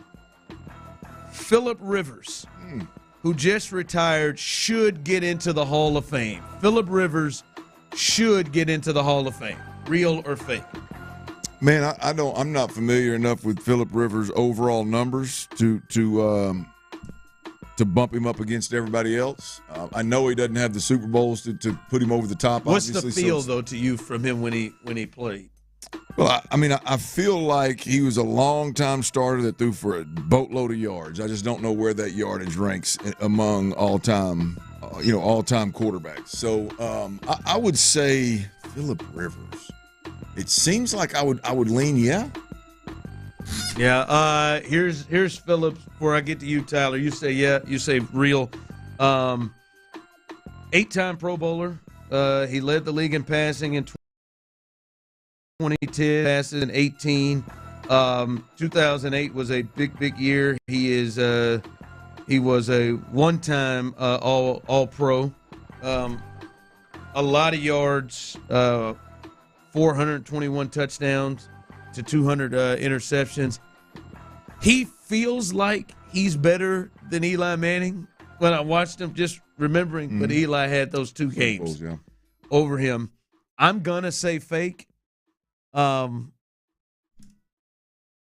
it's tough because I think there are other players in the league that are going to get in his era that I think he's actually better than, and Eli would be one of them. But they've got Super Bowls, and I don't even think Phillips never been to a Super Bowl.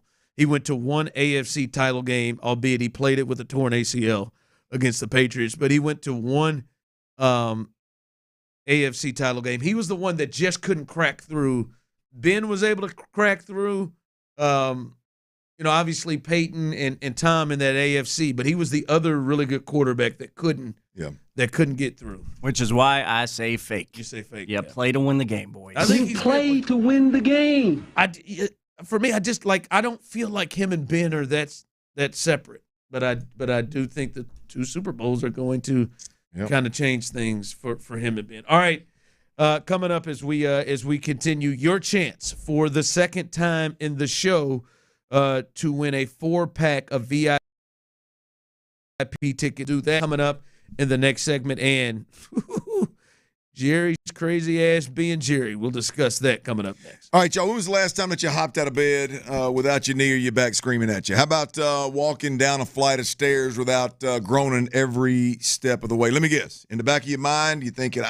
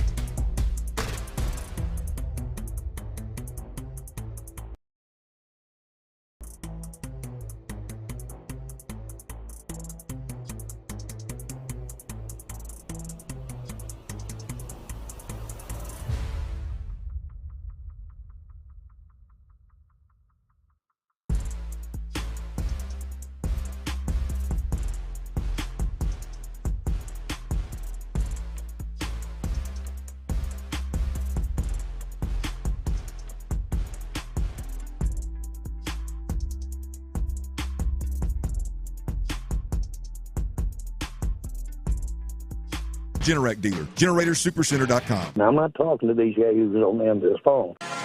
Live from the Mokaram Injury Lawyers Studios, Sports Radio 610 presents The Drive with Stoerner and Hughley.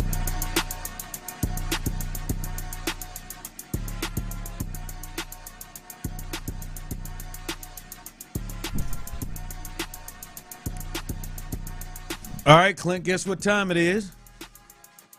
3:43? Yep, sure is. 3:43. That's exactly the time. It is 3:43. Tyler, guess what time it is? I'll go a step further. 3:43 and 50 seconds. All right. Well done. Well done. Winner! But it is Texan training camp ticket time. That's right, baby. Hey, it come is on. Texans Ticket Tuesday, and every single hour you got a chance. Thanks, Champ Slice, for texting in 3:43. You got a chance to win a VIP tickets to Texans training camp.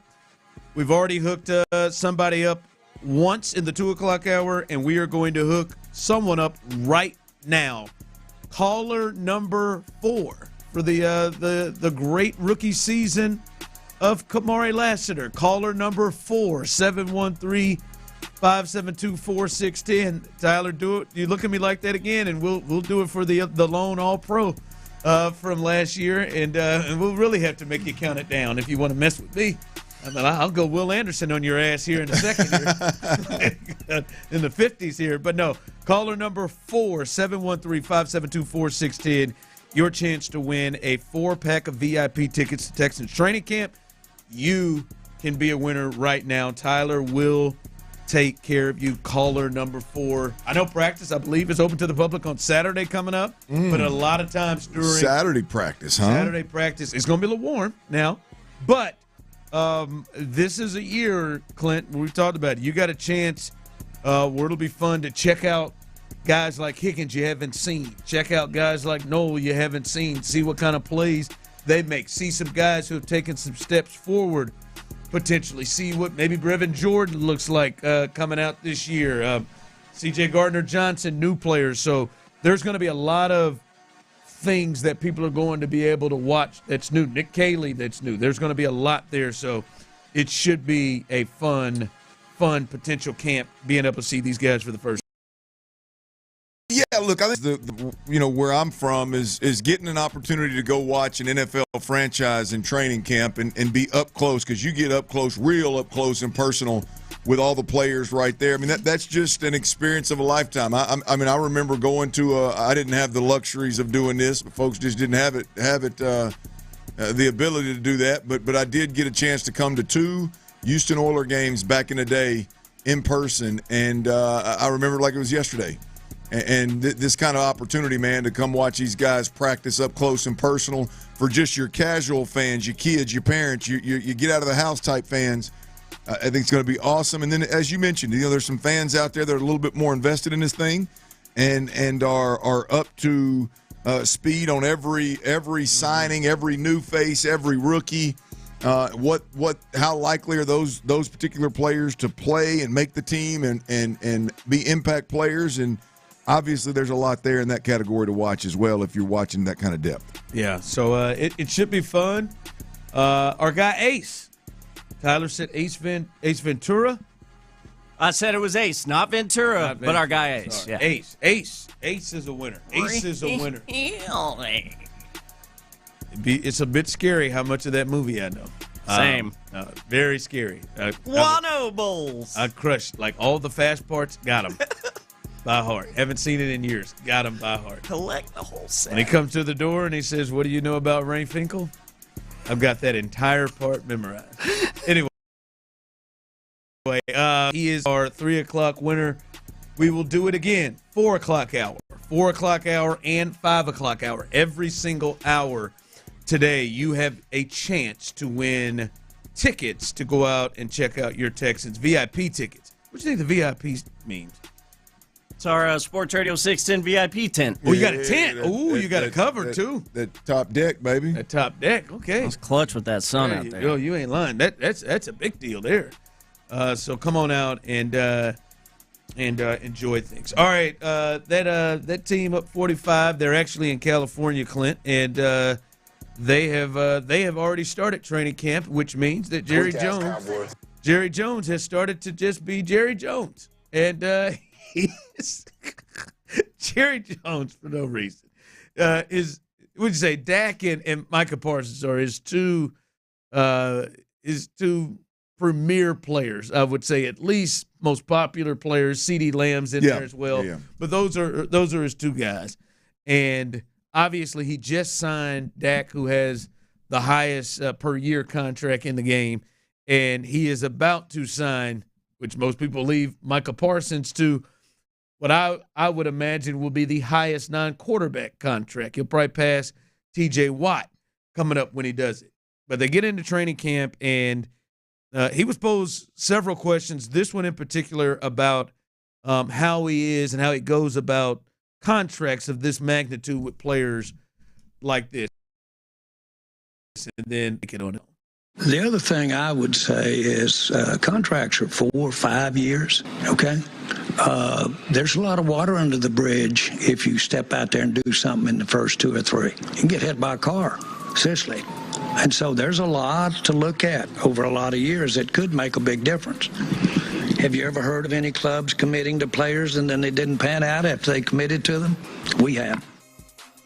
There's Jerry. Jerry acts like he's randomly talking about just the state of the league and handing out contracts. He's literally talking about the guy that he needs to be his leader on defense and the guy he just made the highest paid quarterback in the game. Get hit by a car. And he was not shoved into this. No, he's willing.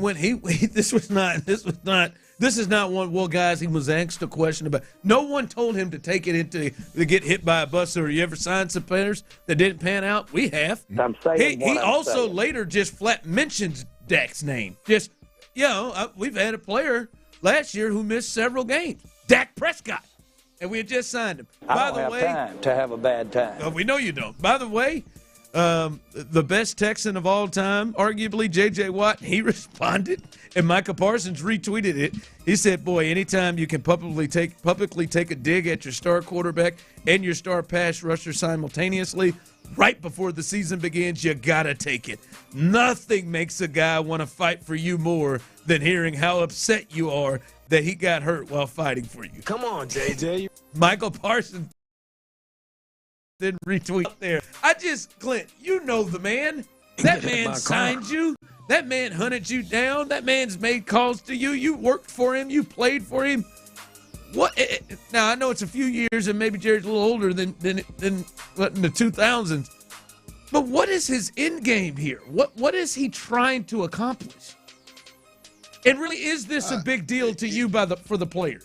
Oh, yeah, no, I think it's a huge deal for the Cowboys. Look, I think because you can add to Jerry's comments there, you can also add as a side note here, cornerback Trevon Diggs is answering questions that hurt my feelings. That he's answering questions about the Cowboys deciding to dock him $500,000 for working out on his own instead of with the team this offseason. Oh, it hurt his feelings. So it hurt his feelings, right? I mean, Jerry, this is a Cowboy issue. You start training camp. Like what? You start training camp over here with the Texans, it is going to be all ball. It is going to be all ball, barring some one-off something with this Ward or something. It is going to be all ball for the guys that matter. What's your point? And instead, you've got comments about Dak Prescott, which I think Dak is going to wear those comments and just keep it moving. Micah Parsons retweeting J.J. Watt stuff, right? By the way, on the Micah Parsons front, Ed Warder just retweeted this. Micah Parsons said his agent, David Mulugeta, has reached out to the Cowboys front office and specifically Adam Persifka, but things aren't moving on extension talks. So you're dealing with that. And then also your corner that you need to be the best player in your secondary, not working out with the team and answering questions about how you find him because he wasn't working out with the team. This is typical Cowboys. It's just it's not, the focus is not on football. And you can't tell me that it doesn't.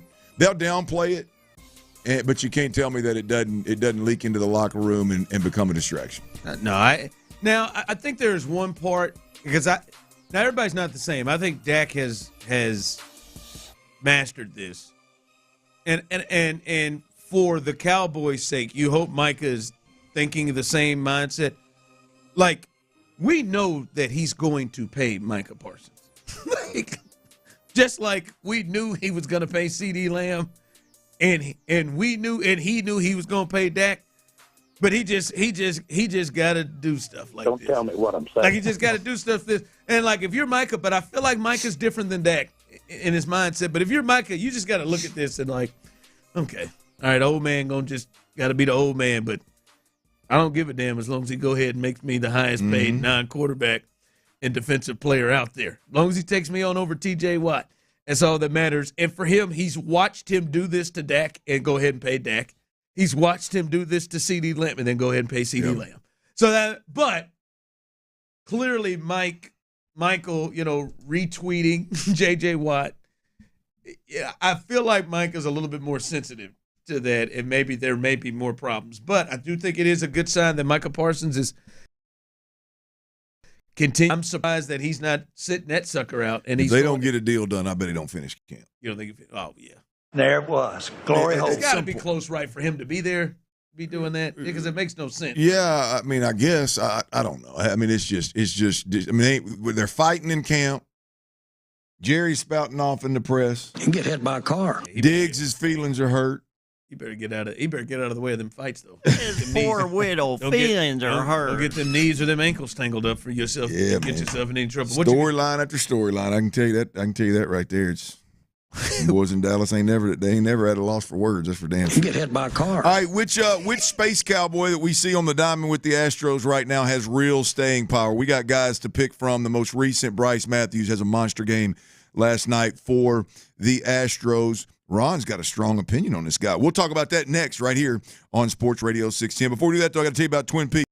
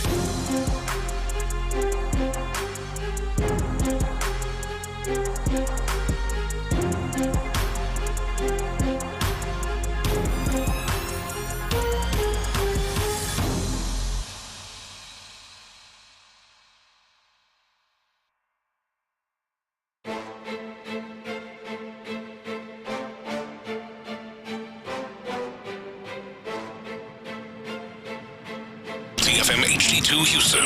Insider access, exclusive content. Sports Radio 610. The Texans play here. An Odyssey sports station. Boy, this is getting weird quick.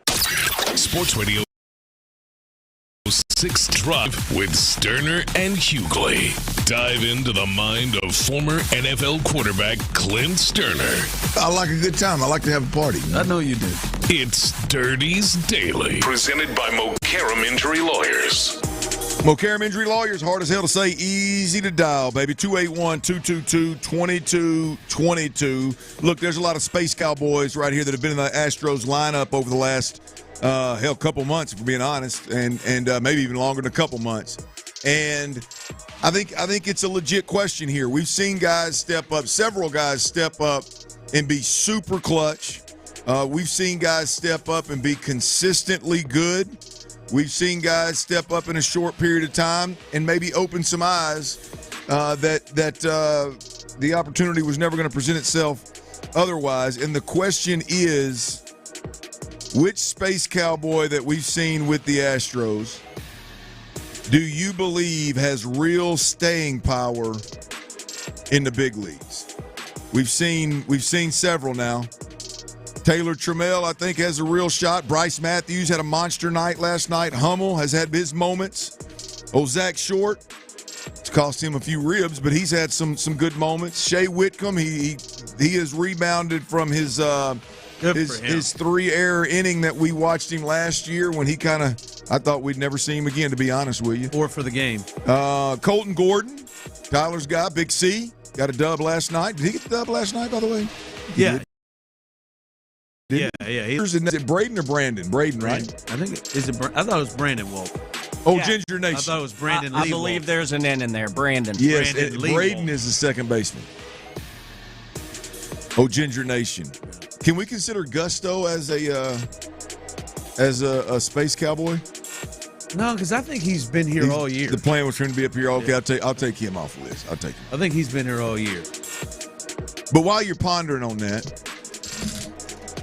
713-572-4610, which Space Cowboy has the most staying power in your opinion? When everybody gets back healthy, there's going to be a couple of spots that I think that'll be up for grabs, and there's a couple of guys that I think have to be in consideration of holding on to them spots. While you ponder on that, boys, I had the best massage I've had in a while. Angel Hands over in Baytown. Angel Hands in Baytown. I love a good rub down. But I'm gonna be honest with you, I still ain't comfortable on the table. Really? Deshaun ruined it for me. I was gonna say, were you comfortable before it? Oh, super. What do you get you get nervous? Are you overly gotta block that trying to make them feel comfortable? Oh no, I don't say a damn thing. But just today, as I'm laying there, I'm just in my mind, I'm thinking, and in no way, shape, or form, by the way, am I saying this is what happened with Deshaun. I'm just saying, if somebody decided to worry or say something in there that happened, it's your word against theirs. It is. I honestly have a hard time relaxing. Now I'm going to go back because it was absolutely tremendous. But I have a hard time relaxing. Just don't get yourself in a situation, Clint, where 37 people do it. Yeah, I mean, unless they get 37 people together in one room and they're all yeah. That'd be rough. But tremendous massage. And I'm gonna tell you. Did you have an area that you focused on? Well, my neck and my shoulders get a little tight. I don't know if it's because we sit so much in here or what goes on. I feel like I could use some of that action. I mean, but I'm gonna tell you. When a massage therapist really gets in the glutes, doesn't avoid the glutes, lower back glutes, that a lot of them avoid it because obviously Deshaun. you got stuff like that, but I think a lot of them avoid it just because they're not comfortable with it. But when you really get one, it'll get that elbow in the side of that glute and really get them pressure points in them glutes. That's big for me. Getting them hammies, get them high hammies, just really dig in there. That is a game changer for me. Yeah, same here, dude. In all seriousness, like the buttocks, like getting them cheeks, like I didn't know it. I was on vacation, Well, and I had this massage. 75,000 views of yours shaking. So That's true. Well, now I know to get them taken care of. Yours is getting close right to the bone, though. That's fair. That's right. I basically don't have to get a massage. Right. And this lady stopped mid-massage, and she was like, "Hey, has anyone ever told you carry a lot of tension in your ass?"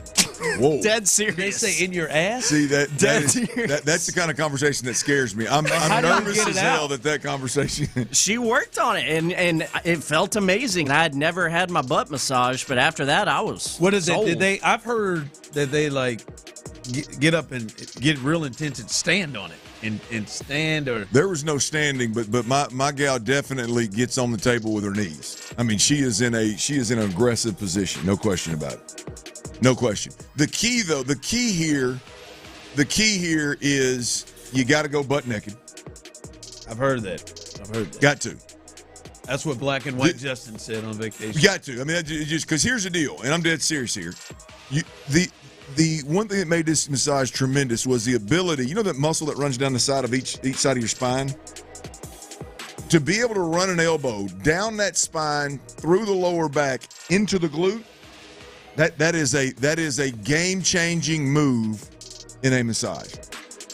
And if somebody's not willing to go there, or if you got some old big floppy draws on or something that all of a sudden the elbow turns into a grinder, it really causes problems. So I'm just telling you, I stumbled up on a top 3 massage that I've ever had, and I had some pretty good ones when I was playing ball. I was doing a lot more consistent. Yeah, go back to her. Oh, there's no doubt. I called my wife immediately and said, hey, on your way back into town, she was out of town working. I said, on your way over, May is for real. May, you got her. Oh, I got it. May. I got it. She got on to me, told me, you don't remember? I said, well, hell, you never told me. Wrote it on a card. I got it, man. But and when you go in there, that's who you're going to go with. No question. I won't go. I will not get a massage around here. I mean, unless my wife wants to go do some couples thing or something at some highfalutin resort. Yeah. I will not get another massage around here. It's May. She had them magic hands. Hey, man. May in the Dirty Bay. May in the Dirty Bay. All right. Which Space Cowboy has real staying power? Ron, I rattled off a lot of guys here.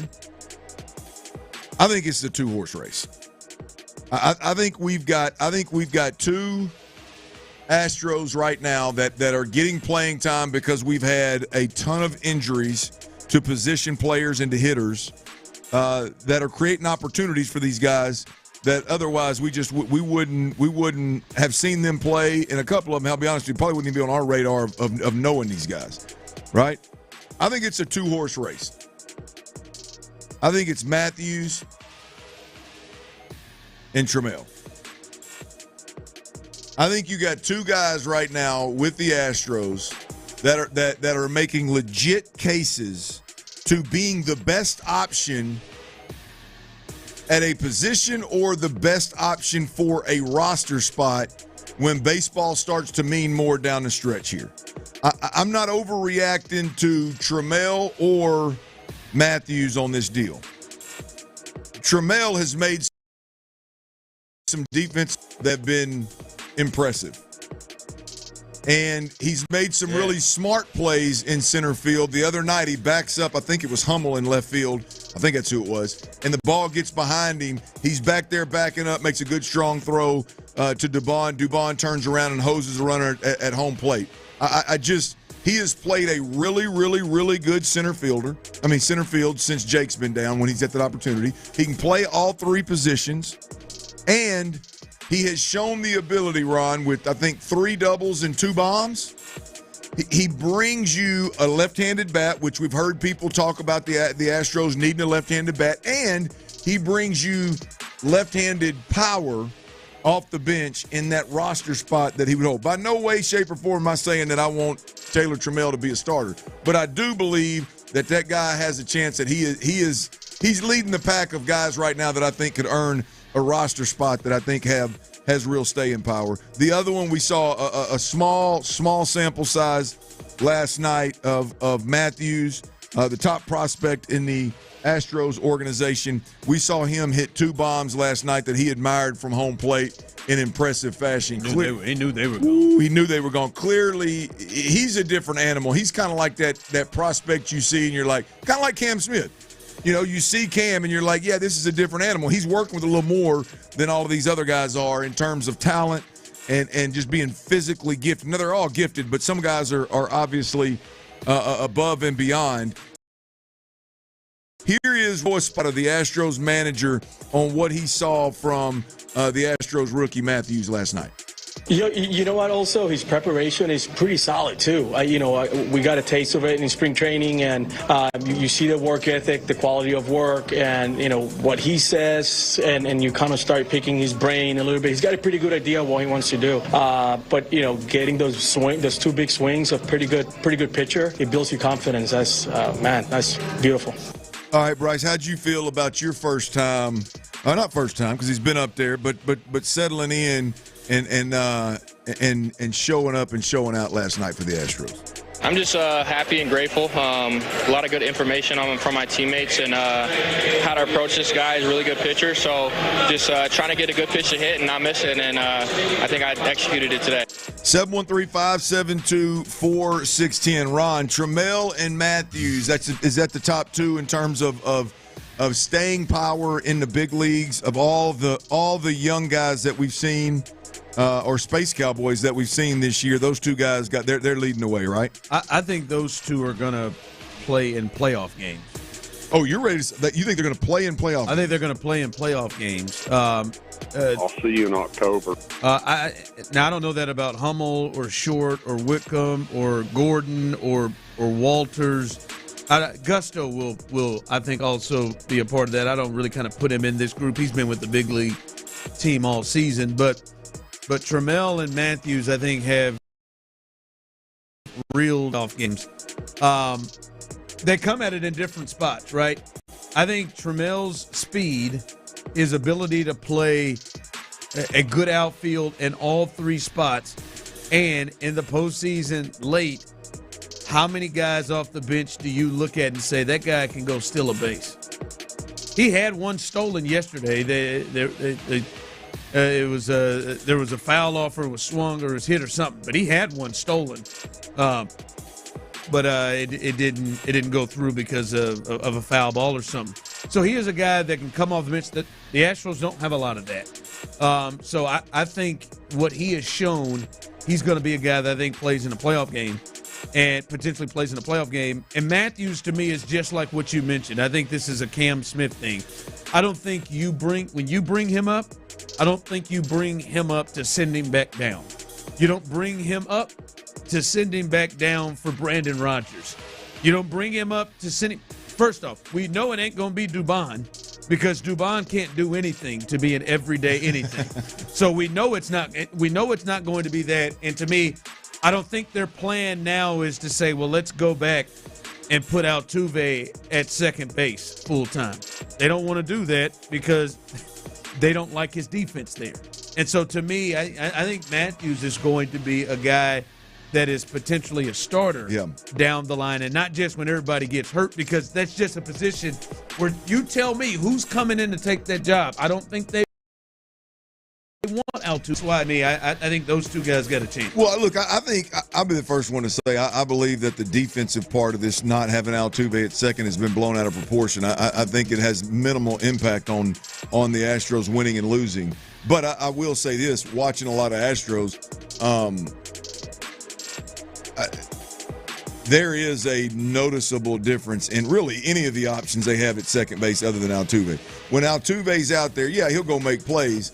But when you talked about the double play that Bryce turned yesterday, the Brendan Rodgers kid at second base, he's done some things. Obviously, if Dubon has to move over there, it's a different middle infield, no question about it, if Altuve is somewhere else. So I get Matthews. I get the appeal there. I tend to lean towards you.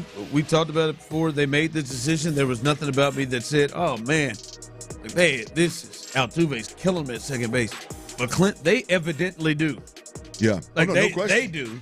And so if they do, if they were going to go with Rodgers, or maybe even Rodgers and Dubon in a platoon role, then I got to believe their number one prospect, who they're going to bring up here to play every day, that is a guy they're going to give a shot. Well, one more. I agree with you, Ron. I mean, you talked me into it. I did more Cam Smith like. Well, I've been fascinated with Cam Smith. I mean, this guy's. I think he's the third best favorite to win the AL Rookie of the Year. He has been a blast to watch. I think you're right. I think you're onto something there in a sense of there's no sense in bringing him up down for one of the guys that you've seen play there already, especially if he's swinging it well, he's not overwhelmed, especially if he's everything that Joe Espada just said he is. So we'll see. Watching two big-time prospects in Cam Smith in right field and now Bryce Matthews at second base, along with all the other fill-ins, if you will, along the way. There's plenty of interesting, fascinating things to watch with the Astros, but I think those two things right there top the list. All right, as we continue right here live on The Drive, remember, coming up in this hour, you will have a third opportunity to win a 4-pack of VIP Texans training camp tickets. That'll be coming up in the 4 o'clock hour. We're doing it each and every hour, and you can be our next winner as we do that coming up later on in this hour. So stay tuned for that. Your favorite thing, Astros injury reports. And particularly two big-time guys in the lineup. We'll discuss those and give you the latest on that coming up next. Small-town folks building big, beautiful custom homes.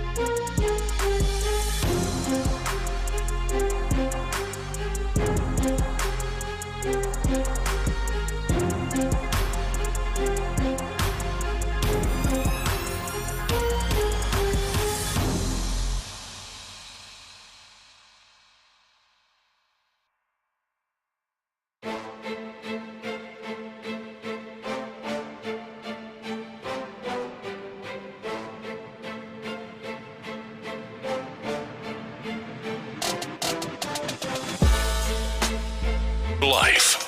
On July 4th, historic flooding devastated Kirk families, destroying homes and leaving many in urgent need. The Salvation Army Emergency Disaster Services team is on the ground right now, serving hot meals, offering shelter, and providing emotional and spiritual care to those affected.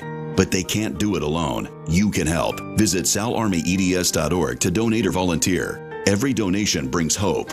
Every hand makes a difference. That's salarmyeds.org. Sports Radio 610 presents The Drive with Stoerner and Hughley.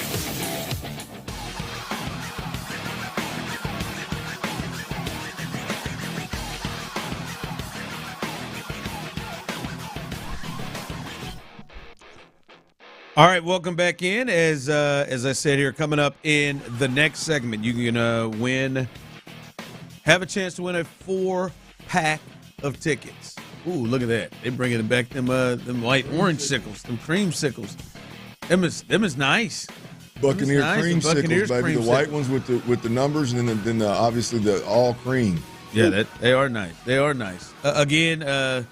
They won't have creamsicle jerseys, but they will have their practice jerseys. You got a chance in the next segment to win a 4-pack of tickets. Tyler, is that the number one jersey, non-Texan jersey? If you were to get one that, it's up there. Them creamsicles are clean. Well, in particular, Mike Evans. The Mike Evans. Yeah, probably so. Yeah. Yig 'em. Yeah. What is it? What's the number one non-Texan jersey you'd get? Non-Texan or if you're Texan, the number one non-your team jersey. I think mine be Lamar. I'm a Lamar fan. Solid. I always like to randomly check up. I can't remember the last time, so this may be the last time I will. Do you still? Have you moved over that he's a full quarterback now, Tyler? Who? Lamar. Have you moved over to that? Oh, yeah. Okay, all right. I couldn't remember. I've owned up to my previous you got that. I year's couldn't remember. I couldn't remember. You were staunch. Yeah, them first few years I was what some would call a hater. Text line coming in. Jalen Hurts, Kelly Green jersey. That's where I'd go. That's where'd you go? Exactly. Color and everything. Yeah. Absolutely. Yeah. Someone said somebody with the Chargers, the powder blue jerseys. Those aren't bad. I had a Favre Jets jersey back in the day when I was I forget about that Packers. They hold a special place into your heart a little bit. Yeah, I had a Jets jersey and a Favre Vikings jersey. Yeah, to me, it's more about the player guy. And I think that's where you're talking about with Jalen. But the Kelly Green is. Ooh, that's a clean jersey now. It is. Yes, it is. Someone said the Raiders, all white one. Oh, I like the uni. I just there's not a Texas play, and there's not a Texas. There's not a Raiders player that I would. I would call dead in a Raiders jersey. All right, here is. It's understandable for you. Yeah, here is threw them batteries. Yeah, they did a nacho cheese to that kid. But my mom told me once when she went to the L.A. Coliseum there in L.A., she had to buy a Raiders flag to walk out. Just to get out of the building? Walk out, yeah. Yeah, that fan base doesn't have the greatest reputation. Well, that's all right. They took them from him. All right, here's some injury updates here with the Astros. I'll give it to you guys. You want Jordan injury update, or do you want Isaac Paredes injury update? Which one you want first? Isaac. All right, let's go Isaac. By the way, the Jordan update, Jordan spoke. We got Jordan through a translator, or as Tyler would say, just Jordan. I was green, okay? That'll never not be funny to you. Never. It'll be in your Hall of Fame speech. Why does he sound like a Kyle? Yeah, that was early on, and I don't think we were the drive yet. That was early on, and it was Clint. I don't know what's going on, but that is not Jordan Allen. That right there we are. But here's Joe Espada on Isaac Paredes. He said Isaac Paredes had some travel issues getting back to Houston from Seattle which delayed his doctor visit. So the team is still unclear on the hamstring strain or how long he'll be out. Now our travel team for the Astros is having problems? Let's be fair. Do you think it was good hell? They had issues with the travel, like where they missed the flight or something? Or do you think it was like maybe he was in some sort of pain and he couldn't fly back yet? I don't know. What is this? It could be so many things. Did they put Isak on a commercial flight? They better not. They better not. They better not. When did it happen? They Saturday? Put Dusty on a commercial flight, remember? Or they didn't put him on it. He took one. Yeah, he took one. I still can't believe it. Happened. Dusty on a Southwest flight. What was that, Saturday? Yeah, it happened Saturday. And this was reported yesterday. Well. Oh, okay. So, happened Saturday. It really sucks that they haven't been able to do anything to see exactly what the injury is yet, but especially because once they get there, they probably won't even see anything if it's present. Surprise, surprise, or some kind of hiccup involving an injury with the Astros. This time, it's not the medical team; it's the travel team. Yeah, before we get to the medical team, right? Don't worry, they'll get there. Can't get them there. Can't get them there. This one is concerning to me of how long he's going to be out. What are we using, Expedia? Yeah. Like, you think what you said? Somebody texted and said they put that boy on a Spirit flight. Ooh, no refreshments. Did they at least get him 2 seats so he could stretch his leg out? Nah, he came, man. That's hold on. You think? Absolutely. You would think. Who was it? Remember? There was somebody had to play in Sugar Land, but it wasn't Sugar Land. They played on the road, and he sent them in. It's like a Greyhound bus or something. I don't know. I can't remember. It was, oh, God. He was the ultimate utility guy, the guy before Dubon. Marwin Gonzalez? No, not after him. I can see him in my head. God, I can see him, too. Come on, y'all. Text He played second a lot. Played second, third. He was the number one pitch hitter. Why can I not think of his name? Oh, my God. What is his name? He then got traded. He went to the A's and was terrible there. He came back here. Anyway, it was him who went back on the he had to do a rehab stint. And I remember you kept saying, damn, they couldn't get a Sprinter van? They could have got a Sprinter van for to take him. He took some sort of, I don't know if it was the mega bus. He took something that he shouldn't have taken. Litmus Diaz. There we go. Thank you, Champ Slice. Gosh, damn. Yeah, that's who it was. It was Diaz. He took him in a weird. I could see his face and everything. Oh, I did. I had this next team, the A's and everything. I just could not pull that for nothing. But they've done some weird stuff. So I don't know. This is weird. It's Tuesday. We still don't have a report. Hopefully they know. They just haven't reported. We don't know what's going on with him. So hopefully they've gotten him here to Houston. They'll find out. Here is the Yordan Alvarez stuff. Yordan Alvarez, this is yesterday, hit today at, we're giving percentages, guys, at about 60 to 65% effort. Go ahead and pull that number out your ass. He said through an interpreter. That is fun. How do you determine 60 to 65% effort? Through his interpreter, Alvarez plans to hit again today. Of his setback in Florida, Clint, Alvarez said he woke up on the day he was supposed to face pitching, and his hand was so swollen he could not grip a bat. Great! Yordan Alvarez said where the pain is in his hand, it's a little bit difficult to have surgery there. That's why I say I need a little bit of rest right now. It's an area where... Can we get a member of the training staff to lay this out for us instead of him? The guy without any background in health. Is that what you really want? I mean, at least I'll go into it thinking it's going to be BS and not right, but good God, dude, like it's a part of the hand that's hard to have surgery on. The baseball player's telling us this. As he would go on to say, it's an area where normally we don't get surgery in that area, but I think it isn't something I'll have to keep dealing with. Oh, you think? Dr. Yordan? I don't know, but it seems like it's something you keep dealing with is what it seems like. Getting pissed. But I mean, hold on. He went like what? So like, all right, I'm glad he was swinging soft toss today, but if they did not have surgery, fellas, what has occurred to where what happened in his last, he said he just woke up and it was so swollen he couldn't grip a bat. And if he doesn't have surgery, we'll just have and Sam I can't Perry believe he's had adequate rest. This is a tricky thing, Clint. A tricky thing of which you wonder what this is going to look like. Yeah, I mean, I said it before, man, and I'm not saying this is the issue, but when you look at the dynamic of this, the Astros can't get a damn thing right when it comes to injuries, right? Now we got travel issues. Jordan's got diva issues. The injury is in a place now where most people don't have surgery on. I mean, there's just so many moving parts. And the dynamic of what's going on with Jordan Alvarez is something that is just impossible to figure out.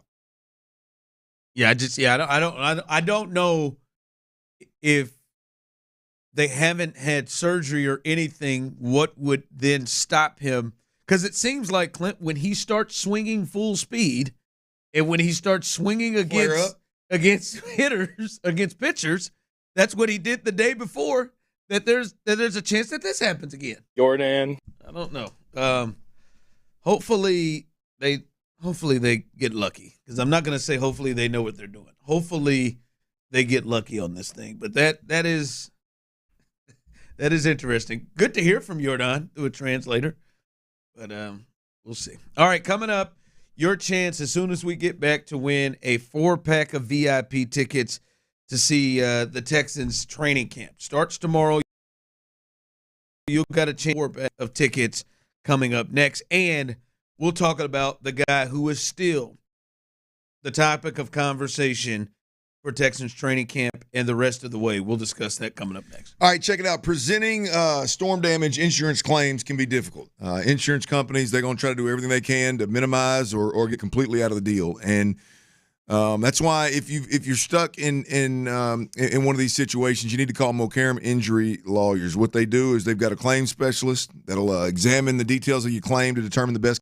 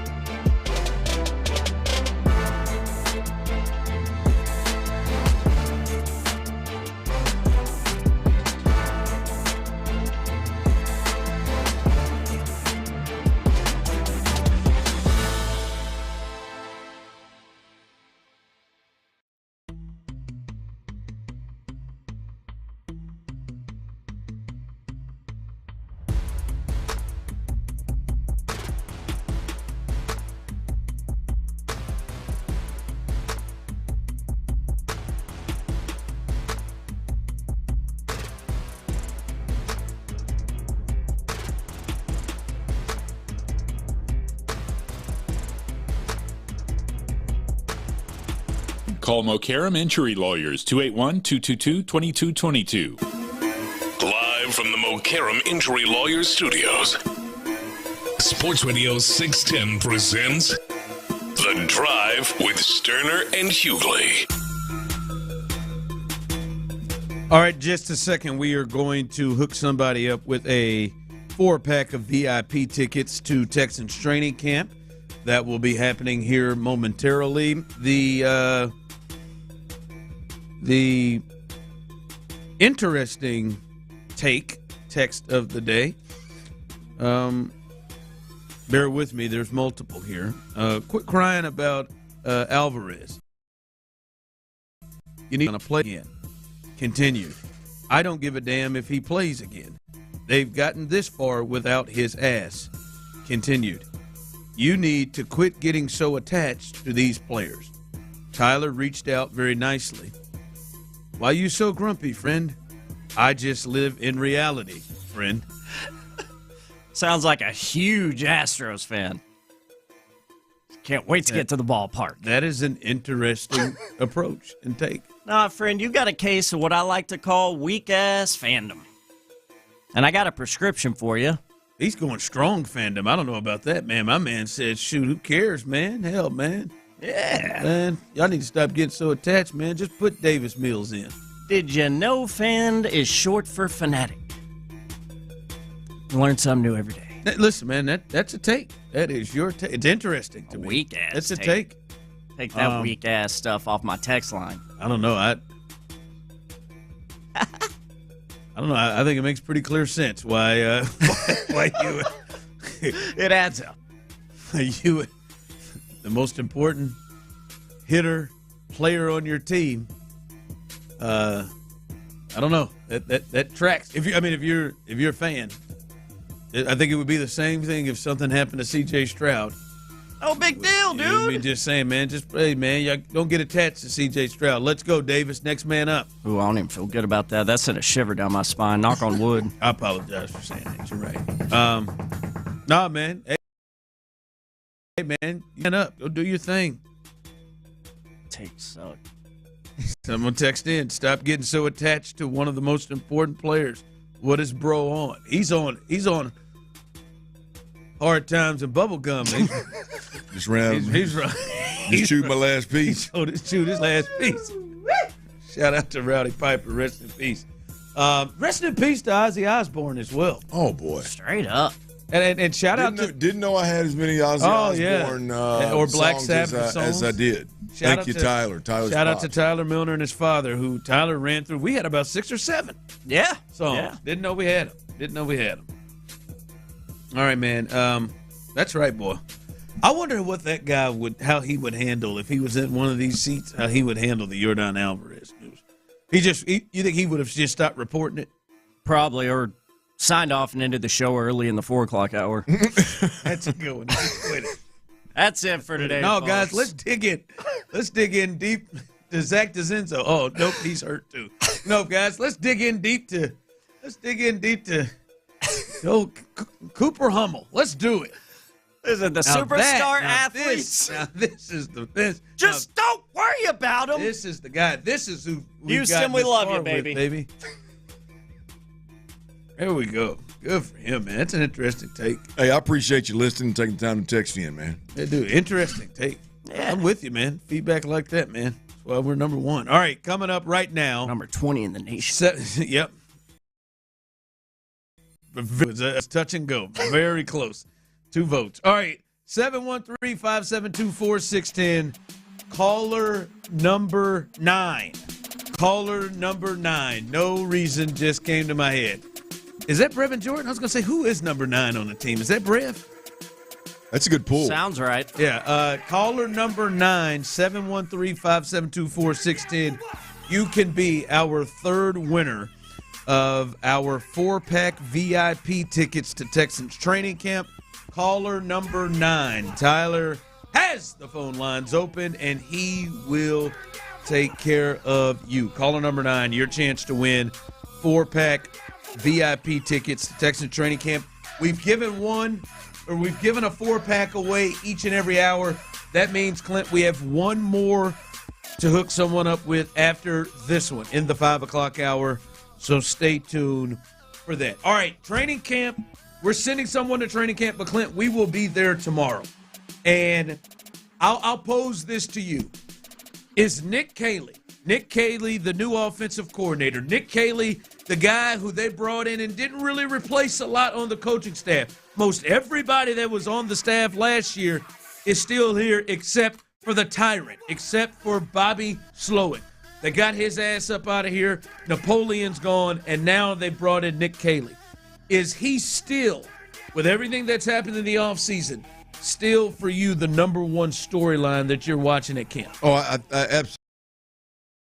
absolutely. Look, storylines to watch. There's a lot of things to be fascinated with the Texans, but the one thing that's going to determine whether this team can improve on 10 wins in the season, the only thing that's going to the biggest thing that's going to impact their ability to go beyond the second round, to be looked at as a team that's for sure going to win a bad division kind of deal. Beyond that, I think the biggest factor is Nick Caley. And so, yeah, I mean, and all the way from, the reality of what he signed up for, Ron, is he took an offensive coordinator job for a 10-win football team, for a team that was in the second round of the playoffs. He's got to improve upon that. Right, he took the job of a guy that was calling plays when a quarterback had one of the best years I've ever seen a quarterback have, and he went on to win Rookie of the Year. Whether you look at Nick Caley and go, hey, he's never called plays, it's kind of a crapshoot, or you say, hey, man, the bar is set pretty high. This isn't a rebuilding team that you'll get 2 or 3 years to kind of figure this thing out.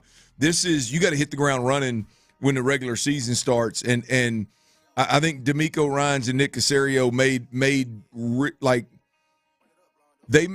decisions to get rid of certain guys with a sense of urgency, because ultimately there's a sense of urgency to improve upon where you were. And so, look, I think Nick Caley has his work cut out beyond just the energy and vibe that we keep hearing about as the what everybody keeps leading with Nick Caley.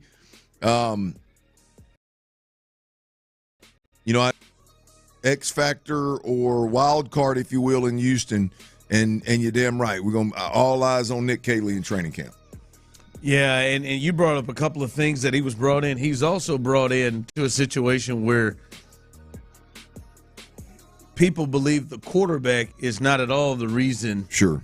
At all, whether it's right or not, but not at all the reason that this offense struggled last year. And I think there is a fair argument that, at least in terms of reliable in knowing talent this year, I think there's an argument, there's a step back for the Texans when you look at what talent they actually had last year. Now, obviously, offensively, that talent, either through injury or just poor play together, didn't work the way that I think many of us thought it would.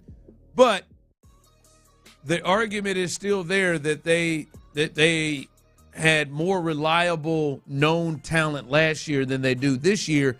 And there is an expectation, a real expectation from the fan base, from the media, from the national media, that with Nico and CJ and Joe Mixon and some of the draft, and now they've got what I have heard as low as incompetent play caller or a predictable play caller. Now that he's gone, there's expectation that this offense is better. I think there's a lot on his plate. My thing is, and I hope we see this throughout training camp and in preseason games before the season starts, I do hope that he is given, in some form or fashion, a better hand than the previous OC was given. Because I think there is an argument, now Bobby Slowick hadn't said it, but there's an argument that Bobby Slowick may have been predictable because of what he had. There might have been portions of the playbook that he just couldn't go to because he couldn't trust to. So I hope Nick Caley doesn't have those issues. Well, look, Nick Caley has to fix a lot of Bobby Slowick's problems. Nick Caley has to improve upon a couple of pretty good years that the Texans had while Bobby Slowick was calling plays here offensively. Make a rocket ship. And Nick Caley's got to do it all with less than Bobby Slowick had. And you believe he's dealing with absolutely, 100%. There is no doubt about it. There's no way to spin it. There's no Steph Diggs. There's no Tank Dell. There's no Laramie Tunsil. It's not even remotely close from a talent perspective.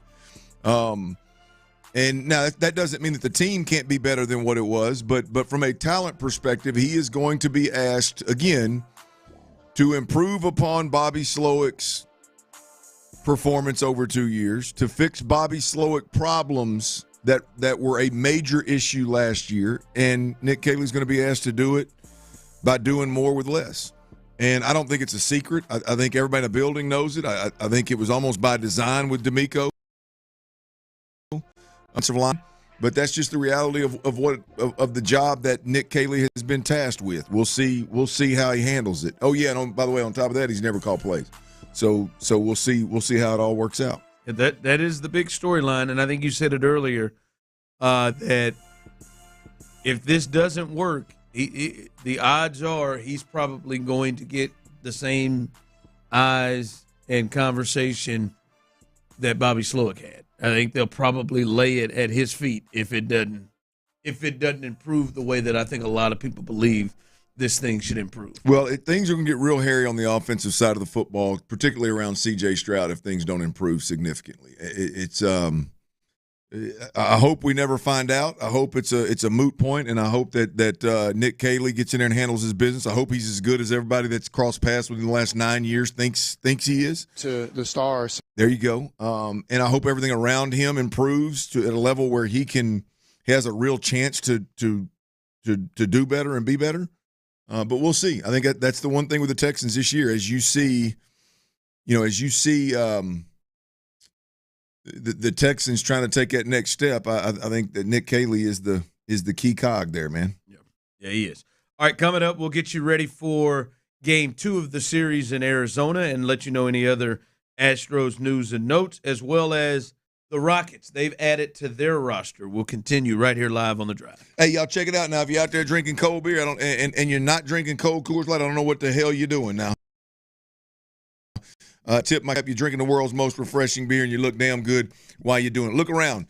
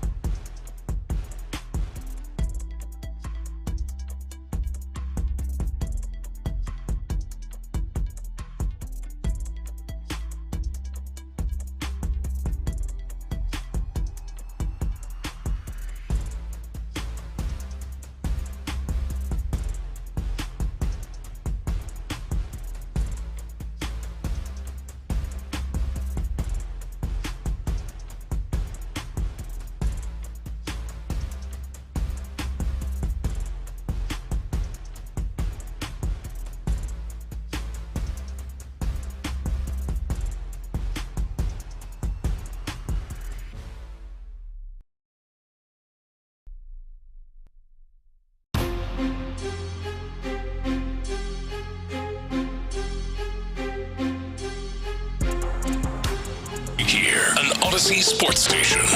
Holy smokes! We have a liftoff. Sports Radio 610 presents The Drive with Stoerner and Hughley. It's the 5 o'clock fire. Breaking news from Sports Radio 610 is presented by BetQL. Smarter bets start with BetQL. Download the BetQL app or visit BetQL.com today. All right, as soon as we don't even get the 5 o'clock fire jump in. What's the breaking news, Tyler? Yeah, we got some Houston Astros breaking news, and shocker, it's not great. Our friend from the last segment that was texting in, you don't need to worry about this, but other Astros fans out there, some big news. Astros have placed right-handed pitcher Lance McCullers Jr. on the 15-day injured list due to a right finger blister. Retroactive back to July 20th. To take his place, Lance McCullers Jr. on the active roster. The Astros have recalled right-handed pitcher Nick Hernandez from AAA Sugarland. Another Space Cowboy is joining the big club. Dang, what happened to Jason Alexander? Son of a... All right, so Nick Hernandez, anybody got him? Got Nick? Oh, yeah. Yeah, I remember. He's been up a few times. Got Nick? He's been up a few times. Nick Hernandez. I wonder, is he going to get a start as the bullpen? Probably bullpen. Pete Tyler, the bullpen guy? I think so. Yeah. But, I mean, this is half a squad of Space Cowboys and a training staff that doesn't know what the hell they're doing. So I don't know, man. I wonder how long. Well, you still got your 5 up there. You got Walters, you got Gusto, you got Gordon, you got Fromber, and you got Hunter. You still got your 5-man rotation there. 5 up there. That'll be the rotation moving forward. The hope is that maybe Spencer Arrighetti can get going here as he's pitched 3 innings and check back in. Listen, I know that Lance has struggled, and some of you have referred to him as not being a major league pitcher anymore. All of those things.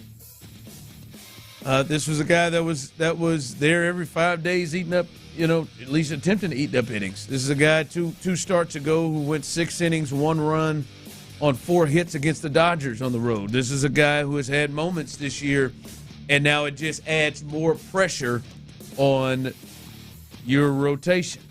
And now it just adds more pressure because, Clint, there was a point where, all right, there's 6 of them up here.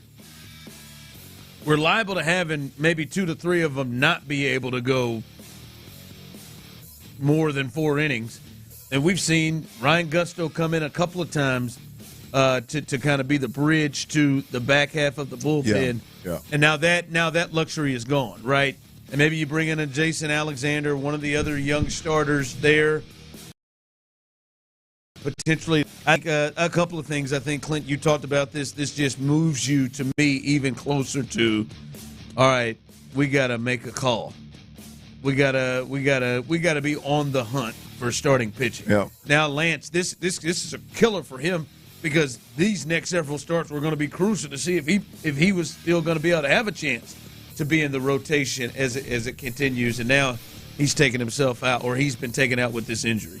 Yeah, look, there's no doubt about it. The trade deadline is July 31, I believe. So, and look, not that there was a ton that Lance could do between now and then, and not that Lance was ever even going to have an impact of late anyway on what their decision is at the trade deadline. But I think this makes it really, really clear at this point in time that the trade deadline they have to be targeting starting pitching, and I'm talking like third in a rotation type starting pitching. You can't sit back and wait on Spencer Arrighetti. You can't depend on what Lance McCullers does or doesn't do. I don't think any of the guys that you have that you're rotating through right now are real contenders. So the Astros, in a sense of making a move, the trade deadline is the big. I think the next big. Hopefully there's none other injury. The next big news cycle, if you will, that's in 9 days. Hopefully the Astros can make a move there and bring in a starter. Yep. Again, if you missed it. The Astros put Lance McCullers Jr. on the 15-day IL due to a right finger blister and recalled reliever Nick Hernandez to replace him on the active roster. I will say this. Hopefully, this is good news, fellas, in terms of an explanation. Maybe this has something to do with potentially why his last two starts have been struggles, why his last two starts have been games where he can't locate, have been games where his inability to locate has not allowed him to go deeper into games. You know, this is better when you have a pitcher or a player who is struggling and there's no explanation of an injury or anything troubling him. He's just struggling. Hopefully this means if he gets this fixed and rectified, he'll be, in a position where he can kind of be his best on the mound. Yeah, hopefully that's what it is. We'll see. Yeah, so that is the latest there with Lance McCullers Jr. If you just missed it, he is on the 15-day IL with a blister on his right finger. Framber, who gets the ball, he is well-rested, has not pitched since since that game we went to, Tyler. That seems like a long-ass time ago. It really does. Last 2 Saturdays ago is the last time Framber has pitched. Well-rested. Hopefully he can get a dub tonight, Clint, and get them off of this streak of losing series. They had gone 13 in a row winning, and now they've lost their last 3. If they can get a win tonight, they can go ahead and clinch winning this series against the Diamondbacks. But we talked about this on Sunday's game. You would like for your ace, co-ace, to come out and give you a big-time performance to kind of still, I think, stop some of the bleeding and give you some confidence. Look, I mean, absolutely. I think keep swinging the bats the way you've been swinging the bats the last 3 games, and Framber go out there and do Framber things, and you win the first 2 games of the series. Hopefully you can get a sweep. Hopefully Seattle and the rest of the division take one on the chin, and you can, again, continue to just hold them off, if not extend the lead in the division. And you've done the trick. I mean, that's yes. I mean, Framber is one of those guys. I know there was some kind of shin injury. For some reason, they pushed his start back a couple of days. So hopefully he can get out there and just and get through a start without any kind of issues. Yeah. Hopefully so. So he gets the ball tonight in Arizona. When the lineups come out, we'll let you know what that is. By the way, I know a lot of people just jump in their cars at 5 o'clock getting off. If you have not heard the latest Yordan Alvarez news, Yordan Alvarez yesterday hit soft toss at 60 to 65% effort. He said, though, through an interpreter, Alvarez plans to hit again tomorrow. Of his setback in Florida, Alvarez said he woke up, and this is him through the interpreter speaking himself, he woke up on the day he was supposed to be facing pitching, and his hand was so swollen he could not grip the bat. Yordan went on to say through an interpreter, where the pain is in his hand, it's a little bit. That's why I say I need a little bit of rest right now. It's an area where normally we don't get surgery in that area, but I think it isn't something I'll have to keep dealing with. So that is the latest there with Yordan.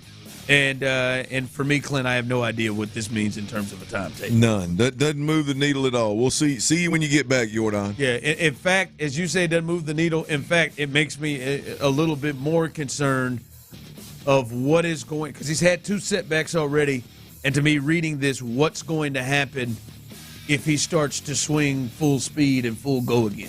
Because the last time he swung full speed, full go, the day before he was supposed to face pitching, he was doing some live hitting against pitching the day of, and then the next day his hand was swollen. It sure seems like it's just a roll of the dice or a shot in the dark, doesn't it? I mean, we don't usually have surgery there. It may flare up here or there. I don't know. 60, 65%. Just seems like it's just a shot in the dark here. We'll see. Yeah, can we get and a texter said this, can we get a name of what the injury is? Texter said, is it a hamate bone? Can we get a name? Can we get an understanding of what the injury is? Like, I know, hey, Paredes, hamstring strain. Can we get what this is? Just right hand inflammation. Is that what it still is? You mean like a diagnosis? That'd be wild. Just an injury of what is it? This fool's about to piss me off. Fire. We're past about. All right, the Rockets, they sign another free agent, guard forward Josh Okogie. He's agreed to a 1-year, $3.1 million deal with the Rockets. He is going to be playing in his 8th season, and he gives them another active wing defender / guard that is a good defender. Now, the big key to me will be, is he going to be able to shoot the ball well enough to give them really good minutes, right? This is not a signing that is going to, as Clint would say, blow your skirt up.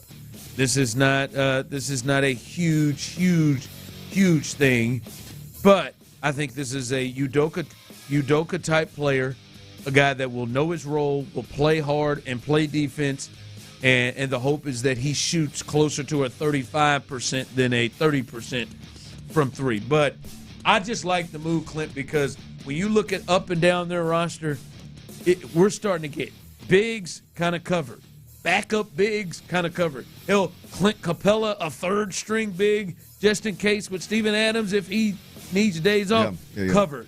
It's wings, plenty of them covered. Now they're doing it with guards and bringing in not just guys that ride bench, but Josh Okogie has been somebody who's played in big games and big playoff games. Well, it seems like they're building that quality depth that you're going to need to make a run, right? I mean, to play at a certain level throughout a long season, to withstand and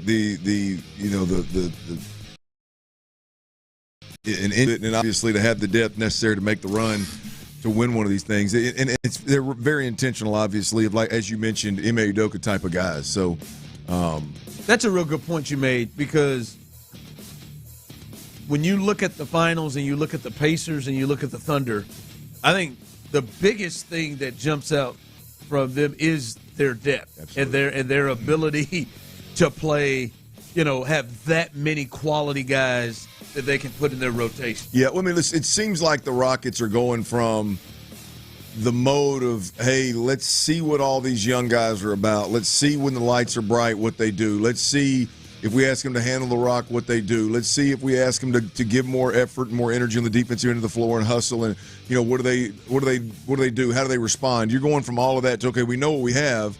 Now let's backfill this young roster of guys that we know what they have with guys that are veterans that are cut from our cloth. And so it just seems like they've shifted gears in a sense, which makes sense. It's time to make a run. It seems like they've shifted gears, though, from let's find out what our young stars have and what they're made of, and to, all right, let's backfill this thing with proven, whatever that depth is, with proven guys that we know what we're investing in, we know what we're getting, we know what we're adding to our roster. Yep. All right, so another nice move as this roster is starting to really fill out for the Houston Rockets. 5 o'clock fire. All right, former Houston Texan and played for multiple teams, Tyrann Mathieu, eve of training camp. Clint, he must have got up on this thing and just said, damn it, I ain't got another one. Tyrann Mathieu, former Texan, played that 1 year with the Texans. Retires at 33, and I said this earlier. It feels like he can probably still play. He could still go. He's not in his prime, but last year he was still a good safety for the Saints. But he retires after 12 seasons. God, Tyrann Mathieu played 12 seasons. I could still remember him at LSU. I can still remember him when that Honey Badger thing started. But he played 12 NFL seasons, and he said on Kay Adams he wants to retire as a Saint. But he is shutting it down after a really, really great career. He's been on the scene since college at LSU, been a known figure in the sports world, and he's shutting it down at the age of 30.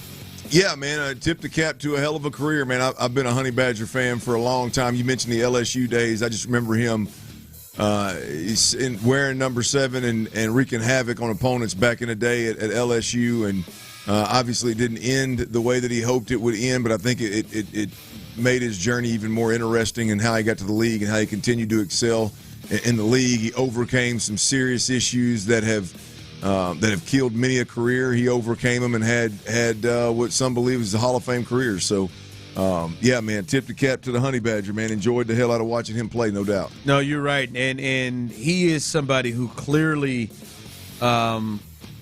learned from his mistakes, and I don't believe we ever saw that again. And listen, let me tell you, it took a lot for Les Miles to pull the trigger on that, Jack. I think Les had his hand forced. Yeah, he had his hands forced. But he was dismissed from that, and he was one of those red flag players. There were teams that just wouldn't go with him. Patrick Peterson was a big influence for the Cardinals at the time to draft him, and again, we never heard anything, I don't believe, negative from Tyrann Mathieu from that point on. He had a really good run, and I do, as you said, I think he is a Hall of Famer. Super Bowl champion, he's a 4-time All-Pro, 3 times he was first team All-Pro, top 3 finisher in 2020 when it comes to Defensive Player of the Year award, a 4-time Pro Bowl, all-decade team in the 2010s. I think this is a potential Hall of Famer. Maybe not first ballot, but you start thinking about Brian Dawkins and start thinking about the other safeties Steve Atwater have gotten in. I think his resume is right there with those guys. So I think he is a potential Hall of Fame player. So shout out to Tyrann Mathieu as he hangs it up after 12 years in the league. Coming up, let's do it. Our final one in the 5 o'clock hour. This is our final time to hook someone up with a 4-pack of VIP tickets to go to Texans training camp. We'll do that in the next. We'll look at the Texans, where people believe they rank when it comes to rosters. We'll discuss that coming up next. All right, fellas, y'all need y'all to listen up out there. Heck, the ladies too, man. You got fellas that you love in your life. Listen up, man. If you're being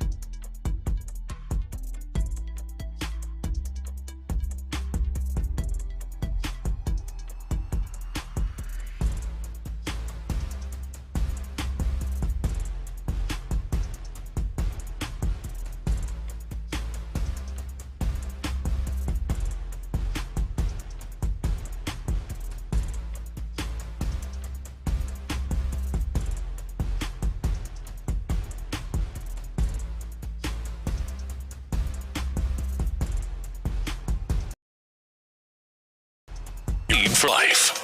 On July 4th, historic flooding devastated Kerr County, Texas, displacing families, destroying homes, and leaving many in urgent need. The Salvation Army Emergency Disaster Services team is on the ground right now, serving hot meals, offering shelter, and providing emotional and spiritual care to those affected. But they can't do it alone. You can help. Visit salarmyeds.org to donate or volunteer. Every donation brings hope. Every hand makes a difference. That's salarmyeds.org.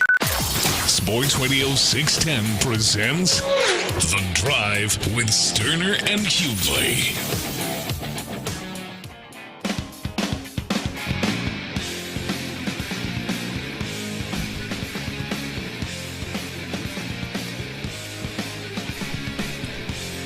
All right.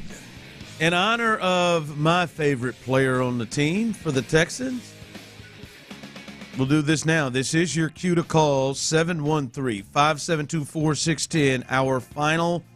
Our final winner of the day, as we have hooked someone up with a 4-pack of VIP tickets to Texans training camp. VIP under the tent, baby, and with the heat and the sun, that will be a big one. We've hooked someone up with a 4-pack in each hour. This is the final one of the day in the 5 o'clock hour. Cue to call now, 713-572-4610. In honor of my favorite player on the team, caller number 5, Jalen Petrie in the building. 713-572-4610. Caller number 5, you will be in the 5 o'clock hour, our final winner of a 4-pack of VIP tickets to Texans training camp as it starts tomorrow. Starts up. Tyler will take care of you. Phone lines are open. Hopefully you are our final winner. Congratulations to all our winners today. All right, Clint, somebody texted in earlier, which is interesting to the topic we're about to have a conversation about, saying to think, because you said this about Nick Caley, saying he's going to have to deal with and improve upon the things that Bobby Slowick struggled with while the roster is taking a step back. And someone texted in to say that the roster is taking a step back is crazy talk. Well, I believe in the break you said in some form or fashion you disagreed with that comment. And I think ESPN and their voters also disagree with that comment. They were a top 10 roster when they did this last year. They were in the top 10 when it comes to rosters, when they had, Tunzel, and they had Diggs, and they had Tank Dell, and they had Schultz coming off a top 10 year. Other guys on their team. They were in the top 10 when it came to this year. The Texans are ranked 13th. So I think, as you said, you see them taking a step back. I think that is clearly not crazy talk. A damn sure, if not the case, a real argument that it is the case.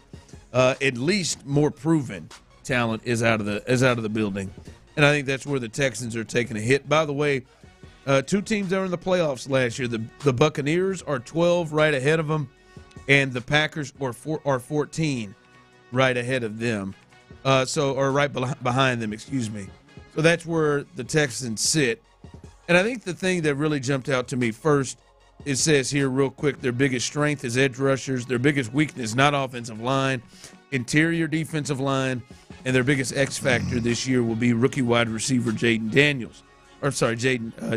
Higgins. Well, but they wish they had Jaden Daniels to go along with C.J. Stroud. That'd be a hell of a combination. But Jaden Higgins, I think the thing that jumped out to me when I saw this ranking, they have the Ravens, the Bills, and the Chiefs all in the top 5, 1, 4, and 5 in this top 32 rankings, and the Texans at 13. And to me, the thing is it impossible to be done? Hell no. We see it done a lot. But what are the Texans, and how can they make up as they have perceived talent gap, which seems to have got from where they are according to these folks, and I would actually agree with that myself. Yeah, look, the talent gap has gotten significantly wider. I mean, there's no way around. I think it's plumb-ass silly to think that this team is anywhere remotely close to as talented on paper as last year's team. They're just simply not. But that does not mean that less doesn't mean more. I think D'Amico Ryans. I think there's three players here in answering your question. Right, how do they catch those top five rosters, if you will, the three AFC teams in those top five, the Ravens, Bills, Chiefs, 1, 4, and 5. How do the Texans close the gap from 13 to 5 or 13 and above 5 in the top 5? They've already started that with understanding that Laramie Tunsil, extremely talented, top 10 tackle in the game. I think he was number 7 to be exact. That talent wasn't getting you anywhere. You needed somebody in here. You needed the ability to change that room from a personality standpoint, a temperament standpoint, from an approach standpoint. You needed to change the standard in that room. I think D'Amico Ryans making that decision to get out of the Laramie Tunsil business was where they started to allow this team to play at a higher level than a 13th ranked roster. Right? So I think it started there. But then it gets to Nick Caley. I think Nick Caley has to find a way to get more out of Dalton Schultz. He has to find a way to get more out of, first, let's go here, C.J. Stroud. Right? He's got to find a way to get more out of Nick Chubb than just a beat-up second-round veteran that you can – a second RB2 that you can depend on. He's got to find a way to get more out of him. That I think that is the way that this team is going to close that gap, because you got 3 guys on this team right now, Ron. Let's say the guys that were in the top 10, which is, what is that, C.J. Stroud, Nico Collins, Joe Mixon? Well, C.J. wasn't, but – well, I'm just talking about mentioned, not necessarily in the top 10, but we're mentioned in this year's. So because you got 2, you got Nico and Joe Mixon. If you look at the 3 guys that had fallen out, they're all guys that were top 10 last year. Again, C.J. Stroud can get back to it. Nick Chubb was a top 5 running back in those rankings a year ago, right before this most recent injury. And then Dalton Schultz was a top 10 tight end. If Nick Caley can just get those guys playing up to snuff, then all of a sudden the talent on this roster improves drastically. At least the outlook of the talent on this roster improves drastically. So we'll see there. And then I think the final piece, probably the most important piece, is C.J. Stroud. What does C.J. Stroud do? Does he take that next step of leadership? Does he, in his approach to the game, is he less aggressive and less pushing the ball down the field and more of what he was year one? Now, I know there's a lot of pieces that play into that, but is that the version of C.J. Stroud that we get, or are we still in this aggressive kick that we saw last year, kind of get him in trouble? So I think those 3 pieces there, I think are gonna close from 13 to 5. I think that those are things got to happen. Yeah. By the way, the Bengals and the Broncos are 2 other teams in between the Texans and that top 3 in the AFC that are ranked ahead of them.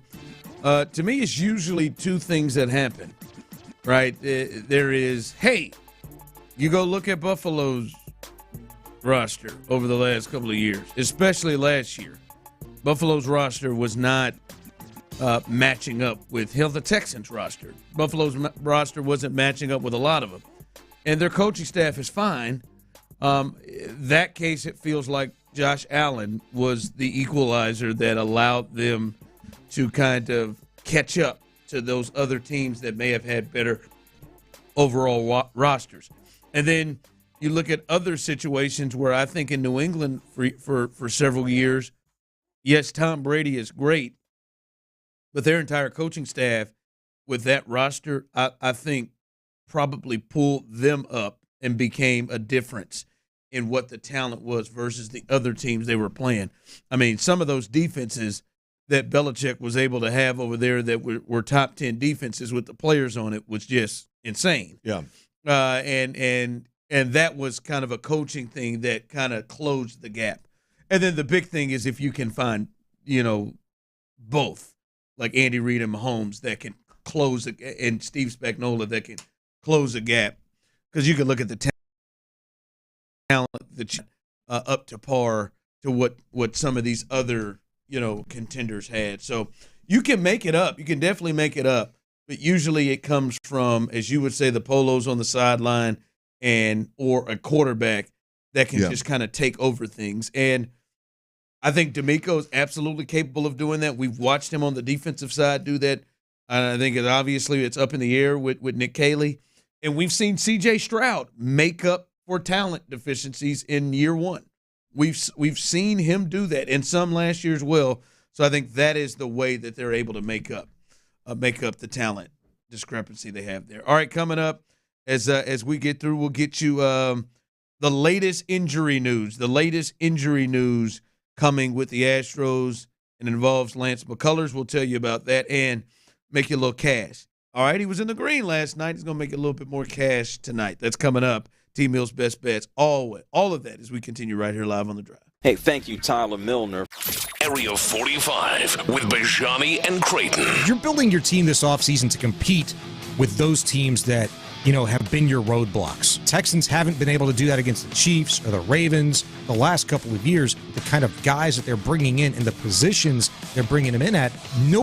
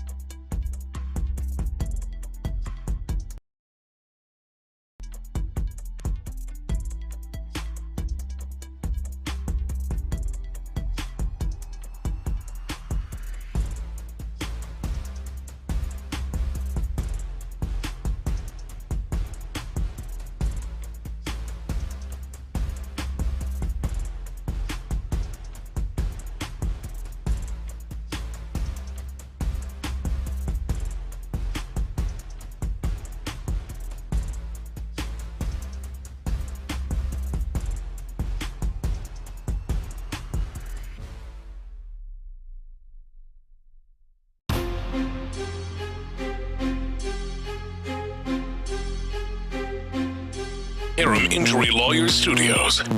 Sports Radio 610 presents The Drive with Stoerner and Hughley.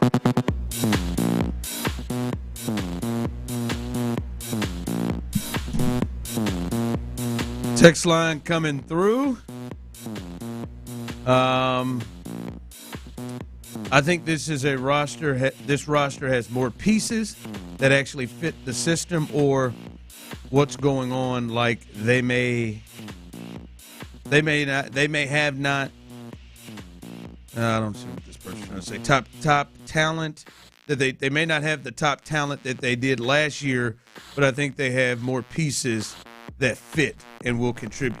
Someone texted in, to be honest, I just think it's more unknown on this roster.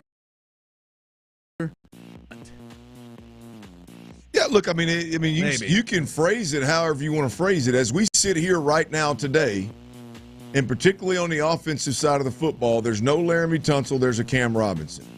There's no Stephon Diggs, let's say there's a Christian Kirk. There's no Tank Dell, let's say there's a Higgins that we've never seen play at the NFL level.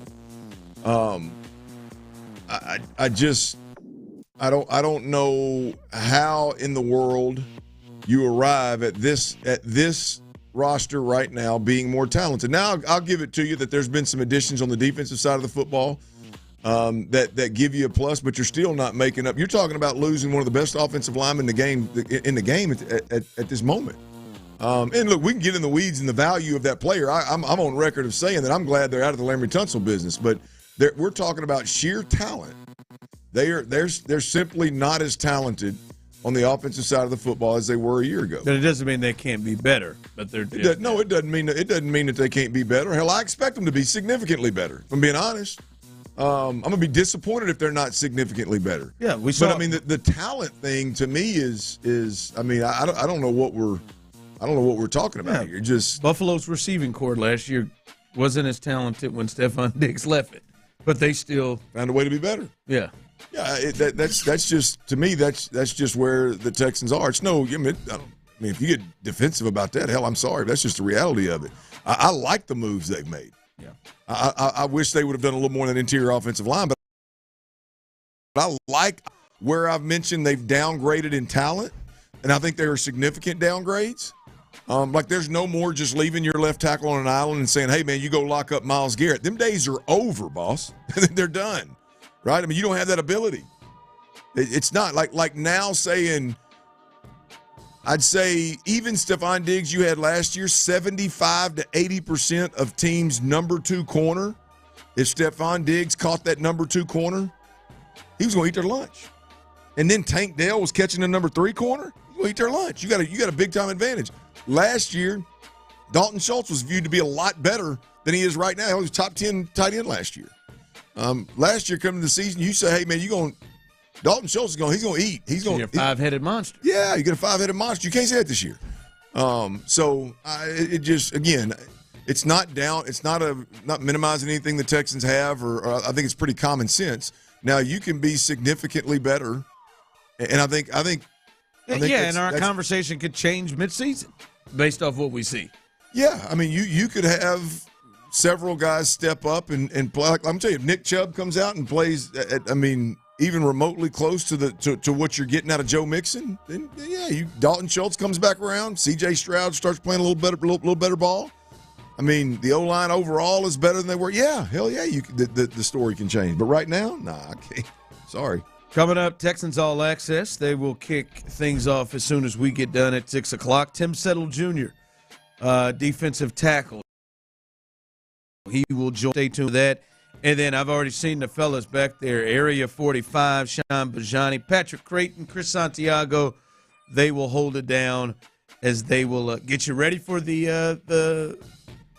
Diamondbacks hosting your Houston Astros and so much more on the best late-night sports show in all of Houston. Area 45 coming up behind the fellas on Texans All Access starting at 7. And then here in a little bit, we'll get you best bets as Tyler had a winning day yesterday in the green. We'll see what he does again today. Real quick, before I give you the scroll of injuries that the Astros have given us yet again. You ain't lying. It's like a damn CVS receipt. It really is. An old one. By the way, they've shortened those. Cam Smith leading off in right field. They have. I think they heard that, and they've shortened those. I those didn't know. They have. Cam Smith in right field. Jose Altuve is the DH again. Christian Walker is up to the 3 spot, playing first base. Yainer Diaz, Chaz in center. Bryce Matthews coming off of the 2-home run game is playing second. Then Dubon is at third tonight. Cooper Hummel is in left field. Zach Short is at shortstop with Framber getting the ball. If you have missed it, Astros, they've placed right-handed pitcher Lance McCullers Jr. on the 15-day IL due to a right finger blister. It's retroactive to July 20th. Nick Hernandez, right-hander, has been called up as the move. By the way, Clint, that's 17 players. 17 players on the IL for the Astros, including 7 starting pitchers.